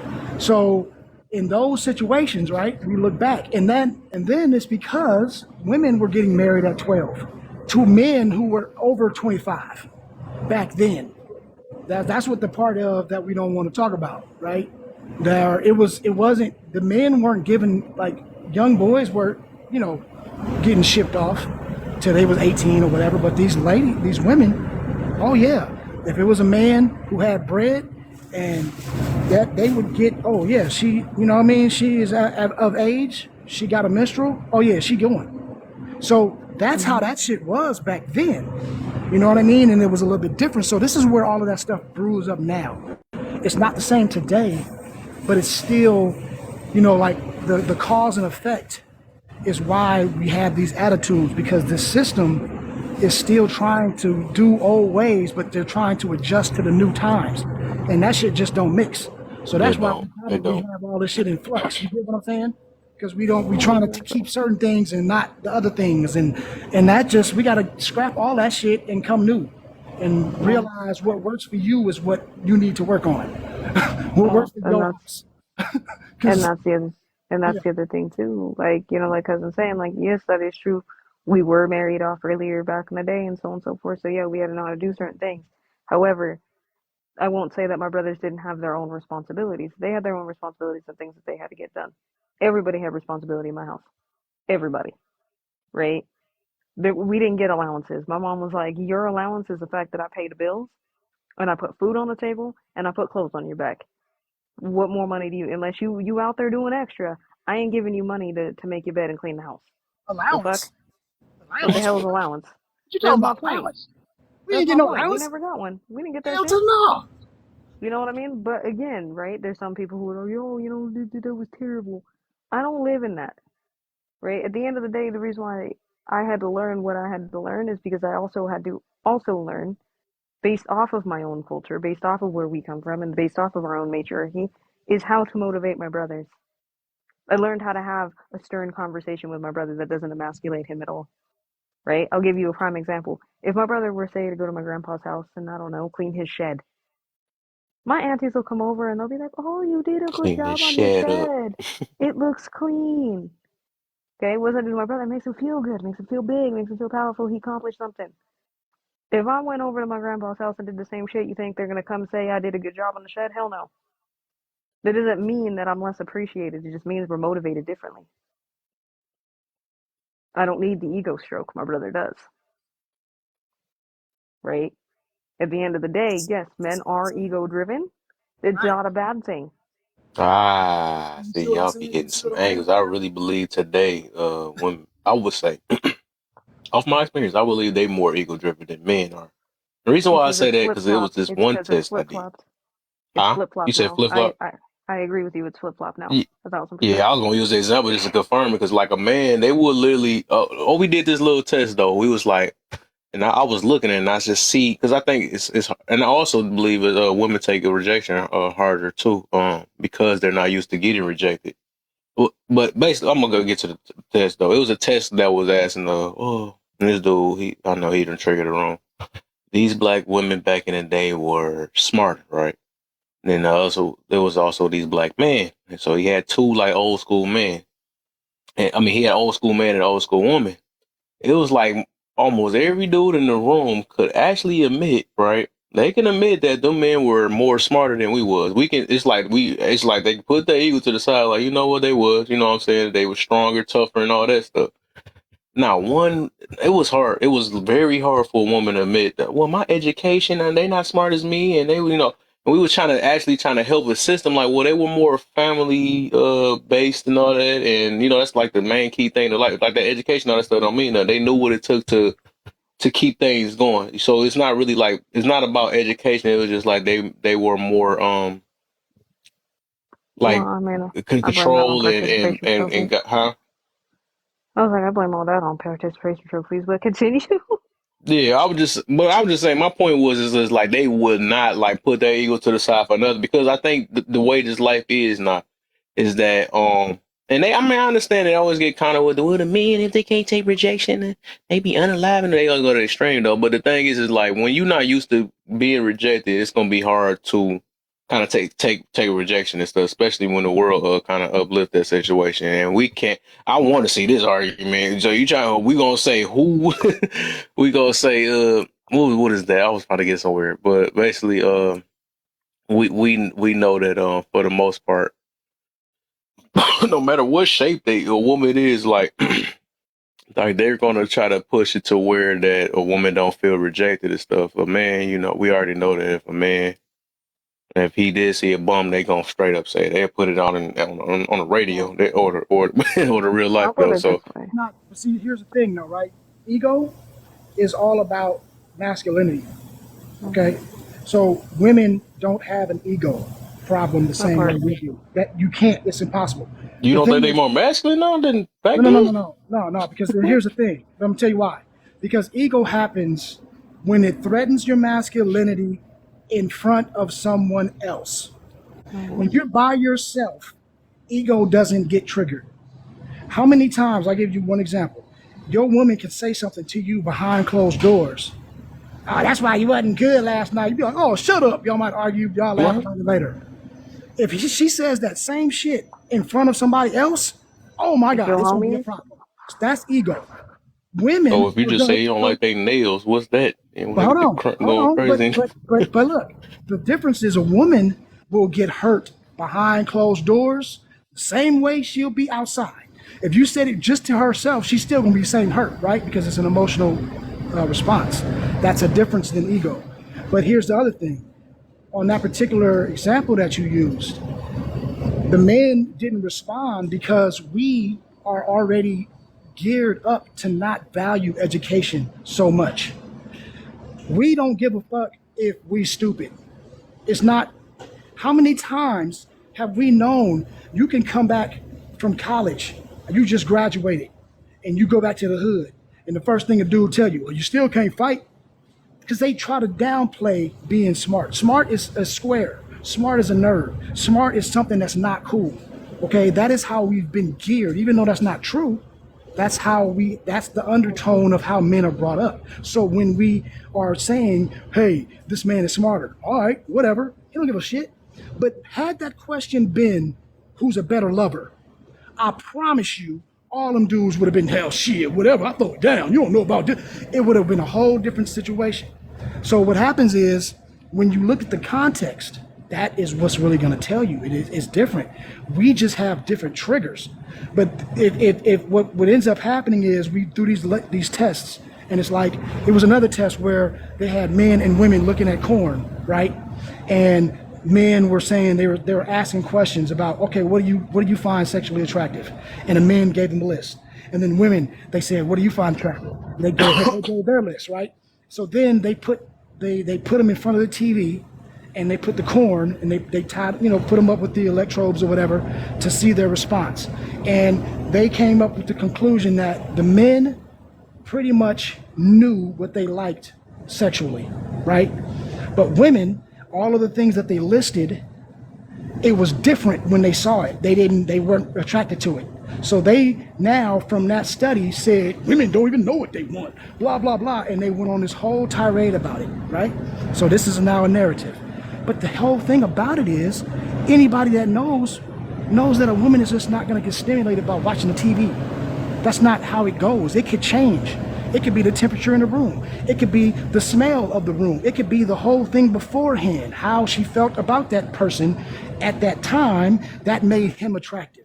But that might not make the next man attractive. You get me? But they did not consider that in that test because it's all from a male perspective. And I just said that to say this. If we flip the reverse and we give us a test that's designed for females, we are going to fail, right? Just like they will fail if you give them a test that's designed from our perspective. So when we take and we do these tests, there's no context involved, and then it shows whatever narrative that you're trying to put out. And I think when we start looking at these gender things, we have to understand we probably want the same things at the end of the day, but we're just coming from it from two different directions, right? So we can't test one side or the other and put each other against each other. You know what I mean? So I'm just saying that we got to So look at that. Yeah. So I Go have a ahead. question. I just wanted to say, so because the test was with both sides, it was both of them. So what is that?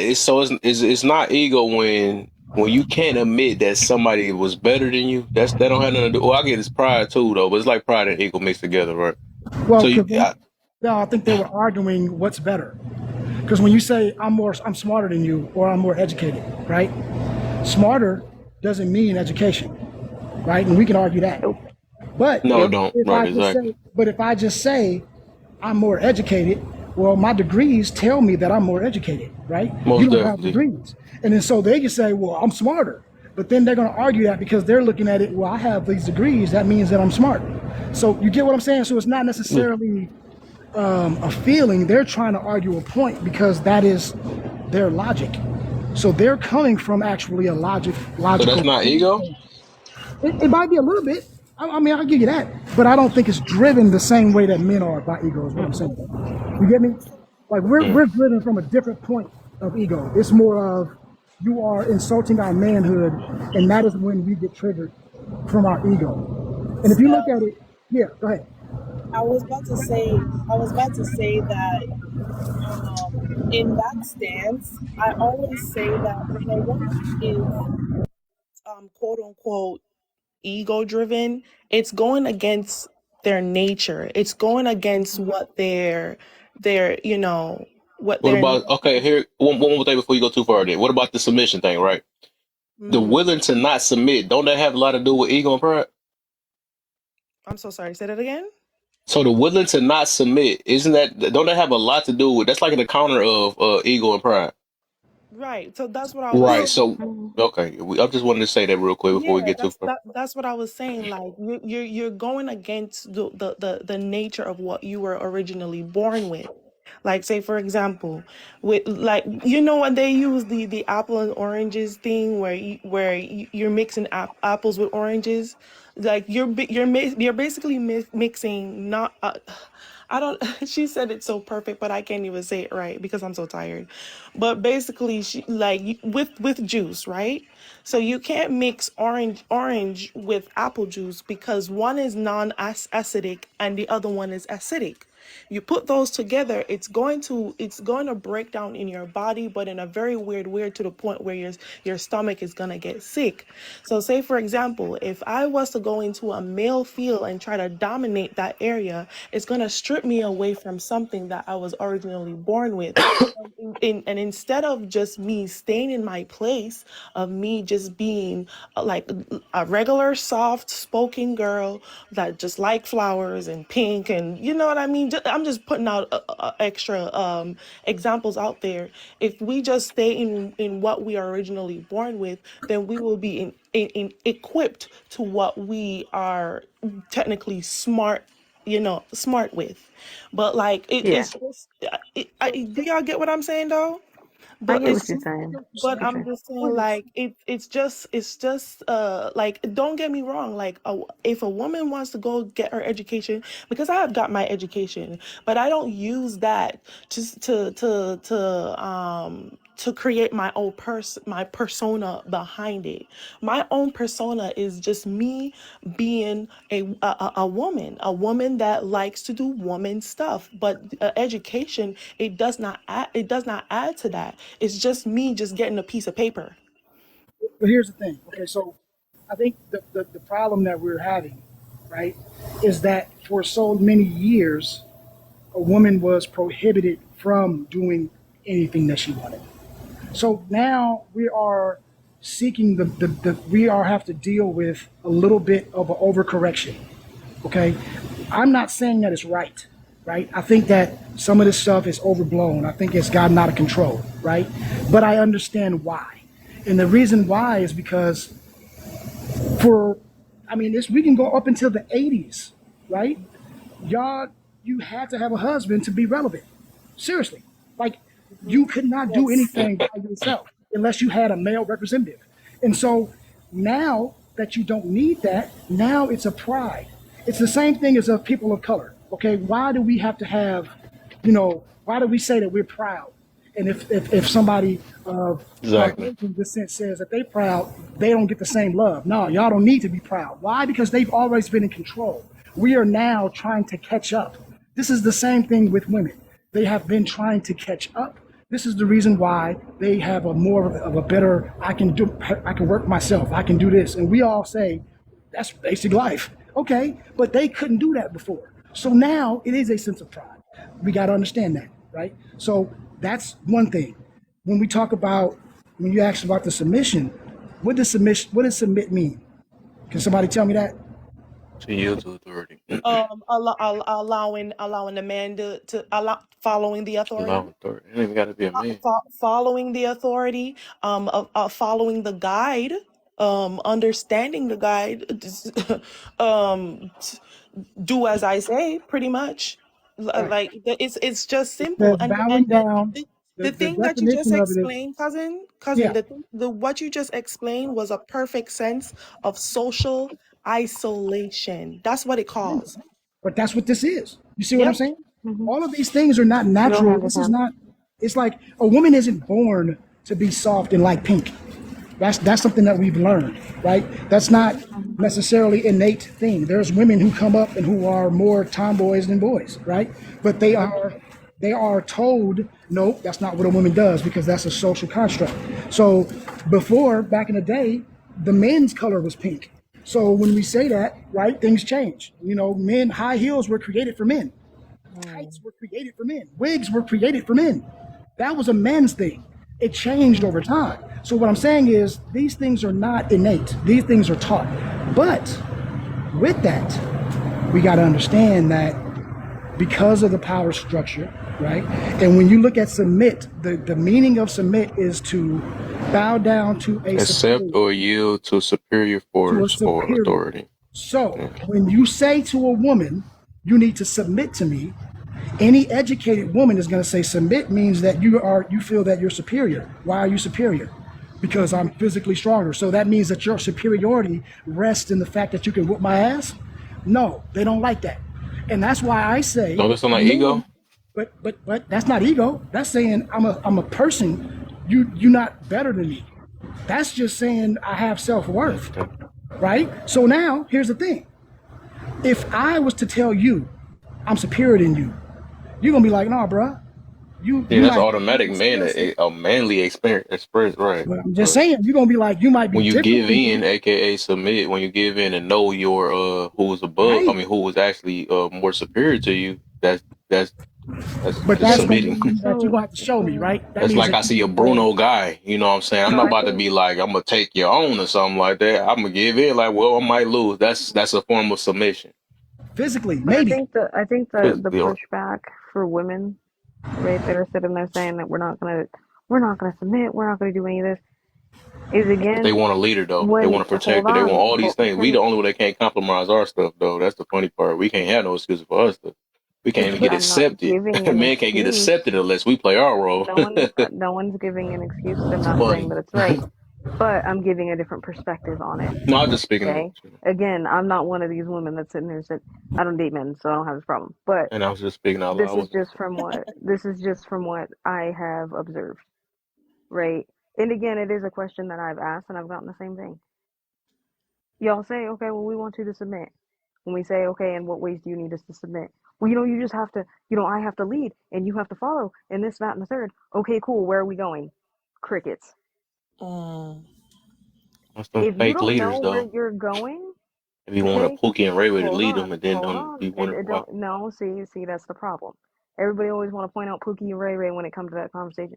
Some Because of they don't y'all, never talk to no real some of leader. y'all, some of y'all.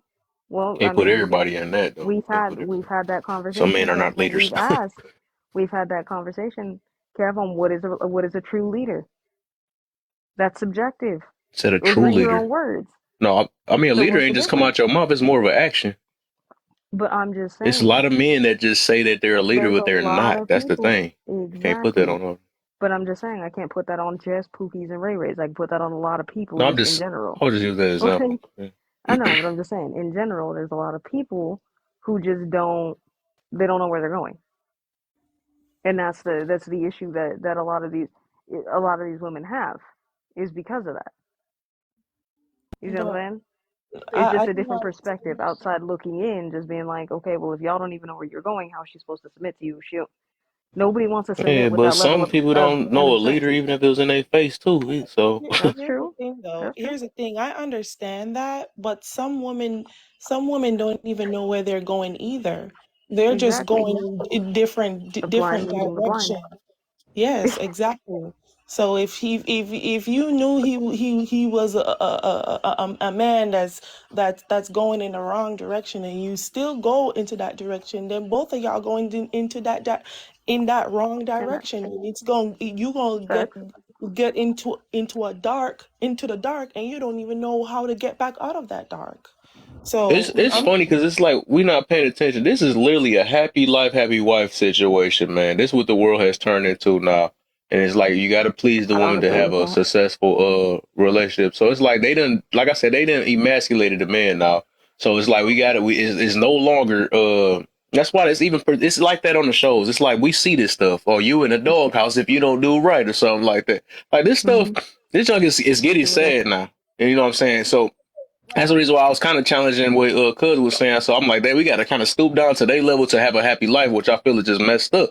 But I do understand that there's so much corruption that happened or whatever. You know what I'm saying? I get that, but I feel like that we need to, because like I don't think other cultures going through the same exact thing. It's really just us, the black people. I'm gonna put it that way. We the ones going through the worst. You know what I'm saying? Well, the I don't think that reason, we get all that but the ego driven stuff. But I understand we went through probably maybe more struggles. But who's to say who struggled? Because it's people probably across, I don't whatever. think it's But a we matter. only see from our lens.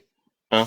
It's not a matter of struggle. Again, when you come from a different culture, there's just certain things that are taught to you culturally regarding, whether you're a man or a woman, right? You have certain things that are just built into you that are to your core that you can't break them. The And it problem with worked for 'em. Western culture is Western culture goes against that. So you can have somebody who comes from culture, but they're constantly having to go against themselves to be here, right? So it's almost like we constantly have to walk like this tightrope of trying to figure out, okay, well, if I lean too far this way, then I'm unrelatable here. If I lean too far this way, then I'm losing myself. So, and that's just what we run into at the end of the day. It's just like, we want this shit to change, right? And again, I'm not sitting there agreeing, like, with any of this. I think in certain aspects, but I think men and women really do need to come together and find the middle ground We need here to and figure out understand where each they other. need to move. Yeah, we need to understand and move to where it's not completely one-sided. I agree with you. It is one-sided, but it's not can going I to move be forward. like very frank with you guys? And the thing, go ahead, Kevin. Go ahead. I'm sorry. I just want to tell y'all that I appreciate this conversation, and I just want to get this out before you see me disappear. um, I just want to say this, okay? We have to understand, Kev, that happy life, happy wife type of situation. Let me just give you a tangible example. Anybody who has been in a relationship successfully for years, like myself, and I'm 50, so I've been on the rock for a minute, okay? And when you make your wife happy, right, that means that you are making her safe. You're doing everything that you're supposed to do to make her happy. There is nothing that she wouldn't do for you. And that's the key. When they say happy wife, happy life, that means that because now your woman has no excuse but to give you the world because you didn't gave it to her. And that's the difference. Men have been trying to not do shit, but still get the world. And that's what the problem is. When you have certain people saying, all I need to do is pay the bills and fight somebody when I need to fight them, that's not enough. That's what they're saying. When you give them that, I promise you, your woman is going to give you everything back. And that makes that thing make sense. But now, if you don't have the right woman, it ain't going to work.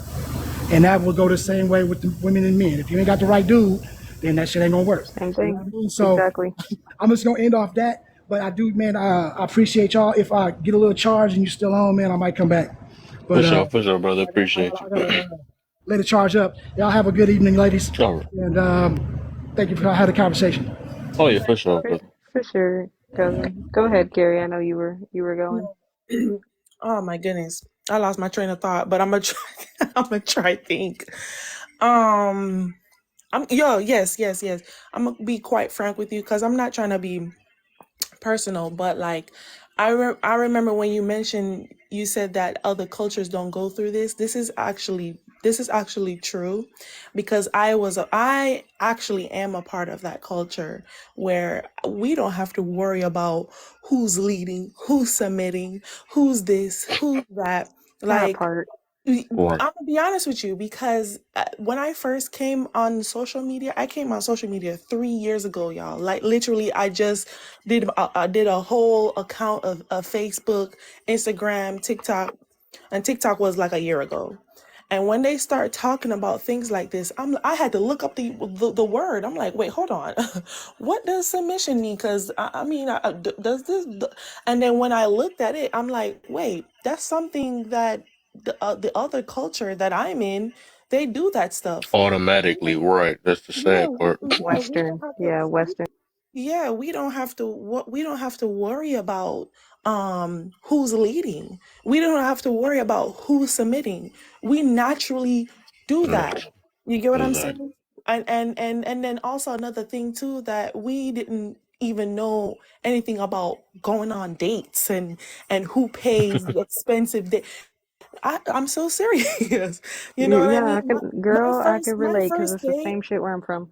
We don't worry Yeah, about shit like this. exactly. So my like when I went on my very first date at 23, you think I had to worry about if he was gonna pay for the date? You think I have to worry about him saying, "Oh, I got you, don't worry about it"? I just literally sat there with my happy face, smiling. Sorry, I was literally like sitting there with my happy face, enjoying the conversation. Ooh wee. I ate that wrong. I'm sorry. Oh my. Okay. No, I was That just saying, gummy bear like, gonna as make it you, worse. You about to make her eat that too? yeah, real quick, you know what I mean? Choke. No, but for real, I didn't have to really worry about anything. We were just enjoying the conversation, giggling and cackling and stuff like that. But do I have to worry about some asking me, "Oh, are you gonna pay your part?" No, I was just naturally going with that flow of knowing that he was going to take care of it, and then we were gonna walk down the street with our hands clutched together, and we just enjoy the night, right? Now, if let's just say that if I ever was to go into the dating scene, it probably would be different. But like I said, because of how my situation is right now, like, just going out and just interacting with other people, I still don't have to worry about that. Men still open the door for me. They still carry my groceries. They still ask me if they need my their umbrellas to go to my car. You get what I'm saying? So it's like, I don't know, it's just different for me. Yeah. But like when I go on social media and be around other like certain type of people, they talk about stuff like that, and it's very exhausting because I'm like, half of the stuff I don't even know what they're talking about. I'm like, this is so Girl, natural for me. This is so same. natural for me. It's easy. It's so easy, and I know what I can do for a man. I know what I'm supposed to do for a man, but it's not something that discuss because it naturally comes to me. That's It's all. because I feel like I'm that's gonna have because to I feel DM like her. So I was talking to. and that's what I'm saying. Like I feel like when you come from a sense of culture, because like she said, these aren't conversations that happen because nobody over talks it to the degree that people over talk it Right. here, right? And it's so overcomplicated, so convoluted, it's crazy. And I do agree with you, It's difficult. Yeah, there's a lot of scrutiny and stuff that definitely come towards men, and that's the reason why I've always been confused, right? I don't understand. You know, I can go into a live, like I said, right now. I know there's like 30 of them, at least, on at this given time, talking about how trash men are. I've never felt that sentiment, right? But I've also understood that a man is more than just his wallet. That's the part I think that's always missed, right? I feel like anymore, what I hear is a lot of women trying to date a dude for his wallet. They're not necessarily dating him for who he is or what, you know, what his values are, what his value systems are, what's important to him. None of that is ever talked about. It's just talked about, oh, well, how much money can you make? How much money can you bring in? Can you pay these bills? And then Absolutely. people wonder why they're upset. And it's just like he's already naturally, instinctively going Yeah. to want to do that, right? It doesn't matter what culture, matriarchal, patriarchal, whatever else. A man is naturally going to want to take care of his family and the people that matter to him. And so He's does a naturally woman.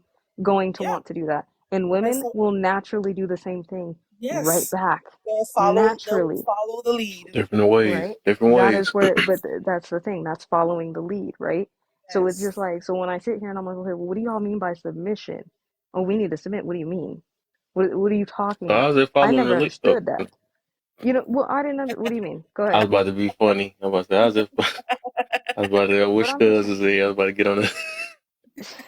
I have no, that but I'm follow the just lead saying, when we got to like, follow the woman to live a better life. So no, You no, said I you gotta make said no, sure you no, add because naturally. me. If it's even, naturally, then what's the problem? Where's so the problem coming from? If so it's I'm naturally, getting there. I'm getting there. What's natural, okay? And I'm talking about people who already come from culture. So I'm not talking about people who are just here in America. These are oh, people oh, that oh, come from other places that live here. In our you're not cultures, talking about the because we do majority, have that.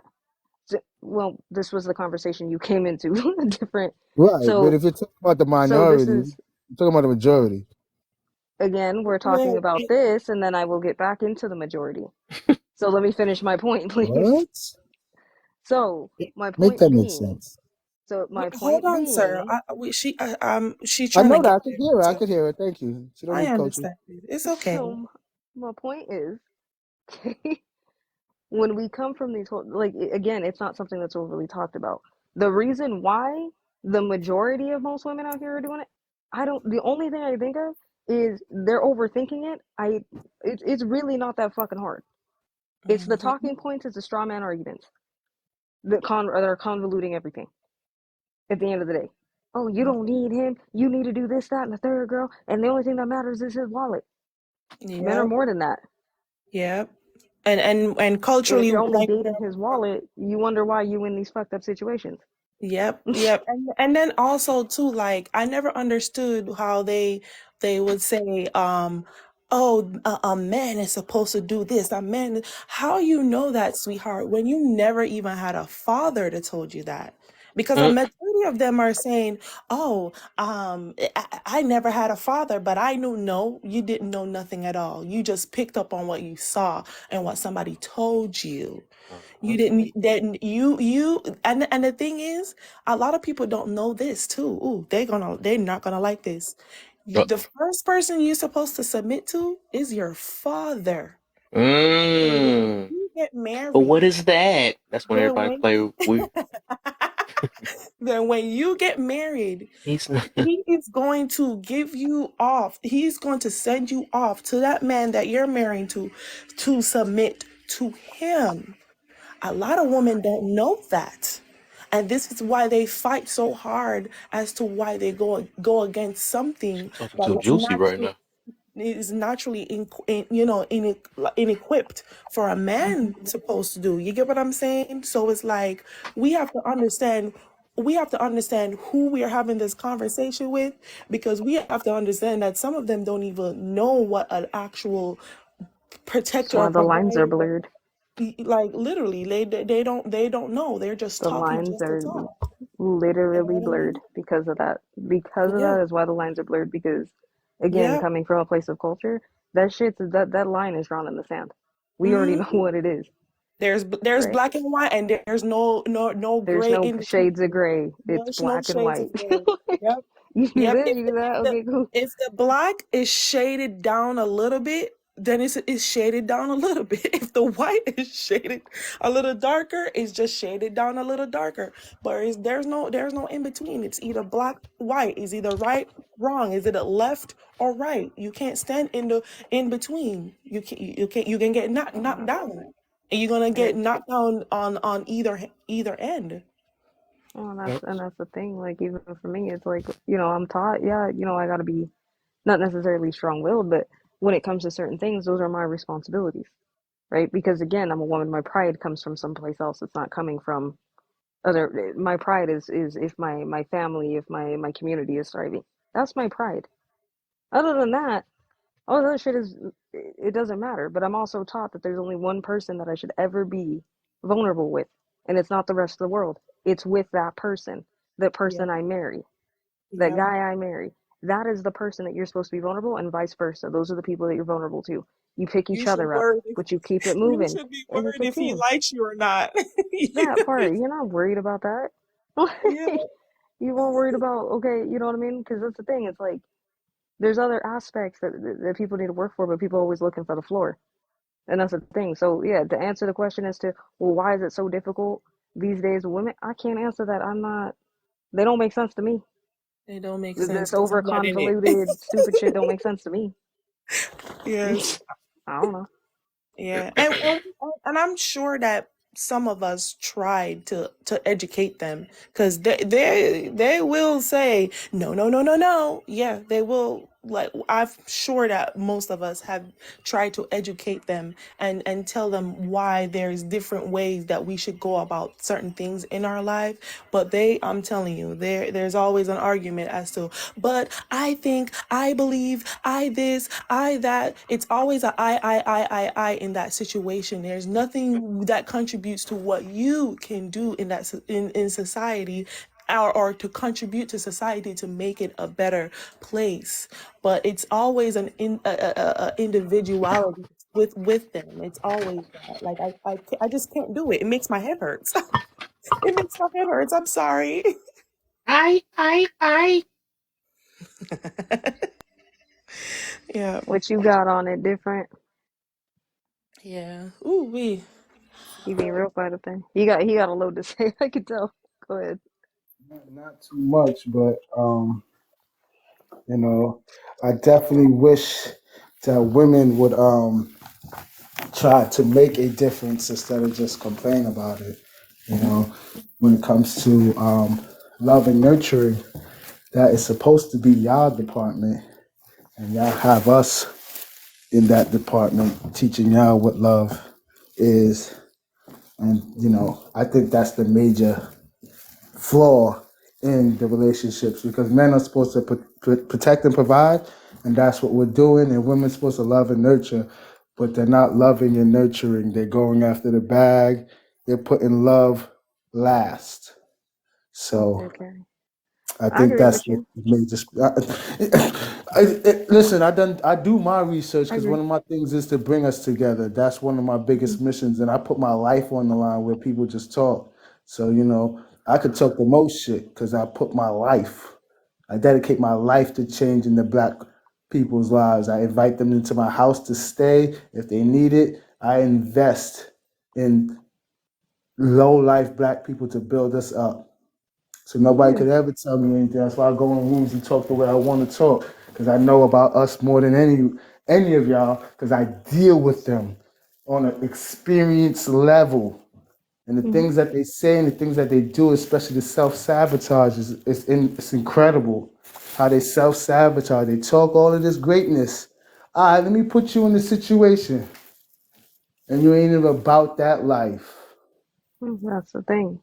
But I mean, I was saying, I think before you came in the live where I was kind of talking about that, I was like, the problem is that, you go, a lot of where things are backwards, especially amongst women, is Now the values, it's almost as if we're being taught that our value has to come from another person and not from ourselves.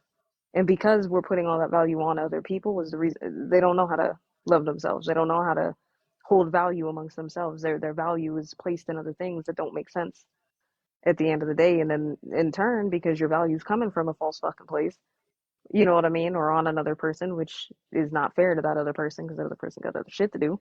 Um, it's just projection, and that's the thing, and that's the Uh, shit I call out. Like, there's no need for that. Have your own value, do what you need to do, but you shouldn't be out here, you know, dating men for their fucking wallets. Like, they're more than that, and then you wonder why we end up where we're at.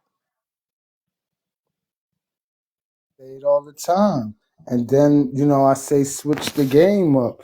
If you like the one thing that I never understand, okay, you got to the bag. When men get to the bag, the car, the house is to build a family. That's why we get to the bag, not to show it off that we have a car in the crib and no one home.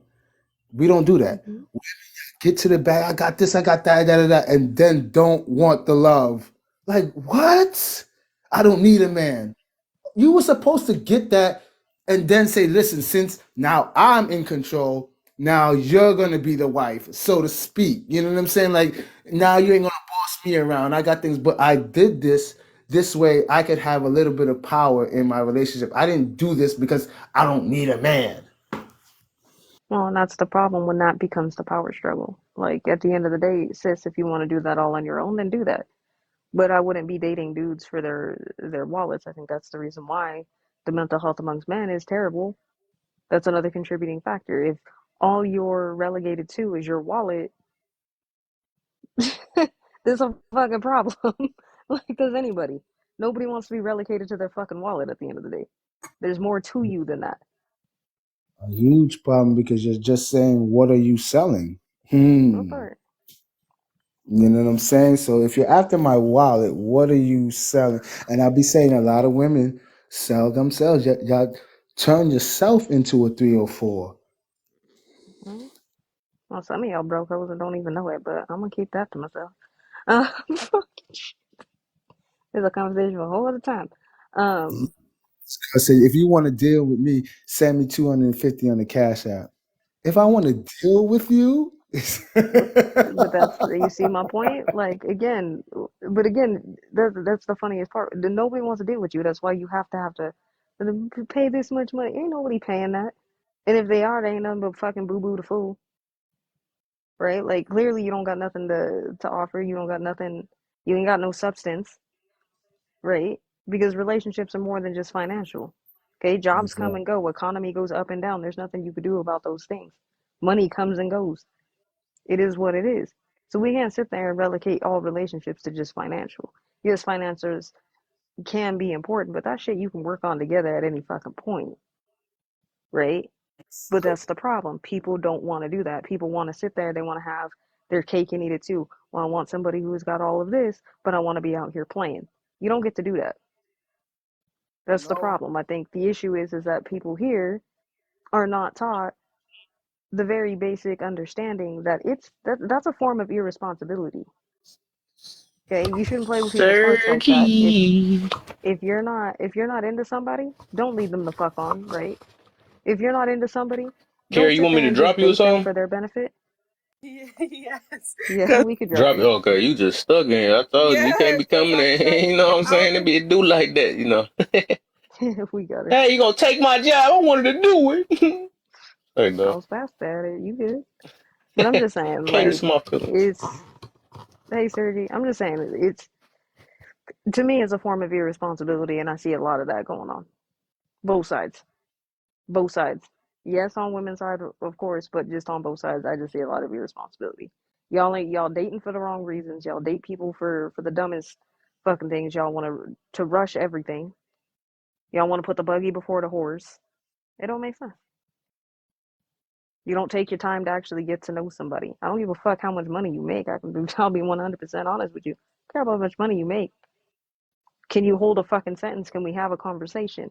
What are your values? Do they align with mine? Where are you wanting to go in life? Do your goals align with mine? Is it something doable? Those are things that are important. How are you contributing within your community, right? If my pride is my community and my family, what do you think is going to be important to a woman like me? What are you doing for your community? You give fuck less about everything else. But people don't think like that.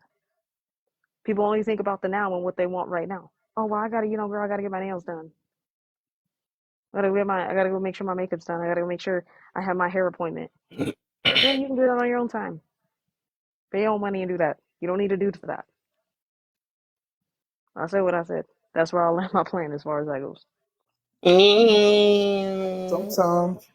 Sometimes, I mean, a lot of them feel like I don't even need a man to do that. They're just wild bitter. You're just bitter in their ways. You can't even tell them anything positive. Everything positive, they'll They turn. functioning out of hurt. They functioning out of hurt.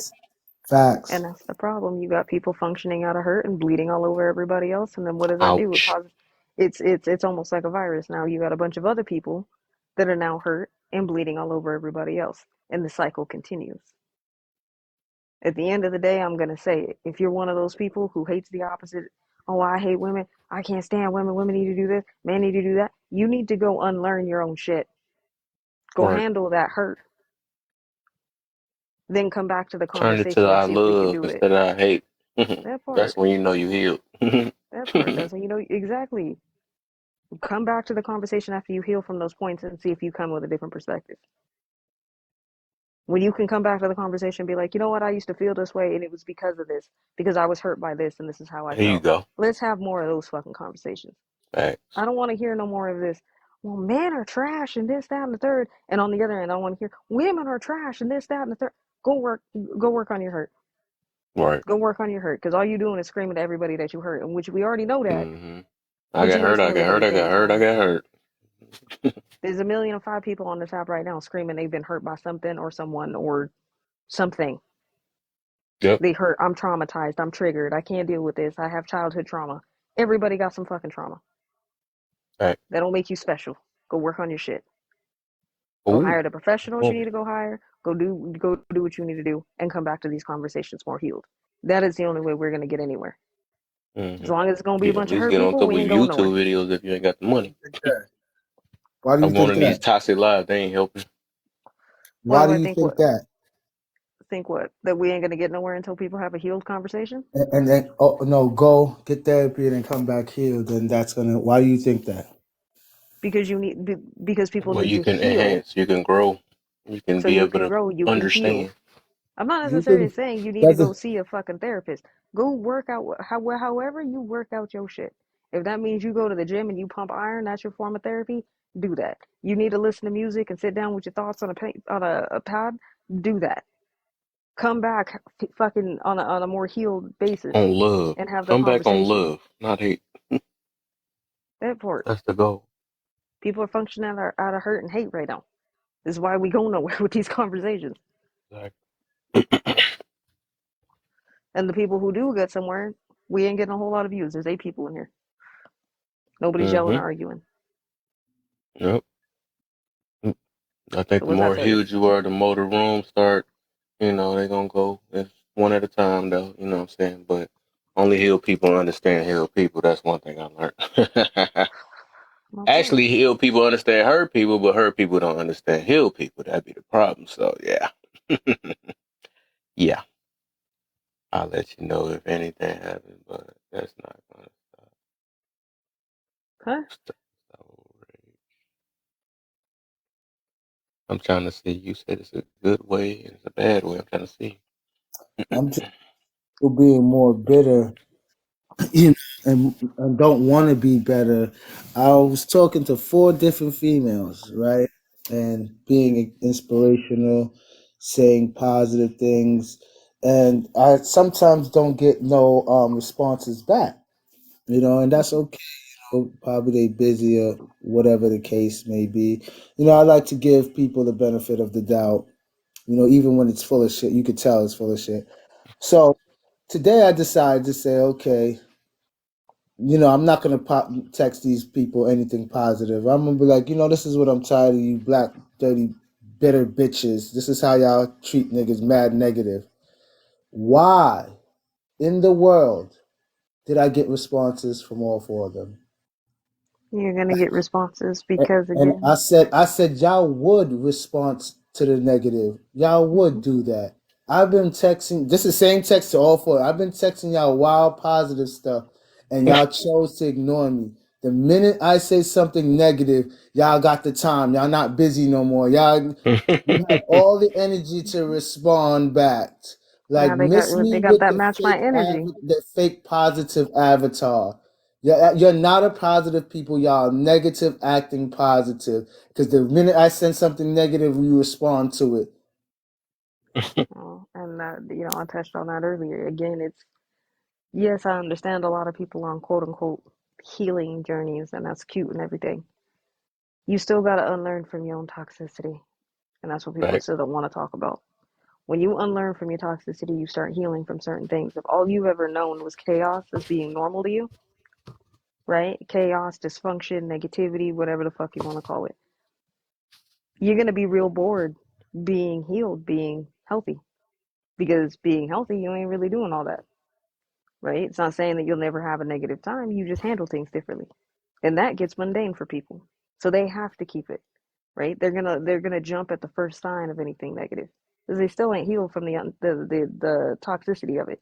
They may have healed their trauma. Okay, now I don't struggle with having this issue, but you never unlearned your own toxicity, right? And you could see that, and you could tell because you can look at somebody's FYP. I could tell a lot by talking to somebody in a live what their FYP looks like. I can tell whether or not it's negative or if you look at positive shit. I can tell just by the way you speak The way you react. and how you react to something or how you may come in and perceive a topic. Yep. Because many women can come in here perceive this topic as being very The negative. way you have look You into never. look Y'all into a could never conversation, the tell way me. you don't mute up when you come Y'all could inside. Oh never yeah, that's tell a my lot. character. Y'all could never tell my character. So stop talking like that. Y'all could never tell me when I'm Wow. angry. You see, look, You you could one of the never. ones right there. See, start Yeah, head you dog could done never. holler. Because I love displaying expressions that doesn't even match how I'm feeling, just so people could assume, oh, he's going through this. No, I'm not. I just wanted to see how your reaction to how I'm reacting. So don't say you You ain't could better get tell me, man. how a person is by how they react, because that person could be totally acting. Yo, Regardless of okay. acting or not, It there's still take some time. It don't truth be. to It don't acting. be. It's like There's that still habit truth to thing I was acting, talking about GA. yesterday. What? hmm I heard something. Oh, No, my. I was just saying there's sometimes there's truth to acting. Believe it or not, there is truth to it. People can't act something that they ain't never felt before. If you convincing other people, there's some part of you that agrees with whatever it is. Just saying. Go Yeah. ahead. Oh, I'm about to say it's no different from that habit stuff. I was talking about yesterday. You can't trick nobody for real. If you stand being the same exact way, and just it kind of ties into what she's just saying too, because it's like some type of agreement behind that. Because you don't just that's just like a person that think they're nice. If you were nice or a kind person, you're not about to play a negative person just to prove some type of point that makes no sense at all. So it's something. It's no way you could trick somebody. That's not like somebody. That's like somebody that be saying that. I was mentioning even yesterday about I'm masculine until somebody come in my life and made me feminine. That don't work like that. You know what I'm saying? That's like the difference between being kind and nice, or it's like a coat. You know. So we are built off habits. So that's why I take time. You don't go off the first judgment. Just like you can catch me, one of these lives might be snapping, but they only going off that one. But if you catch me for the most part, I'm chilling back for the most part. You know what I'm saying? I'm trying to preach on positivity. So it's like whatever outweighs more.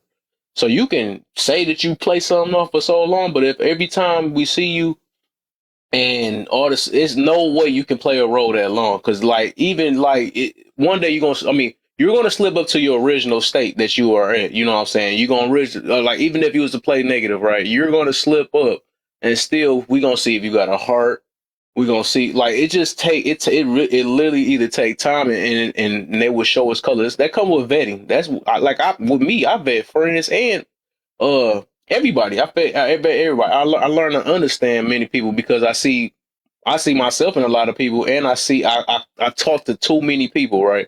So it's just like like some stuff just can't be fake. You know, we can say that or lie to ourselves and say certain stuff like, oh man, you know, yeah, we'll never know or whatever. But nah, you know, it's a repetitive habit or repetitive thing. So I would probably never believe it. Like it just take time. Just keep to listening or hanging around a person long enough, you'll find out. That's with anybody. No human can really hide no situation like that. Not for too long. I'm gonna put it that way. Yeah, not Especially if for your too vetting long. skills is real good. Facts, not for too long. You know, on the first take, nah, but not Not on the first, after a yeah, not on the while. first. Facts. Yeah, big facts.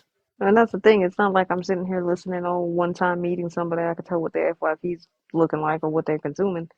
It takes time, but I can tell based off of the way that they're interacting in the live, what they're getting upset about, what they're getting Yep, passionate about, exactly. what they're There not you getting go. passionate about, so on and so forth. But again, healed people can see this because we were not healed at one point.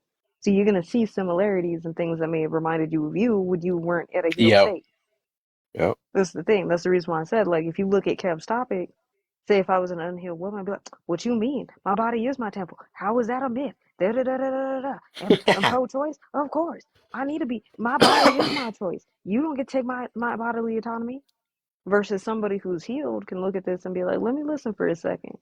See what this conversation's about. Then you actually read the conversation. You hear what's being said. Oh, that changes the Learn to look perspective at of the things from two conversation. sides. Not one. You see what I'm saying? Now I can look at it from both sides. So again, you start to pick that shit up. You start to look, and there's some people I can tell sometimes just right off the bat because you that revealing. So what the fuck I you mean, looking at? reactions, right? Just like I like how you said it's reaction. It ain't just like a one. Okay, like I see if it was a mistake about somebody snap, but it's the way if you do all this in one day, right? It's like the way you text, the way you react to certain people, the way you overcome something, the way like in talking points, right? I'm big on talking points. That's why I be saying that stuff. Like the way you talk, that'll tell me a lot about yourself. That's why I be getting on people the way they is. They don't realize. I was mentioning this earlier yesterday that I am very big on word, and like I said, I've been trying to focus on. I've been focusing on being a motivator and stuff. I realize words are a powerful thing. So like when we it's like we got stuff that we always man I guess I was getting on well, I was earlier today. I was getting on Misery what's her name? Misery, Sweet as Misery, her name, right? I know she was trying to she was explaining to me about how she made her name and stuff. But like I said, I'm so big on wording, it's like I told her, I said eventually if I keep, even though she's stuck in what she in, but eventually I said I want you to be Sweet as healing or something like that, because it's like trying to let go of the negative parts. It's like, because if you really totally let something go, you don't have to justify or quote something.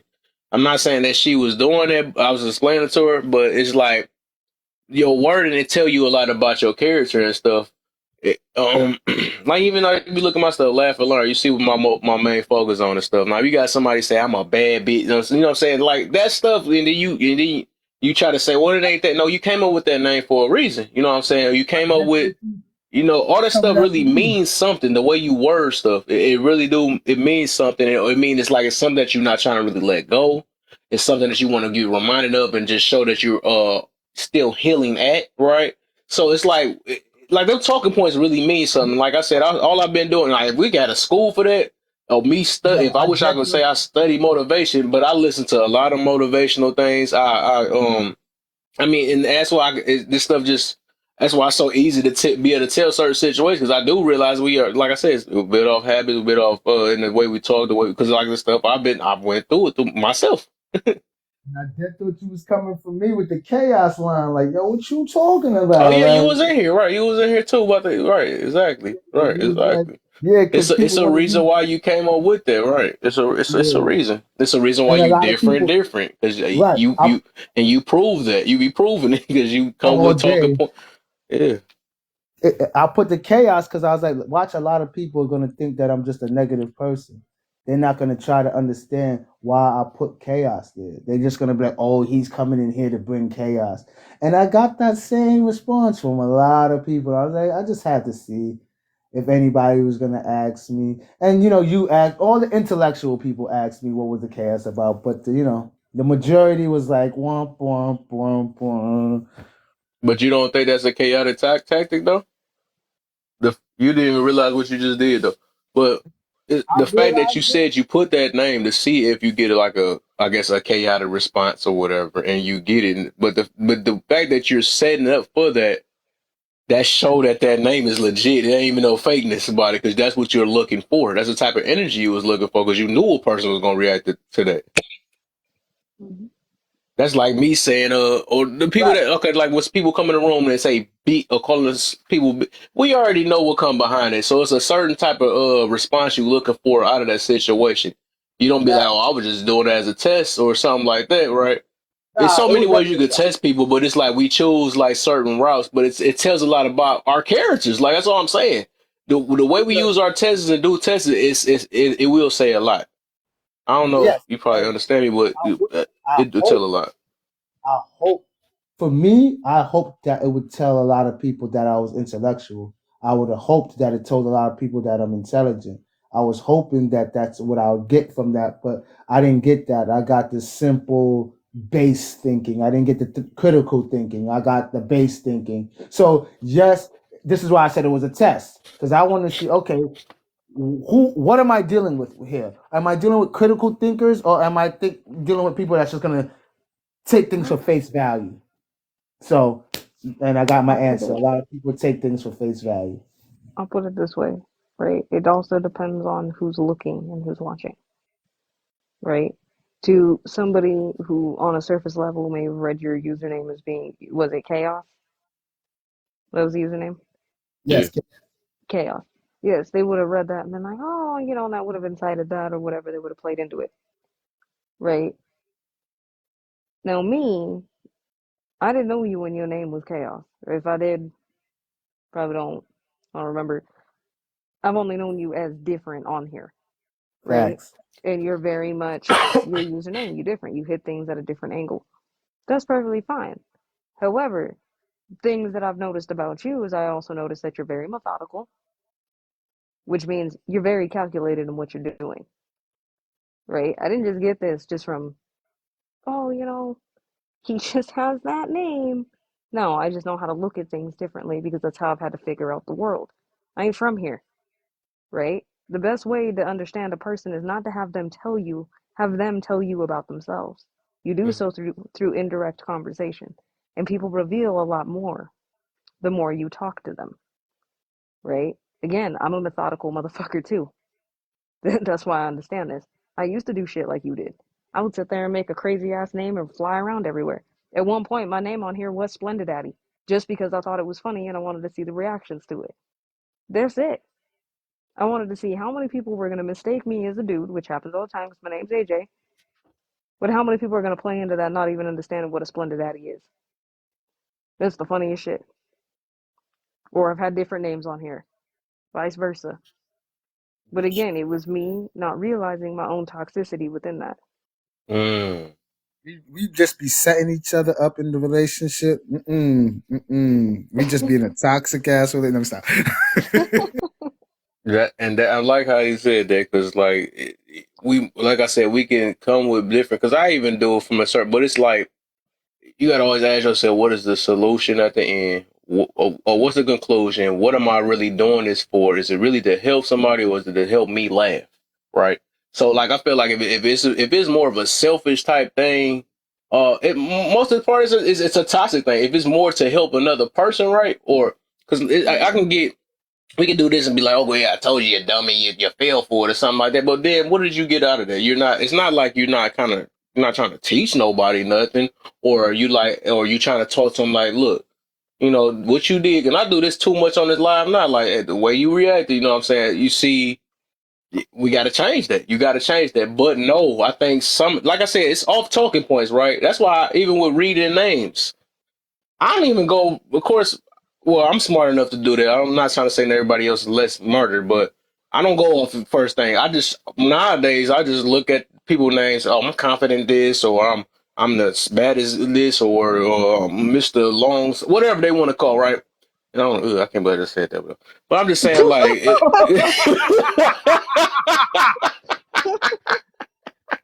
and delete What that the part hell out. they did, But I'm just mother? trying to get somewhere. It's like I don't even want to hear them talking points. I'm mad. Let me think of something else. The masculine man, some masculine puncher or something. Mister Knock You Out, something like that, Nah, right? bro. You want to think about the long. Come on, bro. Oh, don't do me like that's the first time I done call AJ, bro. That's a book. But but what I'm getting to is like I don't now I just look at the name and then I see like I said, talking points is real. Like if I don't know if people whatever you listen to the talking points and see if it matches their name and stuff. For the most part, people's names it's for a reason. One of them is like either a confidence booster. Some of the stuff is like an ego or pride thing. I try to tell you I'm Mr. Knockout. I tell you know what I'm saying a fronting type thing just to put the certain image out. I mean, it's so many things. Like you just flat out, and I get a lot of my information just simple observation. I be trying to tell people that people be like, I gotta go history books and all that stuff. You gonna learn a lot from simply being observant and understanding what you're observing. You know, that's why I ain't got no kids. That's why I got it's so much stuff. You know, I watched by the observant. I didn't have to experience it. When people be like, "Oh, you got it," you know, if you ain't experienced, it, that's your best teacher. Yeah, I mean, I can understand that too, and then you get a more of a better connection. But sometimes your experience is through observation too, without having to really or seeing somebody passing away because of cigarettes or something like. I don't have to go do it because they're doing it, or seeing somebody having kids and have a horrible baby mama, baby daddy. I that's in my experience of observation, right? But I don't have to sit there and actually totally understand it by well, I guess it purely like really comprehending it because you know what I'm saying. But I'm just saying like really have to experience it to know that I'm not supposed to do a type situation. I can understand it, but I might not comprehend it, right? Because I know comprehending is like actually really like living it or knowing exactly the definition of it or something. I don't know, you know. But I understand the situation though. Just like if somebody's speaking another language across the Hold up, seas or something like interrupt that, I that might real not quick. comprehend it, but I can understand what they probably Comprehension, mean behind it. So. comprehension has nothing to do with whether or not you lived it. It's just whether or not you understood what the hell you were learning. Comprehension is important. There's a difference between learning something and application. I think is what you're talking about. No, Most no, I was just people throwing that in there. know That a was lot two of different things, they topics don't I know was how to talking about. apply it though. No, I'm It just made saying me like think about comprehension. I wanted to go off. no, I think like what you're explaining is more application, right? Applying the knowledge, right? Everybody knows, at least if you're an adult, right? If you're over a certain age, right? You understand. Matter of fact, if you're an adult and you're, partaking in coitus, I don't know how to say that else on here without getting banana, but and you're participating now, we already know that that can result in pregnancy, right? We all know that. We all know that we shouldn't have children with people who we're not serious about, right? Yet people do. Was that a matter of them not knowing that those two things can lead to a baby? No, they knew that. They knew that they should have done that, but it was the application portion of it that they didn't put into perspective. They didn't apply the wisdom and the knowledge and all that other shit. They thought they were going to be the exception. That's what I'm saying. It's a difference. It has nothing to do with comprehension. It got everything to do with applying the No, I knowledge. just threw that in But there. continue. I ain't mention comprehension to the end, but nah, I ain't mean No, you good. I just don't want you to like get misunderstood. If that Comprehension, makes sense. definitely.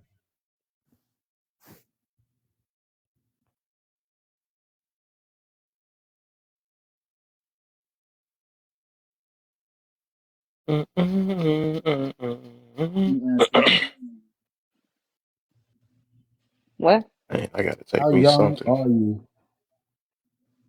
So what? If you don't mind me asking. What happened? How young is AJ? I'm gonna be 32.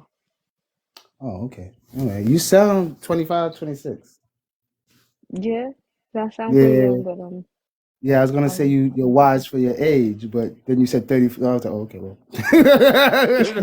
yeah, I was like I'm gonna be 32. I don't look my age though either, so it don't help. But um, no, I mean, again, I learn a lot from conversations about people, right? I'm good at being able to look at things from different perspectives because I've always been challenged with that my majority of my life because I don't understand. Like this is not my first language.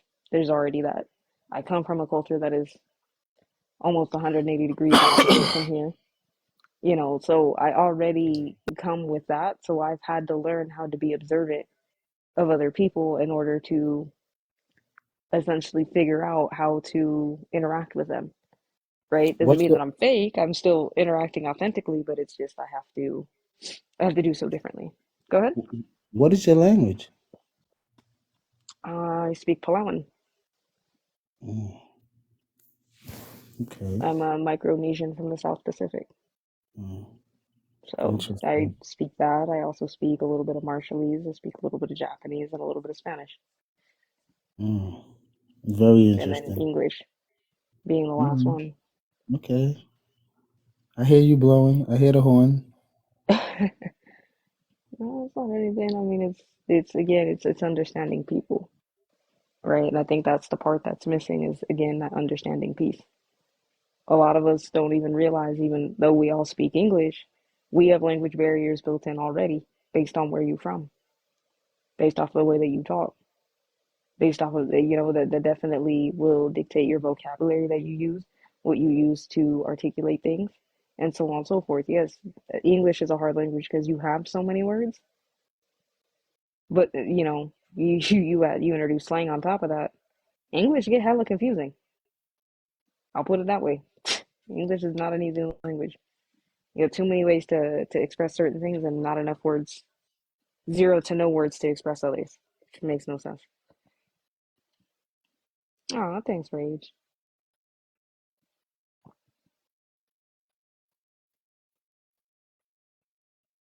When you get Keep that secret. What was that different? when you getting married, I don't know. When I find that person, I'm not in a fucking rush. I'm not in I a didn't know. rush, and I it's didn't know it's there was a finding. time limit. Yeah, I'm trying to find 30 was the somebody age I who. took time to myself. I ain't gonna You know what I'm lie. saying? She's not in a rush. Like who said there was a time? Like Well, it's because an I mean, the reason accomplishment. why I say that. Well, the reason why I say that is because again, like a lot of people will ask me, and I'll be like, "Damn, you're not married yet? Like you haven't been married? Like I should have been married, but I'm like, nah, dog, I'm not. I'm in no rush. Like at the end of the day, I want to take Oh more of my yeah. time. I want to learn more about myself. I want to, you know what I mean, find that person that I can grow with in that sense. That's, you know what I mean. I'm looking honestly for partnership. I'm not really looking for anything else. So it's just like, Okay, so you know where what I you mean. live then? Since you're looking. I'm dead. Man, I said I was looking right now. Kev don't have that life. Talking about, are you ready for a relationship? My answer to that is hell no. I got some shit I gotta work out. Some things I gotta unlearn and Being an intellect, so I I'm can be glad you better. said that because I want to talk about why do women or any human being feel like they determine whether they're in a relationship or not? What makes you feel that, oh, when I'm ready, I'll have the perfect. What makes you think that?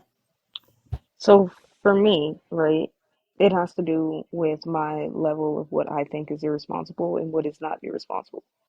Being irresponsible, especially with another person, saying adult entanglements, is more than just having sex with somebody, right? You could be irresponsible with that. We can go down the road. We already know how that goes. I also don't feel like it's still irresponsible if I get into a relation with somebody and I'm not even invested, which means you just more or less on my nerves than anything. It's gonna be tumultuous because I'm not in a space for that. I don't have space for it. So for me, when I have that space and it opens up after I go and I deal with the shit that I have to deal with, and learn a lot of these things, process a lot of these things, then I can open up the space for that. I'm not somebody who even before What I'm prior to asking, COVID or anything else, jumps asking into you, 'cause relationships. No. what I'm asking you is because you brought it right back to the forefront. What I'm asking you is what makes you think that when that time comes, your relationship will be available. Well, if it's not, then it's not. But again, I don't base my life based on a relationship. If it happens, it happens. It's a sad thing that people don't base their life off of love. People base their life off Well, success. I want to take care of all of these successful things, and if I don't find love, I don't find love. But at least no, I was successful. correct. I'm gonna correct you. See, I don't necessarily care. Yes, being successful, yeah, okay, yeah, that's a plus. That's always gonna be a bonus. For me, I am on a pursuit for my own happiness. my own love, right? As long as I can love me and I can be happy with me, I don't give a fuck about what anybody else is doing. I'm gonna be 100%. I'll keep it a buck with you. I don't care, right? I'm not worried about I need to get into a relationship right now because I'm losing out prospect now.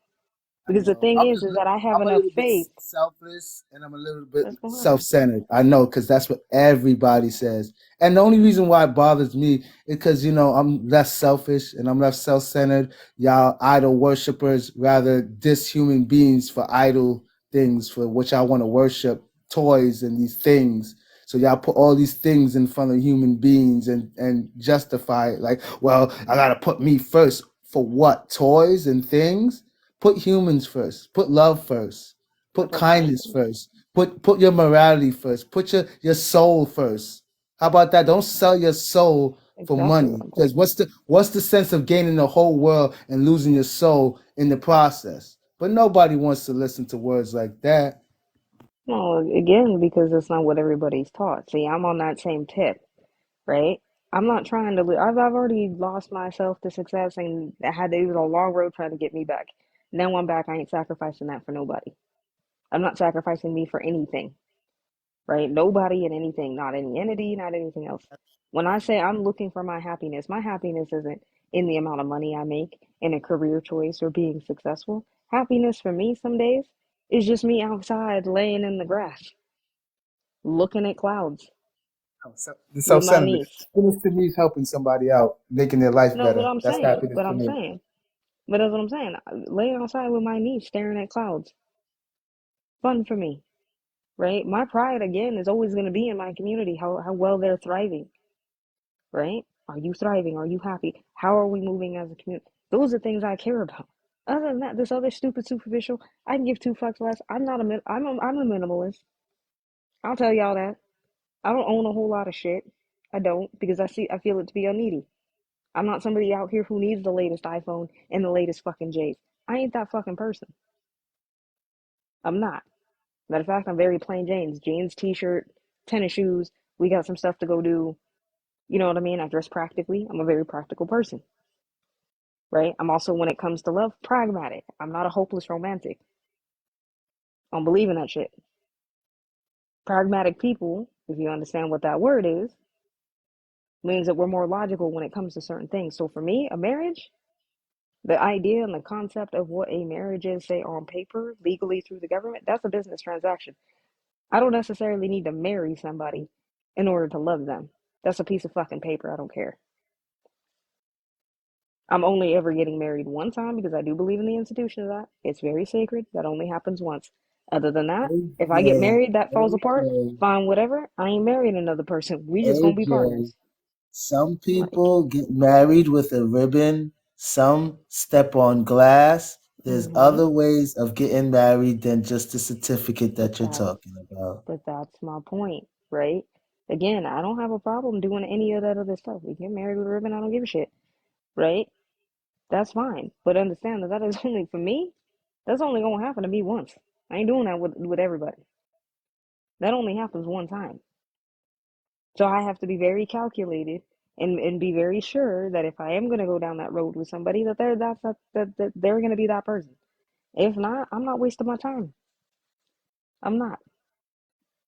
And I believe that the way you do it is to practice.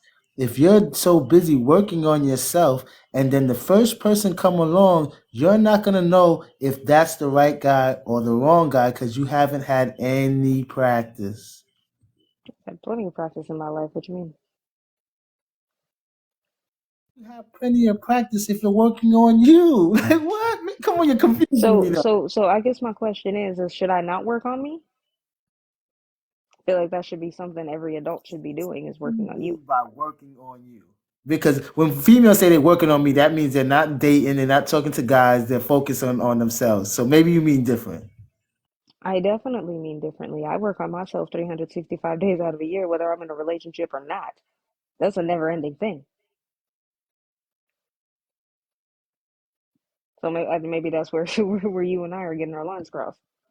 I That's need to make that a 365. topic. What is working on me? Because I know That everybody got part. their own definition on that.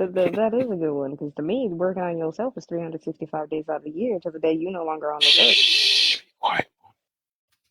Chill. You know? I could be polymon. I know he always cheating on his own life. I don't even want to talk. He over there with his Moni should long have never guy. told me she was poly. Now I got to use that as. He over there with his long guy. That's all. Oh, I'm only gonna give sheesh. you crap for the remainder of this live, and then that'll be it. But I'm just saying, Oh yeah, I'm working on tired. me is 365 days out of the year. Working on me to be a better person than I was yesterday, 365 days out of the year. That never stops. And Yeah, to let's think that move I over. Since he should said I stop, look tired, let's move over to rage. no. Since you want to say I looked out. And also, with that being said, right, when it come to me, oh hey Rage, what's up, dog? Also when it comes to me, like I said, like I'm not like all these other all these other fucking girls on here, so no, it don't matter when I'm talking to somebody or not. If that answers your question, that's a 365 day fucking project.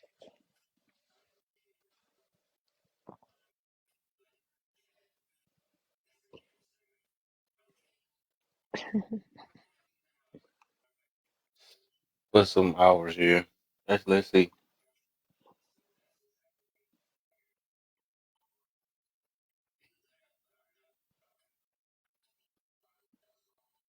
True.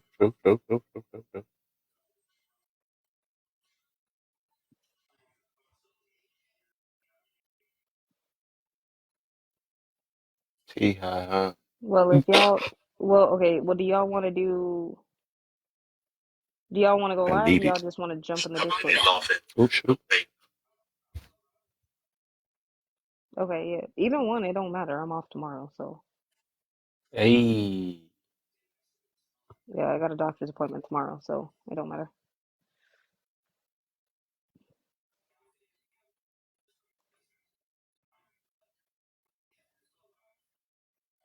Okay.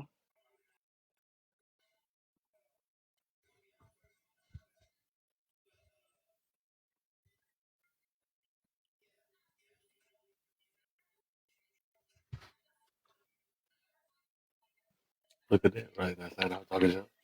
I'm trying to think of a new position or whatever. Not his big head self, bro. Look, Ray, you don't started a whole thing because now Kev's gonna Look go at get me, haircuts. Kev. Look at me, Nah, man, Kev. now he's gonna go get haircuts and he's gonna have like one fucking question up there. Then the rest of it just You gonna be told- his head.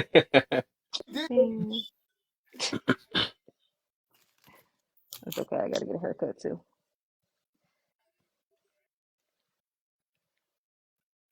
I like this one, man. Let me look up at it, you know. Let me see. West Oh like Lord. I can't think of nothing. Let's do this. Look, you just gonna have to just take a bunch of pictures of him. Do what? Oh, Kevin, you need Okay, here we go. really though. Here we go. Really We though. looking up at do the you want me to topic say now. something Go ahead, to get him? that one. Hurry, my eyes hurt. You My need to eyes call hurt. me and stop being a stranger. Really though. On the real. My eyes. I'm about to mess with him. I was like, you want me to confuse him real quick? Because I can say some confusing shit real quick. Got it. All right, my eyes hurt, man. Oh, I was about to say, my body, my temple, because, I'm a Leo and, my horoscope Oh says so. my. You Wow. got Yeah, it's about temple. that time for real. He's like, I'm good. He gonna shut the live down. Click. Tell you, yeah, we on our way to Y'all want to Rage jump Live. over there? All right. Well, Rage, drop and go start your live, and we'll all jump over there. Yeah. Just get it warmed up so people have a place to go. Because if All you right, warm don't, it up, man. Dang. you know what I mean? Clean When up he ends too. his live, then people gonna end up distracted in other places. You gotta love a woman in charge. You gotta love it so sexy. Mm-hmm. ¿Qué quieres? So, I mean, sometimes, don't get me wrong, sometimes. I was like, aren't y'all like the dudes would be like, I ain't a woman to submit. And I'm over here just like, bro, go start your life.